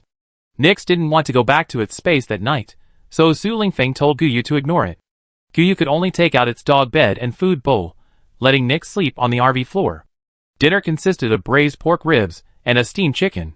They also stir-fried vegetables and made a pot of beef soup. These past few days, Guyu has been making soup whenever she has time, mainly because food gets cold so quickly when they can't leave the RV. Every time it gets cold, she has to reheat the soup, otherwise she's just eating ice. And the oilier the dish, the more easily it freezes, so without piping hot soup, she can't even eat her boxed lunch. Climbing an icy mountain is very physically demanding, and without oil to replenish energy, she easily feels weak and has cold hands and feet. Even though they're wearing wolfskin vests under their down jackets and rabbit skin knee pads. It's only around -70 degrees Celsius outside, and Su Lingfeng feels they're basically pushing their physical limits. Xiaowen and Guyu watched a drama for an hour, and then the 3 men played video games. Guyu brought out the game console. The lack of internet didn't bother them. Zhang Sun loves playing games the most, and makes Su Lingfeng confiscate his console every day. Otherwise, he once stayed up all night playing games, and was almost beaten up when Su Lingfeng found out. Guyu brought out a bunch of snacks to binge-watch: potato chips, spicy strips, sunflower seeds, peanuts, drinks, beer, peaches, etc. Zhang Sun was incredibly envious, so Guyu had to give them even more. After drinking some beer, everyone slept soundly that night. In the middle of the night, Nyx suddenly started barking loudly, and Zhao De and Su Lingfeng also felt something was wrong. They dressed themselves and ran out with Nyx, while Guyu, worried, gave them 2 powerful flashlights. Su Lingfeng and Zhao De locked the container door from the outside. Nyx was barking wildly in one direction, but didn't dare to chase after them. Su Lingfeng and Zhao De searched everywhere with the powerful flashlights, but didn't see anything. However, Nyx's sense of smell and intuition, as a dog must be malfunctioning for it to be so sensitive. Chapter 58. Su Lingfeng and Zhao De circled the area again. Nyx's initial barking turned into low warnings, and after a while, it finally quieted down. Su Lingfeng and Zhao De didn't dare go far. They circled again, to make sure there was no movement before returning. The next morning, Su Lingfeng and Zhang Sun went to launch a drone for reconnaissance. Nyx followed them out. When they returned, Su Lingfeng hurriedly urged everyone to finish breakfast. Then they quickly left the lakeshore. Zhang Sun couldn't keep it to himself. He said there was polar bear droppings outside, probably the same kind from last night. Nyx spotted it, but didn't dare chase it. This meant the creature was quite large. Adult polar bears are not to be trifled with. Their survival is difficult, and Su Lingfeng didn't want to harm it. The polar bear was white, blending well with the surrounding scenery. Even the drones couldn't track it, so Su Lingfeng decided to get out of the polar bear's territory first. 2 sleds, about 10 dogs, and 5 people quickly set off. Reaching the center of the lake, they saw a hole in the water in the distance. Just as the Alaskan Malamutes pulled the sleds past, a polar bear poked its head out of the hole. Guyu could clearly see the large fish in its mouth, and Su Lingfeng and the others gripped their weapons tightly. The dogs, always the first to spot a problem, barked wildly as they tried to escape. Fortunately, the polar bear simply watched them run past without intending to attack. Su Lingfeng said there might be more than one polar bear. They should get out of the lake area first. The icebergs beyond the lake were relatively flat, and the Alaskan Malamutes didn't find it too difficult to run. Nyx ran quietly, occasionally leading the way. Guyu wasn't particularly fond of Nyx at first, but now she felt dogs could truly be very loyal. Last night, Nyx refused to return to the space, perhaps sensing danger. It couldn't speak, so it could only silently guard. Su Lingfeng and the others said that if Nyx hadn't sounded the alarm last night, and they hadn't gone out to investigate with Zhao De, they might have been surrounded by polar bears. They were strong, and the container might not have withstood their scratches. Even if they didn't go into the container, guarding outside, Su Lingfeng, unprepared early in the morning, certainly wouldn't have gone out with weapons. Su Lingfeng and the others couldn't imagine the consequences. Even with their great skills, they probably wouldn't stand a chance against a polar bear barehanded. Nyx's treatment afterward was a qualitative leap. It could sleep on the floor of the RV if it didn't want to go into the space. Xiaowen groomed its fur every day, and Guyu even gave it a bath in the space. When they went out again, it had an extra set of clothes compared to the other dogs, although it would always come back shortly after running off and demand to take them off. After more than a week, they finally crossed the Bering Strait and spotted the Bering border markers using a drone. The good news was that they only needed to cross one more river to enter Bering territory. The bad news was that there were at least 3 or 4 polar bears swimming in the river, along with quite a few brown bears. There were many large holes along the riverbank, likely their fishing burrows. Moving at night was inconvenient, and going during the day certainly wouldn't work with the Alaskan Malamute pulling the sled. The noise would be too much, and the dogs couldn't control themselves, constantly barking loudly to show they weren't afraid. To these polar bears, these dogs are just prey. Yelling might not scare them away. It might even attract more, making things worse. These animals have a hard life, and Su Lingfeng has always adhered to the principle of not harming them unnecessarily. About 100 meters from the shore, Guyu lowered another container. Su Lingfeng had her lower a truck next door. While it was still early and there was some sunset, the 3 men sat in the truck's cab, holding hot water bottles and using binoculars to observe a route that would avoid the polar bears. Snowmobiles were too noisy and unusable. There was a forest on the other side of the river, although most of the trees were dry. But a road could be seen. They would try the snowmobiles there. Having scouted the route, they would get up around 4 in the morning. While it was still light, they would all skate across. Zhao De and Xiaowen weren't particularly good at skating, and Guyu had basically never done it before. This was a new skill she was learning. Zhang Sun and Su Lingfeng are quite skilled. One can lead the charge, and the other can cover the rear. Xiaowen hasn't received any systematic rest since injuring his back, and is still wearing a back brace. It's been almost 4 months since the 5 of them left S City, and each of them has lost at least 10 pounds. The most obvious loss is Guyu. If it weren't for her height, she'd be almost indistinguishable from a monkey. Su Lingfeng feels a pang of heartache every time he holds her. The little girl is so light and thin, her chin so sharp it could pierce the dining table.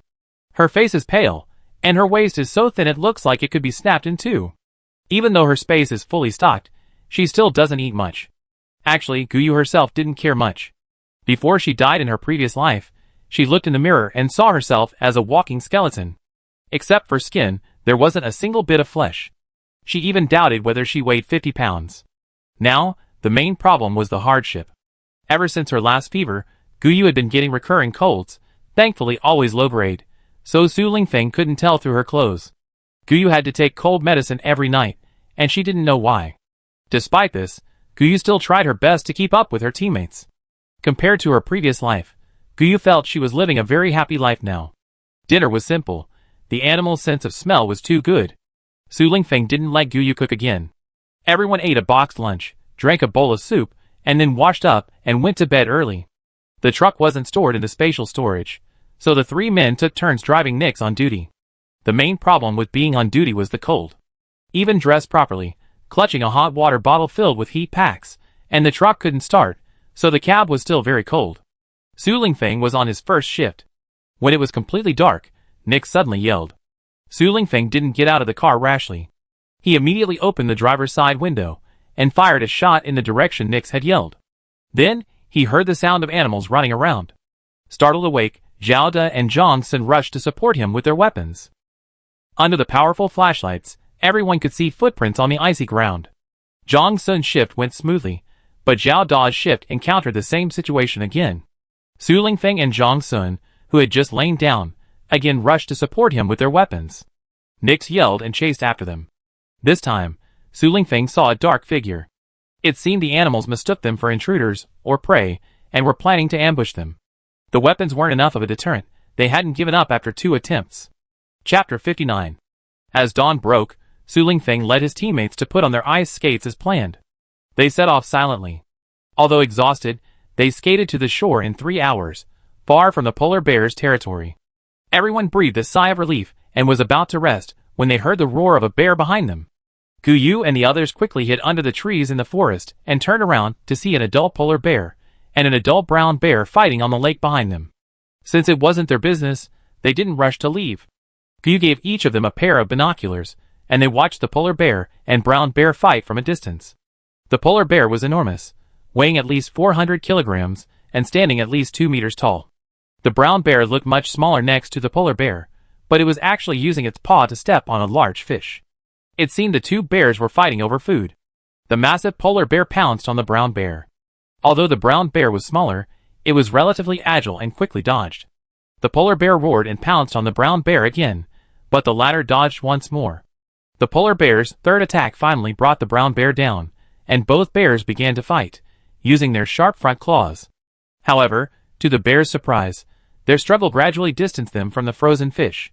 Suddenly, another polar bear cub ran over, snatched the fish, and ran off.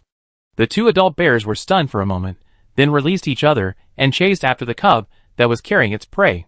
Zhang Sun muttered a pity. He had been hoping the 2 bears would fight to the death, allowing him to reap the benefits. He heard bear paws were especially delicious, but because they were rare, they were protected animals. Zhang Sun expressed his disappointment, thinking his dream of eating steamed bear paws was about to come true. Su Lingfeng gave him a hard flick on the forehead. What a fool. Still dreaming of reaping the benefits. There were several bears waiting nearby. If it were a lose-lose situation, what would Zhang Sun have to do with it? Other bears would have already gotten there first.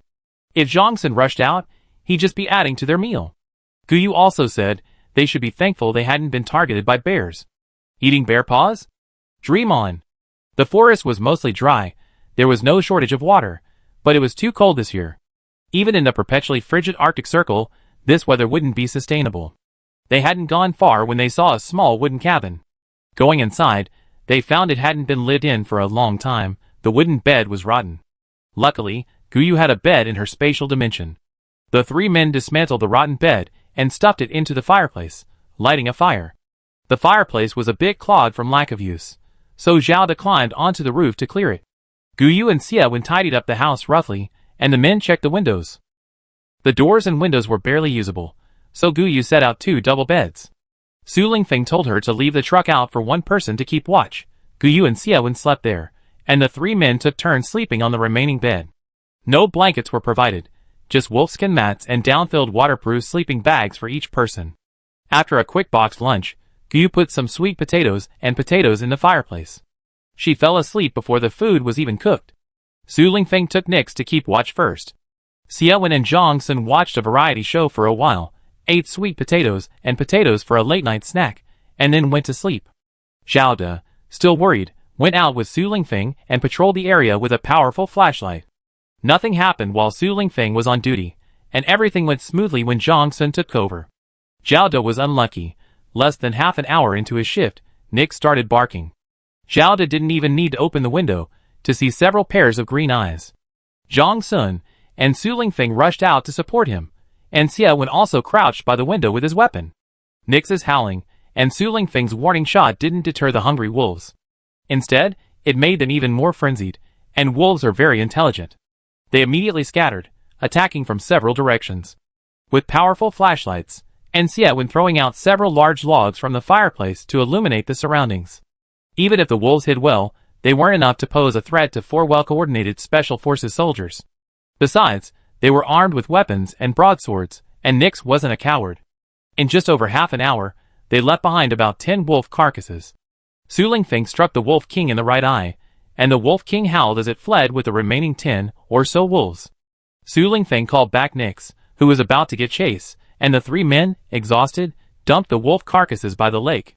The stench of blood was overwhelming, and the carcasses, already eaten by their companions, meant none of them were intact. The pelts were useless, and the meat had been gnawed. If they weren't thrown far away, the cabin wouldn't be safe. Nix stayed with Xiaowen, guarding the fire to prevent the wolves from launching a counterattack. These animals were incredibly intelligent. Just as they returned, they heard Nix's howl, and the 3 men quickly grabbed their weapons and ran back. The door was open, Nix was calling outside, and Xiaowen was inside, holding Guyu and calling her name. After they left, Xiaowen jokingly remarked to Nix that Guyu was sleeping soundly, not reacting to such a commotion. But then she sensed something was wrong. Guided by her doctor's intuition, she rushed in and found Guyu indeed running a high fever and somewhat in shock. Fortunately, Guyu had a habit of leaving food, a first aid kit, and clothing/blanket at the campsite each time she visited. Otherwise, Xiaowen wouldn't have known what to do. They had all become too reliant on Guyu's space these past few days. With Guyu in trouble, they were all at a loss. Even Su Lingfeng, usually calm, was somewhat panicked today. Luckily, the first aid kit contained fever reducers, 4 fluids, and anti-inflammatory injections. For the first time since becoming a doctor, Xiaowen felt a sense of unease. Guyu's symptoms had come on suddenly and unexpectedly, not something that had developed overnight. None of the 4 Special Forces soldiers noticed her abnormality, letting her struggle to keep up with them despite her unusual condition. After calming down, Xiaowen realized how remarkable Guyu was. She, an ordinary person, had actually climbed towering ice mountains and traversed glaciers alongside 4 Special Forces soldiers, never falling behind or complaining of fatigue. Only now did Xiaowen realize that his once proud physical abilities might not match Guyu's unwavering willpower. Su Lingfeng hugged Guyu, feeling a pang of guilt. He desperately wanted to return home. He kept thinking that things would get better after a while, never considering whether his girlfriend, so thin as a stick, could withstand such intense exercise.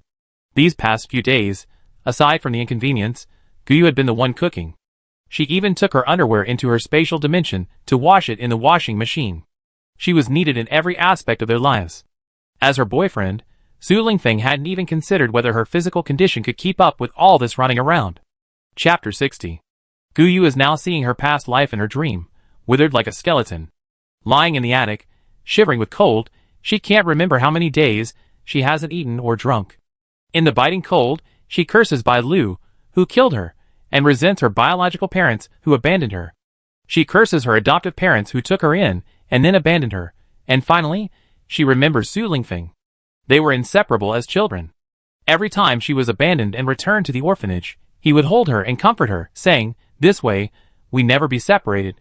But he ultimately abandoned her too, so even when her last adoptive father offered to take her in, Guyu didn't believe it. Even Shuangjiang is gone, no one in this world is honest. But she never imagined she would still be abandoned, left in a foreign land by her childhood friend for some inexplicable reason. And then, she died quietly, so tragically. Guyu is filled with resentment, she struggles to hug her past self. But she couldn't run over, her head throbbed with pain, and she couldn't help but groan. Then she was pulled into a warm embrace. Whose voice was so familiar? He called in her ear, "Guyu, are you awake? Where does it hurt?" Then Guyu remembered, it was Shuangjiang, Su Lingfeng, the lover she picked up after her rebirth. He said they get married when they return to China. Yes. Back to China. They crossed the Bering Strait, they were going home. Su Lingfeng, seeing Guyu, who had been unconscious for 3 days, finally opened her eyes, excitedly called for Xiaowen to come in quickly. Guyu, waking from her dazed state, immediately pushed Su Lingfeng away, complaining that he hadn't shaved, hadn't showered, and smelled terrible. Su Lingfeng hugged Guyu even tighter. "Don't say that, we're all stinking. Only you smell good? You had a high fever for 2 days. If you hadn't woken up today, I was prepared to risk driving a truck to find the nearest hospital to save you. Without you, we have nothing. If you hadn't left behind flour, potatoes, and sweet potatoes before you fainted, we might have starved to death." Guyu then realized that without her spatial dimension and the supplies within it, they would only stink. Having food at all would be a miracle. How could they expect to shower and change clothes? Guyu woke up, but Xiaowen couldn't find the cause of her illness. He could only attribute it to being too cold, tired, and stressed. Anyway, a full checkup after returning home would be best. Gu Yu actually knew what was wrong with her. Xiaowen's explanation was only one aspect. In her previous life, she only lived for 10 months. Even with her spatial dimension and companions in this life, she was still afraid of being abandoned. Extremely insecure, Gu Yu dared not say she was tired, dared not say she couldn't hold on any longer. Even though she wasn't fully recovered from her illness, she didn't dare ask for a few days of rest. She forced herself to keep going, but she wasn't invincible. Collapsing here truly pushed Gu Yu's body to its limit. But thankfully, Gu Yu thought, I haven't been abandoned. Finally, someone will be with me. Besides Su Lingfeng, the happiest person about Gu Yu's successful awakening was Zhang Sun, the glutton. He excitedly circled around Gu Yu, waving his arms and legs. Gu Yu, you're finally awake. The captain was going crazy if you hadn't woken up. The drone hadn't returned after flying out because the captain said they find a hospital and then bring it back. The drone ran out of power, and I don't know where it went. This place is desolate, there's nothing here. You only left potato flour and salt. I've been eating dumpling soup for 2 days straight. Jiao Da's cooking is terrible, tasteless. Our Nix is much better, he led us to kill a bison. But Xiaowen's cooking is still mediocre, the bison leg doesn't taste good either. Xiaowen got angry. With just salt, how can it taste good? You say we're useless, but aren't you the same? Nix went hunting, and you just carried the meat. Zhang Sun wanted to retort, but Gu Yu, lying on the bed being held by Su Lingfeng, laughed out loud. Zhao Da finally spoke up. Gu Yu, can you bring something out? We roast another bison leg tonight. This time with seasoning. I don't believe it won't taste good. But even though Zhang Sun complains it's not good, who drinks 2 bowls of my dumpling soup in one sitting? Who ate the most roast beef leg at lunch? Zhang Sun pointed confidently at Nix, who was wagging its tail around Gu Yu, and said, it ate the most without salt. I didn't eat as much as it. Everyone laughed, and Gu Yu bent down to pat Nix's head. It seemed she had a group of good friends, and Nix was quite supportive. With Gu Yu's seasoning, they enjoyed a hearty beef dinner. Gu Yu parked the RV next door, and Su Lingfeng made her a pot of white rice porridge. Gu Yu's body wasn't suited to eating beef, so she could only drink white porridge for the time being. That evening, Su Lingfeng took a shower, restoring his unkempt appearance to his lovable self. Gu Yu couldn't sleep, so Su Lingfeng held her and sat by the fire, looking at the stars. Gu Yu looked at the stars, and tears streamed down her face. How long had it been since she last looked up at the stars? When Su Lingfeng was still in the orphanage. Those summer nights were sweltering and stifling. Su Lingfeng would move his bamboo bed into the yard. They'd light mosquito coils, and the two of them would lie on the bed counting stars. Gu Yu would fall asleep while counting, and Su Lingfeng would cover her stomach with a thin blanket. And that's how they slept. Then they parted ways. Gu Yu, only 15, was admitted to university and left the orphanage. It seemed she'd never have time to look at the stars again. No matter how hot the night, there was no longer that yard, that bamboo bed, that person. She couldn't sleep at night because she needed to stay up late translating files. At 15, she wasn't even an adult yet, and besides earning money online, there was nowhere else she could do part-time work. Gu Yu was busy with life, busy with studies, and finally busy with work. In her past life, she couldn't even look at the stars. In this life, it seemed only today could she finally catch her breath. Looking at Su Lingfeng beside her, Gu Yu realized that after all the twists and turns, it was still this person who kept her company as she watched the stars. Even without that little courtyard, even though the weather was as cold as an icebox. With this person by her side, Gu Yu thought that perhaps she really wouldn't be alone for the rest of her life. Su Lingfeng hugged Gu Yu and stroked her face, murmuring as if to himself, yet also as if speaking to Gu Yu, I was so scared. I thought I would lose you again. I asked around everywhere for news of you, and I waited outside your university for 2 whole days before I finally saw you. But I didn't dare to see you. I thought maybe you didn't want to see me, but we are truly destined to be together. Since fate brought us together, Gu Yu.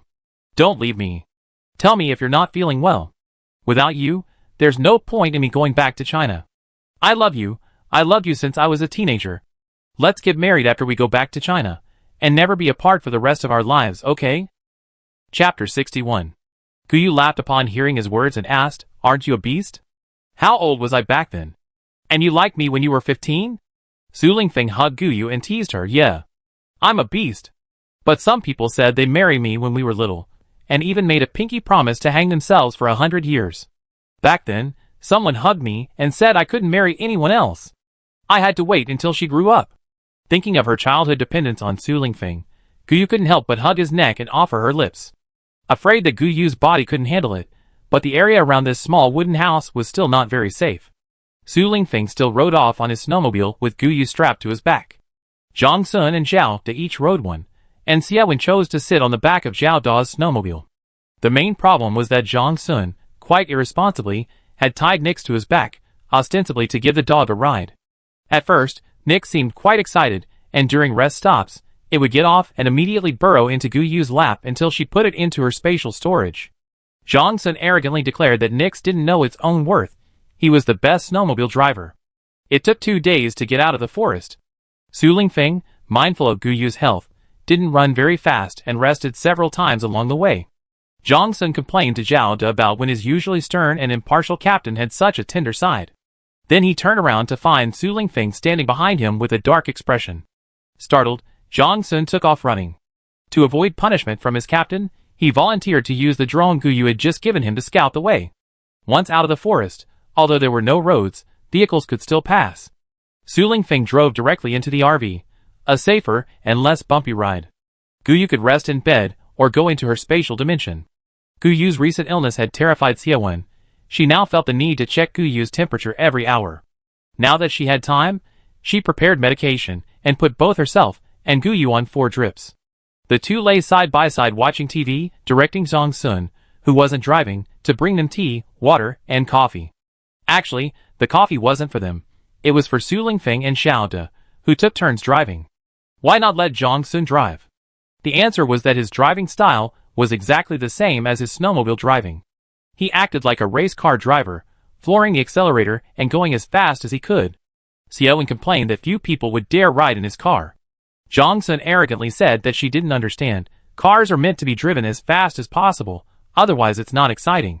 The road outside was covered in a thick layer of ice, and even with snow chains, the RV couldn't be turned off easily.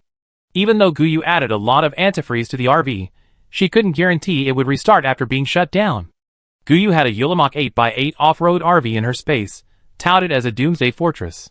When she took it out, Zhang Sun's eyes widened, and Xiao De circled the vehicle once before the two of them sat in the driver's seat, ready to drive. Su Lingfeng, however, didn't want to drive it.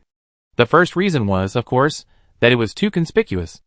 They had nothing now, and strictly speaking, they were illegally imported. No one should bother them now, but what if they drove around so ostentatiously? The second reason was that these vehicles didn't actually belong to Guyu. Even if they had the paperwork, it was from the country of Lifeng, and they were currently in Bering State. Better safe than sorry. On someone else's turf, you have to keep your head down and avoid attracting attention if possible. When Guyu put the car into her spatial storage, Zhang Sun almost cried. If Su Lingfeng hadn't been there, he would have clung to Guyu's leg, begging for her to take him in. She treats luxury cars like collectibles? How many luxury cars are actually in her spatial storage? If Guyu heard Zhang Sun's inner thoughts, she would seriously say she didn't know. The luxury cars in her spatial storage were collected at the port of F country. But those cars were mostly low chassis, expensive, and brightly colored. Some of the supplies collected at the port of Lifeng country were collected at military port docks, and most of the RVs came from there. Not to mention off-road RVs, Guyu actually drove out quite a few military vehicles as well. She just didn't recognize them, and wouldn't easily take them out. Once those vehicles were taken out, it wouldn't be a simple matter. Guyu ran away in fear at that time. She had only taken out weapons, medical equipment, and medicines. She didn't plan to tell Su Lingfeng about these things, otherwise he would definitely criticize her for being too bold. Su Lingfeng chose their usual RV. Actually, if it weren't for Guyu's poor health and Xie, when still healing back injury, Su Lingfeng would have preferred to drive the truck. A few sofa beds were placed in the back. They weren't very warm, but they were inconspicuous. After driving for a day, they finally saw a building. Unfortunately, upon closer inspection, it was dilapidated and looked like it could collapse at any moment. Anyway, they had found a proper road, so Su Lingfeng and the others decided to rest for the night and set off again the next morning. Guyu was sick, and Xiaowen couldn't straighten his back. Su Lingfeng's cooking skills were decent, and Zhao De was barely passable. The two of them, stumbling and struggling, finally managed to cook a pot of bone broth. The rice cooker rice, though overcooked, was still edible. The potato shreds were cut a bit too coarse, and there was a bit too much oyster sauce in the lettuce. The beef stew with carrots and onions wasn't very tender. All these complaints came from Zhang Sun, who could only eat and not cook, and thankfully, he didn't get a beating. Finally, Su Lingfeng waved his hand and told him to wash the dishes and pots. Gu Yu and Xie Wen didn't eat the beef stew with carrots and onions at all. Neither of them could eat beef because Zhao De said it was a trigger food and sick people should eat less of it. Gu Yu and Xie Wen didn't want to eat the slightly burnt beef anyway, so they naturally went along with it. The next morning, Su Lingfeng cooked porridge, and Gu Yu brought him steamed buns and twisted rolls. Zhang Sun rubbed his stomach, wanting a steamed bun. Su Lingfeng glanced at him, and the coward immediately grabbed a steamed bread and started munching. With signs on the highway, Su Lingfeng and his group drove more smoothly. They quickly found the highway leading directly to the border. The highway entrance was deserted, the road was icy, and no other vehicles were passing by. Since it was toll-free, there was no speed limit, but unfortunately, the icy road made it difficult to drive fast. Otherwise, race car driver Zhang Sun claimed he could drive back to China at 150 miles per hour. If nothing unexpected happened, Su Lingfeng would definitely give him a flick on the head. This idiot was really annoying. Su Lingfeng and Zhao De continued to take turns driving, stopping at gas stations and service areas whenever they passed. They shoveled fuel wherever they could find it, taking whatever they could. Gu Yu and Xie Wen could also get out and wander around, instead of always lying down. Even Nix could get out and run around. This guy still preferred sitting in the RV. Chapter 62. At first, it seemed like the service area was practically deserted, and the gas station was self-service. Gu Yu collected even more fuel, and a considerable amount of antifreeze. The antifreeze and engine oil here came in large containers, plentiful in the self-service supermarket next to the gas station. Gu Yu collected alcohol at a gas station for the first time. The strongest liquor, with a high alcohol content, Zhang Sun opened a bottle and took a sip, feeling his whole body burning. He drank 3 sips in a row, and then he was drunk. Zhao De took a small sip, saying that Su Lingfeng should have a sip that night. This stuff really warms you up. The Russians aren't kidding. There was almost no food in the supermarket. It must have been emptied by the staff long ago. The other items were neatly arranged, meaning they weren't taken by outsiders. Heading west, the number of oil tanks in Gu Yu's space increased at the foot of the mountains. The engine oil, lubricating oil, and antifreeze in the room looked almost full. Strangely, no matter how much Gu Yu filled the hut, it seemed to remain perpetually full. After the thatched hut grew larger, the liquor became a separate item. Gu Yu couldn't understand how so many wooden barrels could be stacked so neatly, almost to the point of bursting through the roof, and yet still piled higher and higher. The liquor she had collected was practically alcohol. Even the cardboard boxes were used to stack them. Feeling dizzy, Gu Yu decided to give up. She couldn't control it anyway. After picking up scraps at 5 or 6 gas stations along the way, towns and houses began to appear along the roadside. The number of vehicles also increased, and she occasionally encountered cars refueling at gas stations. At one gas station, she collected a whole set of fuel cans. The cars refueling seemed well prepared, with complete pumping equipment. Su Lingfeng decisively decided to temporarily abandon the $0 purchase plan at the gas station. They couldn't afford to get into a conflict at this point, especially since the other side was armed. They were on the last stretch of highway. The next off-ramp would lead directly to the river at the border. Zhang Sun sobered up after being scolded by Su Lingfeng, becoming completely sober. They reached the last service area. It was getting late, so everyone stopped to rest. They estimated they would be back in China by noon tomorrow. Victory was in sight, but no one let their guard down. They quickly finished dinner and went straight to bed. In the middle of the night, Nick suddenly barked restlessly, scratching at the RV door, indicating he wanted to get out. Su Lingfeng and the others all woke up. Gu Yu even went straight into her spatial dimension. They opened the driver's side window, and, sure enough, they were surrounded by 3 cars. Su Lingfeng set up his sniper rifle and fired a shot at the headlights of one of the cars. The men who had been quietly preparing to surround them quickly retreated to the back of the vehicles, and some even turned on the headlights of all 3. For a moment, the area around the RV was as bright as day. Zhao De and Zhang Sun had already gotten out of the vehicle with Nix when Su Lingfeng opened the gun. Using the vehicles as cover, the 2 of them were also in ambush, with Zhang Sun directly leading the submachine gun. The enemy clearly hadn't expected to encounter such tough opponents. Someone started speaking loudly in a foreign language. Su Lingfeng understood. They said they wanted some food. There was definitely food inside the RV. They had seen it at the previous service station. This group of people were neatly dressed, and their complexions were ruddy, not like they were starving.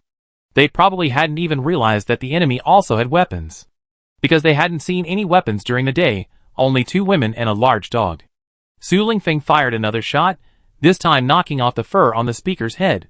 Then he shouted in Barangese, "We're just passing by, don't cause trouble. If you leave immediately, you might survive, otherwise, they won't be so polite." The group, who had originally planned a robbery, now saw the situation was turning against them. The man whose hat had been knocked off shouted, "Don't fire. We're retreating." Then they climbed into their vehicle, started it, and drove off, Zhang Sun giving them the middle finger from behind. He thought there would be a fierce battle. But he wasn't surprised. These people were armed with double-barreled shotguns, powerful but only capable of firing twice in succession, and these things used shotgun shells. A headshot could blow off half a head, and a torso shot rarely resulted in a survivor. Guyu didn't sleep that night, opening blind boxes in the military container in her spatial dimension. She actually found bulletproof equipment. Bulletproof vests, helmets, and vests still provide protection for the limbs and joints, as well as vital areas below the waist. The next morning, Su Lingfeng and his team changed from the inside out. They no longer wore self-heating underwear, down jackets, or ski suits, replacing them with bulletproof vests. The full-body bulletproof vests were too restrictive, so they temporarily abandoned them. The ski helmets were replaced with bulletproof helmets, and they deliberately attached grenades to their bulletproof vests. They were about to exit the highway, and this country didn't restrict firearms. Exiting the highway meant encountering more people, so Su Lingfeng and his team were on high alert. They drove their RV off the highway, passing towns along the way. The towns were so quiet, they seemed deserted. If it weren't for the pairs of eyes watching from behind the curtains along the roadside, Su Lingfeng would have thought this was an abandoned city. Passing a large courtyard, Zhao De, the driver, slammed on the brakes. Su Lingfeng, in the passenger seat, immediately raised his weapon. Zhang Sun opened the car door and set up his submachine gun, while Xia Wen also raised his sniper rifle. Guyu, holding Nix, hid behind the car door, holding a grenade. A dozen or so burly men rushed out of the courtyard, and Zhao De quickly reversed the car. But then a large truck rushed out from behind and blocked the road, forcing Zhao De to stop the car as well. Zhang Sun rushed out, his weapon forcing the burly men from the courtyard to retreat. Xia Wen also got out of the car, weapon in hand, to cover Su Lingfeng and Zhao De as they disembarked and entered combat mode. Guyu, knowing she couldn't help, took the eager Nix into the spatial dimension. Zhao De stopped the car because the ground was covered with nail-studded planks, making it unsafe for the RV's tires. This group was clearly prepared. The nail-studded planks and the trucks that rushed out later were all there to rob. As Sheng Ma approached the border, Su Lingfeng grew increasingly agitated. The burly men were just as well equipped as Su Lingfeng and his group, wearing bulletproof helmets and vests. The men brandished their weapons and shouted, "Leave the RV. Drop your weapons. Men, get out. Women, stay." Su Lingfeng shouted back, "Leave your weapons. Get out of the yard. Men and women, get out." The men on the other side became anxious, shouting, "They don't want to hurt anyone. They just want supplies. They can leave, including the women, with all their weapons, but the supplies and the RV can't be taken." Su Lingfeng didn't want to waste any more words, and threw out a tear gas canister that Guyu had given him. Chapter 63. Tear gas filled the courtyard, causing the burly men to disperse and choke, covering their noses as they ran into the house. Zhao De seized the opportunity to force the truck driver out of the vehicle, pointing his gun at his head and ordering him to pull apart the nail-studded planks. Su Lingfeng and Zhang Sun aimed their guns directly at the gate, while Zhao De, Xia Wen, and the driver pulled the planks to the roadside. The burly men were clearly choked. The only sound inside was coughing. Zhao De chopped the driver to the ground, and Su Lingfeng got into the truck. The others got into the RV and sped off. After driving along the road for about 20 minutes, they stopped to rest. The RV was too conspicuous, so Guyu had to check that no one was around and put it away in her spatial storage. The stolen truck was also large, making turning difficult.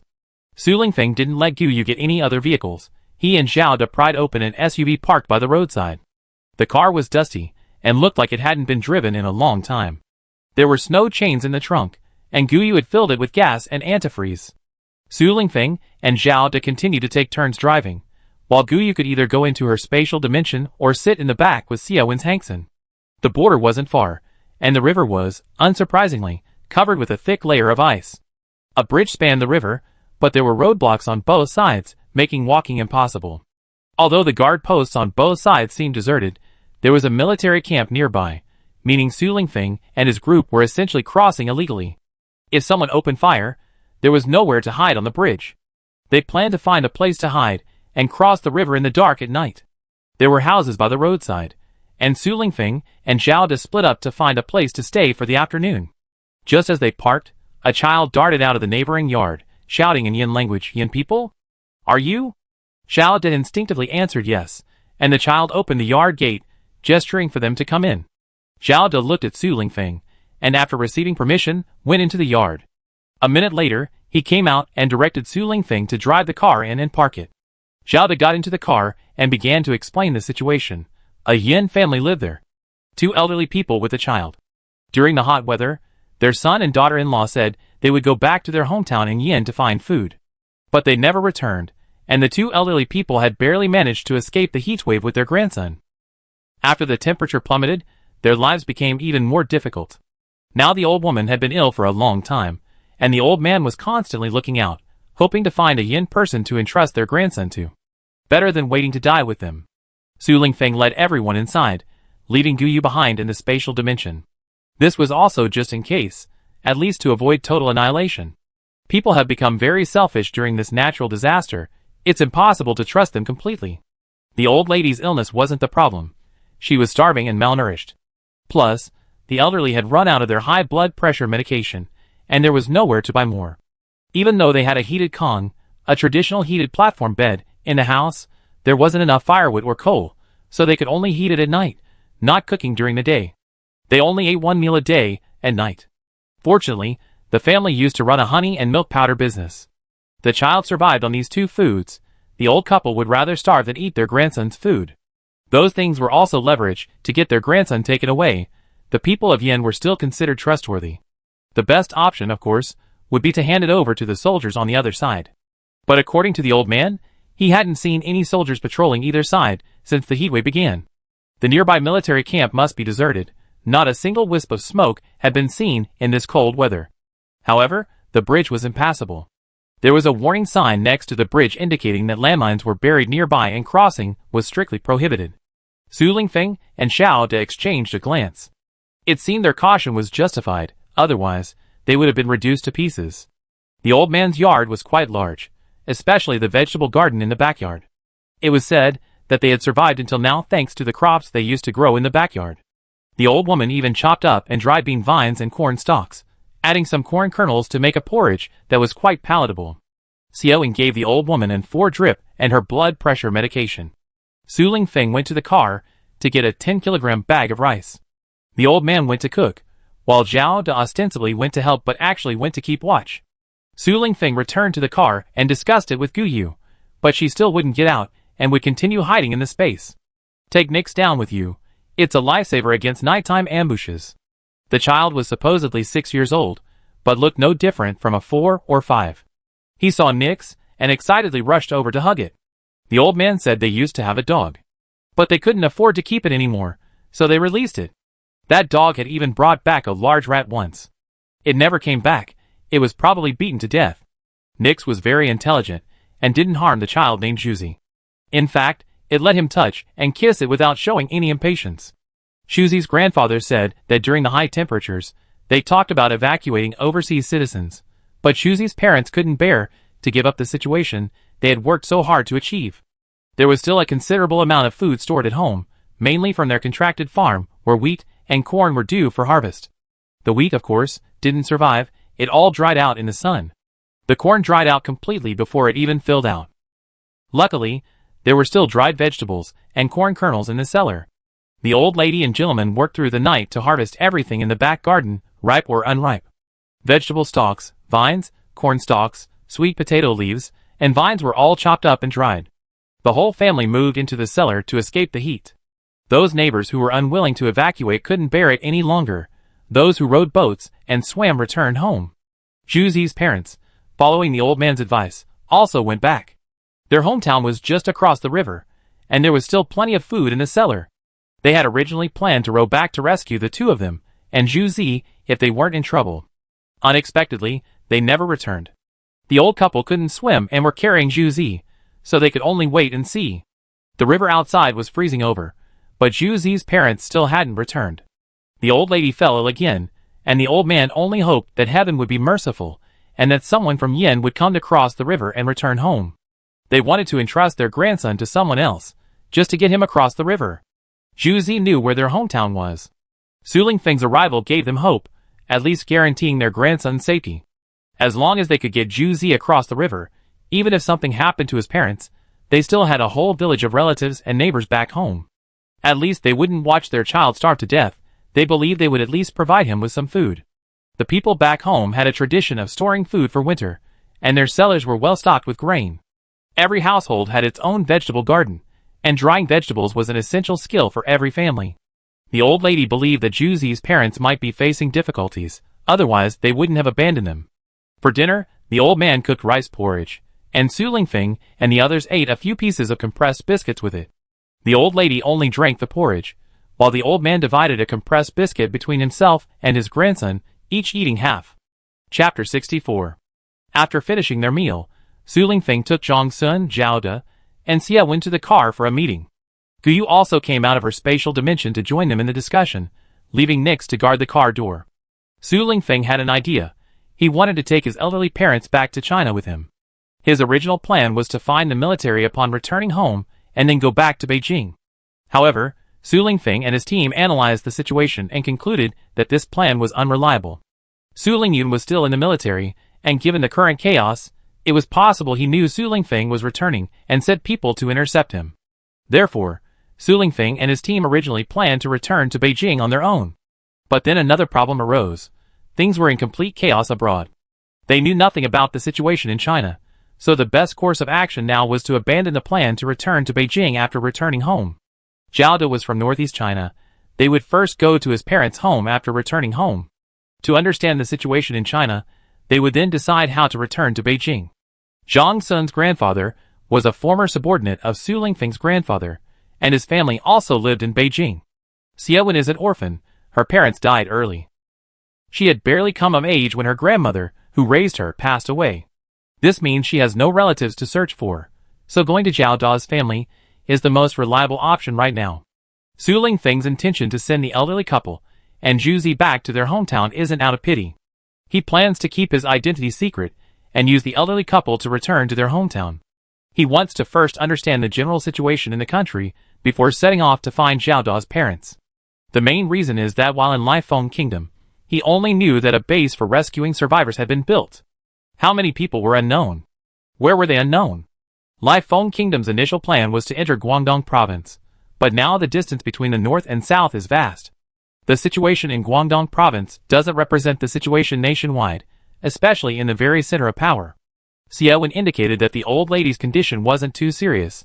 A couple of days of good food and 2 days of 4 fluids should be enough.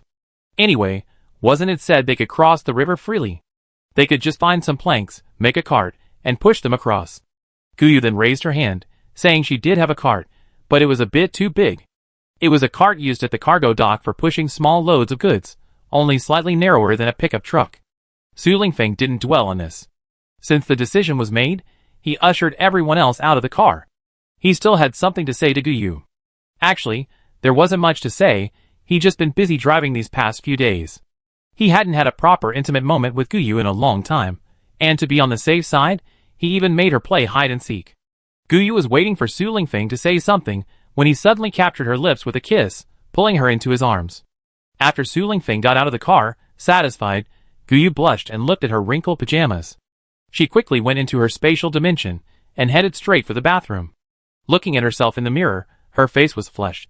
Even just looking at her face, she was undeniably alluring. Back in the house, Su Lingfeng felt a pang of regret. The car was too small, and he didn't dare to make any big moves. Touching Guyu's body, he felt his burning desire still wouldn't subside. He needed to go back to China soon. Find his family to eliminate any potential problems, marry Guyu, and then he could do whatever he wanted. Being able to touch her, see her, but not have her was still very frustrating. The old couple's house had only 2 rooms with a Kong, heated brick bed. The old couple and their child shared one Kong.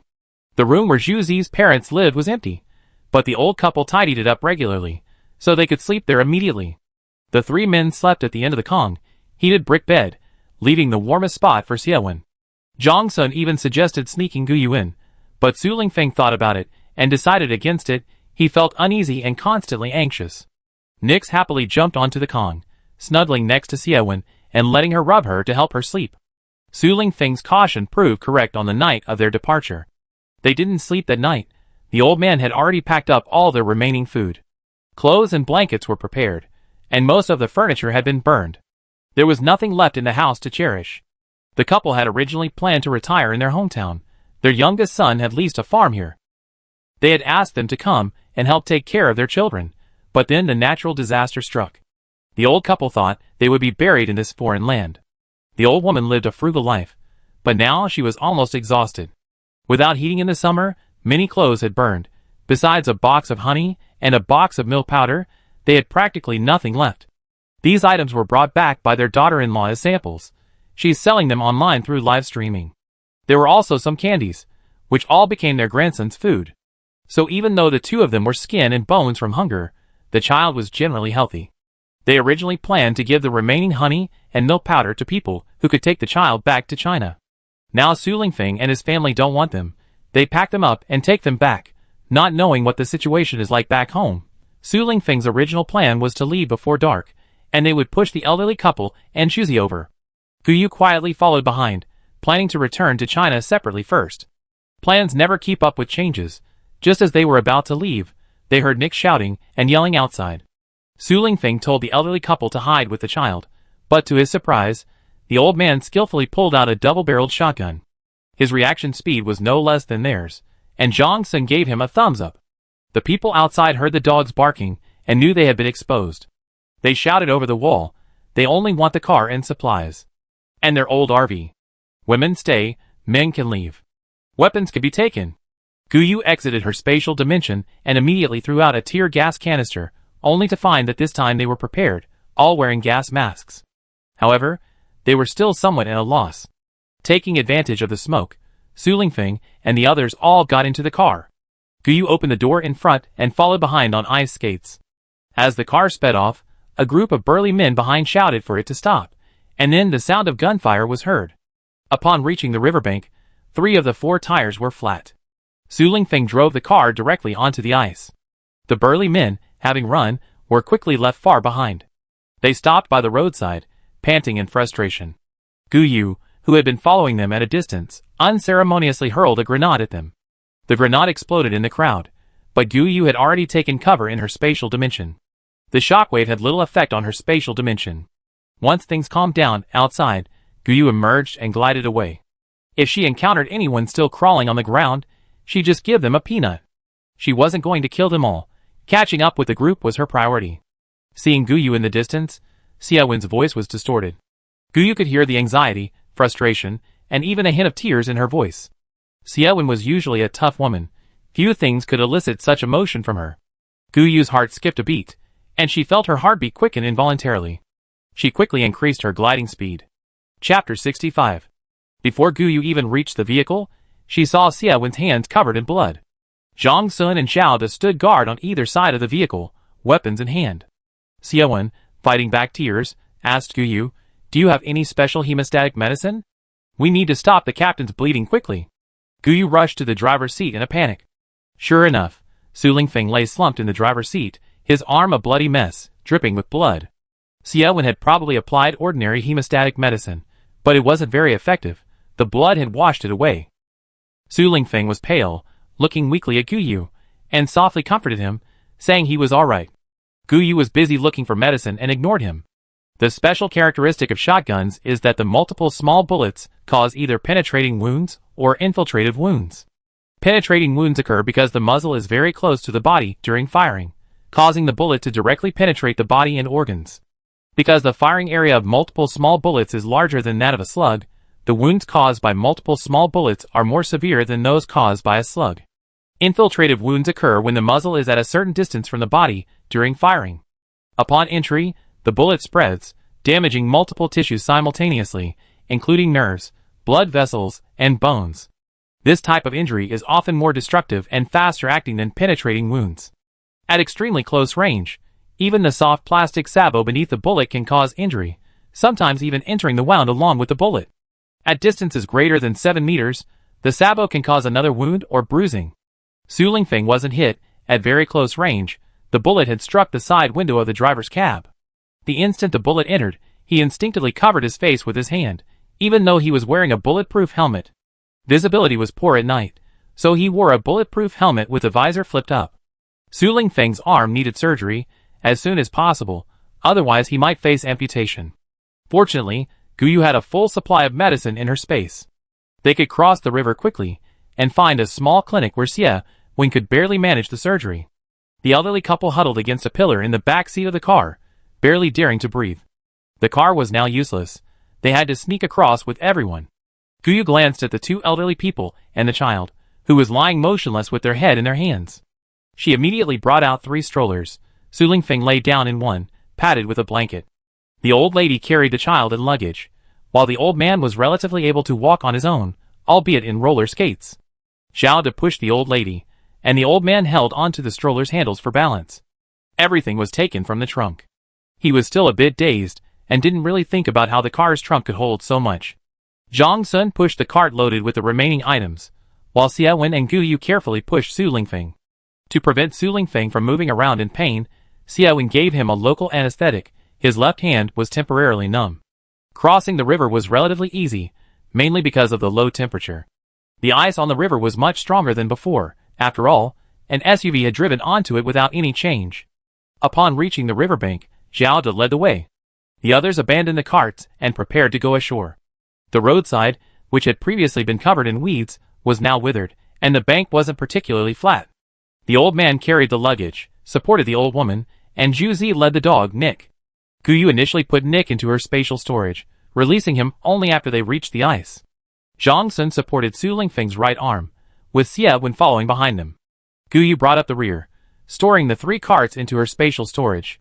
Just as they were about to continue forward, Xiao De, who had been scouting, stopped at the roadside. He gestured and shouted for everyone to back up. He had stepped on a landmine. The border couldn't be abandoned so easily. The shore was riddled with landmines. A large warning sign had been nearby, but it had likely warped and fallen over due to the sudden drop in temperature. Now that everyone could see Xiao De had been hit, even the largest warning sign was useless. Su Lingfeng calmly ordered Zhang Sun to carefully find a small path to the shore. Nix, however, rushed to Xiao Da's side, sniffing and walking along. It miraculously stopped in front of a landmine and barked at everyone. Zhang Sun cautiously approached and saw that it was indeed a landmine. The occasion and mood were simply inappropriate, otherwise, everyone would have applauded Nix. Guyu handed Zhang Sun a box of glitter and sprinkled it around the areas where Nix had found. The view was clear at night, and everyone had made it ashore. Su Lingfeng, supporting Guyu, didn't leave. He whispered his farewell to her. This landmine hasn't been triggered yet. My hand isn't working properly, otherwise I could have found a way to defuse it. I'm sorry, I'm going to let you down. Go quickly. I take Xiao Da's place. Take care. Xiao Da, tears streaming down his face, shook his head vigorously. No, Captain. You still have to take them back to Beijing. You still have Guyu to take care of. You go quickly. I was too hasty, and didn't see the road clearly. I can't sacrifice you to save me now. At this moment, the old man ran back and calmly said, You go. I'm old. I participated in the Vietnam War when I was young. I know what to do. I take Xiao Da's place. You just need to take my wife and grandson home. I'm old. I have no more worries. Hurry. I take your place. Guyu was almost in tears. Pointing to herself, she choked out, I'm here. I have a way. Hurry up and go. I catch up with you. Su Lingfeng looked at Guyu, who nodded firmly. Zhang Sun had already come down. He didn't dare say he wanted to replace Xiao De. It would be useless anyway. His training didn't allow him time for grief. Supporting Su Lingfeng and leading the old man, the 3 men kept turning back to look at Guyu and Xiao De. Xiao De, with tears in his eyes, directed Guyu to carefully dig away the topsoil, revealing the surface of the landmine. A change in gravity would cause the landmine to explode, and the height and weight difference between Guyu and Xiao De was too great. Guyu's habit of collecting everything came in handy. Her spatial dimension was full of building materials. Almost the instant Xiao De lifted his foot, several tons of cement were poured onto the landmine. Xiao De leaped back onto the river, and Guyu entered the spatial dimension. The landmine didn't trigger. Once Xiao De was sure there was no danger, Guyu and the two quickly and nimbly made their way ashore after leaving the spatial dimension. The group, who had walked a kilometer away, didn't hear the expected explosion. Instead, they were overjoyed to see Xiao De and Guyu. Zhang Sun practically jumped into Xiao Da's arms, hugging him and almost crying with joy. Xia Wen also hugged Xiao De excitedly. She was already sobbing, but now she was overjoyed and wept tears of happiness. Su Lingfeng used his only remaining right hand to embrace Guyu. Without Guyu, they wouldn't have made it this far. Without her spatial dimension, perhaps none of them would have returned. Chapter 66. Now it was the old man and woman's turn to lead the way with their grandson. The hospital was easy to find, but there was no one inside. Dust was everywhere, but Su Lingfeng's arm would be useless if he didn't have surgery soon. They found a ward for the family of 3 to rest for a while. The hospital had backup power, and Xiao De and Zhang Sun easily started the switch. Fortunately, there was enough diesel fuel next to the generator set, otherwise, Guyu would have had to make a trip. With power, Xia Wen and Guyu prepared to perform the surgery on Su Lingfeng themselves. Guyu's spatial storage contained a complete set of medicines, all of military grade, guaranteeing excellent quality. The only medical equipment they had were portable, they didn't have any large ones. Just in case, Xia Wen and Guyu still pushed Su Lingfeng to the adjacent MRI room for an X-ray.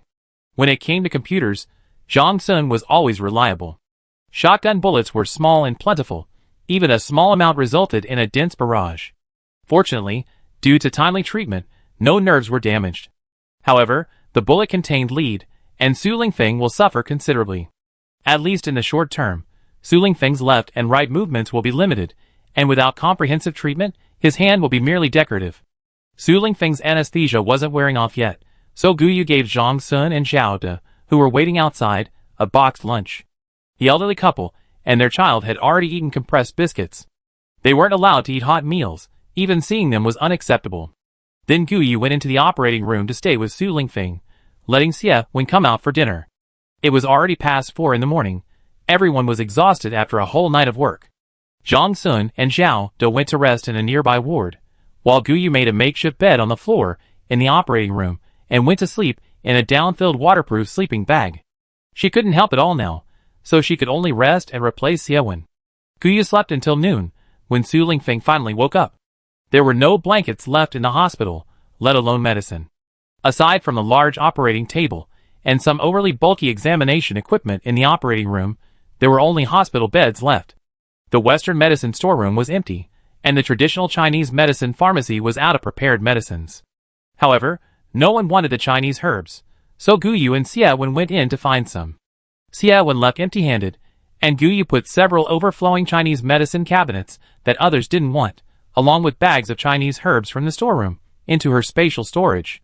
The room that already had medicine categorization now had an extra corner for storing Chinese medicine cabinets and herbs.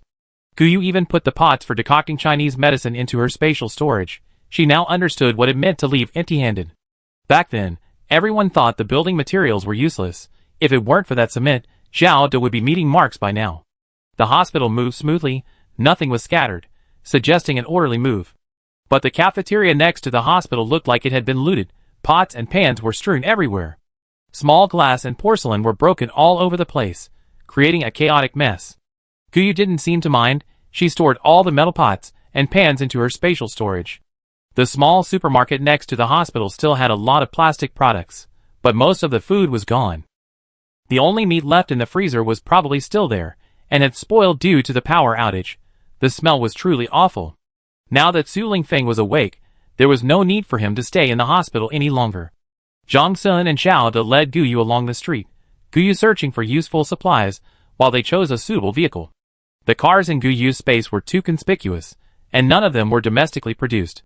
The hospital wasn't large, but the parking lot only had ambulances. Su Lingfeng didn't necessarily need to lie down and rest. The cars were too eye-catching. The cars on the roadside weren't in good condition. Some had no tires, some were frozen solid, and some were just wheels with melted tires. Those with too low a chassis to start were abandoned. Finally, they found a commercial complex with shops on the ground floor and office buildings on the upper floors. Finally, in the second parking lot, they found more than a dozen cars that met their requirements, mostly off-road vehicles and SUVs with good high-performance chassis. Zhao De finally chose a 7-seater SUV, and Guyu put the rest into her space. Anyway, they could drive any car, keys weren't important. Who knew what might happen along the way? Collecting more cars wouldn't be a problem. The basement of this place had 3 floors, and the third-to-last parking level was frozen solid, like a giant block of ice. It seems the drainage wasn't done properly. The temperature plummeted after the heavy rain, and everything froze. The second-to-last floor is where they select their cars, which is okay, but there aren't many vehicles. The last floor is a large supermarket. The food section is completely empty. The condiment section still has quite a few, but they're all spoiled. The household goods are mostly just pots, pans, bowls, brooms, mops, etc., which are hard to reach and not very useful. The frozen section stinks horribly, and the fruit and vegetable section is even more disgusting. The meat, vegetables, and fruits are all rotten, burnt, dried, and frozen. The colors are there, and the picture is so clear. Except for the third-to-last floor, there are signs of habitation everywhere else. It seems everyone is seeking refuge from the heat in the basement, but it appears relatively organized, at least clean. The offices upstairs are without power, and Guyu doesn't have the courage to climb up. 2 men went up to take a look and came down saying it looked like a robbery. The safes were smashed, and the office windows were broken. Garbage and excrement were piled up in the hallways, indicating someone had lived there and then moved out. High-rise buildings are generally windier the higher the floor, so it's quite cool to escape the heat unless you live on the top floor. While they were treasure hunting in the office building, Guyu explored the large shopping mall below. The hoverboards on the cruise ship were useless on the ice, but they still work perfectly. The mall has 4 floors. The first floor houses gold, jewelry, watches, and cosmetic stores. The items on the counters are long gone, but the contents of the safes are still there. The main problem was that the safe was too difficult to open. Those people must have put in a lot of effort, but they still couldn't get it open. Now it's a bargain for Guyu. Actually, she couldn't open it either. She'd put it in her spatial storage and figure out a way later. The cosmetics in the cosmetic store were all spoiled, and Guyu wasn't interested. She already collected too many containers back in France. She and Xiaowen used basic products. The 2 women, who didn't even understand lipstick shades, were kindred spirits. The second floor of the mall was entirely dedicated to clothing. Whatever it used to sell, it was now a mess, and Guyu had no intention of going in to look. The third floor was a maternity and baby products store, basically no different from the second floor. The fourth floor had a cinema and various restaurants, but Guyu didn't find anything useful there. Chapter 67. Since they hadn't gained anything, the 3 returned to the hospital. They hadn't planned to leave today anyway. They woke up around noon. They left after lunch, and now it was practically evening. Except for Su Lingfeng, who ate the porridge Guyu had cooked in her space, the others ate compressed biscuits with pickled vegetables. The pickled vegetables were the old lady's specialty, her most prized skill. They'd taken them all out before leaving only about a pound. Zhao De slipped away while eating. Zhang Sun said it was because Zhao Da's mother frequently sent these things to their base. They often went out on missions, and some of the items had been sent for a while when they returned. Zhao De often couldn't bear to throw them away, clutching the glass bottles and thinking of his parents. The old man's home was far from the small county town. All the relatives there had disappeared. Even Zhu Zi's maternal grandmother's house was empty. The small county town was practically deserted. Some families had their doors wide open, completely deserted. It took more than an hour to drive, covering 600 or 700 kilometers, before finally reaching the foot of a large mountain. The noise of the car attracted some villagers. The bolder ones opened their doors to look out, while the more timid peered through the windows. Grandpa Zhu recognized someone immediately among the first people who opened their doors. He rolled down the car window and shouted, "Brother, I'm back." The man cheerfully flung his door open and yelled, "Old Lu, you're back. How did you get back? The riverbank was full of landmines. Your son was so worried he couldn't cross." After the first house, another followed, and by the time they reached Grandpa Lu's house, quite a few people had gathered. Cars dared not drive fast, and someone with a loud voice ran ahead shouting, "Lu family boy, your parents are back. And your son." Zhu Zi's father saw his parents and son and wept. The 4 of them hugged and cried. When asked about his daughter-in-law, Zhu Zi's father was heartbroken. It turned out that they couldn't cross the river that day. The shore was full of landmines. Zhu Zi's mother, heartbroken, discovered she was pregnant. The couple had to brace themselves to care for their second child. The high temperatures led to shortages of supplies, but the Lu family had enough food stored in their cellar to last for several years. However, relatives from the village began to come seeking refuge, including Zhu Zi's maternal grandmother's family. Later, the government announced the establishment of a relief base, and these people all prepared to depart for it. Zhu Zi's uncle asked his brother-in-law to give him half of the food, but when he refused, he pushed Zhu Zi's mother aside in the ensuing scuffle. This caused her to miscarry, they couldn't find a doctor, and she died. Only with the double-barreled hunting rifle he brought back from abroad did Zhu Zi's father manage to save the grain and drive away that blood-sucking, ungrateful family. Many families in the village faced similar problems. Some were even robbed and murdered after taking in relatives. After the sudden drop in temperature, the area, being near the mountains, was also scorched by the high temperatures, killing many trees. With lives at stake, no one cared about protected plants or animals. The ecological balance that had been painstakingly restored in recent years was disrupted again. The main problem is that nature is too cruel. Even plants and animals cannot withstand such natural and man-made disasters. Now that his parents had returned safely, Zhu Zi's father hugged Zhu Zi and kowtowed to his benefactors in gratitude. Zhao De helped them up and chatted with the villagers about the situation back home. He was from northeast China, and speaking his native dialect brought him a sense of familiarity. Therefore, the atmosphere of the conversation was harmonious. The villagers spoke frankly and openly. From these conversations, Su Lingfeng summarized the current situation in China, at least in northeast China. In rural areas, especially those near mountains, people mostly stayed at home. In the sweltering heat, they would venture out at night to forage for food and store firewood. Initially, relatives who came to stay were generally accepted. Although there were some minor squabbles, they generally coexisted peacefully. When the heatwave lasted for about 4 months, news came on the radio that the government had established relief bases. There were about 10 in total, all located in major first-tier cities. This caused conflict among the households. The village had food and drink. The groundwater was relatively abundant, and naturally no one wanted to leave their home and live in a strange place. Besides, with young and old alike, who would willingly travel such a long distance to live in a place they'd never been before? Relatives from the city who came to stay, however, wanted to go to bigger cities and find different ways to survive. But since they were going to leave anyway, and the road was so far, how far could they go empty-handed? Thus, the conflict escalated. The villagers were unwilling to offer up the food they depended on for survival. Relatives and friends were unwilling to go to a strange place empty-handed. When one family committed robbery, others followed suit. Fortunately, the villagers were relatively united, and their customs were quite fierce. Of course, the Lu family was the only one with weapons. There were no others. Guyu had stored all the weapons in her spatial storage. They only needed a pistol for self-defense and a dagger hidden in their boots. But some people left and then returned, supposedly because entering the city's relief base required handing over supplies.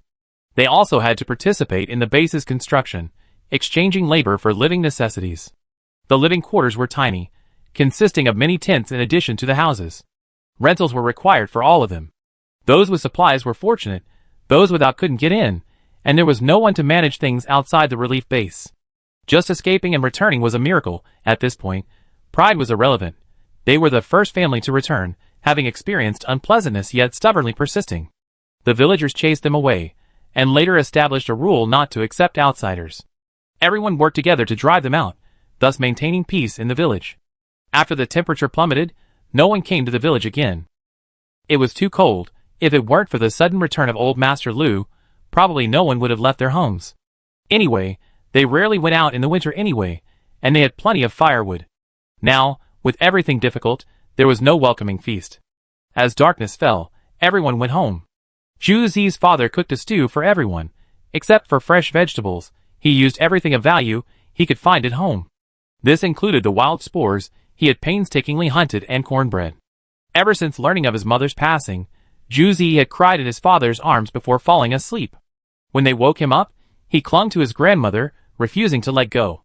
Xiaowen analyzed that the child was experiencing psychological problems, but she was at a loss. No matter how serious the child's problems were, the more pressing issue now seemed to be survival. Both the elderly couple and the child's father felt that staying alive was the most important thing. Guyu also knew that her mother hadn't harmed the child, but she was helpless. She could only hope that time would heal all wounds. Perhaps Zhu Zi would slowly emerge from the pain of losing his mother, and things would be better for him as he grew up. Chapter 68. The Lu family was relatively well off, but they didn't stay long. After all, their food was precious, and they couldn't offer much more. Besides, Zhao De was getting impatient, so they set off again the next morning. Zhuzi clung to Nix, refusing to let go, but Guyu and the others knew that no one wanted to keep a fat, large dog anymore. They refused the food the Lu family offered, finally accepting a box of honey, 12 500-gram bottles of bearing honey. They saved the milk powder for Zhuzi's nutrition, but couldn't refuse the honey. However, Guyu pretended to take a bag of dried meat from the trunk. It was beef jerky she had dried herself, to supplement the child's nutrition. The Lu family held the beef jerky, tears streaming down their faces. As they drove off, the three of them knelt on the ground, kowtowing in farewell.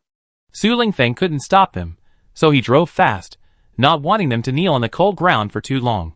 The three northeastern provinces are vast, and Zhao Da's hometown is closer to the rescue base. Su Lingfeng and Xia Wen's Hangson took turns driving. Zhao Da probably hadn't slept well last night. Dark circles were visible under his eyes. Guyu sat in the back, dozing off the whole time. She hadn't slept well either. She kept hearing someone crying next door throughout the night, and Guyu didn't know why she didn't go into her spatial dimension. Perhaps it was because she had never experienced such a relationship before. The service stations and gas stations along the highway were all empty. There was no water or electricity, and no one was around. They only saw people and vehicles when they were almost at the rescue base. Su Lingfeng and the others dared not stop. Things were chaotic now, and they couldn't have much contact with these people. Zhao Da's home is also a village nestled against the mountains, where generations have relied on the forest for their livelihood. The road from the highway into the village is fairly flat, but at the entrance, rows of iron fences come into view. The ground is covered with cement slabs studded with nails, simply piled high with nails, and then covered with cement. Once the cement dries, they become distinctive nail slabs. The obvious placement of these slabs suggests that vehicles are not allowed to pass. Persons, however, can walk past them, one person at a time. Zhao De knew there was only one road into the village. He got out of the car and shouted towards the house by the roadside, "To Shanzi, I'm back. Let me in." The person in the house responded quickly. No sooner had Zhao De finished speaking than the man opened the door, cursing, "Who dares to call himself my father?" The man named Deshanzi was clearly stunned when he saw Zhao De, then shouted with ecstatic joy, "Second son of the Zhao family. Come out quickly, your brother is back. Little Dazi is back." Then the door opened again, and a figure rushed out, quickly hugging Zhao De and shouting happily, "You're back. We all thought you were coming back. It's so chaotic outside. I was afraid you'd been killed." Deshanzi pushed Zhao Yun aside and hugged Zhao to himself. "Go spit over there and say it again. He's lucky. He wouldn't be the one to die. He's over 30, and he doesn't even talk as well as your kid." Zhao Yun excitedly slapped himself and ran away happily, shouting as he ran, "Mom and Dad. Come out quickly, Dazi's back. Big brother. Xiao San's back." Su Lingfeng and the others got out of the car, and several young men came out of Deshanzi's house, surrounding Zhao De and exchanging pleasantries through the fence. Fortunately, Deshanzi reacted quickly, immediately directing everyone to move everything blocking the road. Zhao De didn't get back in the car. Su Lingfeng and the others followed in the direction Zhao Yun had run off in. They didn't need to find a spot. The Zhao family's gate was already open. Zhao Gua, leading a man and a woman in their 50s, ran incredibly fast. Behind them followed a man of similar age to Zhao Yun, putting on his shoes as he ran, followed by a woman with 4 children. Deshanzi chatted with Zhao De as they walked, while the others made sure to put the fence and cement slabs back in their places. Then they all caught up with Zhao De and his group. Villagers who had heard Zhao Yun's shouts all came out as they passed.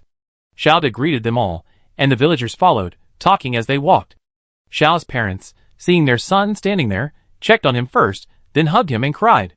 These past few days, without internet and unable to communicate with the outside world, they were terrified something had happened to their son. In the sweltering heat, they couldn't go far. When the temperature dropped, they couldn't go out. The elderly couple were so anxious their hair had turned white, but to no avail. Now, seeing their youngest son return, Zhao's mother even fainted while crying. Zhao De was terrified and kept shouting for Xia Wen to help, forgetting that his father was the village doctor. After a brief chaos, the villagers wisely left. Only then did Zhao De remember to introduce his teammates to everyone. They had all agreed on the way, only saying they were worried after completing their mission and wanted to come back to check on things. Going abroad was too complicated. There was no need to make his parents worry. Zhao De has 2 older twin sisters. Zhao Sun and Zhao Yun are also twins, but they don't look alike. One, Zhao Yun, is more delicate like their mother, while Zhao Sun is more rugged like their father. Zhao De inherited the best features of his parents. He was taller, and had more defined features than his two brothers. When introducing his second sister-in-law, Zhao De hesitated. "Where's my eldest sister-in-law?" Mentioning his wife, Zhao Sun sighed, glanced at his children, and said, "You all go back to your rooms. Uncle is tired. He rests after talking for a while. Second brother's wife, go cook. Little Satur hasn't eaten yet. Mom isn't feeling well, so I'm troubling you." Zhao's second sister-in-law quickly smiled apologetically. "Look at me, I got so excited. I go cook." Zhao Yun quickly got off the Kong, heated brick bed, chasing after her, calling, "Let me help you." Su Lingfeng, fearing they might discuss family matters, prepared to leave first. The Zhao family had already made arrangements. Zhao De had 2 rooms of his own, both quite clean. Once the Kong was heated, they could rest. They shouldn't stay here and listen to other people's family affairs. Zhao Sun, however, didn't care and reassured them, "It's alright, the whole village knows what happened. I don't feel ashamed. Even if it causes my parents worry, it's not good for the children to be heartbroken again." It turned out that when the natural disaster began, Zhao Sun's wife had brought her parents from her hometown. Every household here had a cellar, so they naturally stored a lot of grain. Zhao's father was the village doctor, with a relatively high income. He had already divided the property among his children, giving each of them 2 large brick houses. Each family had their own backyard. Zhao Da's was taken care of by his parents. Zhao's mother wasn't an ordinary rural woman. She was a primary school teacher in the township and received a pension after retirement. The family had a regular income, and both Zhao Yun and Zhao Sun had jobs in the city.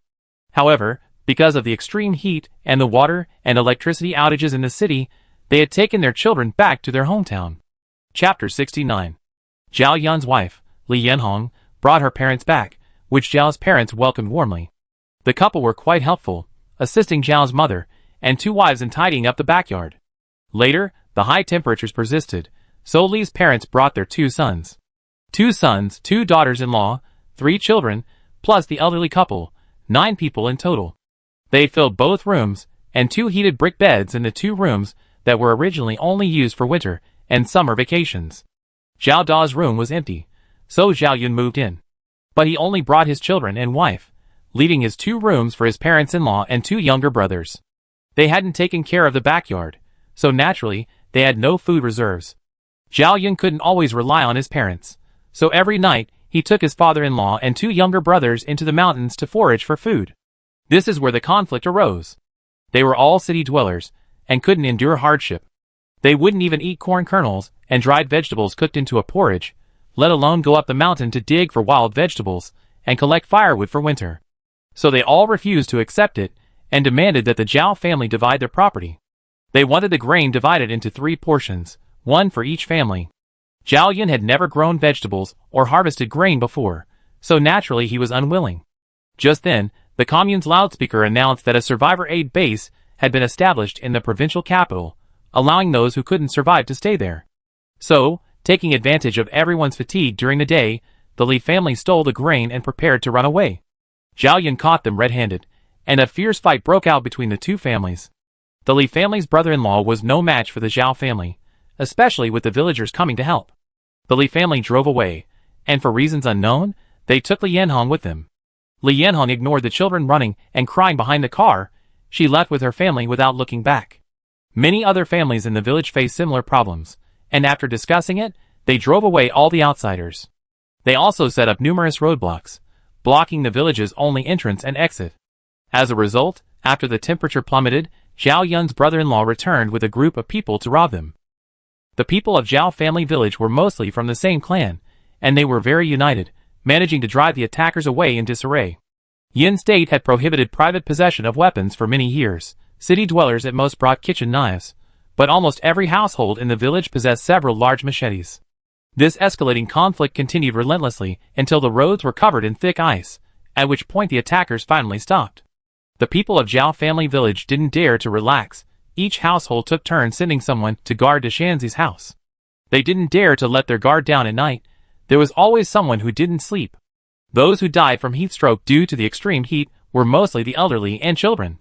The sudden drop in temperature caught everyone off guard, resulting in the near extinction of the elderly, children, and those with weakened immune systems.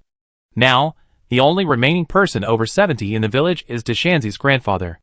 Most of the children are 7 or 8 years old or older. Even the infants, no matter how hard they try, cannot escape the ever-decreasing temperatures. Despite the scorching heat of every household's heated brick bed, the children still catch colds and fevers. Even Zhao Da's father, with his strong will, cannot defy fate. The radio in Zhao Da's house constantly broadcasts news from outside. These successive natural disasters have already halved the population. The construction of relief bases is lagging behind, and some provincial and municipal governments have organized their own relief bases. The government also encourages individuals to establish relief bases. Zhao Da's family situation is not optimistic, and Zhao Da is currently powerless to help. After discussing it, Su Lingfeng and Gu Yu went out and returned with a full truckload of supplies. A small portion of the Chinese herbal medicine collected from the hospital, rice, flour, and potatoes and onions that had been left outside for over an hour were taken out. The potatoes in the space looked exactly like the ones dug out. It was just that Gu Yu hadn't paid attention to the details. Su Lingfeng and the others pretended not to notice. Could such fresh ingredients really have come from the hotel owner? In the end, Gu Yu prepared several first aid kits and a large bag of dried meat. Su Lingfeng decided to set off the next morning. The situation was dire, and he needed to return to Beijing as soon as possible to find his parents and family. They had stayed at Zhao Jia's house for 3 or 4 days, and Xia Wen's sprained back had been healed by Zhao Jia's father. Su Lingfeng tried to persuade Zhao Da to stay with his family, since going out again might mean a long time before they returned. Zhao Da refused. He couldn't abandon his teammates knowing there was danger. The road ahead was long, and he didn't want to quietly stay at home and wait to die. He preferred to fight alongside his comrades, sharing life and death. Zhao's parents knew they couldn't keep their youngest son at home. He was now a citizen of the country. After all these years, as long as he was alive, his parents dared not ask for more. With Su Lingfeng's consent, Zhao Da left his family a pistol, a hand grenade, and 2 tear gas canisters. He also taught the villagers how to make their own Molotov cocktails. The Molotov cocktails were made from readily available liquor bottles. The method was simple and brutal, but they worked very well. Zhao Da asked his family to keep the weapons a secret as much as possible. Molotov cocktails, however, could be taught to everyone, thus maximizing the protection of the villagers. The supplies Su Lingfeng and Gu Yu brought were hidden in the cellar. Zhao Da told his family not to be too kind. Even if they had extra food, they shouldn't be too generous. They could help those in dire need, but they shouldn't let anyone know they had plenty. These days, people's hearts are unpredictable. Even family members couldn't be let down. Despite their reluctance, they still set off for Beijing. Besides finding Su Lingfeng and Zhang Sun's families, they also needed to seek justice for their predicament abroad. On the highway to Beijing, Gu Yu jokingly comforted Zhao Da. Didn't you say we could build our own private aid base? Why don't we come back after we gotten our revenge and build our own base? Forget helping others. Let's just build our own home together. We don't need too many people. I think supporting a couple hundred shouldn't be a problem. Your village only has 50 or 60 people left. Let's find another 100 or so, and then we can go back and build our own happy home? Zhao Da shook his head. Even if we're building a private base, I don't want you to do all the work. I now think the saying give a man a fish, and you feed him for a day, teach a man to fish, and you feed him for a lifetime is true. Lu. My family, including my eldest brother, all supported the whole family without letting them fend for themselves. The saying goes, a little kindness is appreciated, but too much kindness breeds resentment. It's because we haven't learned to be sensible that greedy people don't know how to be grateful. Actually, my eldest brother's cousin is the same. He was raised by my eldest brother's parents, yet he covets their inheritance. Su Lingfeng replied with a bitter smile, the problem is, I don't even know why he harbors such deep hatred. I didn't intend to fight him for the inheritance. It's just that it's money earned by my parents, and it has nothing to do with his parents. What is he thinking? My parents are healthy and only in their 50s. Chapter 70. Zhang Sun always made people want to shut him up when he spoke. He said, my grandfather only had one son, my father, and my father only had one son, me. They're both just civil servants, and my family isn't wealthy. Is such a simple family relationship really so worry-free? Xia Wen rolled his eyes at him, about to say something, when Su Lingfeng casually added, yeah. Someone's the apple of their grandparents' and parents' eye. It's a pity they secretly enlisted in the army? They're only in their early 20s, and already being pressured to get married? This remark successfully made everyone burst into laughter, and Zhang Sun finally lowered his head and shut his mouth.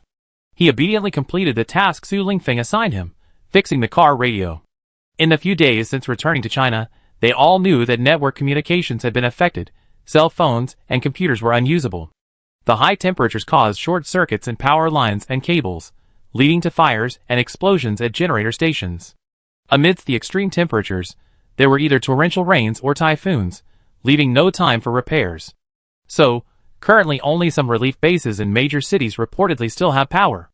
In areas with groundwater, water supply was barely manageable, but most cities have experienced a sharp decline in population, with people scrambling to find refuge in aid centers. Currently, only radios can still receive messages. These don't need charging and only require batteries. However, their signal is extremely unstable, intermittent, and is primarily used for warnings or announcements of major events. So far, the radios have repeatedly broadcast the addresses of domestic aid centers. Also, they broadcast information about the domestic and international situation, mainly urging those living near the border not to blindly travel abroad. Bering is relatively stable, but their borders, like ours, are riddled with landmines. Plus, it's already cold, and now it only gets colder. One country has been decimated by volcanic eruptions, tsunamis, and typhoons. People in other smaller countries are also suffering. Yin is urging everyone to help themselves and not blindly follow the trend of fleeing abroad. This time, don't expect anyone to come to your rescue. Flights have long been grounded, and high-speed trains, buses, and trains have all stopped running. Yin has suddenly regressed decades, and now needs to walk, unless your vehicles still have fuel and tire chains. Temperatures in the south have already dropped to below -20°C. There's no place where the roads don't freeze. Cities near the coast are suffering the most. The typhoon has completely destroyed their buildings. Some provinces have less than a third of their population. The remaining half of the national population is an optimistic estimate. The highways are relatively smooth, and Zhang Sun has managed to repair the radios.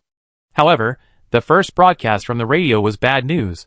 A blizzard is expected this evening, and everyone is advised to take precautions. Su Lingfeng and his group had no choice but to exit the highway and head towards Huicheng, the largest survivor aid base in the area. Because the duration of the blizzard was uncertain, it could last at least a week. They had already checked the service areas they passed earlier, but there was nowhere to rest. The only place they could find shelter was a small supermarket and restaurant, but all 4 windows were smashed. Being trapped in their RV for a week wasn't a wise move. Mainly because the Zhao family had described the blizzard as something like this. The roads were practically covered in snow. If they didn't clear the snow in time, they wouldn't even be able to get out of their homes. Roof collapses were common. Large trees were snapped in half, and cars parked outside were impossible to find. After the blizzard, the snow will turn into ice. The old idea that snow is just snow, easy to clean without freezing, is a lie. If you don't clear the snow in time, your house could freeze solid. This is why the villagers suffered such heavy losses. Roofs collapsed, burying entire families overnight, who froze to death. Many people slipped and fell from roofs while clearing snow, dying or being maimed. The hospital was empty, and Zhao Da's father had no medicine. Even a severe cold can be fatal, let alone many colds that develop into pneumonia or other more serious illnesses. Some people drove out, but the heavy snow blocked the roads, and the roads were all icy. Even vehicles with snow chains overturned. There weren't many cars on the road, and if a car overturned, there might not be anyone to rescue it.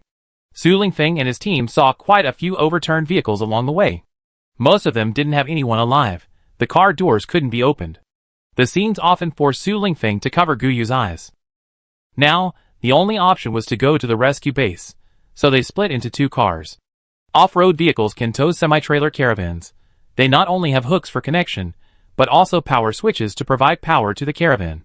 The main reason for using semi-trailer caravans is their privacy. Others won't know what supplies are inside. Entering the rescue base requires delivering supplies. Apparently, initially it was food, but later metal and building materials were also accepted. After exiting the highway, driving down the road, you see a car market. Su Lingfeng decided to check it out on the spur of the moment, mainly because from the outside, its shop windows were still open, and many vehicles were in excellent condition. Who knows what's on the road? Better safe than sorry. If all else fails, breaking into a few cars should be enough to bring supplies into the rescue station. The reason these cars were left unused was because they couldn't be driven without keys or fuel.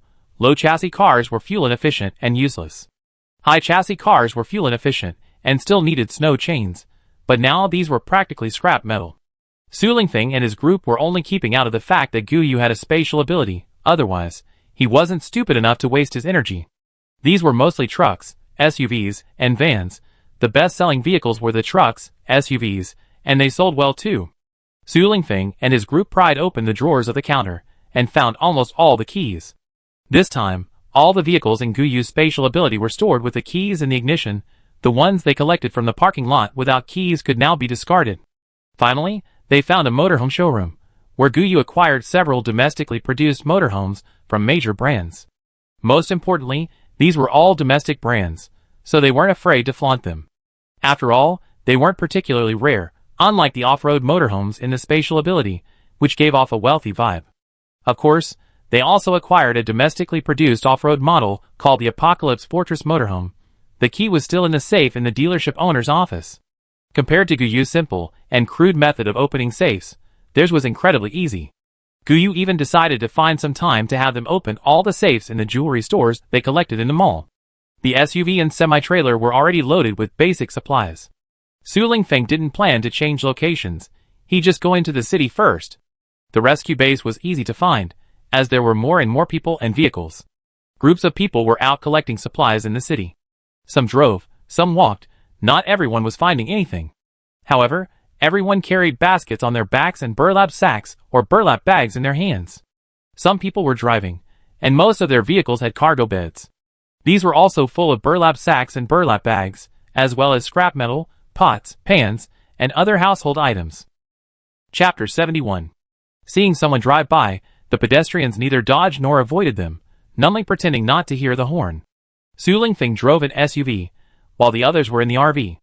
Xiao De followed behind in a large truck, filled with tires and shelves collected from the auto market. Whether they were useful or not, Su Lingfeng had also collected quite a few shelves from roadside shops.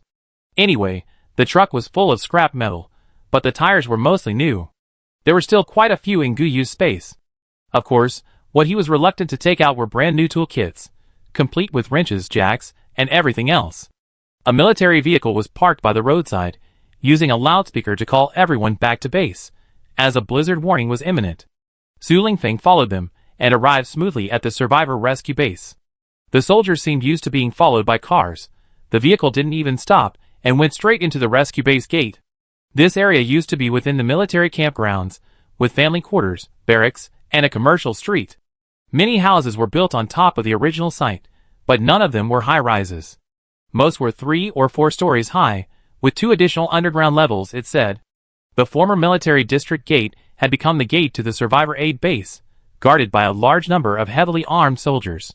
There was a guide at the entrance to the aid base. Su Lingfeng and his group were at the very back of the line. They noticed that the area outside the aid base was filled with tents. These were likely survivors, who couldn't afford the supplies or rent, and were living in makeshift shelters. As soon as the car stopped, before Su Lingfeng and his group could even react, the people standing outside the tent suddenly rushed towards them. Fortunately, Su Lingfeng and his group reacted quickly. Otherwise, people would have crawled into the RVs, and at least a few had climbed onto the trucks. Xiao De climbed even faster than them, kicking them all down one by one. One man even tried to smash a window with a brick, but Xiaowen kicked him in the arm, sending the brick falling and hitting the man's foot. The soldiers seemed oblivious to the chaos, and no one stepped in to maintain order. It seemed to indicate that this was none of their concern. Their only responsibility was maintaining security within the rescue base. Seeing that the vehicles ahead had been robbed, Su Lingfeng had to pull out a large knife for each of them. The gleaming blades were blinding, and the robbers stopped targeting Su Lingfeng and his group. Instead, they turned their attention to other vehicles, encountering fierce resistance, though they had kitchen knives and fruit knives instead. The entry into the base was slow, mainly because the quantity of supplies to be handed over had to be sufficient, and it was based on the number of people. Xiaowen put down his knife and looked around. Rubber and iron frames would do. 10 kilograms per person wasn't much, but an iron frame would be more than that.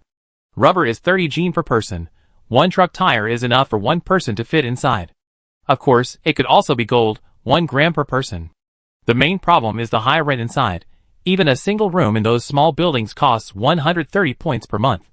Water is 50 points per ton, electricity is 10 points per kilowatt hour. Steel is only 10 Gene for 1 point, and rubber and plastic products are only 50 Gene for 1 point.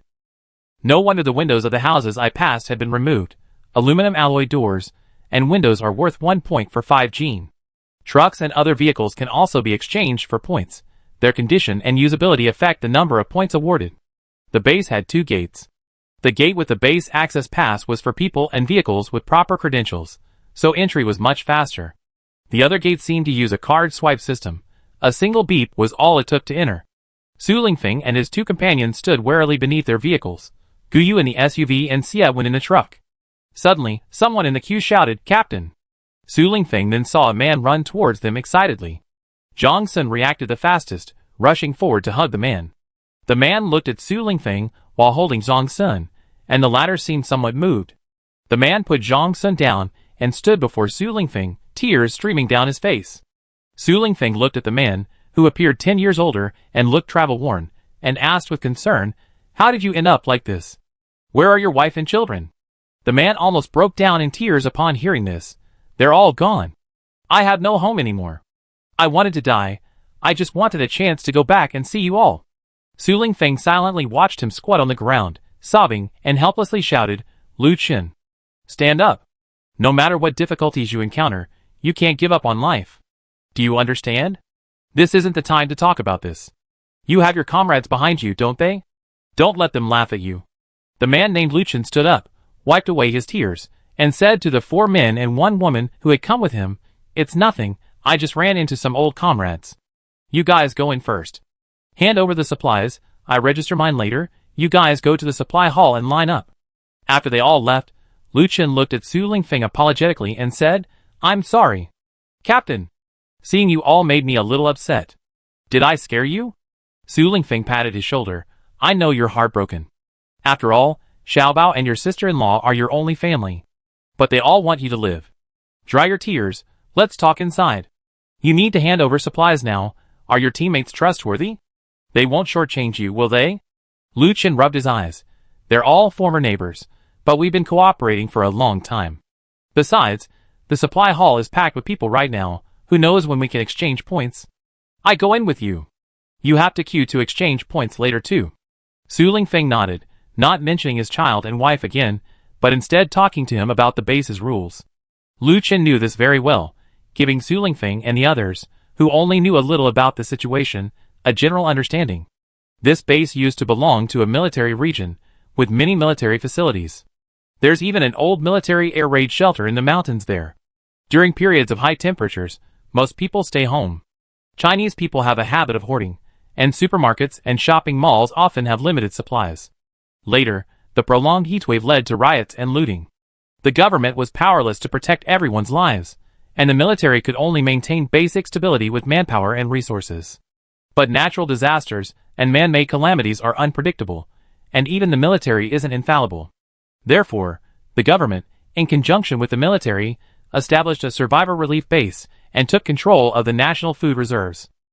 Supplies from large shopping malls and supermarkets were transported there for centralized management by the military. Simultaneously, agricultural experts were organized to research heat-resistant plants. Unfortunately, before the heat-resistant plants could mature, the extreme cold snap arrived. So, they had to build plastic greenhouses to grow drought-resistant crops, and now they can barely manage to supply potatoes, sweet potatoes, cornmeal, and wheat flour. Chapter 72. As the number of survivors increased, the military suffered heavy casualties, leading to a shortage of manpower. Aside from this rescue base, they were no longer able to manage security in other parts of the city. Having witnessed too much looting, the military now ignored even immediate conflicts unless they entered the base. The base used a point system for settlement, covering everything from rent and utilities to food, medical care, and more. The original currency was no longer valid. Points cards were the real bank cards. The bases were too far apart, so points cards were only valid for the base they belonged to. Other bases had their own calculation standards and point systems.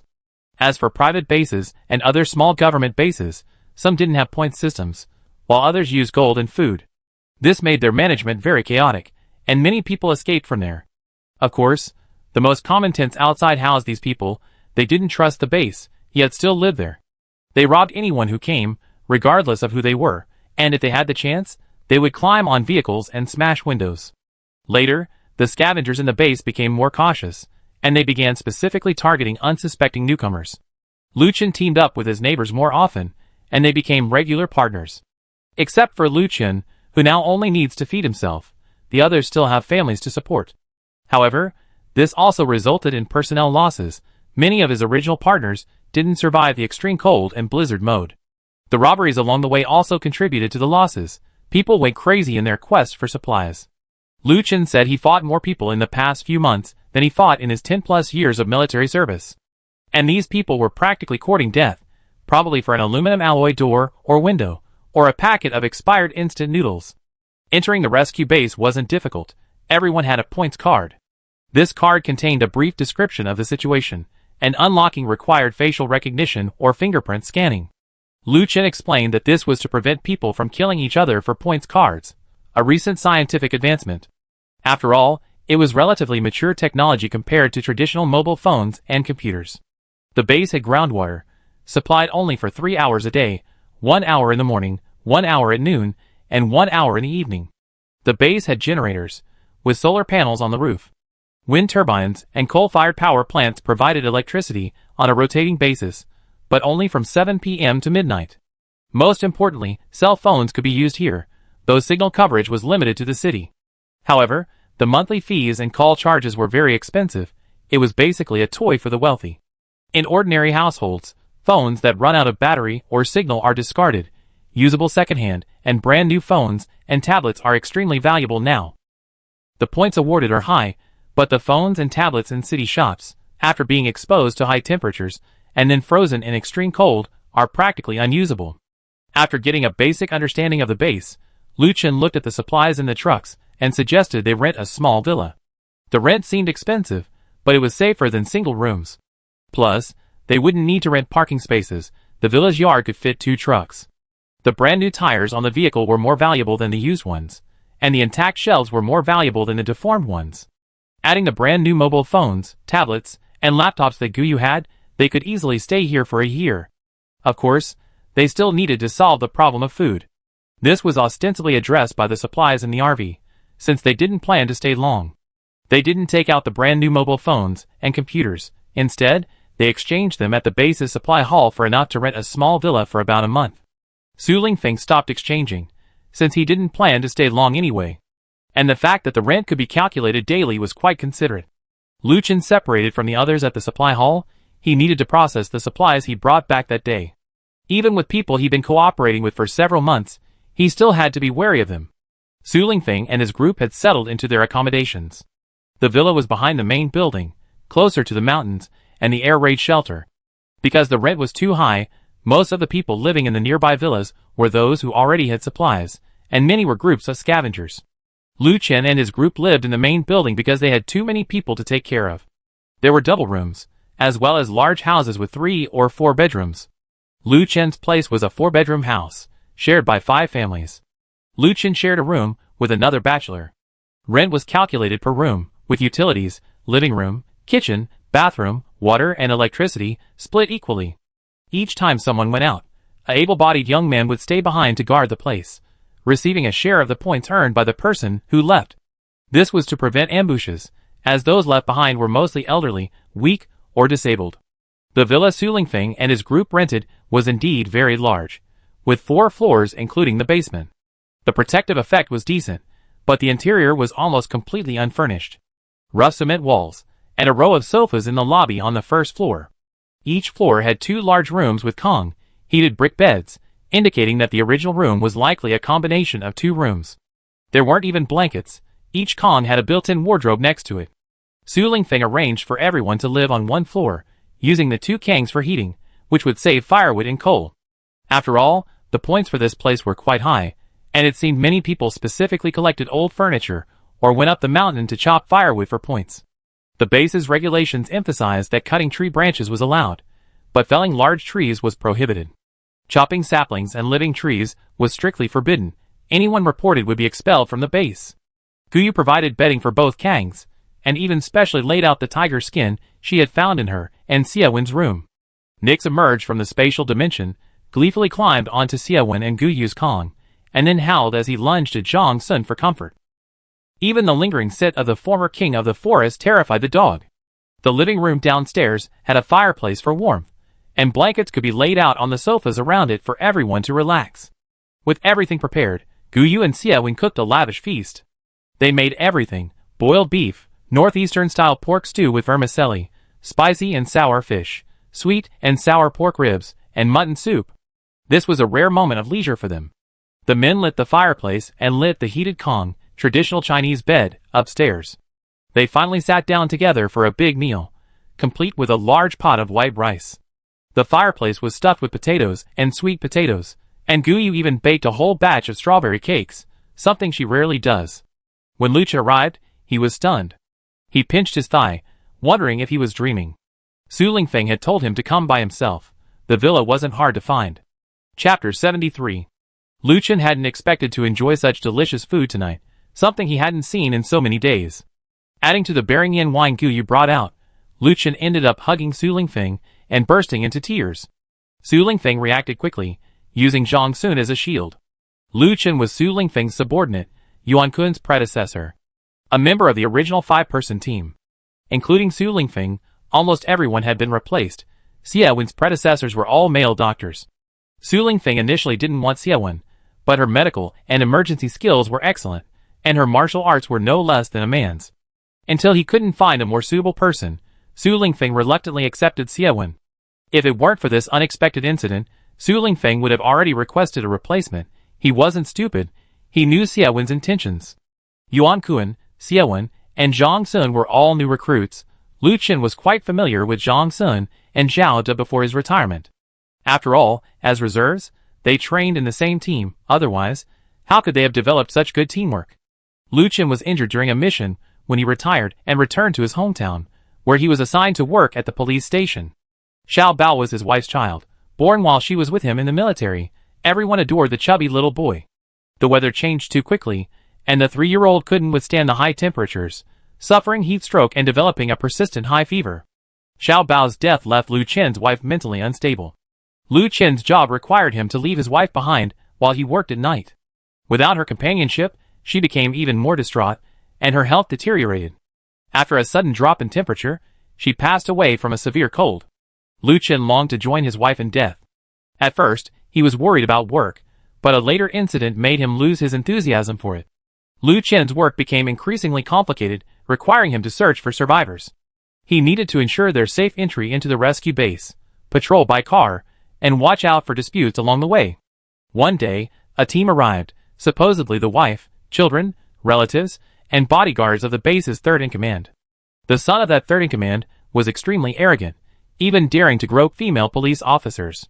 When he complained to his superiors, the response was, "It's nothing serious, better to avoid trouble." The base's third-in-command used to own a supermarket and logistics company, possessing abundant supplies. His son naturally needed to be curried over, so he let the minor incident go. Lu Chen couldn't stand it, and stopped the spoiled brat's groping hands several times. Instead, he was reported and fired, leaving Lu Chen disheartened. He felt like he was just going through the motions, and wanted to see his comrades, Su Lingfeng and the others, again. Then he could just let them collect his body. He wondered if his wife and Shiba's graves were still there. Su Lingfeng severely criticized him, telling him to think about their fallen captain. And those comrades, some dead, some crippled, nothing is harder than living. But no matter how hard it is, giving up is desertion. They were all abandoned in foreign lands, wandering, but didn't they return on their own? Since they met, it's fate. The next morning, Su Lingfeng asked Lu Chen if he would like to return to the capital with him. The road ahead was long and dangerous, but they were all together. He asked if Lu Chen wanted to come back to the capital with him. As he said this, a heavy snowfall continued outside, lasting all night. Last night, Guyu and Xiaowen went to bed early. Men's drinking and talking wasn't suitable for them. As for Su Lingfeng and the other 3 men, they all got drunk and slept. Nix didn't dare go into the women's dormitory, and had to sleep with a group of men. Later, it simply slept next to the fireplace, next to the doghouse Guyu had prepared. It was warm there too, with large chunks of coal in the fireplace, and the aroma of roasted sweet potatoes and potatoes. The next morning, looking at the heavy snow blocking the villa door, the hungover men shoveled snow, while Su Lingfeng discussed with Lu Chen whether to join them. Lu Chen couldn't wait to fight alongside his former comrades, How could he refuse? Su Lingfeng and the others didn't plan to let him know about Gu Yu's magical space yet. They just felt that he was all alone now, in such a distorted world, and they were afraid he might do something drastic. Having someone to laugh with, someone to overcome difficulties with, at least temporarily helped Lu Chen forget his sorrow. Perhaps with time, he could overcome the grief of losing his son and wife. He lost his purpose in life. It was better to give him something to do. Lu Chen's arrival didn't seem to have any impact. Gu Yu always just went to the RV to get things. Lu Chen was a kitchen disaster. He couldn't even tell if potatoes and sweet potatoes were fresh. Besides, they couldn't stay idle. They went up the mountain to chop firewood. The blizzard was a meter high and lasted for 3 days. If Su Lingfeng and the others hadn't cleared it in time, the RV would have been buried. Once the blizzard stopped, they had to stay longer since they had planned to leave. Because the weather forecast issued another blizzard warning, supposedly brought by a typhoon. The base's response to the snow-blocked roads was quite simple. Snowplows were shoveling snow almost non-stop, with people following behind to earn points during the day. Lu Chen said that shoveling snow at the base earned points, and collecting clean snow also saved water. Anyway, boiling tap water and snow water required so much firewood, and the buildings didn't have central heating. Every household heated their own Kong, traditional heated bed. Lu Chen sublet his old house to someone else, and moved into the villa with his few belongings. Su Lingfeng provided him with 3 sets of clothes, a ski suit, a down jacket, and waterproof clothing, and even the same clothes for his underwear. Boots, ski boots, and winter shoes were all included. Having shaved his beard and taken a shower, Lu Chen finally revealed his true face beneath his travel-worn exterior to Gu Yu. He looked more like a northerner than Xiao De, tall, imposing, and with a strong masculine air. He was just very ordinary looking, the kind of person who would blend into a crowd and not stand out. Su Lingfeng said that this was actually the best characteristic of an excellent special forces soldier. Not drawing attention allowed them to better blend into the crowd and complete their missions. They all went up the mountain to chop wood and hunt. Xiaowen and Gu Yu went out to see the blizzard. One grew up in Jiangnan, and the other was born in Sichuan province. They had basically never seen such heavy snow blocking the roads. They found the snowplows quite novel. For the past 3 days of heavy snowfall, they had both sat by the window watching for a while. Not because the snow was so heavy, but because they both planned to go out and play. Standing by the villa's gate, they were bundled up like 2 dumplings, their faces completely covered. Watching the snowplows move, they found it quite amusing. After the snowplows left, Gu Yu explained how heavy the snowfall was. Xiaowen said it was also the first time she had ever seen such heavy snowfall, wondering how many people would freeze to death. To distract her, Gu Yu grabbed a handful of snow and threw it at her scarf. Xiaowen, grabbed a handful of snow in return. Chapter 74. For a moment, the two forgot their worries. Nix, hearing them throwing snowballs at each other, ran out from beside the fireplace barking loudly. Gu Yu threw a snowball at it, making Nix howl and shake its head. Xiaowen, also in a playful mood, threw a snowball at Nix's hind leg. Nix shook its tail and shook off the snow, while Xiaowen and Gu Yu burst into laughter. Both their scarves and masks were soaked. Xiaowen, while taking off his mask and scarf, scolded Gu Yu for being too crazy and told her to hurry inside and warm herself by the fire, lest she catch a cold. Gu Yu went inside, and Xiaowen ran to close the front door. Someone drove by and saw Xiaowen's face, momentarily stunned.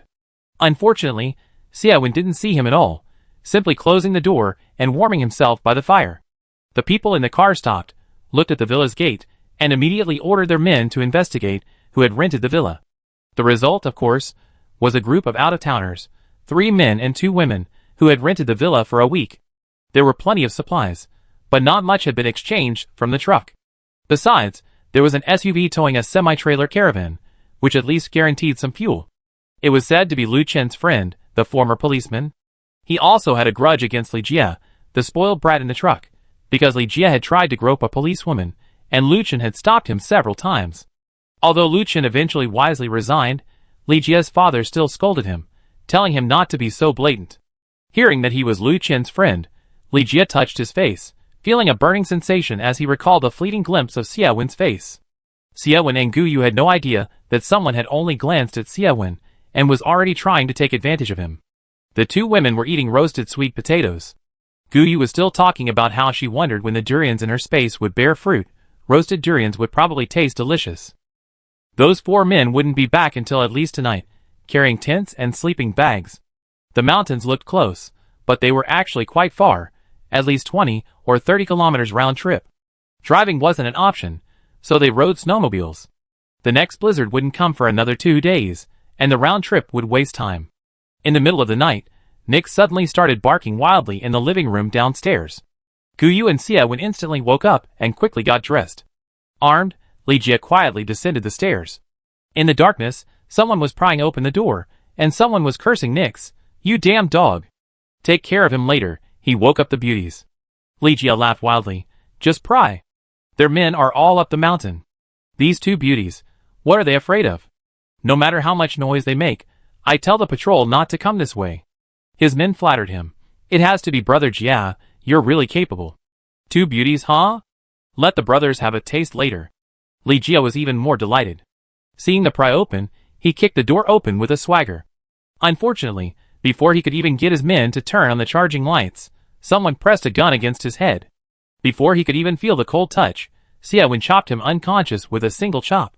His men heard a bang, turned on the lights, and found Li Jia lying on the ground. They were facing two men in black, their faces completely covered. One of them was armed, and the other had a grenade. Xiaowen and Guyu were also impressed by this group of people.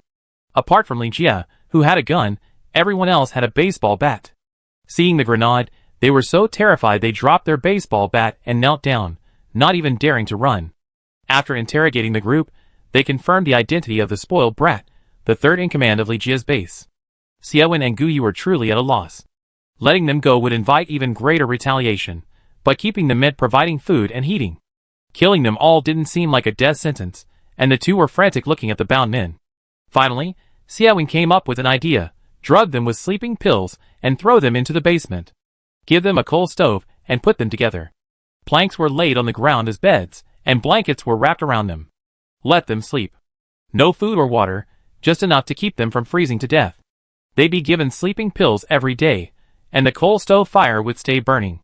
Anyway, they let Su Lingfeng and his group handle it when they returned. The two women were at a loss. Su Lingfeng and his group returned early. They had plenty of firewood on the mountain. The only problem was there was no prey. They only gone there to try their luck. The army had gone up several times in recent days, but their success was entirely based on luck. They returned without any prey, yet came back early. When Xiaowen recounted the events, Lu Chen's forehead veins bulged. He knew best how outrageous Li Jia was, driving around hunting for women every day. Even a beautiful woman at the base couldn't escape his grasp. His former female colleague, even one in police uniform, had been subjected to his advances in public on several occasions. After Lu Chen resigned, he had seen Li Jia flirting with beautiful women among the new recruits several times. It was said that following Li Jia meant food and drink, and when he was tired of her, he would give her to his subordinates and companions. Some women struggling to survive not only didn't resist, but even actively tried to please him. It was not uncommon for women to throw themselves at men, and for men to offer their daughters, wives, and sisters in exchange for food. Lu Chen hadn't expected him to be so blatant, daring to openly rob people at night. Xiaowen regretted not wrapping himself properly before closing the door, and Guyu also regretted her momentary lapse in judgment. Su Lingfeng waved his hand dismissively. This incident merely highlighted a new social problem arising from the natural disaster. Those with money, resources, power, influence, and firearms were now the elite of this world. Su Lingfeng was momentarily at a loss. They weren't the masters of this world. Even if these people were truly heinous, they weren't subject to their judgment. However, late at night, Su Lingfeng still woke Guyu. The two sneaked downstairs. Xiaowen woke briefly, thinking the captain had something to say to Guyu. He immediately rolled over and went back to sleep, muttering to himself that they shouldn't talk for too long. Su Lingfeng wasn't whispering to Guyu. He had just gotten Li Jia's address from Lu Chen. He planned to take Guyu there to collect some interest, otherwise he felt uneasy. Guyu and Su Lingfeng went straight out the gate. She knew his plan along the way, and somehow it suited her perfectly. Near the military camp were many villas, originally residences of high-ranking officers. There were other gates and sentry posts, but after the base was established, many wealthy and powerful people moved in. The sentry posts and gates were no obstacle for Su Lingfeng. He slipped inside. He placed sleeping powder in the sentry post, something they had collected from the Zhang family. A single small powder pellet could knock out an entire family. In a confined space, no one could escape falling asleep. Xiaowen later analyzed it.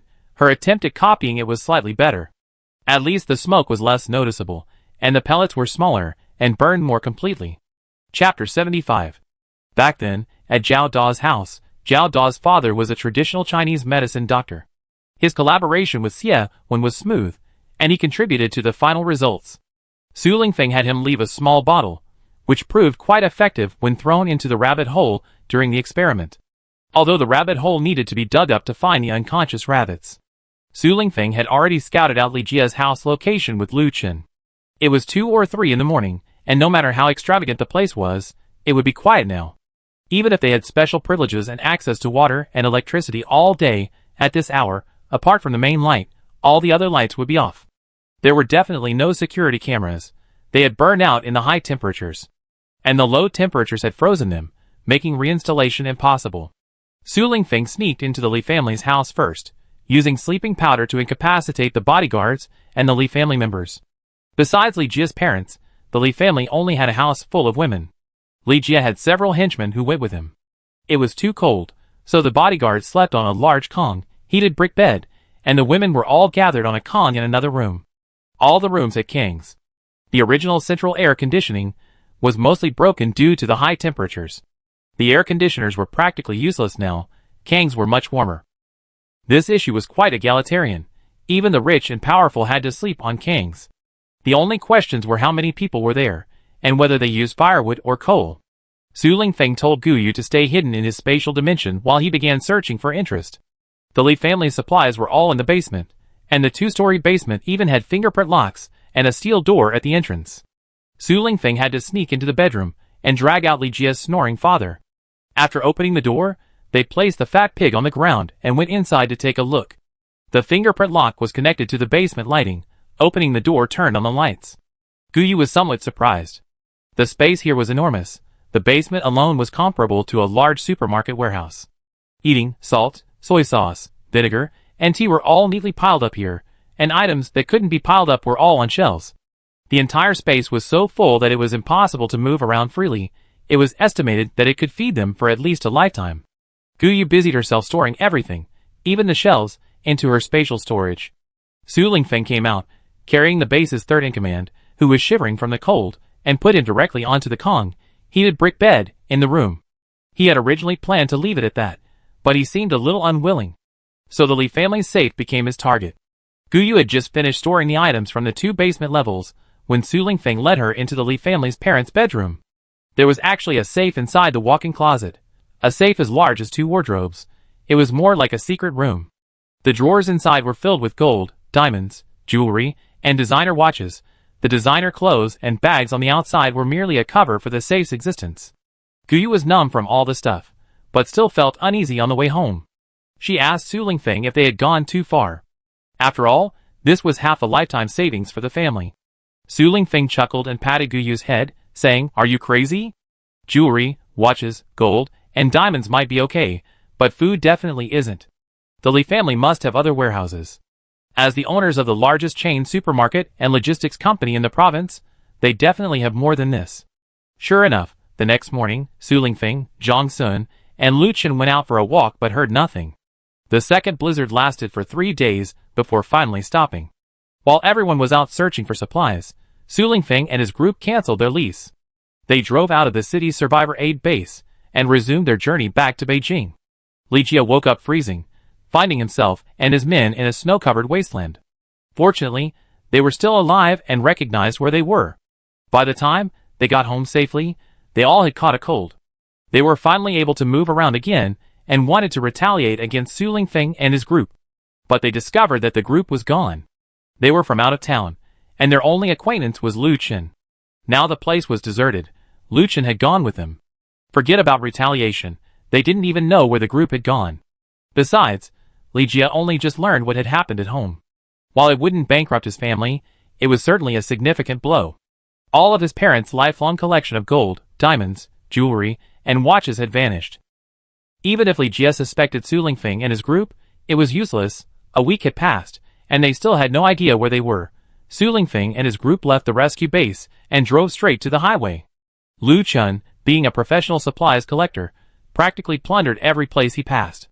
Su Lingfeng was actually very anxious, but he had to go along with him. After all, he discovered that some of the previously taciturn people had become chatterboxes. He was different from Jong Sun, who was a chatterbox. Once he started talking, he wouldn't stop. Mainly because he felt that Su Lingfeng and his group didn't know how to manage money. Su Lingfeng could only smile wryly, obediently watching as Zhao Dazangson and others slowly filled the truck. The snow was already slippery, limiting the vehicles to around 20 kilometers per hour. Even 40 kilometers per hour was slippery, and now they encountered someone trying to squeeze in a free ride at a service area. Su Lingfeng realized that a journey that could be completed in a day or two without sleep might take a week. Heaven seemed oblivious to Su Lingfeng's anxiety, issuing another blizzard warning. They didn't even have time to exit the highway. They were all stranded in a small service area. The gas station only had 2 pumps, and the truck was parked inside the half-collapsed shed. The entire crew had to huddle in the RV. Fortunately, the gas station's convenience store had a wide enough entrance for the SUV. The 4 men loaded shelves and other items into the truck, turning the convenience store into a parking lot.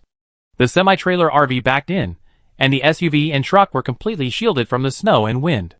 Perhaps it was because Lu Chen realized he hadn't been willing to forego collecting supplies that everyone was stuck here. If he had called stop a couple less times, they might have had time to find a larger service area to escape the snowstorm. He watched Guyu and Xia Wen diligently cooking in silence, then told Su Lingfeng that they didn't need to skip meals every day, and they should conserve food. Su Lingfeng patted him on the shoulder and showed him all the storage spaces.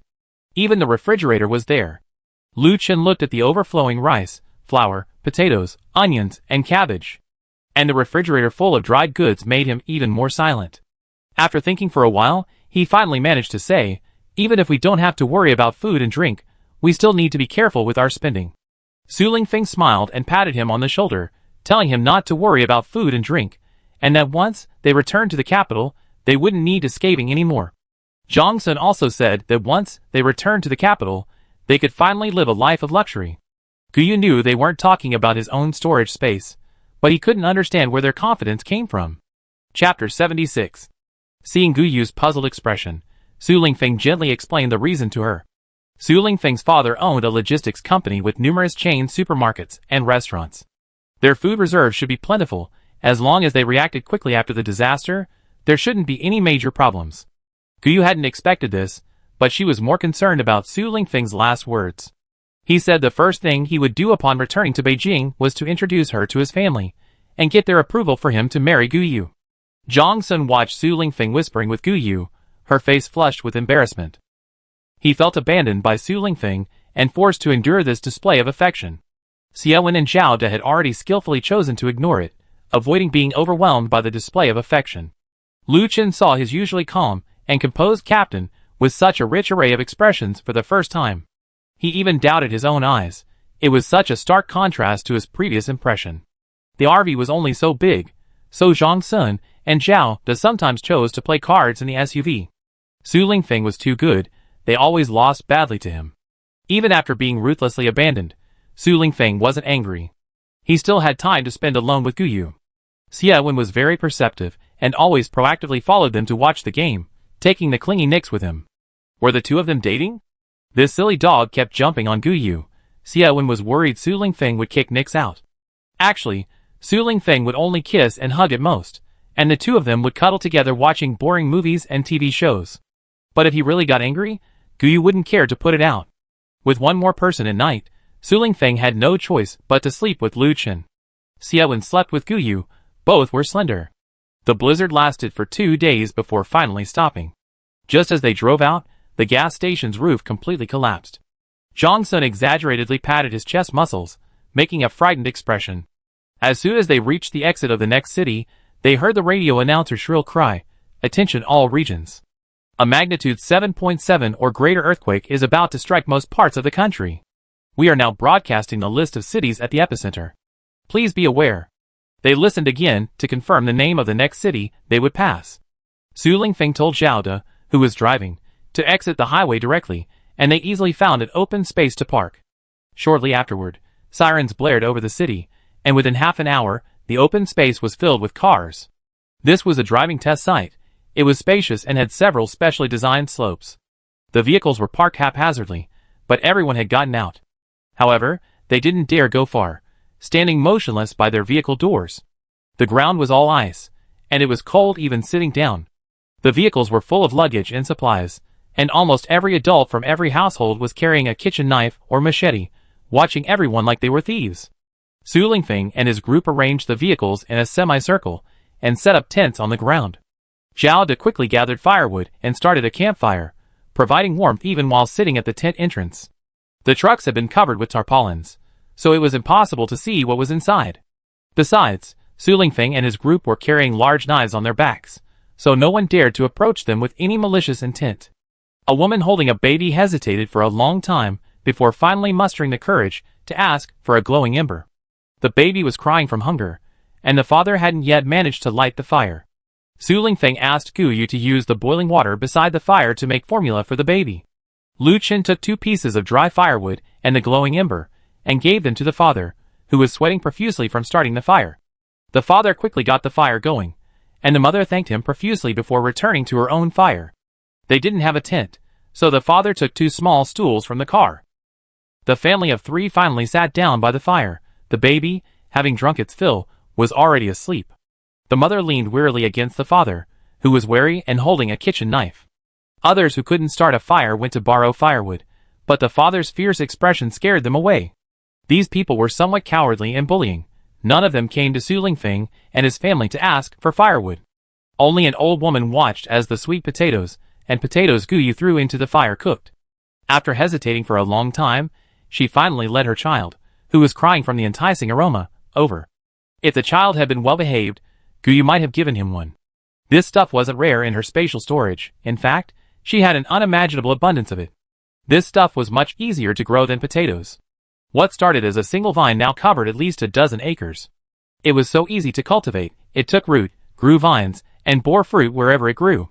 Other plants at least required Gu Yu to sow seeds, but this stuff could grow into a vast patch from a single vine planted in the soil. Of course, the most important thing was that where grain grew in her spatial storage, grass didn't grow. Gu Yu pulled the grass and moved it to the livestock area, where the grass grew abundantly. Gu Yu now uses the sweet potato vines to feed rabbits, wild cattle, and sheep. Wild boars also like them. Anything thrown onto the mountain gets eaten by them. Wild boars reproduce very quickly, much faster than wild cattle and sheep. Gu Yu can only release some of them onto the mountain. Anyway, she won't kill them, and she doesn't have time to eat them now. When the old woman arrived with her child, the 7 or 8-year-old boy impatiently urged his grandmother to hurry up. Before the old woman could speak, he arrogantly shouted, "Hey! I want sweet potatoes. Peel them and bring them to me." Gu Yu looked at the child, completely bewildered. Seeing her grandson speak, the old woman quickly added, "That child is hungry. Give him the sweet potatoes." "I just eat potatoes." Gu Yu and the others exchanged glances, shaking their heads to indicate they didn't recognize the 2 people. Seeing that Gu Yu didn't react, the boy suddenly became angry. He pointed at Gu Yu and shouted, "Don't eat the sweet potato. That's mine." Gu Yu was amused and deliberately took a big bite of the sweet potato. She completely ignored the boy, feeling utterly bewildered. The boy lunged forward in a panic, and Lu Chen simply picked him up. Despite their current state, the boy weighed at least 100 pounds, and his clothes were neat, not like someone whose family was short of food. The old woman rushed forward like a mad woman, trying to grab Lu Chen, but she wasn't tall enough to reach his face. Lu Chen simply placed the child in her outstretched arms. The old woman, holding her grandson, couldn't support his weight, and took several steps back to regain her balance. Looking at her grandson's tear-stained face, she comforted him tenderly, "Don't cry, baby. Grandma will get you the sweet potato. Stop crying. Hurry up and give him the sweet potato. My dear grandson. Heavens above. Open your eyes and look. A bunch of bastards are bullying a child." Chapter 77. Su Lingfeng was utterly impatient and gave Lu Chen a look. The latter understood, grabbed the boy by the clothes, and threw him towards his family members, who were watching the commotion nearby. The old woman chased after them, howling. Lu Chen threw the boy aside, drew his broadsword, and contemptuously said to the boy's father's neck, "It's your duty to keep your family from causing trouble. Don't make me angry. Don't you understand?" The boy's father was startled. He had initially hoped that his son and mother would get their food back, so he could have a few bites, but he had run into a monster. Even through his scarf, he could feel the cold touch of that gleaming broadsword. The family was quite large: grandparents, parents, the boy, and a little girl being held. Now, no one dared to approach, fearing that Lu Chen might kill the father if he was displeased. After the man nodded, like a beckoning cat, Lu Chen pretended not to smell the strange, foul odor. He simply sheathed his broadsword and returned to his camp. He left, and the men stood frozen, too afraid to move. It was the boy's wailing that finally brought him to his senses. He slapped his son hard, ignoring his mother's screams, and the man's legs went weak. His father helped him up, and he went to the car to change his pants. The weather was turning into an ice ball in no time. Being embarrassed was better than freezing to death. Seeing someone had been wronged, no one else dared to cause trouble. Everyone collectively ignored the aroma filling the air. Su Lingfeng glared at Zhang Sun, who was insisting that Gu Yu bring out sweet potatoes to roast. Gu Yu and Xie Wen were both shrunk back into the tent by his glare. Zhang Sun was simply too hungry to think things through. Now realizing she'd gone too far, Gu Yu was thankful she hadn't listened to him and roasted another egg. Otherwise, the trouble would have been even greater. Eating a roasted sweet potato or potato had attracted so much attention. Everything seemed calm on the surface, but some people started impatiently questioning if there was a mistake. Why hadn't there ever been an earthquake here before? And this one was so large. It was really strange. Just as everyone was discussing this, and some were even so cold, they decided to return to the rescue base. A large swarm of rats suddenly appeared out of nowhere. They weren't afraid of people, scurrying and squeaking as they ran past. Those with quick reflexes could easily stomp them to death. Su Lingfeng and the others had just stomped on a few rats when they felt the earth shake violently. Su Lingfeng shouted, "Get down." He grabbed Gu Yu's hand and pulled her close, both of them lying on the ground, ignoring how cold it was. Some people screamed, some followed Su Lingfeng and the others, lying on the ground, and others, while crying out how cold it was, gritted their teeth and dared not move. There were sounds of houses collapsing, and people began to cry. Gu Yu, hearing the ground cracking, held onto Su Lingfeng's large hand, too afraid to move. Xie Wen's scream made Gu Yu involuntarily look at her. The ground where she was lying had cracked. Fortunately, Zhao De pulled her out in time. The spot where the car was parked began to crack. While everyone was covering their heads, Gu Yu quickly put the RV and truck into her spatial storage. The SUV was mostly empty. It wouldn't be a big loss if it fell. To avoid arousing Lu Chen's suspicion, the RV was full of food. The truck was full of the fruits of her labor over the past few days. Gu Yu didn't want to lose any of it. People and vehicles kept falling into the gap, and everyone else was struggling to move to avoid falling in. No one dared to stand still. They could only crouch down, crouching and holding their heads as they moved. A mother holding her baby was half suspended in the gap, the child's father pulling his wife's hand, trying to pull her up. The mother struggled to hand the baby to her husband, screaming for him to save the child. Lu Chen couldn't bear to watch any longer. The man couldn't reach the baby, and was about to lose his grip on his wife. Lu Chen rushed forward and grabbed the baby's swaddling clothes, while Zhao De grabbed the mother's arm. The three men together pulled the mother up. The man, still holding his wife and child, didn't even have time to thank them before the shock caused him to run to the other side with his wife and child. Lu Chen and Zhao De quickly crouched down, and then they heard the old woman's screams again. She had also fallen into the gap, struggling to stay upright with only her arms. She screamed for help, but her husband and son, protecting their grandson, completely ignored her. The distance was a bit far, and Lu Chen hesitated for a moment. The old woman, unable to hold on any longer, fell into the crevice with a wailing cry. Slowly, the earthquake finally stopped, and everyone shivered from the cold. They looked at the tall buildings in the distance, now only half built, the unfathomably deep cracks in the ground, and the cars, only half hanging from the cracks. And their missing loved ones. One person couldn't help but burst into tears, and then almost everyone began to weep. What's wrong with this world? Before even surviving the cold winter, is it going to be buried by an earthquake? The lucky ones, after crying, drove their cars to safer places. The unlucky ones could only walk to the smaller cracks and weep wearily. Su Lingfeng and the others looked at the only remaining SUV. Only 3 wheels were on the ground, the other wedged in a narrow gap. Zhao De drove, the others pushed from behind. Lu Chen shook his head, staring at the SUV's hookup device. How did it escape? Everyone suppressed a laugh, got into the SUV, and found a place to park and rest. Gu Yu opened the SUV's trunk and took out a lot of firewood. This time, she didn't dare put in sweet potatoes or potatoes. She was just trying to stay warm by the fire like everyone else, barely enough to avoid freezing to death. Not everyone had firewood, but having just survived a near-death experience, no one cared too much. Slowly, Everyone gathered around the several fire pits, some bringing stones to sit on. Gradually, everyone followed suit, sitting down. Guyu and the others had small plastic stools, and silently sat around the fire as well. It was already dark when the earthquake struck. Now it was completely night. Su Lingfeng took out a high-powered flashlight, leaving Zhao De to protect Xie Wen and watch the SUV. The rest of them went to find something to burn. After all, the SUV was all they had left, and they couldn't just have firewood. The driving school's office was a single-story building.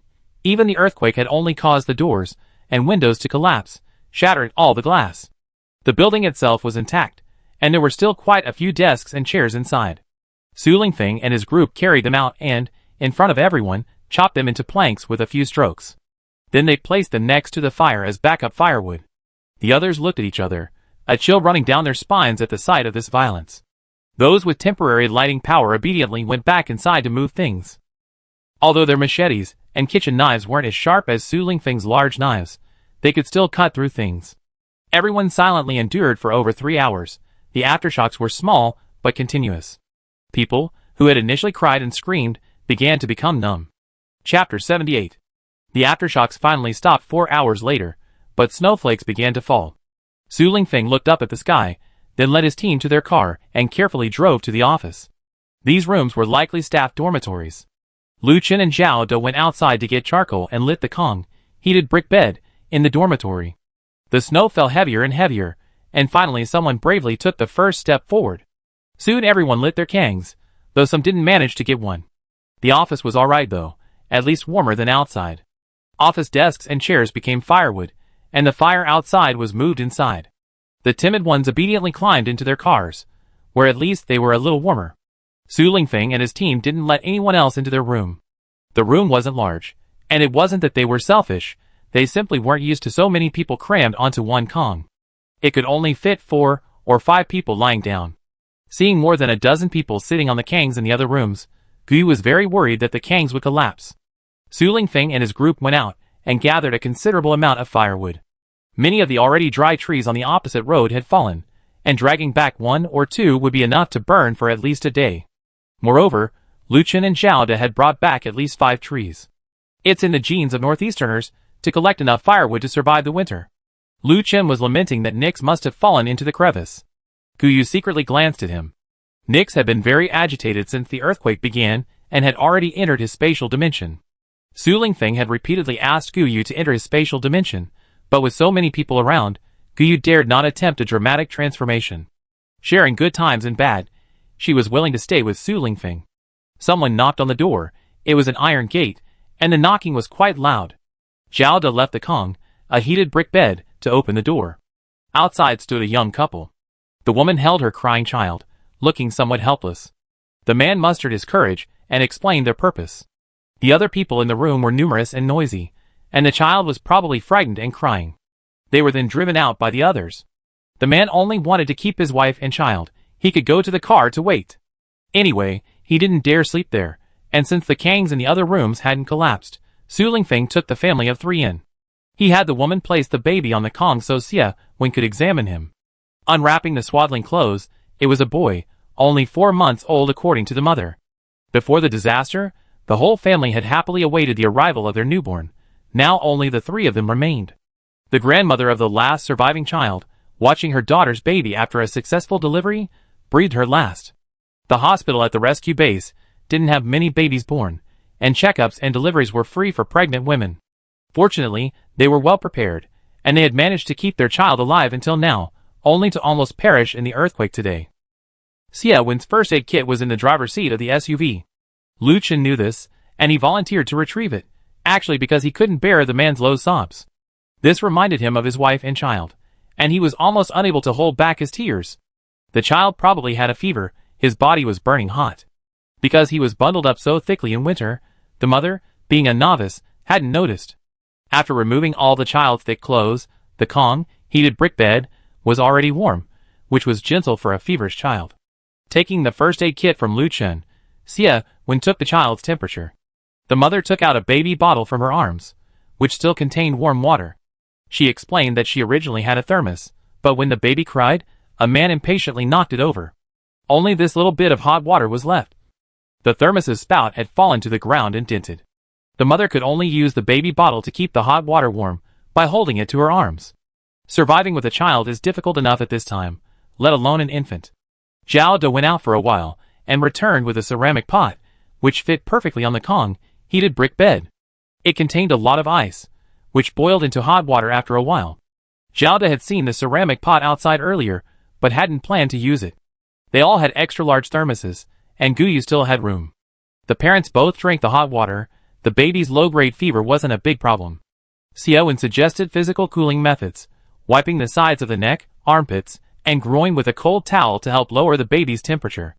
The baby drank some more warm water and finally stopped whimpering and fell asleep. Everyone was exhausted and dared not lie down. They all chose to sit against the wall, so that in case of an earthquake, they could easily get off the bed and run. The earthquake seemed to have basically stopped. There were no major aftershocks throughout the night. However, the heavy snow continued, falling for another day and night. Guyu had a space full of food, but she could only cook a pot of porridge with sweet potatoes, and compressed biscuits. Thankfully, it wasn't too bad. The children's father took out a half-pound bag of cornmeal from the car, and Guyu added about half of it to the pot. That would be their ration. They ate this for 4 meals, leaving Zhang Sun rolling his eyes in exasperation. The children's parents, however, said it was the most they had eaten in months. Su Lingfeng glared at Zhang Sun, finally scaring him into silence. Fortunately, by the second dawn, the heavy snow had stopped. The child's parents followed the main group back to the rescue base. Those without vehicles couldn't have traveled this far, and they didn't know how the base was doing. Su Lingfeng and his group planned to take the highway directly. Before leaving, Xiaowen discussed with everyone and left the child's mother a bottle of children's fever reducer and a packet of anti-inflammatory medicine for when the child was a little older. A thermometer and a 2-liter thermos, now filled with hot water. Survival was difficult. They only hoped the child could pull through and live a healthy life. The two groups parted ways, each returning to their own paths. Su Lingfeng and his group continued their journey back to Beijing, while the child and his parents returned to the rescue base. While they weren't looking, Guyu released Nicholas. She kicked it away first, and after it ran far away, she called its name with delight. Lu Chen happily greeted Nix, petting it and asking where it had been. Everyone exchanged glances, suppressing their laughter. It wasn't that they were deliberately hiding anything from Lu Chen, just for the sake of entertainment. Lu Chen was far less observant. He only questioned why Nix was back, completely ignoring its clean fur and fluffy tail. Since there was no one else around, Guyu cooked a pot of rice in a ceramic pot. Roasted potatoes were chopped and mixed with homemade beef sauce. The 6 of them ate their fill before heading to the highway. After drinking porridge for the past 2 days, Zhang Sun said that rice was still the best. Lu Chen praised Guyu's skillful cooking, noting that she knew not to put all her eggs in one basket. He felt a pang of regret for the things in the RV and the scrap metal in the truck. Fortunately, he comforted himself that no one was injured. They were lucky. Chapter 79. The remaining firewood was given to the baby's parents, and Lu Chen even helped them tie it to the roof of the vehicle. Su Lingfeng had no choice but to do this, otherwise, the firewood would definitely have ended up on the roof. Lu Chen, having experienced a natural disaster, now has a hoarding habit. Everything looks like an antique gold or some other precious treasure. To prevent him from stopping to collect junk again, Su Lingfeng didn't even agree to Guyu bringing out another RV. Anyway, it was only about 2 days. The journey was originally only supposed to be 1 or 2 days, but now it's taken more than half a month. This is the second highway. If it weren't for the extremely cold weather and severe icy road conditions, they should have arrived long ago. The entire 1,000+ kilometers of highway is now extremely difficult to traverse. Once on the highway, the road surface is severely icy, and the ground is cracked due to the earthquake. Not only is the road surface uneven, but the guardrails of the median strip between the vehicles are all deformed and collapsed. Several times, the wheels got stuck in the cracks, and everyone had to get out and push. Zhang Sun took out the drone, which hadn't been used in a long time, to scout the road conditions ahead. They discovered that if they didn't exit the highway at the next intersection, a bridge a few kilometers ahead had collapsed.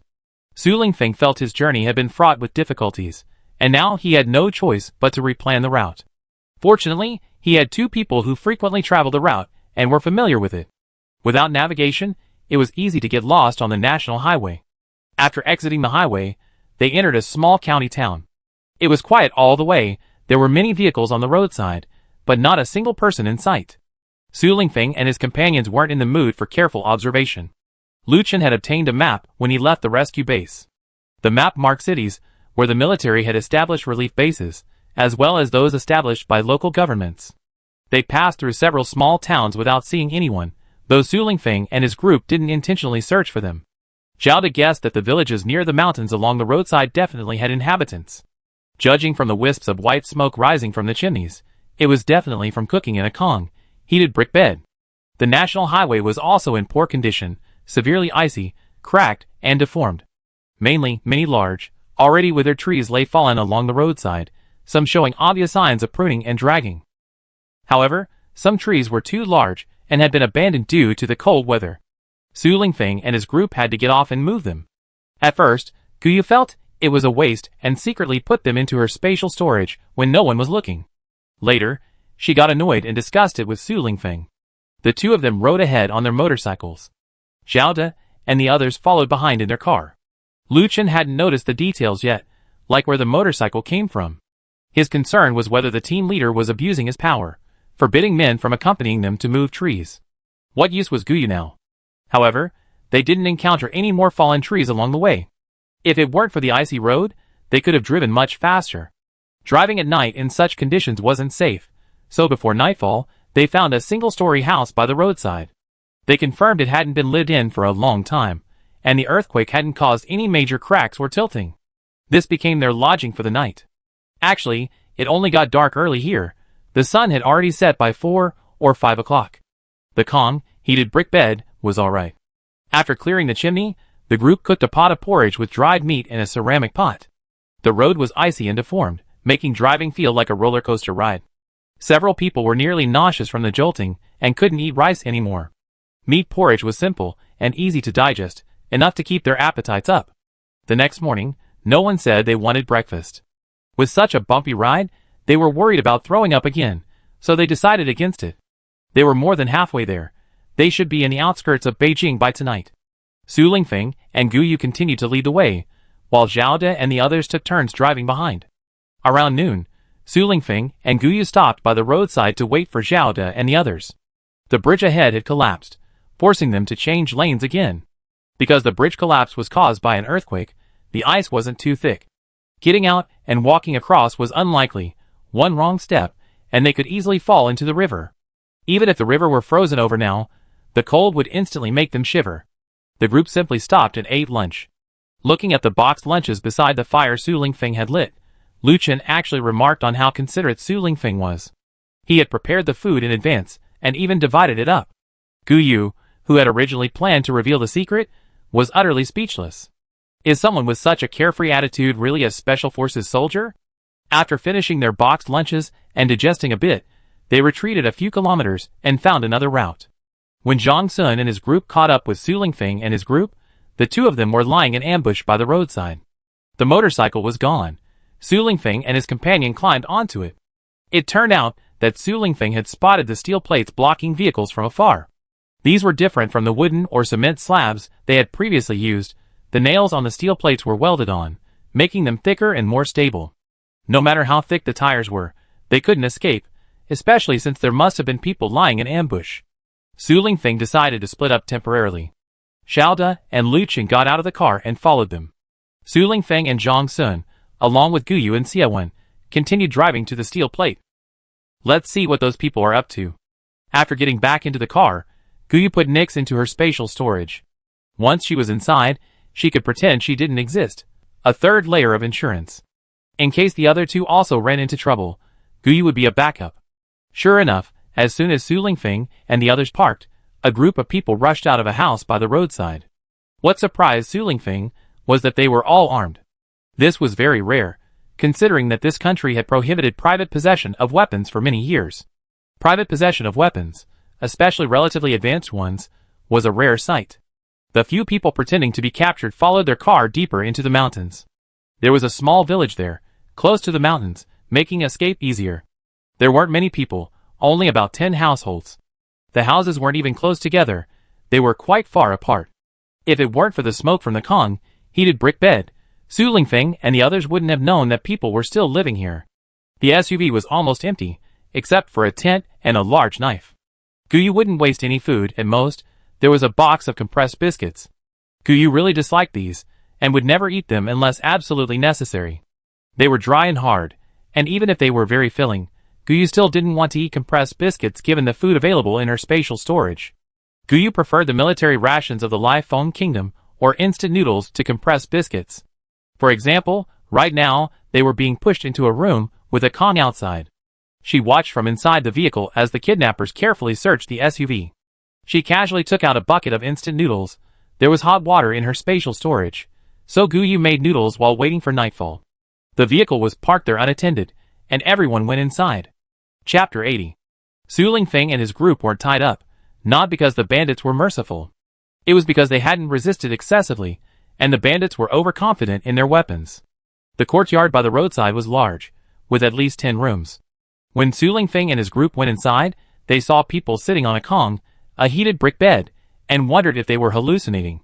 On the Kong were 3 old men, the oldest at least 70, and the youngest over 60.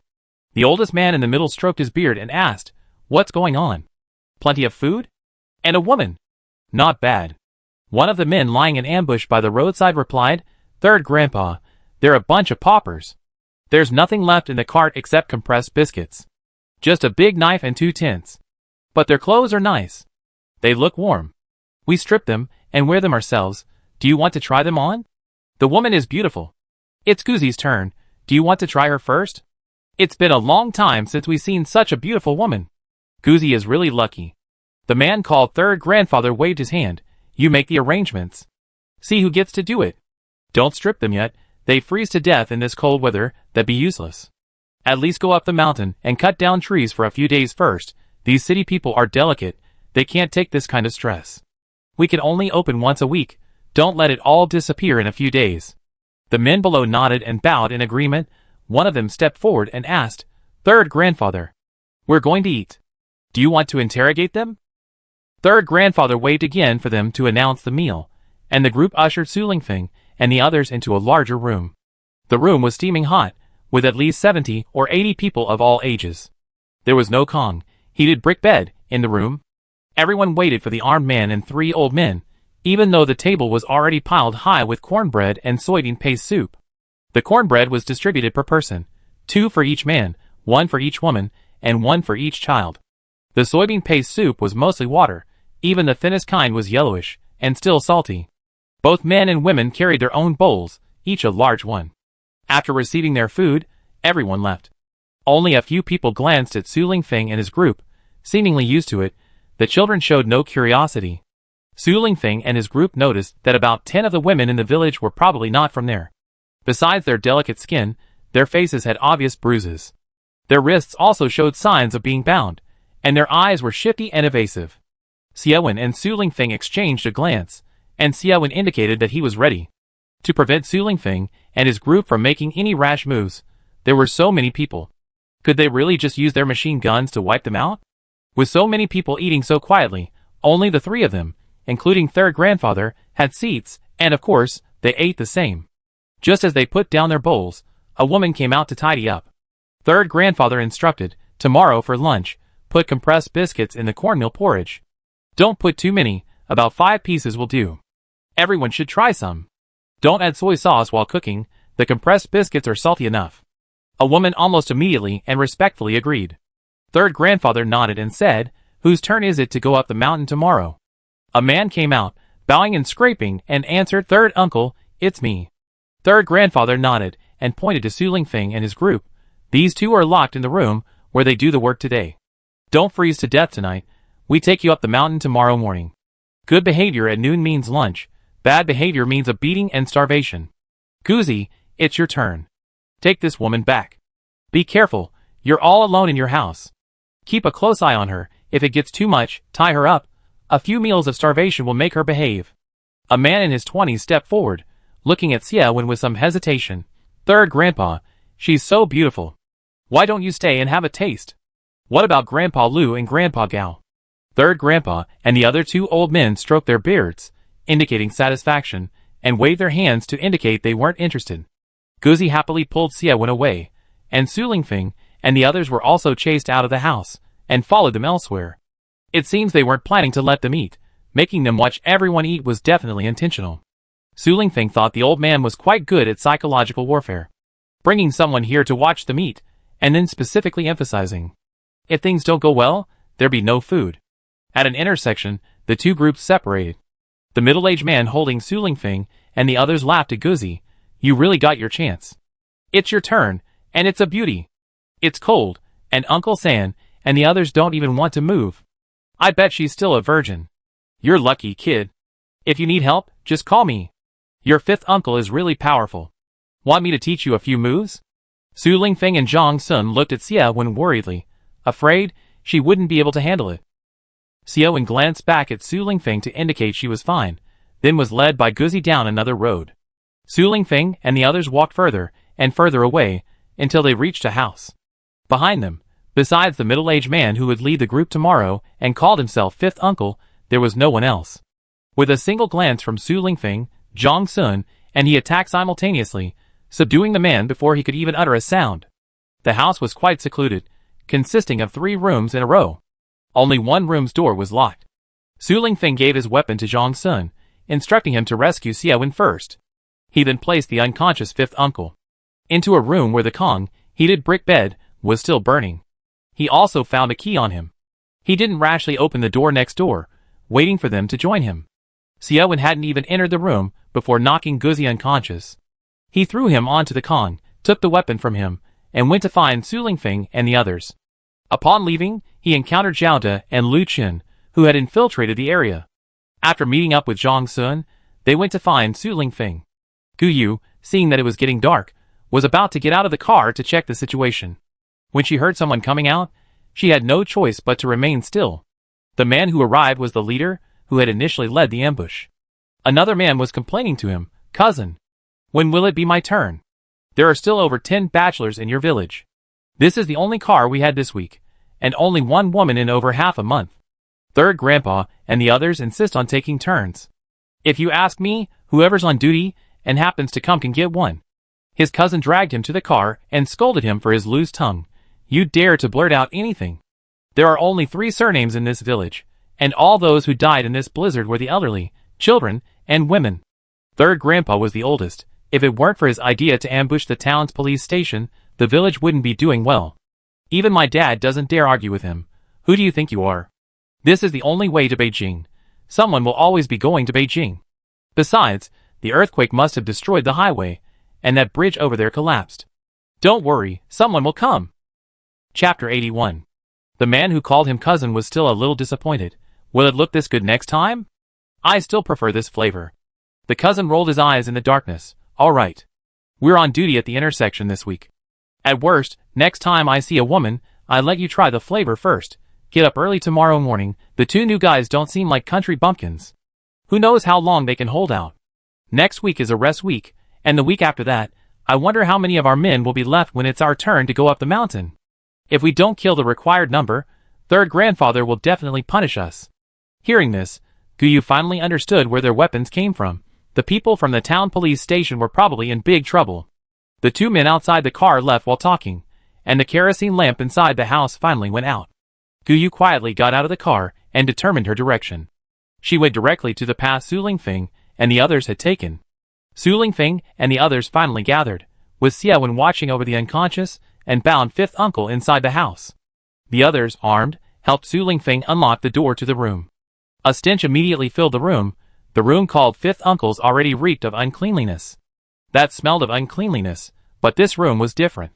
Su Lingfeng and the others couldn't describe the smell, they simply felt nauseous. Zhao De and Lu Qin, carrying flashlights, turned them on and went inside. A moment later, the 2 men ran out, ripped off their masks, and gagged. Zhao De growled, "Come out slowly. Anyone who makes a sound, I shoot them." There was a rustling sound inside, and after a while, a man emerged. Su Lingfeng could still tell it was a man because the man was relatively tall, and even though he was skin and bones, it was still identifiable as a man. The ones who came out next were harder to identify. Their hair completely covered their faces. They were emaciated, and several of them were coughing. The first one to come out sensed something was wrong and tentatively asked in a low voice, "You're not from this village? Did you come to rescue us?" Su Lingfeng really didn't want to talk to him, the smell of his breath.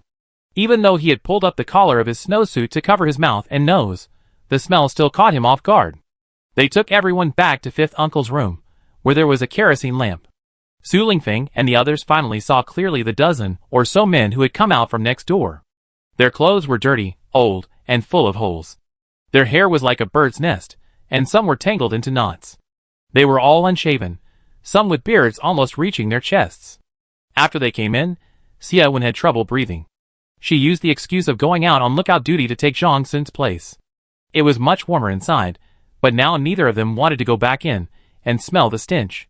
When Guyu arrived, she saw the two of them shoving each other. However, she was still alert and picked up her weapon, pointing it at her. They didn't speak, and Guyu, afraid of being beaten, could only softly call out to Xia Wen. Guyu arrived, and the problem was solved. Xia Wen and Zhang Sun both went inside wearing gas masks. Guyu went into the space to keep watch, which was both safe and allowed her to appear and disappear unpredictably. Su Lingfeng and the others also put on gas masks, and Xia Wen, carrying a first aid kit and wearing gloves, took out a stethoscope to examine everyone.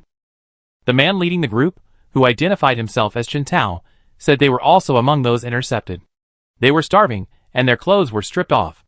The vehicles were parked deeper in the mountainside, where the group divided the women among themselves. They started with the younger men, giving those of unsuitable age to older bachelors or those whose wives had died. Chen Tao said he never saw the women he had abducted again. The men had to go up the mountain to chop firewood, carrying one load a day, or they would go hungry. This ordeal meant that 1 or 2 people would die almost every day. There were at least 100 people in the pit at the foot of the mountain, including many women. Once someone died, or fell ill with a fever, they were basically stripped naked and thrown into the pit. The villagers themselves were buried on the mountain, in simple coffins and individual graves. The tombstones were wooden planks, but all had names on them. This fifth uncle didn't live there permanently. The village divided the men into 4 groups. Aside from the outsiders, who need to go up the mountain every day, the others take turns coming every week. Actually, those who open the door now won't run away. First, they're unfamiliar with the terrain. If they can't escape, they'd be beaten to death. Second, they're exhausted from chopping firewood every day and barely have enough to eat. They have no energy. Whichever group gets their turn, that room is theirs. They're all crammed into one room. There's a chamber pot inside because they haven't bathed, washed their hair, or changed their clothes. Plus, some people have died inside. It's no wonder the room smells terrible. Originally, there were 3 rooms filled with people who had been abducted, but now only this many remain. The original houses were deeper in the village. They couldn't escape in time during the earthquake, and the houses collapsed, causing heavy losses. Chen Tao said, "There was an earthquake, and nobody came to rescue us. Later, when they let us out, the whole courtyard had collapsed. Everyone else in the other rooms was gone, only our few rooms survived. So we stayed here. A few more have died in the last few days, and we're probably almost there too." Xia Wen had already roughly checked everything, then stood up and went out. A little while later, she came back in and put a packet of glucose powder in the large pot on the Kong, heated brick bed. There was hot water in it, but they didn't care if it was boiled or not. There was only one bowl on the stove. Zhao De made them line up and take turns drinking a bowl of glucose water. Some people couldn't help but sob as they drank. Chen Tao scolded them in a low voice, begging them to stop threatening themselves. So the sobbing people covered their mouths. There was plenty of water in the pot, and Xia Wen had put in a lot of glucose, so everyone took turns drinking a bowl. Only the bottom of the pot was left, so someone scooped a large ladle of water from a large vat next to it and poured it in. If Zhao De hadn't stopped them, they probably wouldn't have even waited for the water to heat up. Having barely managed to get enough water to fill their stomachs, these people finally began to believe that someone had come to rescue them. Having gained a general understanding of the village's situation, Su Lingfeng decided to capture the leader first. He went back to the courtyard, where they had started to greet the 3 old men. Especially the 3rd grandfather, who could be considered the leader of the village. These kidnapped people were unfamiliar with the area. Their daily work route consisted of going up and down the mountain, with meals delivered to them. Besides cornbread and soybean paste soup, they had virtually no other food. If it weren't for the fear of starving to death and having no one to work, they probably would have skipped all the food altogether. Their rooms didn't have individual heated brick beds. They relied on a shared fire wall for warmth. Chen Tao explained that someone had deliberately set fire to their home, burning themselves and the other person to death. Afterwards, they were no longer allowed to have their own heated brick beds, to prevent further arson. Chapter 82. The corner of the room was filled with machetes. Su Lingfeng had Chen Tao and the others take one. They would remain here tonight, waiting until tomorrow morning. If the village was in chaos, then they would rush out with their machetes. There were several cars at the village entrance. They would get in and drive off. Su Lingfeng noticed they habitually left their car keys in the ignition. They probably took turns driving to the roadside for patrols, and considered the village safe. The so-called third grandfather was awakened by being slapped with a knife. The three old men were all bound hand and foot. Their mouths were stuffed with their own socks, only they knew what the taste was like. Su Lingfeng slapped the old man's face with a knife, confirming he was conscious, and then signaled him not to try to call for help. The old man cooperated. After the socks were removed, he didn't shout for help but only asked, "Who are you? How did you get in?" Su Lingfeng then remembered he was still wearing a gas mask. The old man hadn't seen his face, and therefore didn't recognize him. Su Lingfeng didn't answer the question, only lazily looking at the old man and asking, "How did you raid the town's police station?" "The number of weapons in the village is wrong. The police station doesn't have that many weapons." The old man silently looked at Su Lingfeng, who made him speak obediently with just one move. With a glance from Su Lingfeng, Zhao De directly slashed his knife at another old man. This third grandfather obediently called for a halt and confessed, "Those were taken from the prison. My son accidentally killed his wife. He was sentenced to death, with a 2-year reprieve. Later, they took control of the prison, but the army discovered it, and my son escaped with about 10 men. That's how we got the weapons. Unfortunately, he's not very bright. We had the weapons, but not much ammunition. We wouldn't dare use it carelessly." Su Lingfeng frowned and asked, "Where's your son?" Third grandfather sighed and said, "What goes around comes around. Heaven never spares anyone. He was gone during the earthquake. Everyone escaped, but a big tree knocked him down. All right. I know, this day would come sooner or later. Were you sent by the army? I should have killed you from the start." Su Lingfeng raised an eyebrow, surprised by the old man's sharpness. He recognized him so quickly. But further words were pointless. Lu Chen drove straight out of the village. When he returned with the army, the entire village was gathered in the canteen. Chen Tao and his men, weapons in hand, guarded the bound and gagged crowd. Su Lingfeng and his men were long gone. When the military realized what was happening and tried to find Lu Chen, he was nowhere to be found. Su Lingfeng and his team had no intention of seeking credit, and were also afraid of revealing their whereabouts. Mainly because the military had satellite phones. Su Lingfeng didn't want to take even the slightest risk. Now in 2 vehicles, they continued their journey. After a day and a night's delay, they finally arrived at the outskirts of Beijing. The number of people and vehicles here began to increase. Lu Chen recognized the scene very well. Everyone was out searching for supplies. There were 4 relief bases in Beijing, the largest and most populated being in the famous imperial palace of the previous dynasty. It had an underground city, and had even withstood an earthquake. Seamless transitions between extreme heat and cold weather hadn't destroyed it. It was just quite large, making it difficult to find people. Su Lingfeng and his team didn't dare return to report first, mainly because they were unsure of the situation. If Su Lingyun found out, who knew what underhanded tactics he might employ? It wasn't that he was afraid of him. Su Lingfeng was simply exhausted. He would definitely avenge the betrayal, but now he longed for news of his family's safety. Fortunately, they were lucky this time. Before even reaching the rescue base, they unexpectedly spotted a military vehicle. Seated inside was Su Lingfeng's third uncle, leaning against the vehicle's door, smoking. The vehicle's loudspeaker was broadcasting a blizzard warning, urging scavengers to return home immediately. Su Lingfeng wondered why his uncle, with his military rank, would be doing such a thing. But that didn't stop him from walking over and gently calling out to his uncle. Su Lingfeng's third uncle, Su Shuani, probably hadn't expected to see Su Lingfeng again. He was stunned until Su Lingfeng pulled him to a secluded spot, where Zhao De, Zhang Sun, Xiaowen, Lu Chen, and Gu Yu couldn't believe their eyes. Only after Su Lingfeng pinched him did Su Shuani hug him, and burst into tears. Su Lingfeng hadn't gone to find Su Shuani so secretly. He had no time to soothe his third uncle's emotions. He shoved him into the car and asked directly, "How's things at home?" Su Shuani, being a soldier after all, calmly told Su Lingfeng, "Everything's fine at home. Your grandfather isn't well, but he believes you're still alive. He doesn't believe you defected either, but he doesn't know why you haven't returned to the country." Su Lingfeng sneered. "Su Lingyun is trying to pin this on me? Never mind him, I have no interest in explaining myself. How did you end up doing these things? Did I implicate you? Where are my parents? Su Shuani explained. No. What? How did your affairs involve Ling Yun? I came out on business, but the car broke down. Let's go back with the patrol car first. You say Ling Yun harmed you, but he didn't go to Lifeng Kingdom, did he? And how did you end up in Lifeng Kingdom? They said you applied voluntarily? Then you disappeared. There are two factions at the higher-ups now. One group thinks you encountered an accident and missed the aircraft carrier. The other group says you defected, but they don't know why? We weren't implicated. Your mother was sick for a while and drove back to High City herself. Your father wanted to go find her, but he was afraid of upsetting her. Su Lingfeng didn't speak, only asking Su Shuani, go find whoever supports that we didn't defect. As long as they're of a high enough rank. Su Shui felt like he was being led by the nose by Su Lingfeng, who not only used his position to successfully bring them back to the rescue base, but also bypassed inspection and didn't let anyone know, taking Su Lingfeng and the others directly to the commander's office. Su Lingyun looked reluctant when he was taken away. Upon entering the conference room and seeing Su Lingfeng, his face darkened. He struggled to calm himself, even attempting a feigned surprise hug.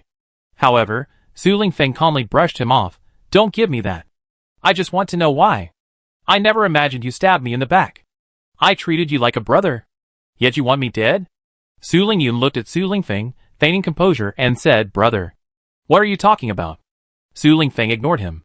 Su Shuani, looking at his second nephew, was equally puzzled. You helped your brother apply to go to Lifeng Kingdom, but the documents show the application was forged. Fortunately, these things weren't lost during the retreat, so finding them again won't be difficult. There are also records of your bank account transferring money to Yuan Kuan's father. I also want to know what grudge you have against Ling Feng. Why would you use your authority to frame him? Chapter 83. Su Lingyun saw the evidence on the computer, his face contorted with rage. Why? You ask me why? I grew up around you. I'm the one who called you third uncle since I was little. I tried my best to treat my eldest uncle and aunt like my own parents. And my grandfather, I tried my best to be a good son to him, but everything changed the moment he came back. He ran away from home, and you say he's talented, even going so far as to pull strings and have my grandfather plead for him to get into the army? I got in at the same time as him. He's already a company commander, and I'm still just a squad leader. Now he's the youngest regimental level officer, and I'm just a civilian officer injured in the line of duty. Isn't your favoritism obvious enough? I had a problem during a mission, and you two just showed up briefly and left. And my eldest uncle and aunt only came twice, but my grandfather didn't come even once. He had a stroke, and I got really anxious about it. He wouldn't even let me stay and take a clerical job, saying we could try other fields. My uncle made a will from the beginning, donating all his property, which I could understand. But as soon as he came back, he changed the will, wanting all of their possessions to Su Lingfeng. Why? He disappeared for 15 years, and I was the one who helped my aunt and uncle through the grief of losing their son. Now that he's back, I don't even deserve to live in their big house anymore. I planned to make sure they couldn't come back from Lifeng Kingdom. But he's still haunting me. What are you doing back here? Your father is about to change his will. I just want you to disappear. Why is it so hard? I should have had Yuan Kun kill you directly. That good-for-nothing took so much money from me, but still didn't agree to kill you. How could you be so lucky? Su Lingfeng was speechless, watching Su Lingyun's increasingly frantic rant. You're really ridiculous. My dad asked you after you were injured if you wanted to work at the company. You said no.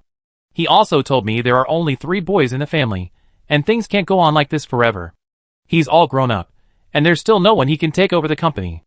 Are we supposed to wait for Lingji from my third uncle's family to grow up and inherit it? Grandpa hinted that you shouldn't take an office job, he just wanted you to go to my dad's company. I just don't understand why you refuse to work at the company, and then you want to harm me. And then get the company and the family fortune. Are you crazy? I never see my dad's will. Even if he gave me everything, I wouldn't refuse to give you anything, would I? I'm my parents' biological child. They can give their money to whomever they want. Do I have to tell them these things? Su Lingyun slumped into a chair, utterly dejected. Do whatever you want. I confess. Tell my grandfather quickly, it would be best if he were furious. Third uncle. Congratulations. Guess if Grandpa will give all the family property to my eldest brother. You won't get a share. This is his beloved eldest son and grandson. His one and only heir. You and I are just his tailbone. Grandpa won't see it. Su Shui looked at Su Lingyun with pity. You don't need to sow discord. Why wouldn't I be interested in your grandfather? I'm sure your eldest brother and I achieved what we have today through our own efforts. It has absolutely nothing to do with your grandfather. As for letting your eldest brother join the army, your grandfather and I only tried to secure a spot for him in the exam. We absolutely didn't pull any strings. On the contrary, you didn't even pass the test when you came in. It was your grandfather who still had the illusion that all his grandsons were cut out for it. I only gave you special treatment because I wanted you to try. Then you got injured, which triggered your grandfather's high blood pressure, and he was bedridden for a whole week. We didn't dare tell you why your uncle and aunt didn't visit you. Because they had to stay with your grandfather. I didn't know you harbor such resentment. Don't worry, you drive your grandfather crazy. I just hope he won't try to kill you with his own hands. The commander looked at Su Lingyun and shook his head, signaling the guards to take him away. Su Lingfeng had more to say. Guyu pretended to take a tightly wrapped package of documents from the car. Su Lingfeng and the others didn't mention that she had entered the lab. Nie Yuanzheng had been the one helping them all along. Even so, she and Lu Chen were still quarantined in the military region for half a month. Eating and sleeping, sleeping and eating. Su Lingfeng and the others weren't allowed to contact anyone, so each of them had their own room. Seeing each other again. Su Lingfeng and Guyu only then learned that, for fear of them also contracting the virus, they had both had their blood drawn for testing.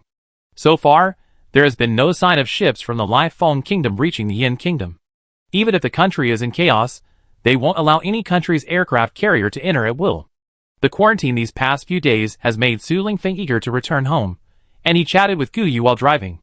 Su Xuanyi, adhering to discipline, hasn't revealed Su Lingfeng's whereabouts, and is now constantly urging Su Lingfeng to speak well of him to his grandfather. He had concealed everything from his father, but today he has to reveal it all, including Su Lingyun framing Su Lingfeng, because it endangered the lives of 5 people. He will likely face military trial now. The current prison is essentially the lowest level of punishment. The people there are all former and recent criminals. The city's need for round-the-clock heating depends on their tireless work. What they do is supposedly classified. It's the result of scientists' research. Su Lingfeng's grandfather originally lived in a retirement home. But after the natural disaster, Su Lingfeng's father, Su Xuanqin, took him to his villa. Originally, the family planned to live together, but Su Lingfeng, perhaps out of guilt or remorse, had his father, Su Xuanli, along with his mother and sister, move into the military compound. Su Xuanyi, who also owns a house in the military compound, naturally didn't move in with his brother and father. As for what happened between Su Lingfeng's parents that led to his mother, Ms. Hu Qiuxia, returning to Haishur, Su Xuanyi said his older brother was tight-lipped and couldn't get any information out of him. After Su Lingfeng's arrest, Su Xuanli's family was evicted from the military compound. They've been staying at Su Xuanqin's house so far. This time when he goes back, Su Xuanyi has to figure out where Su Xuanqin and his family of 3 should stay. He's worried about his unreasonable and meddling sister-in-law, and whether his father and older brother will be furious if they find out. Su Xuanyi thinks he should go back and see if he can be sent on a business trip elsewhere for a year. Guyu and the others went back to Zhang Sun's house with him. Compared to the impending storm in the Su family, Guyu said it would be better to meet Su Lingfeng's family later. Jiaoda and the others said goodbye to Su Lingfeng, their faces saying, "Don't come looking for us." At least the Zhang family is small, they don't have to worry about any impending storm. Su Lingfeng was quite helpless. He just wanted to bring Guyu home. It wasn't that he wanted to involve her in his family affairs, he just wanted a reason to ease the tension. Chapter 84. Su Lingfeng's return overjoyed the Su family, except for his second uncle and aunt. While his father and eldest brother were weeping with joy, Su Xuanyi revealed Su Lingyun's actions. As expected, his second brother and sister-in-law's reaction was disbelief. His father, Su Yuanchao, clutched his chest in fury. Su Xuanqin, holding his son protectively behind him, glared angrily at his younger brother and sister-in-law, who were throwing a tantrum and trying to drag Su Lingfeng to the military region to explain. Su Xuanyi could only step forward and explain that Su Lingyun's guilt was irrefutable, and that Su Lingfeng wasn't the only victim. Even if Su Lingfeng pleaded for Su Lingyun's release, it wouldn't work, especially since Su Lingfeng didn't have that kind of power. Because he almost brought back the virus, Su Lingyun was charged with endangering national security. He'd never see the light of day again. Su Lingfeng's second aunt, Zhang Meili, cried in despair, then lunged at Su Xuanli, frantically accusing her husband. "I told you we should have killed him back then. You only had him kidnapped. Now look what happened, this thing is too lucky. He didn't die, and he even came back to kill Lingyun." My Lingyun should be the only heir of the Su family. Su Xuanli, terrified, covered his wife's mouth and nose, while Su Xuanli pulled them apart. Otherwise, Su Xuanli would have suffocated Zhang Meili. Su Xuanqin told Su Xuanli not to move. He needed to know the truth about the child's disappearance. Su Lingfeng handed his grandfather a glass of water and prepared his high blood pressure medication and nitroglycerin. Su Xuanli could only hold on to Su Xuanli, preventing him from stopping Zhang Meili. Zhang Meili was already somewhat insane. Having already spoken, she became even more reckless and unrestrained in her speech. The thing she hated most in her life was marrying Su Xuanli. Su Xuanli was tall and imposing, with a strong masculine presence. Su Xuanli looked somewhat like Su Yuanchao, with a rugged face, and his height resembled his deceased mother, barely reaching 1.7 meters. She met Su Xuanli through a blind date, primarily attracted by his family background. Then, they established a relationship and went home to meet the Su family, where they met Su Xuanli, who had also brought his girlfriend home. Zhang Meili was devastated because she had fallen for the older brother, but was forced to marry the younger. Su Xuanli married around the same time as them. Su Lingfeng's maternal grandmother's family was of comparable status to the Su family. Their wedding was grand and lavish, with Su Yuanchao inviting his comrades in arms. They originally planned to marry a second wife in 6 months, but Zhang Meili became pregnant. This displeased Su Yuanchao, and their wedding became rather perfunctory.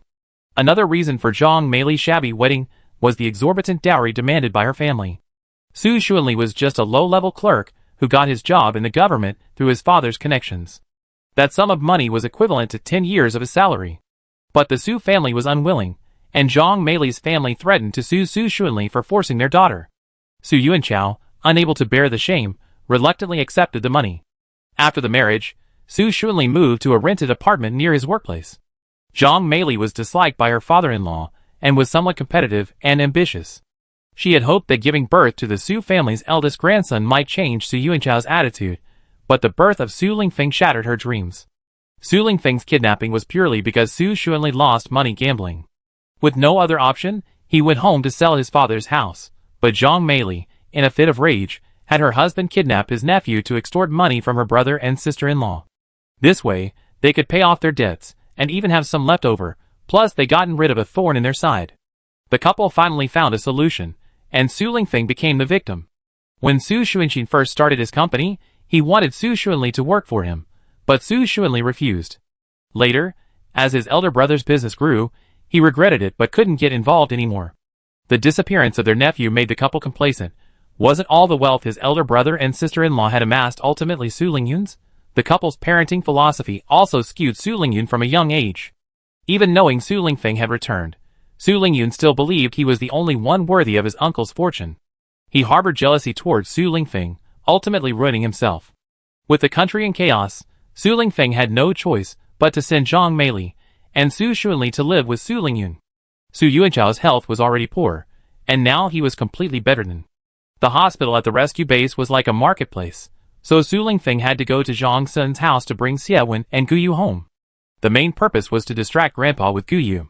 Actually, Guyu was quite popular at Zhang Sun's house, even though everyone knew she was Su Lingfeng's girlfriend. Zhang Sun's grandparents, parents, and maternal grandparents all lived together, and were overjoyed at his return. They were only excited for one night before starting to lament that Su Lingfeng had gone out and found a beautiful girlfriend, while their own son had brought back a comrade and someone else's girlfriend. Guyu even doubted the Zhang family's eyes. She felt like a withered sapling. She was thin and bony, even her hair was messy. Where did they see any beauty in her? Even a beauty camera couldn't make her look good. Aside from her delicate features, she really couldn't compare to Xie Wen's striking appearance and figure. Aside from being a little dark-skinned, she looked at least healthy. Xie Wen and Guyu went to the Su family's house, and the others followed, of course. The Zhang family was too enthusiastic. They were a bit overwhelmed. Zhao De and Lu Chen couldn't escape the pressure to get married, even though they knew Lu Chen was a divorced man who had lost his wife and child. Did the women in the Zhang family all believe that finding someone else would make everything fade away? Zhang Sun was as smug as he was at first, and now he was filled with regret. They had just returned and were given a 3-month leave, and now the Zhang family had already started arranging blind dates. They were trying to find a wife for their only son among the surviving daughters of prominent families. This had exhausted Zhang Sun. He now wished he could go on a mission immediately. Unfortunately, due to the virus, Their leave was only temporary, 3 months' worth. Follow-up work hadn't been discussed yet. Su Lingfeng felt something was off after returning. He still had some ideas in his mind, now he just needed the right opportunity. Su Yuanchao perked up when he saw Gu Yu. He had always been troubled by something. Now all he wanted was for Su Lingfeng to get married quickly, so he could hold his great-grandson. Xiaowen seized the opportunity to make many demands of him, telling him to take good care of his health. That way he could live to be 100, and not only hold his great-grandson, but perhaps not even his great-great-grandson. Lu Chen and Zhao De also coaxed the old man, playing chess with him, and going for walks with him. Gu Yu did everything she could to ensure a good food supply, which pleased Su Yuanchao. The rescue base in Beijing was divided into 4 locations, seemingly operating independently, yet closely interconnected. One of the locations was the original industrial park, which was quite large with many factories. Most of the original workers lived there. The advantage was that it had withstood the earthquake. The factory buildings had been converted into small prefabricated houses, and there was centralized heating. Chapter 85. The dormitories in the industrial park were already made, built even faster than those in the palace. They were filled with equipment and warehouses, requiring no large-scale renovations. Of course, the industrial park also had its disadvantages. The living conditions were quite close together, lacking private space. When the temperature suddenly dropped, their losses were actually the greatest. Because it was too hot when they moved, many people only brought summer mats and blankets. The factory workshops had air conditioning, which was cool. But at night, when the temperature suddenly dropped, the air conditioning temperature plummeted, and it was much slower to warm up again. By the time people realized what was happening and wanted to go home to get their belongings, it was impossible. The high temperatures and low temperatures were almost seamlessly connected, and those who were unprepared at that time lost more than 2/3 of their population. The second base, which consisted of the original largest upscale residential area and villa district, was relatively ideal in this regard. Most of the residents were single-family households, and their families were generally well-off. Unfortunately, they encountered a robbery at the beginning of the cold weather, which resulted in the loss of 1/3 of their population. And almost all of them were completely wiped out. Later, the houses that were looted were requisitioned by the government to house people from other cities. Base 3 is an industrial park, and Base 4 is a prison. Those are safer, and many people now live nearby. Mainly because the prisoners were transferred to the underground city to operate the power equipment. As a rescue base, it has the strictest security and the most complete facilities. Aside from the small individual rooms and the cramped dormitory-style rooms, it has no other drawbacks. They suffered the least loss when the temperature suddenly dropped because they were notified most promptly. A soldier on night watch noticed something was wrong, pressed the alarm, and everyone in the prison woke up. Because it had its own solar-powered generators and groundwater extraction equipment, it was once more popular than Base 1, where Su Lingfeng and his group were now located. Base 1 was practically a hub for government departments, so power struggles were constant. The sudden drop in temperature caused them to lose more than half their population, further exacerbating the conflicts. These were all things Su Xuanqin and Su Lingfeng had discussed. This was also one of the reasons the couple was dealing with the situation. Of course, the argument was fake. Su Lingfeng's mother, Ms. Hu Qiuxia, had returned to her parents' home primarily to prevent anyone from using her as a pretext to threaten Su Shanfeng. Su Xuanqi was now very troubled.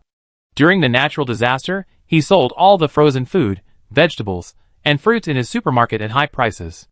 The seafood and meat in his restaurant were also limited in daily supply. Except for gold, his restaurant and supermarket had refused cash from the beginning. Of course, he didn't choose to sell his goods openly either. There were plenty of wealthy people in the capital. Su Lingfeng disappeared without a trace, and Su Xuanqin became a target. The main suspicion was that he still had unsold grain. Grain was more valuable than gold these days, and some unconventional individuals began to scheme. Fortunately, Su Xuanqin was clever. He still owned a biological laboratory. This company originally belonged to Su Xuanli, who had followed his elder brother and sister-in-law's example and started a business. However, the initial cost of hydroponics in his biological experiments were staggering. Heavily in debt, Su Xuanli pestered Su Xuanqin to help him clean up the mess. Su Xuanqin received the grain at a very low price, but later, the high-temperature crops he cultivated in his laboratory proved useful. Su Xuanqin donated all the research results from the biological laboratory, along with the researchers he supported. Combined with Su Xuanli's military rank and Su Yuanchao's influence, those who coveted Su Xuanqin's wealth were ultimately prevented from succeeding.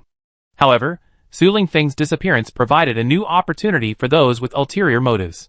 Su Xuanqin was forced to prepare for the worst, and had a major argument with Su Lingfeng's mother, Hu Qiuxia. Hu Qiuxia angrily returned to her parents' home in Haishur. Su Lingfeng's uncle, who previously held considerable power, was now the second in command of the local government's relief base. For his wife's safety, and to prevent her from being implicated, this was unavoidable. Of course, Hu Qiuxia didn't want to leave in the first place. To persuade her to go, Su Xuanqin said, "One of us has to wait for our son to return. Otherwise, what will he do?" Before Su Lingfeng returned, Su Xuanqin was taken in for several persuasion and education sessions, the purpose of which was to obtain food. With food, the current leadership of the relief base might be reshuffled. Some ambitious individuals could use food supplies to control the lifeline of the aid base. Su Xuanqin could only grit his teeth and admit that he truly had no food left. Su Xuanqin had to bear these things alone, telling his third brother, Su Xuanyi, and his father, Su Yuanchao, was futile. Su Xuanyi had no way to contend with that person's power. Su Yuanchao was old, and so were his old comrades. Many of his subordinates were no longer in the capital. Su Lingfeng was curious, if things really couldn't go on, why not just abandon them? Su Xuanqin raised his small fist, as if to punch him. All this was prepared for his son's future. Without his child, they would be powerless. To comfort his elderly father, Su Lingfeng reluctantly accepted the map of the supplies from his father's hands. He patted his chest, promising to protect the supplies, and then turned to Guyu to discuss whether they could be stored in his spatial storage. Considered his betrothal gift, Guyu was naturally willing to help, since his spatial storage had plenty of space.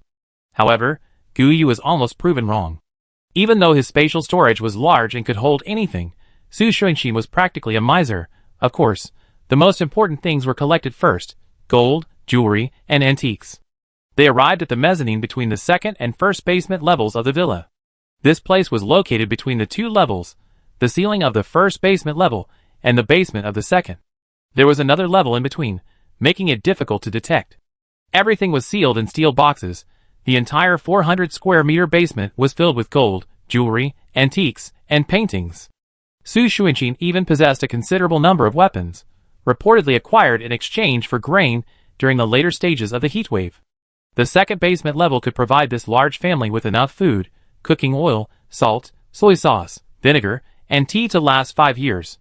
This mainly included the food reserves for Su Xuanli's family of 4. Su Lingyun's younger sister, Su Linghan, was only about 10 years old, and Su Xuanyi had brought her back to his home. As for whether she could understand the situation and stop holding a grudge against the rest of the Su family, no one was really sure. They just wanted to have a clear conscience. When Guyu and Su Lingfeng went on their date, they naturally couldn't bring their teammates along as third wheels. Actually, the main purpose was to secretly collect supplies. Everyone knew Guyu had a spatial ability, but the exact contents of her space remained a secret. Even though the teammates were curious, they never pressed her about what was inside. Frankly, they enjoyed the convenience the space provided more. Also, they rarely mentioned the space itself. The most common question was simply, does Guyu have anything? Getting it was enough.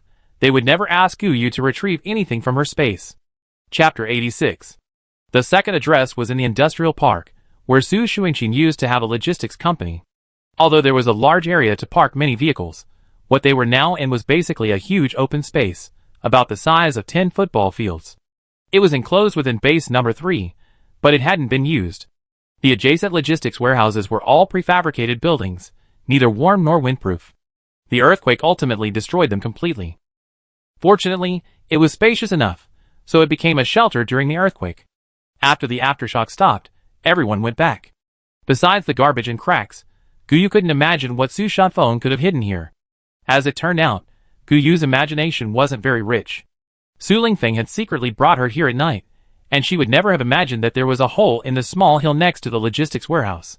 When Guyu came during the day, she thought it was a garbage dump filled with construction waste. Su Lingfeng took Guyu around, visiting his comrades during the day. On the surface, it was just to maintain camaraderie and let them know he had returned safely. He thanked them for their trust and care, and casually boasted about his girlfriend. Guyu also had her own mission. She was currently searching for Bai Lu. The capital was in chaos, and many survivors had arrived. Bai Lu was just an ordinary woman. Finding her was like searching for a needle in a haystack. Fortunately, Guyu knew that Bai Lu had harmed her because of a man named Hu Jiaqing, and Su Lingfeng felt he had heard the name before. After returning, Su Lingfeng and Su Shafeng confirmed that the man was likely the son of Su Lingfeng's maternal uncle. That is, Hu Qiuxiao's distant cousin. Though the two families weren't close, it was mainly Hu Jiaqing's father who had insisted on the relationship. Su Lingfeng had been invited to dinner by Hu Jiaqing once, and that's when he met him. Hu Qiuxiao probably couldn't even say exactly what kind of relative they were, but they were probably distant relatives with the same surname. Since he couldn't find Bai Lu, Hu Jiaqing might be a better option. After all, his family owned a factory and had some reputation. And he had an excuse to inquire, since they were relatives. The industrial park at Rescue Base No. 3 used to have a factory owned by the Hu family. Su Lingfeng found one of his former workers and managed to find out the address of the Hu family's villa area, now the No. 2 base. This gave him a pretext to go there the next day, making his actions appear legitimate. That night, Su Lingfeng and Guyu rested at the rescue base, in what was now their comrade's dormitory. He went to squeeze in with the others. The two, who hadn't slept that night, returned to collect supplies. The two, completely covered in black, wearing headlamps, found a cave according to the map Su Shafeng had given them. From the outside, the small hill piled with construction debris didn't look very big, but the cave itself was at least 1,000 square meters. It's a two-story building, reportedly entirely steel-framed with waterproofing and proven earthquake resistance. Over 1,000 square meters, it's crammed with shelves, rice, flour, various cooking oils, salt, soy sauce, vinegar, tea, beverages, bottled water, instant noodles, compressed biscuits, portable military rations, self-heating hot pot, self-heating rice, hot and sour noodles, snail noodles, lao gan ma chili sauce, rice seasoning, and more. Various dried goods, such as seafood, mushrooms, vermicelli, sunflower seeds, peanuts, sesame seeds, and more, are also readily available. If Su Lingfeng hadn't been there, Guyu would have thought she walked into a giant warehouse. There was at least the entire stock of two large supermarkets, not just grains, but all kinds of food except for vegetables and fruits. Su Lingfeng said this was 2/3 of Su Xuanxin's chain supermarket inventory. The rest had probably already been sold. Guyu was numb. Was Su Xuanxin a Pichio in his past life? This money-making expert's abilities were simply divine. The gold she collected yesterday was equivalent to her reserves in the bank in Lifeown Kingdom. Although it was just a branch, it wasn't to be underestimated. Guyu also put the steel structure into her spatial storage, and Su Lingfeng went out first. After Guyu put the steel structure away, they ran out for a while, and then heard a loud bang. The next morning, Su Lingfeng specifically inquired and heard that the construction waste mountain inside the logistics company had collapsed. Everyone guessed it was just a delayed reaction caused by the heavy snow and ice. No one would dig it up to check. After all, there were risks. Su Lingfeng and his team went to the No. 2 rescue base to find a comrade. Then, deliberately inquiring about his maternal uncle's family, his comrade-in-arms found the subordinate in charge of registration and learned that Hu Jiaqing had indeed returned. However, they couldn't find Bai Lu's registration information, so the Hu family definitely didn't have her. Speaking of the Hu family, Su Lingfeng's comrade-in-arms had a strong impression of them because their family was robbed clean at the beginning of the cold snap, except for Hu Jiaqing, who escaped with only a broken leg. Also, Hu Jiaqing eventually married the divorced daughter of a low-ranking officer at the base. He was essentially a son-in-law who had married into the family, and with his wife being too fierce, Hu Jiaqing was somewhat of a joke. Since Hu Jiaqing didn't bring Bai Lu back, where did she go? This question could only be asked of Hu Jiaqing. Su Lingfeng didn't come forward himself. It was said that Bai Lu was Guyu's friend, and originally Hu Jiaqing's girlfriend. Since Hu Jiaqing's maternal uncle was gone, Su Lingfeng had no reason to cause him further distress. His comrade easily instructed his men to inquire, but told them not to reveal Su Lingfeng and Bai Lu's existence. They said it was a routine inquiry, investigating people returning from Lifeown country. Su Lingfeng, carrying 2 roast chickens and several bottles of beer, had dinner with some acquaintances. They also obtained information about Bai Lu. She was likely in High City. Hu Jiaqing and Bai Lu had separated at the airport. It was said she later went to Shanghai with another man. Hu Jiaqing had met this man on the plane. He had heard him boast about his family's villa in High City, located on a certain avenue, a detached house with its own yard. Bai Lu had essentially climbed the social ladder. Hu Jiaqing wasn't lacking in women. The two separated for personal gain. Strictly speaking, Bai Lu had dumped Hu Jiaqing. That night, Su Lingfeng drank too much again and stayed at a comrade's house with Guyu. The difference was that he had to work a shift, while his wife and children were at home. That night, Su Lingfeng took Guyu to the villa area, where there was a villa that was unfinished and even under construction. Because no one lived there, no one would know what was in the basement. This place had an infrared fingerprint lock. Missing the key, remote control, or any of the fingerprints would cause an explosion. Originally, this place was a post-apocalyptic fortress built by Ms. Hu Qiuxia, an avid reader of post-apocalyptic novels, based on the stories in those novels. However, before the main structure was completed, the weather became too hot to continue construction. For reasons of independence and security, the location was relatively remote. Many trees were planted outside, and the villa's area was 3 times larger than the others. Chapter 87. Hu Qiuxia's capriciousness was a product of Su Xuanqin's indulgence. Since she was happy, Su Xuanqin would grant her any request. Su Lingfeng even thought it was fortunate that Hu Qiuxia didn't like astronomy, otherwise, how could Su Xuanqin satisfy her desire for the moon and stars? The villa's underground level appeared to be 2 stories, but it also had a mezzanine. It was located between the first and second floors. The first floor was filled entirely with food and daily necessities. Hu Qiuxia's favorite cosmetics could last a lifetime, as long as she didn't care if they spoiled later. Sanitary napkins, toilet paper, tampons, overnight pants, baby diapers, adult diapers, etc., nothing was even available in supermarkets. The mezzanine was filled with gold, jewelry, and diamonds. Hu Qiuxia's favorite was a pile of priceless jadeite rough, supposedly essential for upgrading her space. Su Lingfeng had initially taken it as a joke, but now, he even let Guyu try to upgrade her space again. Unfortunately, Guyu's space had already reached the highest level, and now nothing was useful. The last underground level was filled with luxury RVs and SUVs. The pickup trucks were all high-end models. There wasn't a single impractical vehicle. There was plenty of fuel, but that was the limit of what Su Xuanqin could get. Here, Su Xuanqin had stored all the seeds available on the market, as well as seeds of all the heat-resistant and cold-resistant plants from his biology lab. He also had a large stockpile of nutrient solutions and potting soil needed for cultivation. With the 3 locations successfully resolved, Su Lingfeng took Guyu to the prison.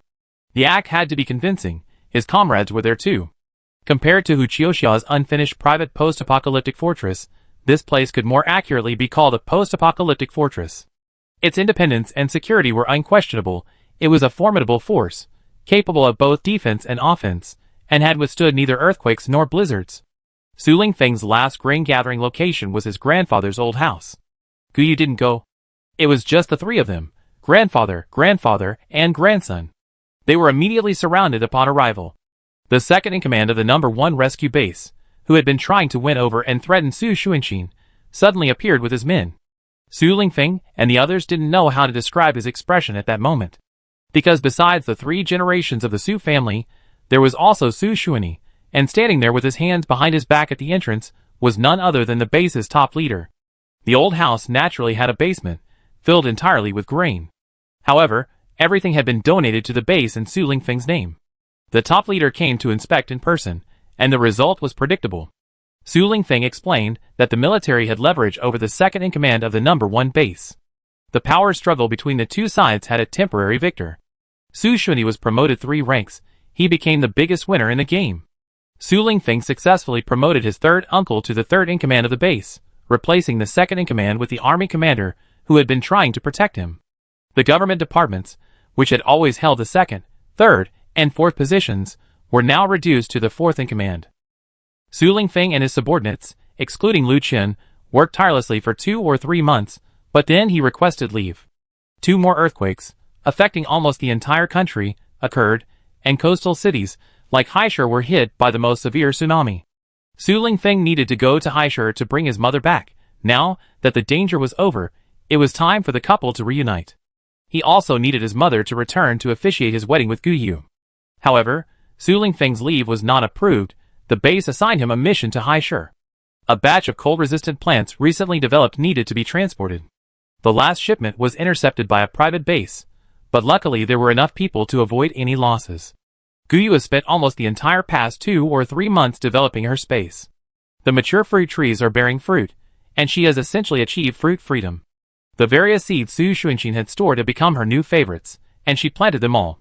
Medicinal herb seeds and tree seeds were planted on the mountains. Vegetable and grain seeds were planted in patches. And those cold-resistant and heat-resistant seeds didn't need either nutrient soil or nutrient solution in her space. After the first batch matured, Guyu planted the cold-resistant seeds in the greenhouse that the Su family already had. Some were planted with the frozen soil from the greenhouse, and the rest with soil from her space. As a result, all the cold-resistant seeds germinated and took root successfully, growing stronger and more cold-resistant than those grown with nutrient solution. Because Guyu turned off the heating in the greenhouse, they were surprisingly unaffected. The soil that comes with the greenhouse produces better results. It sprouts earlier, roots faster, and is more cold-hardy than soil grown in frozen soil.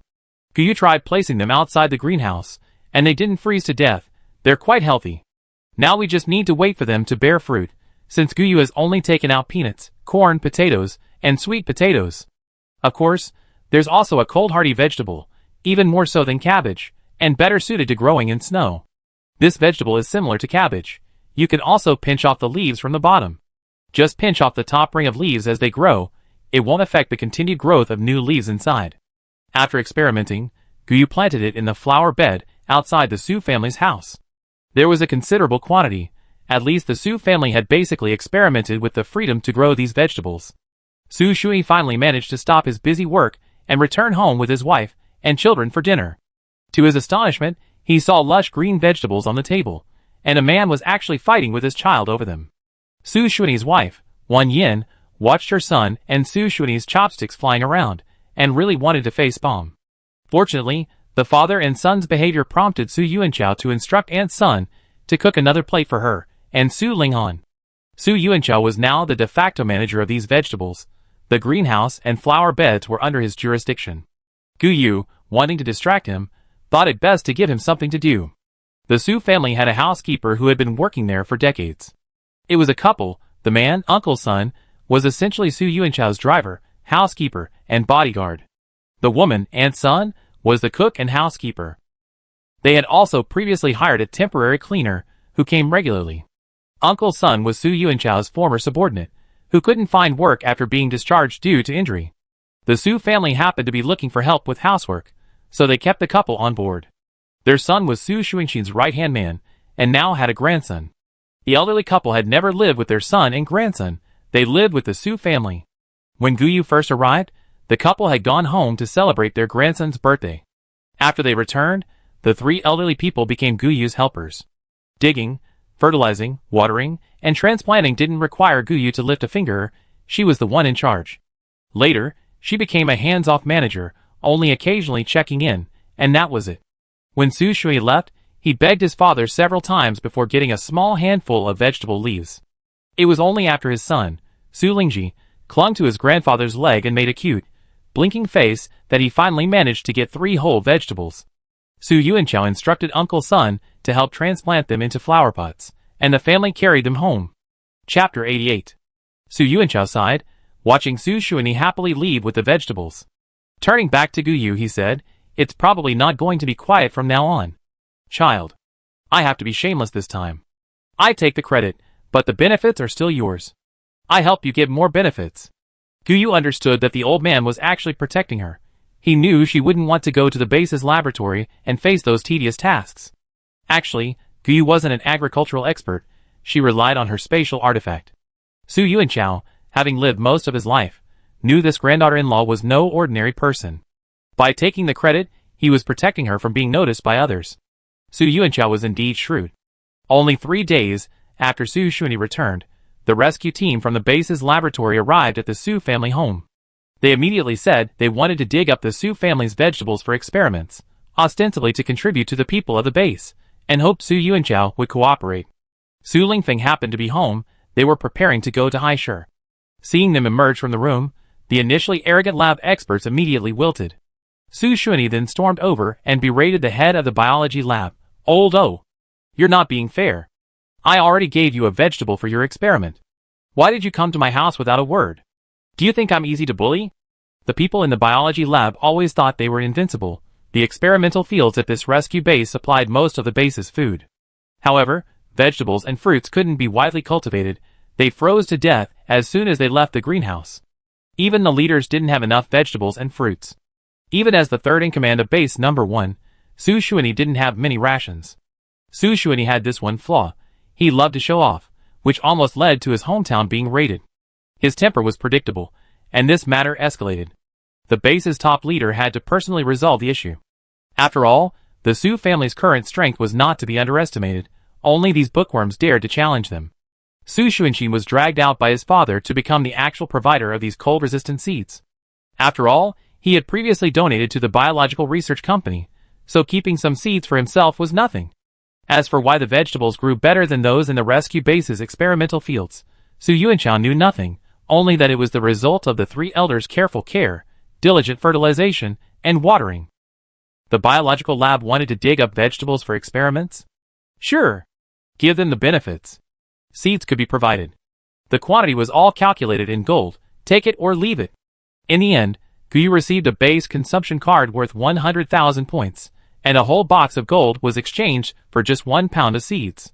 Guyu wanted to say she had at least 5 or 6 kilograms of vegetables in her spatial storage, but that wouldn't be worth much. The people in the biology lab dug up half of the finished vegetables and planted most of the seeds. 2 months later, the supermarket at the base finally started selling an incredibly expensive vegetable. Even at its outrageously high price, people were scrambling to buy it. How long had it been? Besides potatoes, onions, and bean sprouts, real leafy green vegetables had finally appeared. Guyu and her group were unaware of the vegetable's popularity. They set off for High City the day after receiving their benefits. What used to take only 10 or so hours by highway was now impossible. The roads were icy, making it difficult for vehicles to travel quickly. It was estimated they'd be on the road for another 5 or 6 days. Accompanying them were RVs transporting seeds and mature plants from the biology lab, and a team of soldiers providing protection. Su Lingfeng and his group served as an additional layer of protection, given the preciousness of these items. Su Lingfeng and his group were driving an SUV, with a semi-trailer RV behind them. Nix, now the Su family's watchdog, didn't come along this time. That guy was too clever, he knew how to please Su Yuanchao. Lu Chen also didn't come. Su Lingfeng had asked him to take care of his family. Su Yuanchao was getting old, and Su Xuanyi was very busy. He owned a third of the shares in the base's supermarket, and he rarely spent time at home. Originally, Su Xuanyi was also there, but he was too busy. Wan Yin was a doctor, she was even busier. Now, Su Linghan was actually in charge of the household affairs at Su Xuanyi's house. She did all the daily chores and shopping. Since she stopped going to school, she had been doing these things. Su Xuanyi and his wife doted on their son, treating their daughter like dirt. After the temperature plummeted, the family moved in with Su Yuanchao, and Su Linghan actually felt much more relaxed. Now she's staying with her uncle, and has taken on the daily chores herself. Aunt Sun helps with cleaning every few days, and Wan Yin, even when not on duty, does her own housework. Su Xuanyi wanted to go pick up his wife himself, but he knew the family needed someone to make decisions. If Lu Chen needed help, he had to consider who to ask. Lu Chen had just retired due to a leg injury, and the cold weather made his leg ache even more. Su Lingfeng couldn't bear to let him come with him. After all, he wasn't considered a base staff member anymore, and didn't receive a basic salary or supplies. He was provided with food and drink, and his work was easy. Su Lingfeng had his father pay him the same salary as Uncle Sun. Lu Chen wasn't exactly freeloading. He received points in his base's points card every month. Lu Chen knew he was being taken care of by Su Lingfeng, and given his current status, it wasn't appropriate for him to go with them. His body couldn't handle it, and Su Lingfeng's work involved classified information, so as an outsider, he couldn't know. The journey in the military vehicle was relatively smooth. Several times, Su Lingfeng and his team used binoculars to see people moving intercepted supplies from afar. No matter the time or place, the olive-green uniform still inspired fear. Very few dared to provoke them, except for the foolish. Like this group of ragged survivors, and the people hiding behind them. Before Su Lingfeng and his team even got out of the vehicle, they saw them lined up blocking the road, and several figures could be vaguely seen in the houses along the roadside. Su Lingfeng ordered the soldiers to stop, armed, and confront them, explaining that the vehicle contained necessary supplies, not food. He left Guyu behind, and led the others to surround the house via detour. The people inside all had knives, but they were useless against Su Lingfeng and his group. A single tear gas canister forced them to surrender, crying and raising their hands. These men were thugs from a private base, hurting a group of survivors, who had mistakenly wandered into their base to rob them. They had originally been on the highway, but later ended up here. Leaving the private base for the time being, Su Lingfeng tied up all the thugs. He had a soldier drive their bus carrying the survivors on their way. They were only about a day away from their destination. He leave the rest to the rescue base in Haishur. Su Lingfeng knew he didn't have the ability to save everyone, nor did he possess the compassion of a bodhisattva. Finding a way for these survivors to survive was enough. He couldn't bear any more responsibility. Chapter 89. The Haishur rescue base was divided into 4 areas. Su Lingfeng's uncle was originally the warden of the largest prison in the area. So now, he was the manager of that survivor rescue base. The Haishur rescue base was entirely under the control of the military. Besides the military's top leader, Su Lingfeng's uncle, Hu Qiushuo, was essentially the second in command. Su Lingfeng didn't want to cause trouble for his uncle, so he carefully handled everything with the military. He then mentioned going to pick up his mother, which was perfectly reasonable, and naturally no one tried to stop him. The technical personnel and seeds that Su Lingfeng brought were to be left behind. The team of soldiers would return to Beijing on their own after 2 days of rest, but Su Lingfeng and his group had agreed to stay a few more days. After everything was handed over, Su Lingfeng declined the military's offer to guide him. He easily led his teammates and Gu Yu to his uncle's house. Su Lingfeng entered the base without showing any identification. He rolled down the car window, stuck his head out, and called to the armed police at the gate, "Wu Jiang, open the door for me." Wu Jiang practically jumped around directing the door open, then hugged Su Lingfeng and burst into tears. Zhao De, annoyed by his lack of composure, snapped, "What are you saying? Your men are watching. What are you crying for? I'm not dead." Wu Jiang instinctively released Su Lingfeng, wiping away his tears sheepishly. "I just thought I'd never see you again. The world has changed, and I can't contact you anymore. When Antu came, I thought you were all in Life's own kingdom, and wouldn't come back. I was going crazy." Zhang Sun laughed, "You're just a crybaby. Come with us to the Hu family's place. There's good food. Let's have a drink." Su Lingfeng scolded Zhang Sun, "Didn't you see he's on duty? Come tonight, Xiao Jiang. Let's get together tonight." Wu Jiang said sheepishly, "Let's hurry. The warden is sick. He'd like to see the boss." Su Lingfeng was puzzled. His uncle had always been in good health. How could he be sick? Knowing his uncle was ill, Su Lingfeng naturally drove very fast. The prison had 2 gates. Because the original prison was closer to the city center, it was later relocated. Because of its large area and suburban location, it has now become the largest and safest rescue base. The tsunami was far away and had no impact. The typhoon only caused some damage to infrastructure. It wasn't the epicenter of the earthquake, so the roads were intact. The only similarity was that there were periods of sustained high temperatures followed by sudden, freezing cold. In winter, it would at most rain and snow, and the temperature would rarely drop below -10 degrees Celsius. But this time, the temperature suddenly dropped to -20 or 30 degrees Celsius, and later even to -40 or 50 degrees Celsius. Although this is relatively mild compared to the current -70 degrees Celsius in the north, the people here are not used to it. More than half of those who can survive heat stroke in the high temperatures perish in the low temperatures. The casualty rate in Shanghai is even higher than in Beijing. Thankfully, the earthquake spared them. The prison roads have been reinforced, and from the entrance, the damage doesn't seem too severe. The discipline along the way was fairly strict, making the already oppressive place feel even more lifeless. This place is even more somber and quieter than prisons in Beijing. Su Lingfeng skillfully parked the car in front of a small villa, honked the horn, and a man in his 50s or 60s came out. Seeing Su Lingfeng's face, she was overjoyed, almost screaming and rushing over.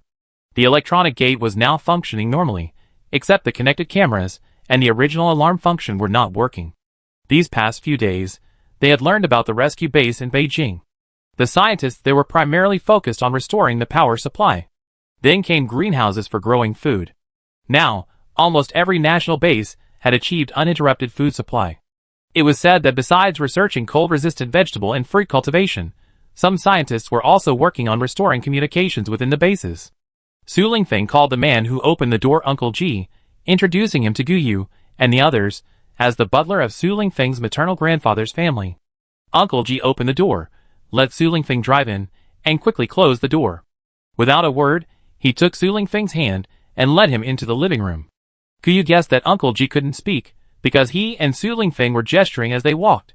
Everyone except Zhang Sun was completely baffled. Zhang Sun whispered, Uncle Ji was a little beggar picked up by Su Lingfeng's maternal grandfather's family, but unfortunately, he's deaf and mute. He worked as a maid when he was young, and later became a housekeeper. He did get married and had children, but fate played a cruel trick on him. One day, his family of 3 was in a car accident, and he was the only one left.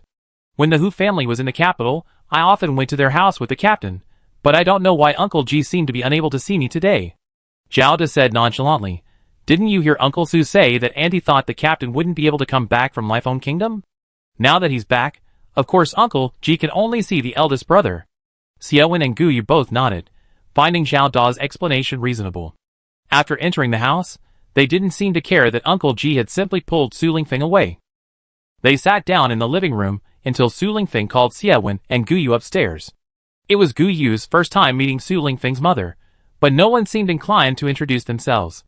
Su Lingfeng's uncle, Hu Qiushou, was in such a critical condition that everyone else had to be evacuated, leaving only Xiaowen and Guyu to focus on his treatment.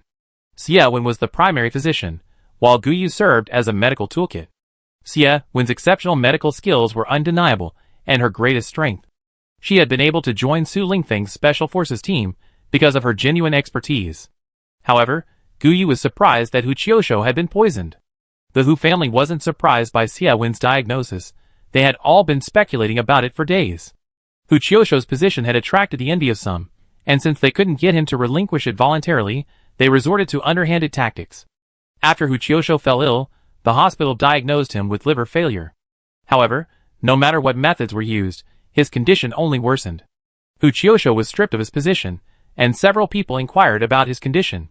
Hu Qiushou had planned to take her family to a rescue base in Beijing, but they were informed that they could not leave Haishur for the time being. The Hu family understood that Hu Qiushou had cultivated a loyal following over many years. There were some areas in the prison where outsiders had no way to intervene, so they simply wanted to trap him there to die. As long as Hu Qiushou was gone, given the current situation, no one would dare to disobey their superiors. Su Lingfeng's sudden appearance had undoubtedly disrupted the plans of some ambitious individuals. Unfortunately, Xiaowen could only stabilize Hu Qiushou's condition and couldn't find a solution to the problem for the time being. Chapter 90. Hu Qiushou never expected that her son would appear out of nowhere when her brother's condition was at its most critical. Hu Qiushou's eldest son was serving in the army in the northwest, and like Su Lingfeng before him, they had lost contact. His younger son was also studying at Northwest University, so the two brothers might be together. Besides Hu Qiushou's mother and sister-in-law, only Uncle Ji, a deaf-mute, remained at home. With her brother bedridden, Hu Qiushou felt her family was on the verge of collapse. Su Lingfeng's arrival undoubtedly provided them with strong support. Moreover, he brought 2 male teammates and Xiaowen, a highly skilled doctor. Of course, if the timing weren't so bad, Hu Qiushou would have been more interested in Guyu. Now, Hu Qiushou dared not say she wouldn't want a girl from an orphanage as her wife. As long as her son returned safely, she would be willing to marry an orphan, or even go back to live in the orphanage. Hu Qiushou felt she could go with him. You only know how to cherish something when you lose it. This son had already been lost twice. Hu Qiushou felt she couldn't take any more stress. Her child's happiness was paramount. Besides, Guyu had already gained back the weight she accumulated after about 3 months of recuperation. Even though she was still around 90 pounds, it was much better than when she returned home, weighing less than 70 pounds. Her hair was now barely a short, ear-length style. Su Lingfeng was feeding her well, and she occasionally had extra meals from her spatial storage. She was almost back to her pre-departure weight, except for her hair growing to her waist. Compared to her previous life, Guyu was quite satisfied with her current appearance. Hu Qiushou looked at Su Lingfeng, and Guyu standing before her, completely satisfied. It was just that the timing and occasion weren't right. Otherwise, Hu Qiushou would have wanted her son to get married right then and there. Hu Qiushou's illness began after a gathering with colleagues one day. The problem was, quite a few people had dined with him. The celebration involved a large harvest of potatoes from the prison's heating system. This was enough to barely sustain them for several months, and Hu Qiushou felt it was worth celebrating, so he had a meal with the researchers. Of course, other leaders from the base were also present. Finding the person who poisoned him was difficult, as there were no specific suspects. Su Lingfeng had asked Xiaowen. The poison itself wasn't complicated. The problem lay in the formula of the poison's components. The proportions of each ingredient were crucial. Xiaowen had tried several tests with the testing equipment Guyu had taken from his spatial storage, but they were all incorrect. There was always a discrepancy between the poison in Hu Qiushou's blood and the actual amount. The antidote needed to be prepared according to the exact proportions of the poison. There couldn't be any mistakes. Huqiusho had already been delayed for some time. Now, finding the poison was urgent. Su Lingfeng narrowed it down to 3 suspects. 2 were Huqiusho's deputies, and 1 was the acting warden, who had been parachuted in. The current acting warden is undoubtedly the prime suspect, and he was also present at the time. That afternoon, Wu Jiang came to the Hu family's house after get-off work. Su Lingfeng still trusted him. He was a special forces soldier selected from High City, but unfortunately, he wasn't chosen for the special operations team. However, he had always had a good relationship with Su Lingfeng and his group, and when he faced retirement, Su Lingfeng helped him transfer here. Basically, he found him a suitable job with good stability and security. Su Lingfeng had Wu Jiang get them several base point cards, the identity information on which was, of course, fake. That evening, Su Lingfeng, along with Guyu and Zhao De, disguised themselves and became another newly arrived group at the base. Xie Wen naturally had to help Huqiusho stabilize her condition at the Hu family home, and Zhang Sun was essentially protecting the Hu family. Huqiusho didn't understand why Su Lingfeng wanted to bring Guyu along. What help could she possibly offer? Su Lingfeng initially didn't want to bring Guyu, but later decided to take her anyway. They were essentially going to steal things. Storing them in their spatial dimension was the safest option. In this life, Guyu had a spatial dimension and encountered Su Lingfeng and the others again. This was the first time she had truly mingled among the survivors and experienced their lives. First, Wu Jiang arranged for them to enter at night. Su Lingfeng, Guyu, and Zhao De went out and changed vehicles. The vehicle was full of scrap metal, aluminum alloy doors and windows, and so on. Lu Chen might even say that Su Lingfeng had learned to collect junk. Actually, these were the items from the truck before the earthquake. The truck itself hadn't been replaced. The only difference was that the new tires on the original truck were a bit worn, and Guyu had left everything in her spatial dimension. The driver's cab contained compressed biscuits, instant noodles, and a tent. The items were temporarily stored in the space during the earthquake. They were slightly damaged, but didn't affect their use, just didn't look very nice. Su Lingfeng and Zhao De were both dressed as middle-aged men, their faces dusty, and their clothes not very nice. Guyu was dressed as a boy, her face painted black. Her eyebrows were drawn thick, and she was wrapped in a layer of thermal, self-heating underwear. Over this, she wore a set of Su Lingfeng's old clothes, making it almost impossible to tell she was a girl. The 3 of them arrived very late at night, so Wu Jiang could easily get them water. Then, they easily entered the rescue base. The base cards Wu Jiang carried were ones he had picked up while on duty. Some people who were struggling to survive at the base had thrown them at the entrance as a sign of anger when they left. During the sweltering heat, Wu Jiang and his team collected supplies almost daily. Unable to endure the labor system at the rescue base, many chose to return home. Unfortunately, returning became extremely difficult when temperatures plummeted, as the rescue base's cards could only be issued once using the original identification. So they often cried and begged to be taken in, and Wu Jiang and his team had to return the cards they had found. But some people still lost their cards even further, never to be found again. Now, Su Lingfeng and his team didn't need to register or pay for supplies again. They could simply enter. There was a cluster of tents in the open space of the rescue base. This was a desperate choice for those who couldn't afford housing. Su Lingfeng and his team had points, but they arrived too late and could only stay here for the night. The trucks had a designated parking area, requiring a fee based on points. Many people also stayed there, but only 1 or 2 could choose to sleep in the truck. At least it was warmer than the tents. Guyu and Su Lingfeng pitched a tent in the truck bed, while Zhao De slept in the driver's cab. Like everyone else around them, they turned off their truck, as everyone was running low on fuel. Luckily, Guyu had a cheat code, otherwise, even a few hours would have been unbearable, with the ground frozen solid. Even through the tent, it was still cold, and Guyu and Su Lingfeng huddled in double-down-filled waterproof sleeping bags in the truck. The next morning, looking at the ice on the ground, Guyu felt a pang of sympathy for everyone else. Su Lingfeng and his group didn't have much in their truck, just enough to cover a few days' rent. They rented a single room near the government office building. Besides a bunk bed, there was nothing else inside, but thankfully there was a private bathroom. Even the walls were bare cement, without a single speck of plaster. Chapter 91. Su Lingfeng and his group weren't renting the house at the rescue base for living expenses.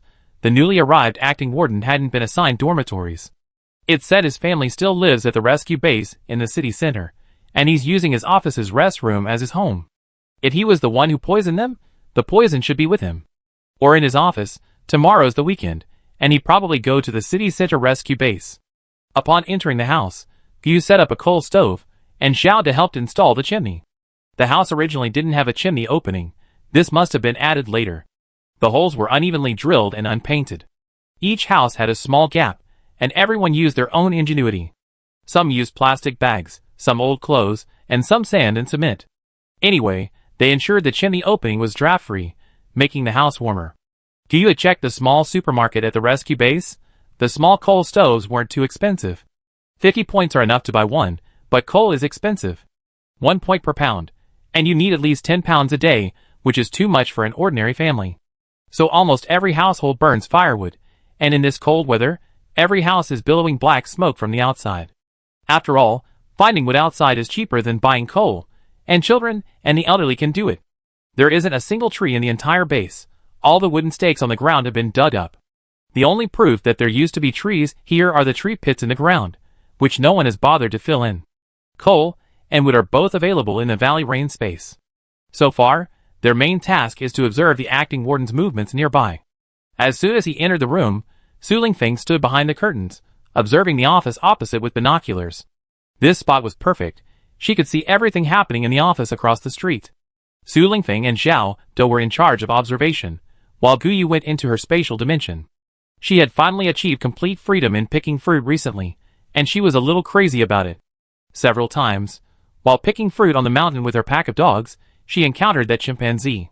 Although it wouldn't harm Guyu, the chimpanzee treated the fruit as its food. How could it allow anyone else to pick it? Guyu was frustrated. She couldn't even freely pick the fruit from her spatial dimension anymore. The Alaskan Malamutes were helpless against the tree-climbing chimpanzee, except they could all bark together. Guyu was getting a headache from their barking and hadn't checked on it in the past few days. Mainly because the chimpanzee was huge, and the fruit trees couldn't withstand its rampage. It was also quite wasteful. It would throw away fruit it couldn't finish, and then go pick new ones. Today, Guyu finally came up with a solution. She traded the tiger for this mountain.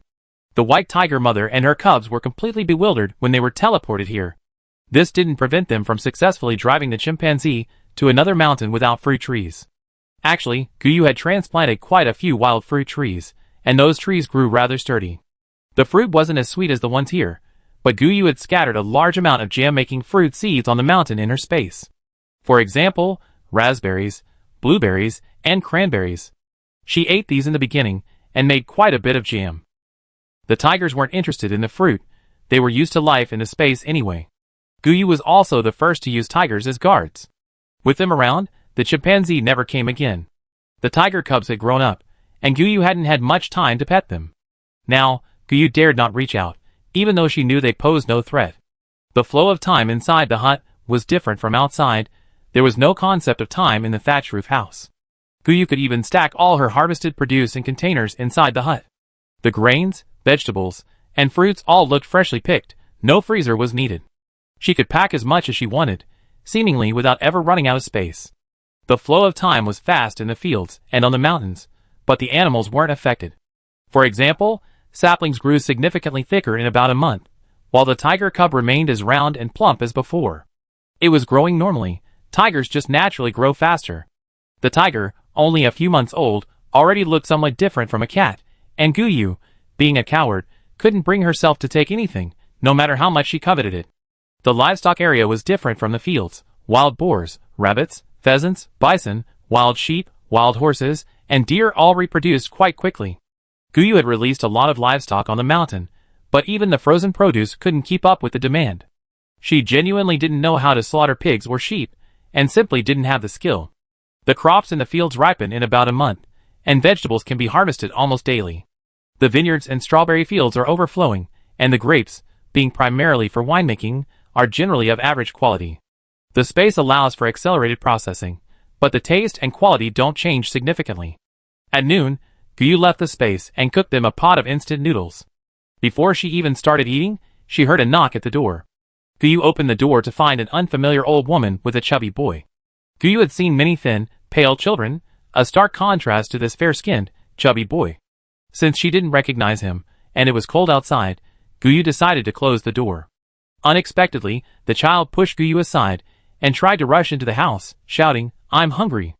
I want instant noodles. Guyu, being small, couldn't withstand his impact. Su Lingfeng grabbed the child and pulled him out. The old woman, who was about to rush in with her grandson, was caught off guard and bumped into by him. Both fell to the ground, and Guyu was caught by Su Lingfeng. She was quite helpless. She hadn't even reacted, and hadn't expected someone to come and blatantly try to steal her away. The grandson scrambled up from beside his grandmother, and prepared to rush back in towards Su Lingfeng. However, Su Lingfeng wasn't going to let him get away with it, and simply slammed the door shut. Guyu heard two people crying and shouting outside. The grandson was banging on the door, yelling, "I want instant noodles. Open the door. That's mine. Do you know who my father is?" The old woman cried out, "Oh dear. I was hit by a car. Don't go too far. At least open the door, so I can put some medicine on. Oh dear. It hurts so much. Oh dear. Young people have no conscience. He just wants some instant noodles. You could at least give him some soup. Oh dear. No compassion at all. He's just a child. Oh dear. You really have no conscience. Young people, how could you do this?" Guyu was almost speechless. She hadn't even thought of cooking instant noodles. Mainly because the mutton soup and chicken soup were too strong. Su Lingfeng and the others wanted to keep a low profile. Actually, they were eating boxed lunches.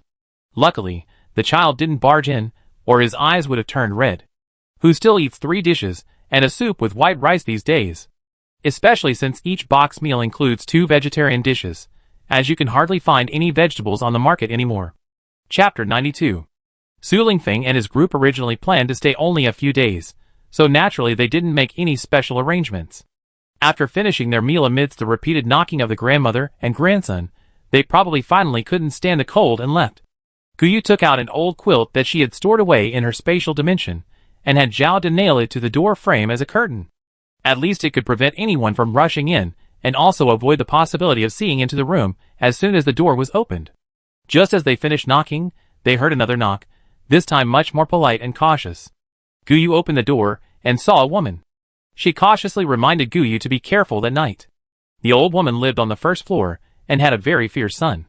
When Guyu first arrived, she was too shy and the grandmother and grandson broke into her house and robbed her. Fortunately, her mother-in-law wasn't one to be trifled with either, and didn't let them take advantage of her. But that night, her husband was almost beaten up by them. Apparently, many other families in the building had suffered the same fate. Either the grandmother and grandson broke into her house and stole her food, or she was beaten by the old woman's son afterwards. They then extorted compensation, claiming the old woman and her son were injured. The main reason was that their house was right at the bottom of the stairwell, and everyone had to pass by their door to go upstairs. Guyu thanked the woman for her kind reminder. Although she wasn't afraid of them, it was better to be on guard. It was too cold outside, so the woman hurriedly explained the situation and went back next door. Su Lingfeng and his companion frowned, wondering how to deal with the troublemakers. After observing all day, they confirmed that the acting warden had left work in the evening. Zhao De hurriedly followed him. There was no way to drive inside. Zhao De needed to get out quickly. They had arranged another vehicle outside the base. Zhao De planned to follow him home. If he couldn't find him in the office, he'd have to look for him at home. Luckily, the base's points card was valid at all 4 rescue bases, otherwise it would have been a bit troublesome. Just as Zhao De left, Guyu and Su Lingfeng were discussing what to eat when they heard someone banging on the door. Su Lingfeng impatiently grabbed a large knife and went out. The one banging on the door was naturally the old woman's son. He really had come to extort money. But after shouting for a while, Su Lingfeng came out and immediately held the knife to his neck. The old woman screamed behind him. Su Lingfeng impatiently shouted, "Shut up. I never run into you. I have no compensation to offer. Fighting and injuring people are prohibited here, but you better stay in the base if you dare. Otherwise, once you get out, we see who's tougher." The man had never experienced anything like this before. He managed relatively easily in the disaster area thanks to his size. Of course, that was assuming he hadn't encountered someone like Su Lingfeng who would draw a knife at the slightest provocation. He was suddenly confronted with a knife to his throat simply for banging on a door, and the man in front of him wasn't fatter than him, at least a head taller. Su Lingfeng was clearly a trained fighter, even though he looked to be in his 40s. The man, with his mother and son, practically begged for mercy on his knees before Su Lingfeng. Once he received permission, he ran away with his mother and son. Only he knew the dampness in his crotch. Thankfully, it was cold, and he was wearing enough layers. But if he stayed any longer, he'd definitely catch a cold. The feeling of his crotch being frozen solid was unpleasant. Having gotten rid of the annoying person, Su Lingfeng waited until dark, until the office building across the street was completely empty, before the two of them went out. Infiltrating the office wasn't difficult, but unfortunately, they searched for a long time without finding anything. Su Lingfeng and Gu Yu even turned over the mattress, but still found nothing. Zhao De returned with an unexpected find. This person hadn't gone home at all. He left the base and then came back, changed clothes in the car, and returned alone. Zhao De saw him enter a small courtyard, where a woman, dressed conservatively, greeted him. Zhao De deduced that this person was probably keeping a mistress.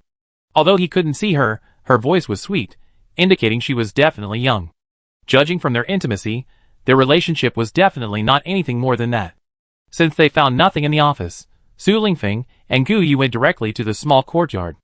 This sleeping powder was good stuff. Su Lingfeng thought he of Xia would prepare more next time. After the incense had burned for a while, Su Lingfeng and Gu Yu sneaked into the courtyard. The two were sleeping together in a large room. The coal stove was burning. The room looked very warm, and was much better decorated than most places.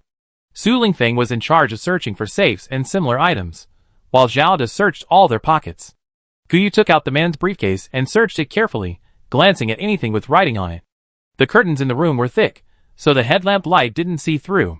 The briefcase wasn't very full, just some files and such. Su Lingfeng and Zhao De didn't find any powdery substance. The safe that Su Lingfeng opened contained a considerable amount of gold, jewelry, antiques, and some files. He hadn't intended to touch these things. Su Lingfeng didn't want to alert them. After restoring everything to its original state, the three planned to visit the acting warden's house again. Gu Yu also prepared to put the briefcase back in its place, but as she placed a notebook inside, she felt something was off. There seemed to be something else inside the cover. Su Lingfeng took it and carefully unwrapped it, revealing a folded piece of paper. This person had tried so hard to hide the paper, it was folded very small, making it quite thick. Gu Yu and the others removed their thick gloves and put on disposable gloves. That's why they felt something was off, but they didn't know what it was, or why it had to be hidden so carefully. The writing on the paper was all letters, but it just didn't look right. Gu Yu simply took out her phone to take a picture, intending to analyze it later. They folded the paper back up, and put it back in the notebook, and put the briefcase back in its original place. The three checked again, confirming there were no signs of them entering. Only then did they leave the courtyard and return to their rented room, unaware that a pair of eyes were watching them return from one of the rooms as they went upstairs. It wasn't that Su Lingfeng and his team weren't vigilant enough, the main problem was that the guy was huddled in his room. They were only peeking through the crack in the door, and they were quick enough not to notice this detail. Su Lingfeng and Zhao De were asleep with their phones in their hands, and didn't figure it out either. What did those letters mean? The two of them analyzed them until almost dawn, but still couldn't figure it out. Gu Yu went back and fell asleep immediately. She was just too tired. The next morning, when Gu Yu woke up, the two men were still sleeping on the lower bunk. Gu Yu didn't cook instant noodles again, she steamed buns and made some plain porridge, which tasted bland. While the two men were eating breakfast, Gu Yu was writing on a piece of paper with her phone. Su Lingfeng leaned closer, and was a little confused. Why hadn't the two of them figured out the code? But Gu Yu had written a whole piece of paper. Chapter 93. Gu Yu's writing was still letters, just with numbers at the end. Su Lingfeng took Gu Yu back to the Hu family home, leaving Zhao De to continue guarding the rented house. Xiaowen, however, immediately recognized what Gu Yu had written. She asked in surprise where the formula came from. Su Lingfeng was also somewhat baffled. Wasn't it just letters? Xiaowen and Gu Yu showed him their phone, explaining that it contained the chemical names of various medicines. The numbers were indicated by Roman numerals, all written in uppercase, making them incomprehensible to most people. If it weren't for Gu Yu, Xiaowen wouldn't have discovered the code in the image either. None of them had considered that possibility. It required a certain level of medical expertise. Xiaowen was amazed at how Gu Yu had figured it out. Gu Yu calmly explained that she frequently translated articles from medical journals online. Mainly because these articles contained a lot of technical terminology, they were not only expensive, but the translated documents were also readily available for purchase. Initially, Gu Yu earned money by translating these technical papers from medical journals.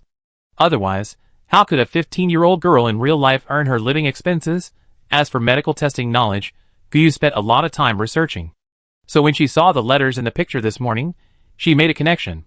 Now that she had the formula, the rest was simple. Gu Yu and Xie Wen worked together in a makeshift laboratory for 3 days and 3 nights before finally concocting the antidote. Su Lingfeng couldn't find a test subject, nor did he have time to experiment. This poison didn't work quickly, even if Gu Yu did experiment on a chimpanzee, who knew when the results would be, so Su Lingfeng organized a family discussion and came to a conclusion: let's try anything, even if it seems hopeless. Fortunately, Xie Wen was generally reliable, and Hu Qiushou finally woke up 2 days and 1 night after receiving the antidote. Now that he was awake, even though he was weak, he could speak.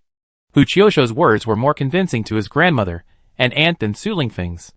Hu Qiushou decided to lay low for a while, taking advantage of his current state, which resembled that of someone about to die. He could resign and take his family to the capital to seek refuge with his brother-in-law. The person who poisoned him only wanted his power. They probably wouldn't want his family's lives. Hu Qiushou struck while the iron was hot, having Su Lingfeng gather all the base leaders to pretend to give his last words. He submitted his resignation, weakly leaning on Su Lingfeng, and handed over all his work. Then, in front of everyone, he vomited blood. The act was over, and Hu Qiushou immediately fainted. Even the doctor brought by the acting warden confirmed that he had liver failure and would not wake up again. Since they were leaving, Su Lingfeng and Gu Yu packed their things and returned to their rented room that evening. The 3 of them planned to leave the base under the cover of darkness. When they returned, they would have resumed their original identities. Then, they would take the Hu family back to Beijing. Just as the 2 of them went upstairs with Xiao De to pack their things, they heard a soft knock on the door. As soon as Xiao De opened the door, a man burst in like a cannonball. Su Lingfeng immediately held a knife to the man's neck. It was someone he knew. It was the old woman's son. This time, he was very calm, and said to Su Lingfeng with a fawning expression, "Brother, don't be nervous. I mean no harm. I've been observing you for several nights. I know what you do. I don't mean anything by it, I just want to follow you." Su Lingfeng and Xiao De exchanged a glance, puzzled as to why they hadn't noticed they were being followed. However, they didn't show any panic, calmly asking, "What do you mean? What did we do?" The man's obsequiousness deepened. "No. Brother. I know you're thieves. I've been watching you at home for days. You don't go out during the day, nor do you collect scraps. You definitely haven't done any work at the base. Even shoveling snow is too competitive. Newcomers, like you, can't do it. So you steal at night and sleep during the day. I watched you come back from home. I never intended to report you. I just wanted you to take me along to make some money. You see, I have elderly parents and young children to support. It's not easy for me." Su Lingfeng and Xiao De exchanged another look, while Gu Yu covered her mouth, trying hard not to laugh out loud. Su Lingfeng confirmed with the man that he hadn't told anyone about this. Pretending to be threatened, he agreed to take him along to make some money. Su Lingfeng had originally planned to leave, but now he felt he might be able to get revenge, and he stirred things up even further. This would make it easier for him to leave with his family smoothly, without leaving any grudges against certain people. Su Lingfeng and the men went directly to the small courtyard. Exactly 1 week had passed, and the acting warden, pretending to be home, came to secretly meet his lover again. The next morning, Su Lingfeng, Xiao De, and Gu Yu calmly left the rescue base. Leaving Xiao De outside to wait for them, Su Lingfeng took Gu Yu back to the rescue base. When it was Wu Zhang's turn to be on duty, the 2 of them easily slipped back to the Hu family's house. The Hu family had little to their name, and Hu Qiushou was a very honest and upright man. After the natural disaster, he had used almost all his resources to help solve many problems. However, his power was so enviable that he was targeted and framed. After packing their bedding and clothes, the Hu family exchanged all the points on their base cards for food. The Hu family, carrying the unconscious Hu Qiushou, got into Su Lingfeng's car. Zhang Sun drove their car, with Gu Yu, Xie Wen, and Hu Qiushou following behind Su Lingfeng. As soon as they arrived at the base gate, they heard the alarm, and a squad of soldiers ran out of the building at the base gate in neat formation. Su Lingfeng and his group were also stopped, told they needed to consult their superiors before being allowed to pass. Wu Jiang secretly told Su Lingfeng that the acting warden had died in a woman's house. She had died together with a man, and it was difficult to say whether it was a crime of passion or murder. There were obvious signs of a struggle inside, and the house had been ransacked. The woman died too, naked in bed. Some speculated she was caught stealing, others said her lover bumped into her. Anyway, the man who was about to officially become the most powerful person in the base was dead. And in a very dishonorable way, regardless of the outcome. His affair was definitely out of the question, though in this day and age no one really cares. But now the base was bound to be in chaos. It was strange. First, the warden, Huchiosho, inexplicably fell ill, and now the second, before even officially being appointed, had died so dishonorably. The soldiers were all talking about it. This position seemed cursed. Chapter 94. Su Lingfeng and his group weren't detained for long before being released. The case didn't seem to concern them, especially since they were former superiors. The former deputy warden, who had been temporarily summoned to oversee the situation, waved them away. Su Lingfeng successfully led the Hu family back to the Beijing rescue base. After settling them in, he took Zhang Sun, Zhao De, and Xia Wen to cancel their leave. He also reported to his superiors about the situation in High City and the private base issue. He received orders to go home and rest. Back home, Su Lingfeng happily told his family that he wanted to marry Guyu.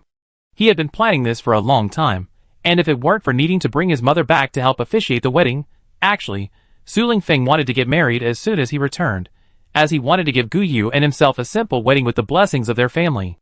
Because of the Hu family's arrival, the house was no longer big enough. Su Lingfeng had the right to apply for dormitory accommodation, but he preferred to live alone with Guyu, enjoying their carefree life together. Actually, Xia Wen and Zhao De could both live in the dorms. However, dorms are currently scarce, so they need to share with others. Due to the natural disaster, their original teams have been scattered. Now, having to share with people from other teams is something both Zhao De and Xia Wen are reluctant to do. Fortunately, Zhang Sun's family has spare rooms, and they are currently staying there. Su Lingfeng applied for a dorm, but given his level, he definitely wouldn't be allocated a small single room. Some small, detached houses with high earthquake resistance have been newly built on the outskirts of the underground city. Su Lingfeng wants to live there. He should be able to manage by contributing some more points. The Su family took Su Lingfeng's wedding very seriously. Although they said they couldn't have a lavish affair, they still wanted to make sure it wasn't rushed. Huchiosha even solemnly pulled Guyu into her room and gave her a set of jewelry. It was said to be a family heirloom passed down from Su Lingfeng's grandmother, a complete set of emerald jade jewelry. Guyu handled it with extreme care, almost as if she wanted to wear gloves to touch it. She didn't get angry when Su Lingfeng teased her. Guyu exclaimed to Su Lingfeng, "How come you're so lucky? Although you grew up in an orphanage for the first 10 years or so, you now have both parents. Your family is wealthy, although not very harmonious. But at least your parents love you. Why doesn't anyone love me? Why didn't my parents want me? Because I'm a girl?" Su Lingfeng hugged Guyu, feeling a pang of heartache. This girl seemed strong, but she was just a paper tiger. She couldn't understand what she had done wrong? Why would her parents abandon her? Su Lingfeng had no answers to these questions, and could only change the subject. He hugged Guyu and said, "Once we get married, what's mine will be yours. You have everything I have: parents, grandparents, uncles, aunts, third uncles, third aunts, cousins. What more could you want? Our children? A boy and a girl would be best." Guyu pushed Su Lingfeng away, playfully scolding, "Who wants to have children with you? A boy and a girl. You're dreaming." Su Lingfeng laughed and hugged her back, whispering in Guyu's ear, "I love you. I will love you with all my heart. I will never let you be alone again. I promise. Guyu, we will be happy." Su Lingfeng then hurriedly went to find someone to apply for dormitory accommodation. Zhang Sun took Guyu back to his home. Zhang Sun's mother held Guyu's hand and asked, "Baby, we're destined to be together. We only have one child, Zhang Sun. Would you like to be our child and get married from here?" Perhaps it's a bit abrupt, but Zhang Sun said, "You have no family. I can't bear to see you sad, and I want you to consider us your family. We make sure you have a grand wedding, and you have family to support you." Guyu never imagined she would one day have parents, grandparents, and maternal grandparents watching her get married. Zhang Sun's family was undoubtedly kind. But Guyu had never dared to dream of becoming a member of their family. Su Lingfeng was a little bewildered. He went out for a while. His future wife moved into the Zhang family home, becoming Zhang Sun's parents' youngest daughter. Zhang Sun proudly told him to call him brother-in-law, as Guyu was to marry into the Zhang family. She would live in the Zhang family home until her wedding, and Su Lingfeng's parents even cooperated by coming to the Zhang family to propose marriage. With Guyu's family backing her up, Su Lingfeng was very happy. However, this meant their days of being together every day would have to wait until after the wedding. After a while, his lover moved next door, making it convenient for them to kiss and hug whenever they wanted. Su Lingfeng found the days before the wedding a bit difficult to endure, now that Guyu had her family supervising her. Su Lingfeng's application for a small detached house was quickly approved, having connections in high places made things easier. However, they were somewhat disappointed when they went to see the new house. It was completely empty. The plumbing and electrical systems weren't installed, let alone doors and windows. Guyu had all the building materials in her space, and Luchin said he had no problem with the plumbing and electrical installation. So the men, who only knew how to use weapons, had to personally pick up brushes and other tools to help Su Lingfeng and Guyu renovate their new house. It wasn't that they couldn't hire someone to do the work, but the things in Guyu's space were too conspicuous. Doors, windows, and security doors could be said to be sourced from outside, but cement was a rare commodity. After all, with the high temperatures and everything now frozen, cement was hard to find. The base only had brick and steel mills. Cement and concrete were all brought back from the cement plant in the industrial park. Without special permits, no one could get them. Su Lingfeng wasn't without connections, but there was no need. He took Guyu out for a trip and directly drove back in a truck with some materials needed for the new house renovation. Why bother with pleasantries and favors? Su Lingfeng hadn't been idle about his son's wedding. He did have shares in the base's supermarket, and had done his best to get Su Lingfeng a lot of good stuff. At least Su Lingfeng didn't have to ship the appliances and furniture. The curtains were all sewn by Hu Qiuxia and the women in the family. Zhang Sun's parents truly treated Guyu like family, going to great lengths to prepare 8 new quilts and 8 sets of bedding for her. The appliances Su Shafeng brought were also purchased with points they used. To show their importance, the Zhang family also discussed the dowry and bride price with the Su family. At least everything necessary for a wedding was in place, and the date was agreed upon by the elders of both families. The pre-wedding preparations were considered complete. The new house's decoration materials weren't overly extravagant. Currently, the house could only be rented, not sold. Guyu didn't want to be a stepping stone for someone else's wedding. Overly luxurious decorations would easily attract envy. Besides furniture and appliances, things that could be moved, the new house only had its plumbing and electrical systems installed, and doors and windows installed. The walls were painted, wallpapered, and a security door was installed, among other basic infrastructure. Chapter 95. The renovation took a month and a half, followed by another half-month of airing out. Su Lingfeng finally finished renovating the new house, and their wedding was about to begin. There weren't many guests. Supplies were scarce, and no one wanted to splurge on a large banquet. The wedding was simple, but the guests were not ordinary. Zhao De drove Su Lingfeng's wedding car, his old SUV. It hadn't been driven much, so it was still relatively new. Lu Chen drove a pickup truck, the back of which was filled with the Zhang family's dowry. Su Xuanyi and his men drove a row of military vehicles. After all, Su Lingfeng was also a soldier. When they left the Zhang family's house, Zhang Sun also drove a car. This was a dowry from the Zhang family for Guyu, an off-road RV. Originally, Zhang's father bought it before the natural disaster, intending to take his wife and elders on a trip. Before it was used, it became Guyu's dowry. Guyu didn't wear a wedding dress, nor a phoenix coronet and embroidered robe. She wore a red cheongsam, and her hair was styled in an updo. The hairpins, necklace, bracelets, and earrings were all a set. While not as precious as the emeralds Hu Qiuxia had given her, it was still a rare set of exquisite, almost bewitching purple-violet jade jewelry. Zhang Sun's mother was quite emotional. She had bought 2 sets of this jewelry years ago. She had originally planned to have another daughter as a dowry, and now her daughter's dowry had been successfully given away. Unexpectedly, the set intended for her daughter-in-law was still unacceptable. Zhang Sun hadn't expected his mother to bring up his dowry again. He could only awkwardly scratch his head and walk away, making everyone laugh. Xiaowen was now Guyu's bridesmaid. Seeing Guyu's happiness, she felt a pang of sadness.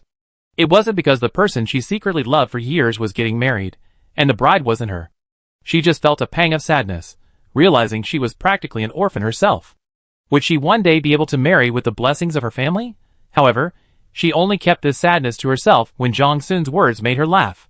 He said, "All right. From now on, the captain is my brother-in-law. When will he call me brother? Or you can be my sister too? Didn't you think Guyu's violet jade jewelry was beautiful? You could have it when my sister gets married. Let me think about who you should marry. How can I have another brother-in-law?" Zhang Sun was rewarded with a glare from Xiaowen and a sharp tap on the head. This made him even more aware. A brother-in-law? Dream on. Su Lingfeng and Gu Yu kowtowed to Zhang Sun's grandparents and parents before leading Zhang Sun, carrying Gu Yu on his back, out of the Zhang family home. Zhang Sun carried Gu Yu out the door, making sure his feet didn't touch the ground, and only stopped when he got him into the wedding car. This guy was really asking for a beating. After the wedding, he told Xiaowen, "You better not be my sister anymore. Gu Yu is so light, it's a bit difficult to carry her. You look much heavier than her. I probably can't carry you." Unsurprisingly, Zhang Sun got another beating, by which time the wedding was over. Xiaowen no longer cared about his image. Su Lingfeng finally brought his bride back to his territory. They finally had a home of their own. Although they said not to have a big banquet, the Su family still held 2 separate banquets. The new house was occupied by Su Lingfeng's friends, as well as many comrades from the other 3 bases. The highest-ranking leader of the base, who officiated at Su Lingfeng's wedding, along with other leaders, ate the banquet at the Su family's old house.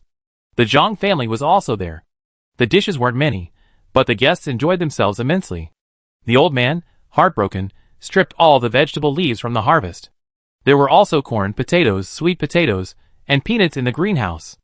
Although Gu Yu had replanted the seeds, the elderly people who had carefully tended to them were still quite distressed. This meant waiting at least 4 more months. Even for his grandson's wedding, the old man felt a pang of sadness watching the guests feast. For this, Su Lingfeng specially took Zhang Sun and the others out of the city to a mountain, pretending to hunt some wild rabbits, pheasants, and 2 goats. Here, they roasted a whole goat, and drank beer, red wine, and white wine freely. The Su family prepared 8 dishes, including a lamb rib, corn, and carrot soup. Only white and red wine were on the table, no other drinks. The atmosphere at the old man's side, filled with older leaders and relatives, wasn't as lively as in the bridal chamber.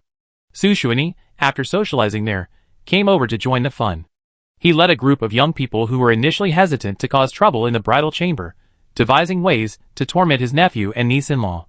It wasn't until Su Lingfeng's aunt, his rescue, arrived and took Su Xuanyi away that he was finally able to enter the bridal chamber. Zhang Sun, of course, went home, and Xiaowen and Zhao De followed him. Lu Chen didn't come. He stayed at the Su family's house helping out. Now, Su Lingfeng, slightly drunk, sat on the edge of the bed, looking at Gu Yu, who had already changed into her pajamas and fallen asleep. Su Xuanyi led the way by pouring Gu Yu several cups of nuptial wine, and even made Su Lingfeng carry Gu Yu while doing push-ups and sit-ups. Thankfully, Xiaowen had the foresight to drive and pick up his third aunt. Otherwise, Su Xuanyi would have had many more tricks up his sleeve. Gu Yu wasn't a heavy drinker and barely managed to escape. After reluctantly showering, washing her hair, and changing into her pajamas, she lay in bed waiting for Su Lingfeng to see the guests off, and accidentally fell asleep. Su Lingfeng had finally managed to spend his wedding night with her, and he really hadn't expected his bride to be asleep. Gu Yu was awakened by kisses. She felt enveloped in warmth. Her face and neck were tickled by the licks, and she playfully pushed him away, saying, "Nix, you're in my room again. I'm sleepy. Don't disturb my sleep. Be careful, or Su Lingfeng will come and take you running again." Su Lingfeng, who was kissing Gu Yu's neck, heard this and bit her neck hard. Gu Yu finally opened her eyes in pain, looking at the furious Su Lingfeng, and realized it was supposed to be her wedding night. Then Su Lingfeng bit her lip, claiming she wasn't paying attention. Gu Yu then realized her nightgown was gone, and Su Lingfeng was also naked. Now, apart from the blanket, neither of them had anything to cover them, and Su Lingfeng was groping them, doing whatever he wanted. Gu Yu was even more dizzy from Su Lingfeng's kisses. She hadn't noticed that the drunken Su Lingfeng lacked his usual gentleness and restraint. Gu Yu was pinned down by Su Lingfeng, hearing him whisper in her ear, "I love you. Gu Yu? You're finally mine." Gu Yu blushed as she looked at the man she had grown up with, thinking of all the ups and downs they had gone through together. She felt like she had finally met the prince from her fairy tale. They were finally together, and she responded passionately, "I love you too. Lingfeng. We will be happy." Su Lingfeng kissed his bride. This was their wedding night. After being single for so long, this day has finally come. Chapter 96. Gu Yu woke up again when it was already dawn. Her whole body ached, and she could barely stand. Su Lingfeng didn't use a bed in the new house. They used a heated kang, a traditional Chinese bed stove. These kangs were wide, large, and warm. The original houses in the base had central heating, but these newly built houses didn't. Su Lingfeng, however, was very satisfied with the kang, and rolling around on it with Gu Yu was no problem. Gu Yu didn't understand why they were rolling around on the kang at first, but she understood last night. In the heat of passion, neither of them had any sense of boundaries. Except for the first time when they were both a little unprepared, Su Lingfeng took the initiative every time afterward, and Gu Yu finally found enjoyment. The consequences of this recklessness were severe. Gu Yu now had a sore back and a burning pain in certain areas. Gu Yu knew she was going to visit her grandfather's family today, so she forced herself to get up and clean herself. As soon as she moved, Su Lingfeng naturally woke up, and Gu Yu's bath plan turned into a couple's bath. Only after the bathroom was completely steamy, and no one could see her did Su Lingfeng reluctantly let her go. Gu Yu was practically paralyzed as he carried her out to get dressed and have her hair dried. Luckily, Xia Wen had prepared the medicine beforehand. But even applying the medicine almost scared Gu Yu. A man with such stamina was not to be trifled with. It was almost noon when they left, and Su Lingfeng carried Gu Yu the entire time. If he hadn't wanted to avoid embarrassment, Su Lingfeng would have carried her home as well. The Su family happily and solemnly began their family reunion ceremony, with even Uncle Sun and Aunt Sun giving Gu Yu red envelopes. Su Shanfeng and Hu Qiuxiu were overjoyed, tears streaming down their faces. They had lost their child twice, yet they were overjoyed to see their son return. Life is tough these days, but they're still comforted that their family is together no matter what. After spending the day at the Su family's house, Gu Yu fell asleep on the way home after dinner. The wedding was already exhausting, and then there was the whole night of preparation. Gu Yu's small frame had reached its limit by dinner, so she fell asleep as soon as she got in the car. Su Lingfeng carried Gu Yu back inside, and didn't dare do anything more. They were going to Zhang Sun's house for their homecoming visit the next morning. They couldn't let them laugh at them. The Zhang family's homecoming feast was very well prepared, and Su Lingfeng and the others enjoyed it very much. Thanks to a good night's sleep the night before, Gu Yu finally had the energy to make dumplings with the Zhang family. These days, flour and fresh pork aren't cheap, not to mention, they had picked vegetables that had taken so long to grow. The Zhang family got their vegetables even before Su Xuanyi. Seeing his vegetables sprout despite the cold, Old Master Su called Old Master Zhang over to see the results. Then about 10 vegetable seedlings were pried off, along with many corn seedlings, sweet potato vines, and peanut seedlings planted in the greenhouse. So the Zhang family's greenhouse was full of these crops, and the flower beds were full of vegetables. Su Lingfeng's wedding meant that all of the Su family's crops became dishes for the guests. The Zhang family, however, was doing well. Today, at Gu Yu's homecoming banquet, the Zhang family patriarch generously contributed a third of his precious child. He made dumplings for Gu Yu, the highest honor a newlywed couple could receive. Yesterday, Gu Yu brought back 2 wild rabbits, a male and a female, to the Su family. Today, she brought back 2 more rabbits to the Zhang family. The Zhang family was overjoyed because the female rabbit was already pregnant. With careful breeding, they soon be able to enjoy rabbit meat freely. After the homecoming banquet, the rest of the time is all for the young couple. During the day, Gu Yu and Su Lingfeng built a greenhouse in the backyard. They brought out many seedlings from their spatial dimension, and planted a lot of cold-resistant vegetables outside. Su Lingfeng thoughtfully equipped the greenhouse with doors, windows, and locks to prevent strangers from seeing anything they shouldn't. Gu Yu doesn't like having poultry in the house. The droppings of wild rabbits and pheasants in her spatial dimension are automatically cleaned up. But not the animals outside. Even though Gu Yu loves Nix, she doesn't want to be his poop scooper. Gu Yu doesn't lack meat, so there's no need to raise animals. Nix is currently closest to Lu Chen, and Su Lingfeng, wanting some alone time, hasn't invited them to stay. Su Lingfeng and Gu Yu are finally able to enjoy some carefree time together. For now, there are no plans to have their teammates stay. Although Zhang Sun brought it up twice with excuses, Su Lingfeng didn't budge. Food supplies at the base were limited, and Zhang Sun, this glutton, had come several times under various pretexts, just so Gu Yu could cook soup and meat for him. After all, he was now practically Su Lingfeng's brother-in-law, and Su Lingfeng couldn't really kick him out. He could only turn a blind eye, as long as Zhang Sun finished eating and went home. Su Lingfeng and Gu Yu's life was going well, and the weather outside showed signs of recovery from the natural disaster. First, the temperature started to rise, and now daytime temperatures were gradually reaching 1 or 2 degrees Celsius.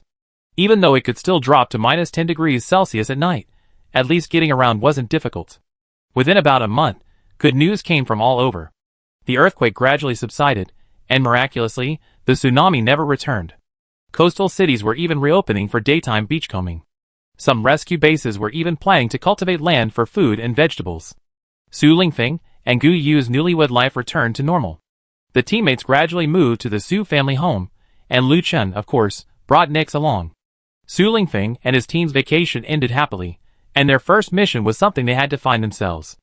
Su Lingfeng's Special Forces Regiment had been split up for missions, and as the weather warmed up, those who couldn't return due to slippery roads began to report for duty. Su Lingfeng seemed to only then remember that he was still a regimental commander, and he reluctantly found them training and living quarters in this prime location. Near the rescue base were 4 or 5 36-story buildings, originally high-end office buildings. Before the disaster, property prices were astronomical. With the high temperatures, companies were letting their employees work from home. The office buildings essentially became the places where survivors gathered resources at night. Fortunately, the doors and windows were all recessed when they were built. This preserved their original appearance and prevented them from being demolished by scavengers. After the rescue base was established, this place was included within its boundaries. Floors 1 through 10 were converted into dormitory-style rooms with central heating and cheap rent. The only problem was the lack of an elevator. It could only be used as a walk-up apartment. During the earthquake, everyone living there moved out. They even pressured the base's leadership to arrange alternative accommodations for them through a relocation program, mainly because high-rise buildings made them feel less safe. Su Lingfeng had many members, and he wanted them to have peace of mind. Therefore, he obtained the right to use a building, allowing returning members to travel together to find their families. Chapter 97. Su Lingfeng allowed his teammates to bring their immediate family members back to the base to live. He himself began to get busy. They couldn't just come and have nothing, could they? He said he and Gu Yu would have some alone time, but it was really only about a week.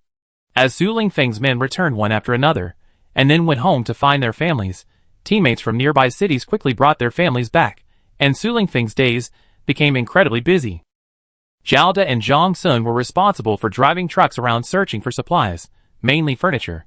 Lu Chen was in charge of leading the construction team hired by the base to renovate the buildings, converting office buildings into residences. Most of them were 2 bedrooms, a living room, and a separate bathroom. The houses all had Kong beds, heated brick beds, saving on central heating. The main problem was that heating was too troublesome. The cost was a considerable expense. The office buildings weren't well ventilated, so they could eat in the canteen as much as possible. It wasn't that Su Lingfeng couldn't afford it, it was just that he had to pretend to be poor and scavenge for supplies. For example, the base's reward cards, and the monthly supplies that would be distributed on time. The soldiers' due benefits, and the missions they had to complete. Su Lingfeng didn't want to be a freeloader, nor did he want his teammates to sacrifice themselves needlessly. He also needed to seize command. He now understood that having power was the best way to protect himself and his family. The reason he had his teammates bring their families was, in a way, to win them over. Zhao De hadn't considered bringing his family, but later regretted his decision. It wasn't that he was unfilial, he simply felt that life at the rescue base wasn't as free as his hometown. Of course, he later regretted his decision every day, but that's a story for another time. Within a month, Su Lingfeng had his regimental headquarters building in perfect order. On the top floor, he even created a plantation, turning the entire floor into a giant greenhouse. It was filled with cabbage, potatoes, garlic, and scallions. Of course, he wouldn't grow strawberries or anything that couldn't withstand the cold. There were also sweet potatoes, corn, peanuts, and other staple foods. Zhao De and his teammates transported over 10 truckloads of soil, just for the greenhouse. Su Lingfeng dismantled the elevator. Now, pulleys could be used to transport things. Going up and down the stairs was no longer a matter of carrying things on one's shoulders, or by hand. The rooftop was now entirely covered with solar panels, and with the rising temperature, the solar power seemed to be even more effective. Solar panels were also installed on the sunny windows, ensuring a stable power supply for the building. The solar power generators were obtained by Su Lingfeng and his team from an industrial park in the suburbs. The base had stockpiled them there, and they later resumed production. Su Lingfeng asked for too much, but the base only agreed to give him a portion. The rest Su Lingfeng obtained through barter with potatoes. To avoid revealing their location, Gu Yu deliberately stored the potatoes on the top floor of the regimental headquarters building at night.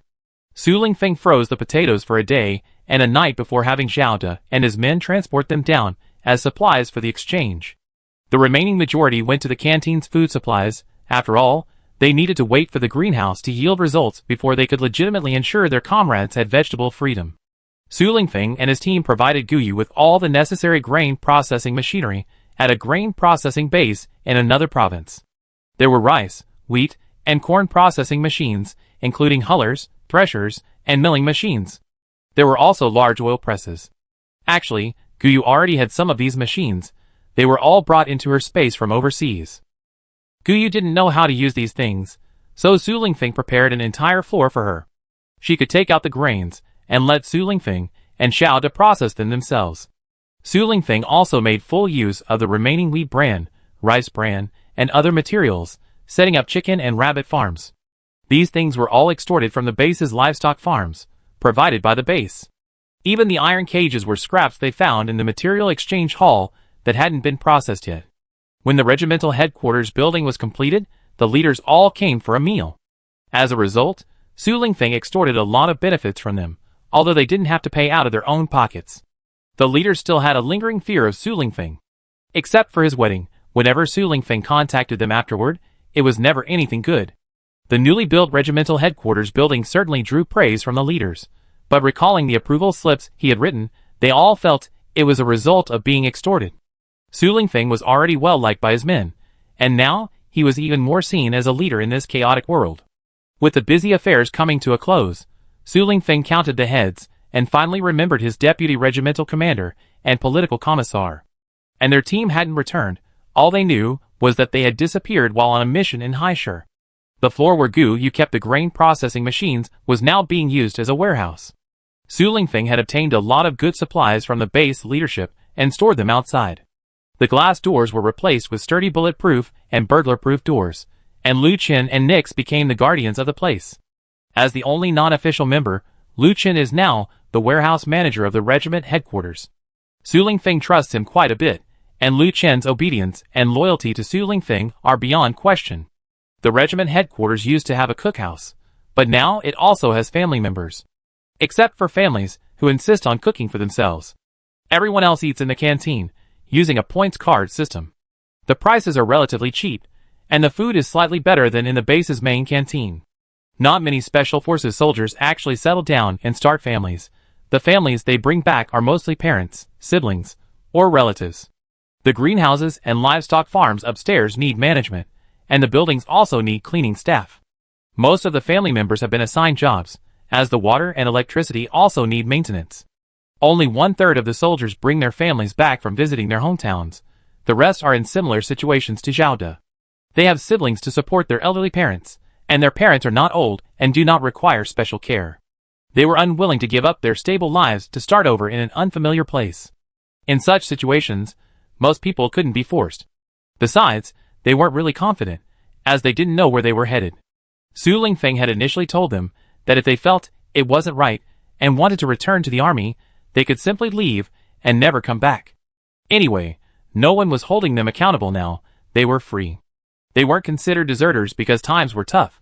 But to Su Lingfeng's surprise, everyone who reported for duty and returned home came back. Not a single one gave up.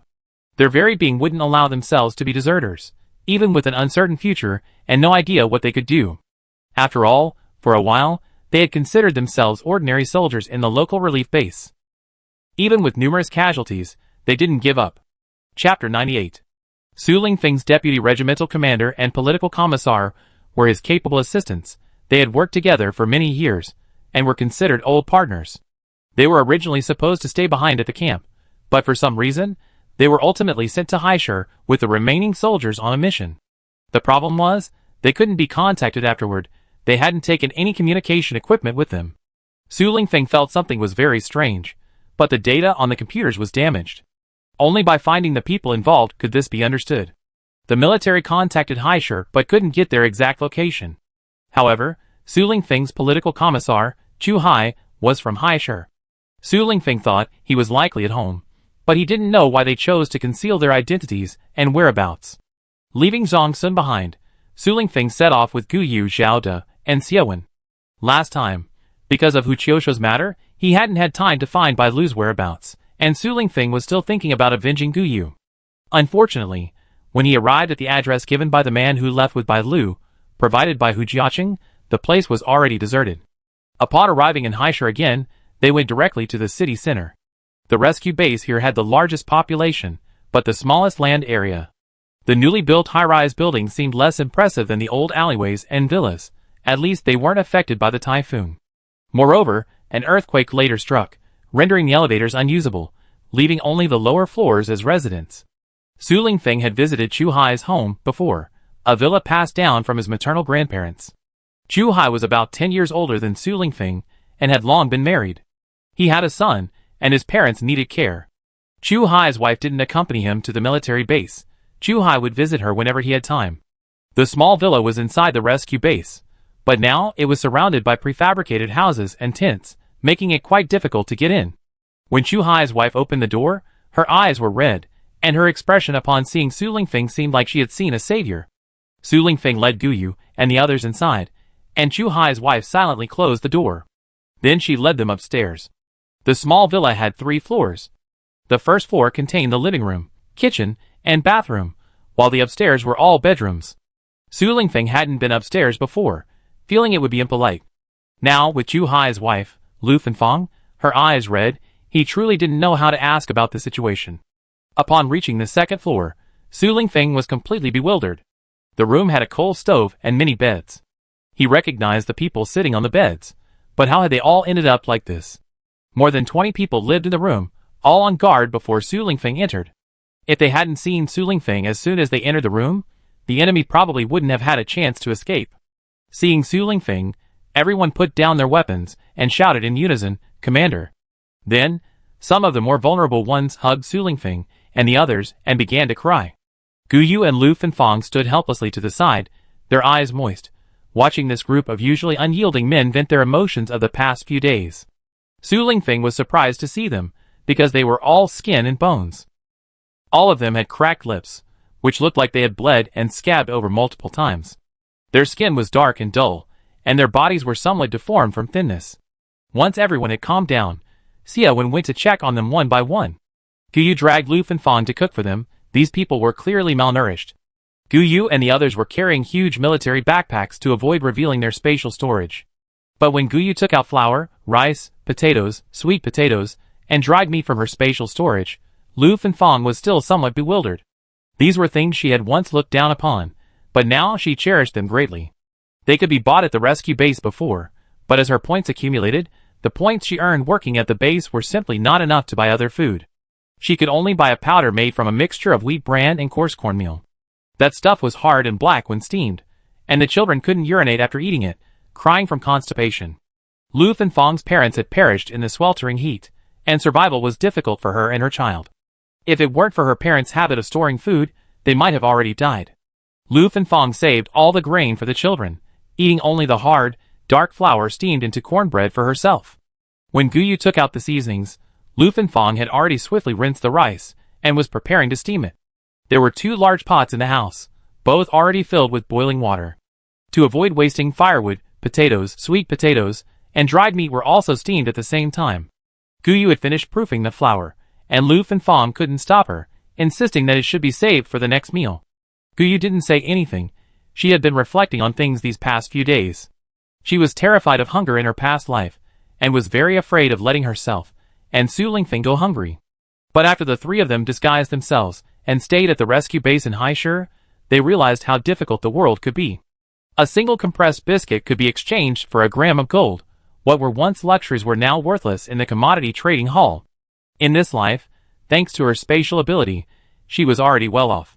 However, it's easy to go from frugality to extravagance, but difficult to go from extravagance to frugality. Only when Guyu was alone with Su Lingfeng could she eat some fruits and vegetables from her spatial storage. She still had to be careful around Su Lingfeng's parents and relatives. Guyu felt she might be living too comfortably. She couldn't bear the thought of her daily meals consisting only of coarse grains and cornbread, with even pickled vegetables being a luxury. But Guyu knew very well that the Su family's life was already quite good. At least, they had a considerable food supply, while the food supply at the base was already very difficult. Everything was ground into powder and sold. If it weren't for the extremely cold weather, even rats would probably be considered meat.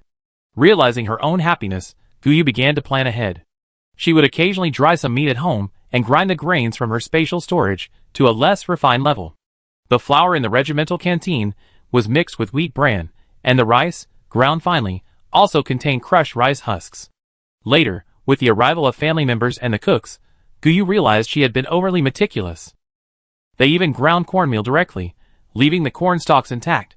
Sweet potatoes, and pumpkins weren't peeled to save on cooking oil and fuel. They were all cooked together in one pot. Guyu, seeing Su Lingfeng visit the canteen, twitched her lips. But she knew it was already quite good. At least there was some real grain, enough to fill their stomachs. As for meat, Su Lingfeng and his men had driven up the mountain several times, bringing back only a few wild rabbits and goats. Even this wasn't enough for a single meal. The cooks and canteen staff would cook only one animal at a time. Each person could find a few chopped bones in their potatoes, and even then, many people remarked that they hadn't tasted the aroma of meat in a long time. Chapter 99.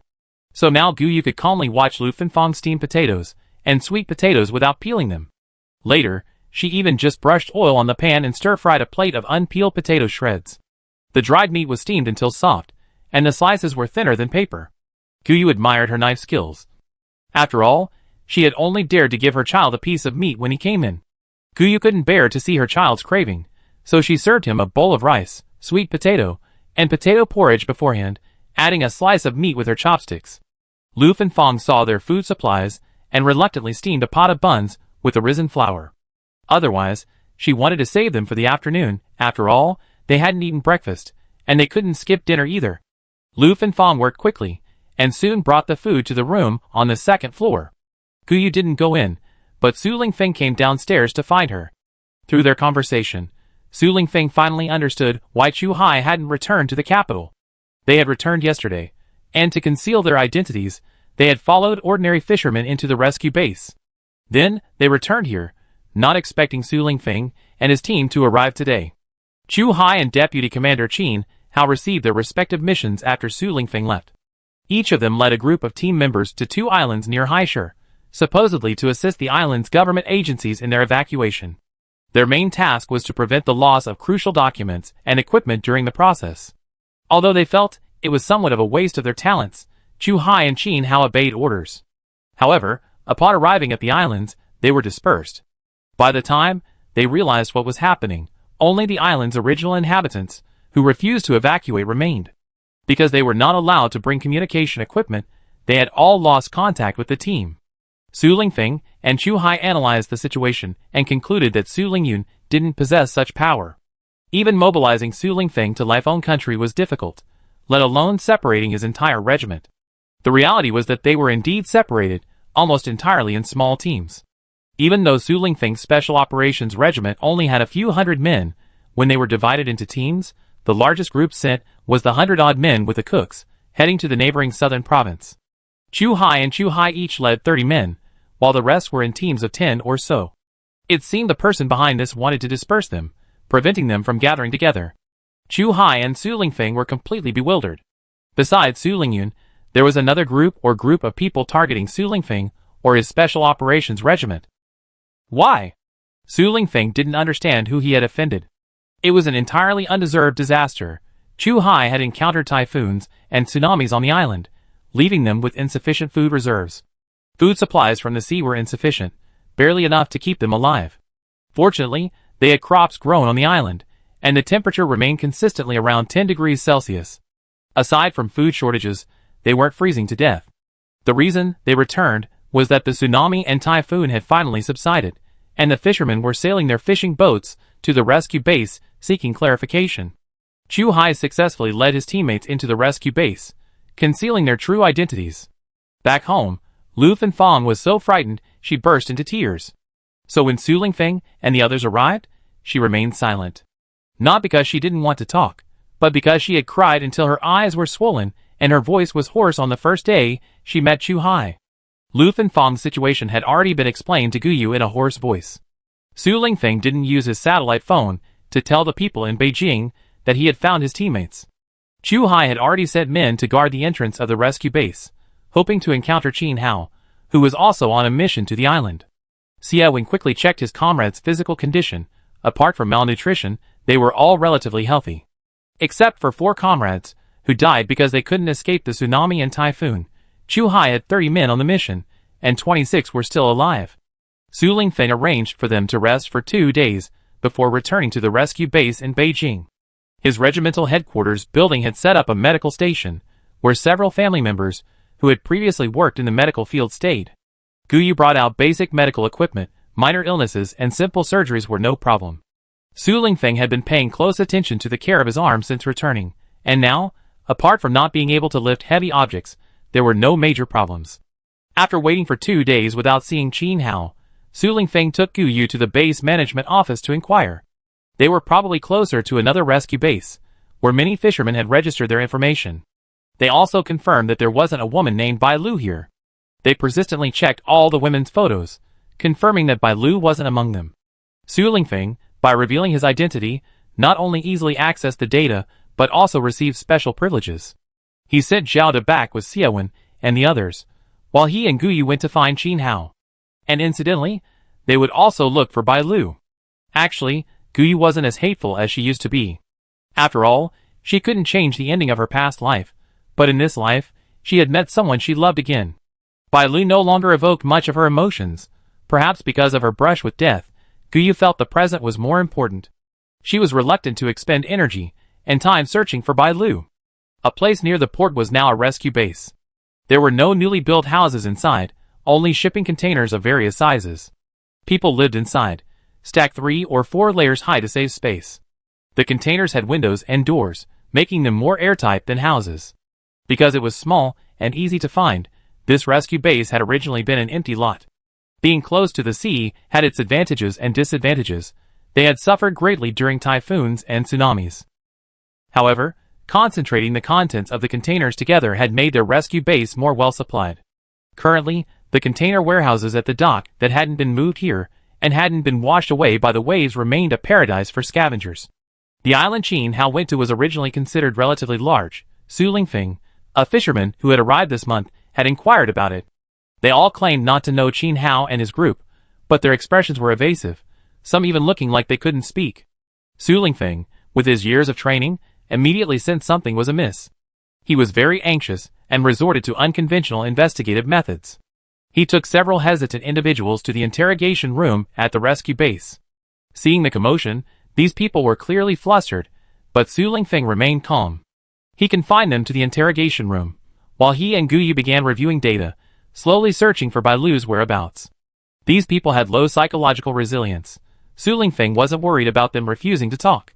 What he was unsure of was whether he could accept what they revealed. Chapter 100. About an hour later, when Su Lingfeng went back in, the people began scrambling to confess. They were terrified of being late and being sent to the labor camp at the rescue base. Su Lingfeng spoke to them one by one, and then he finally understood why they had been afraid to speak before.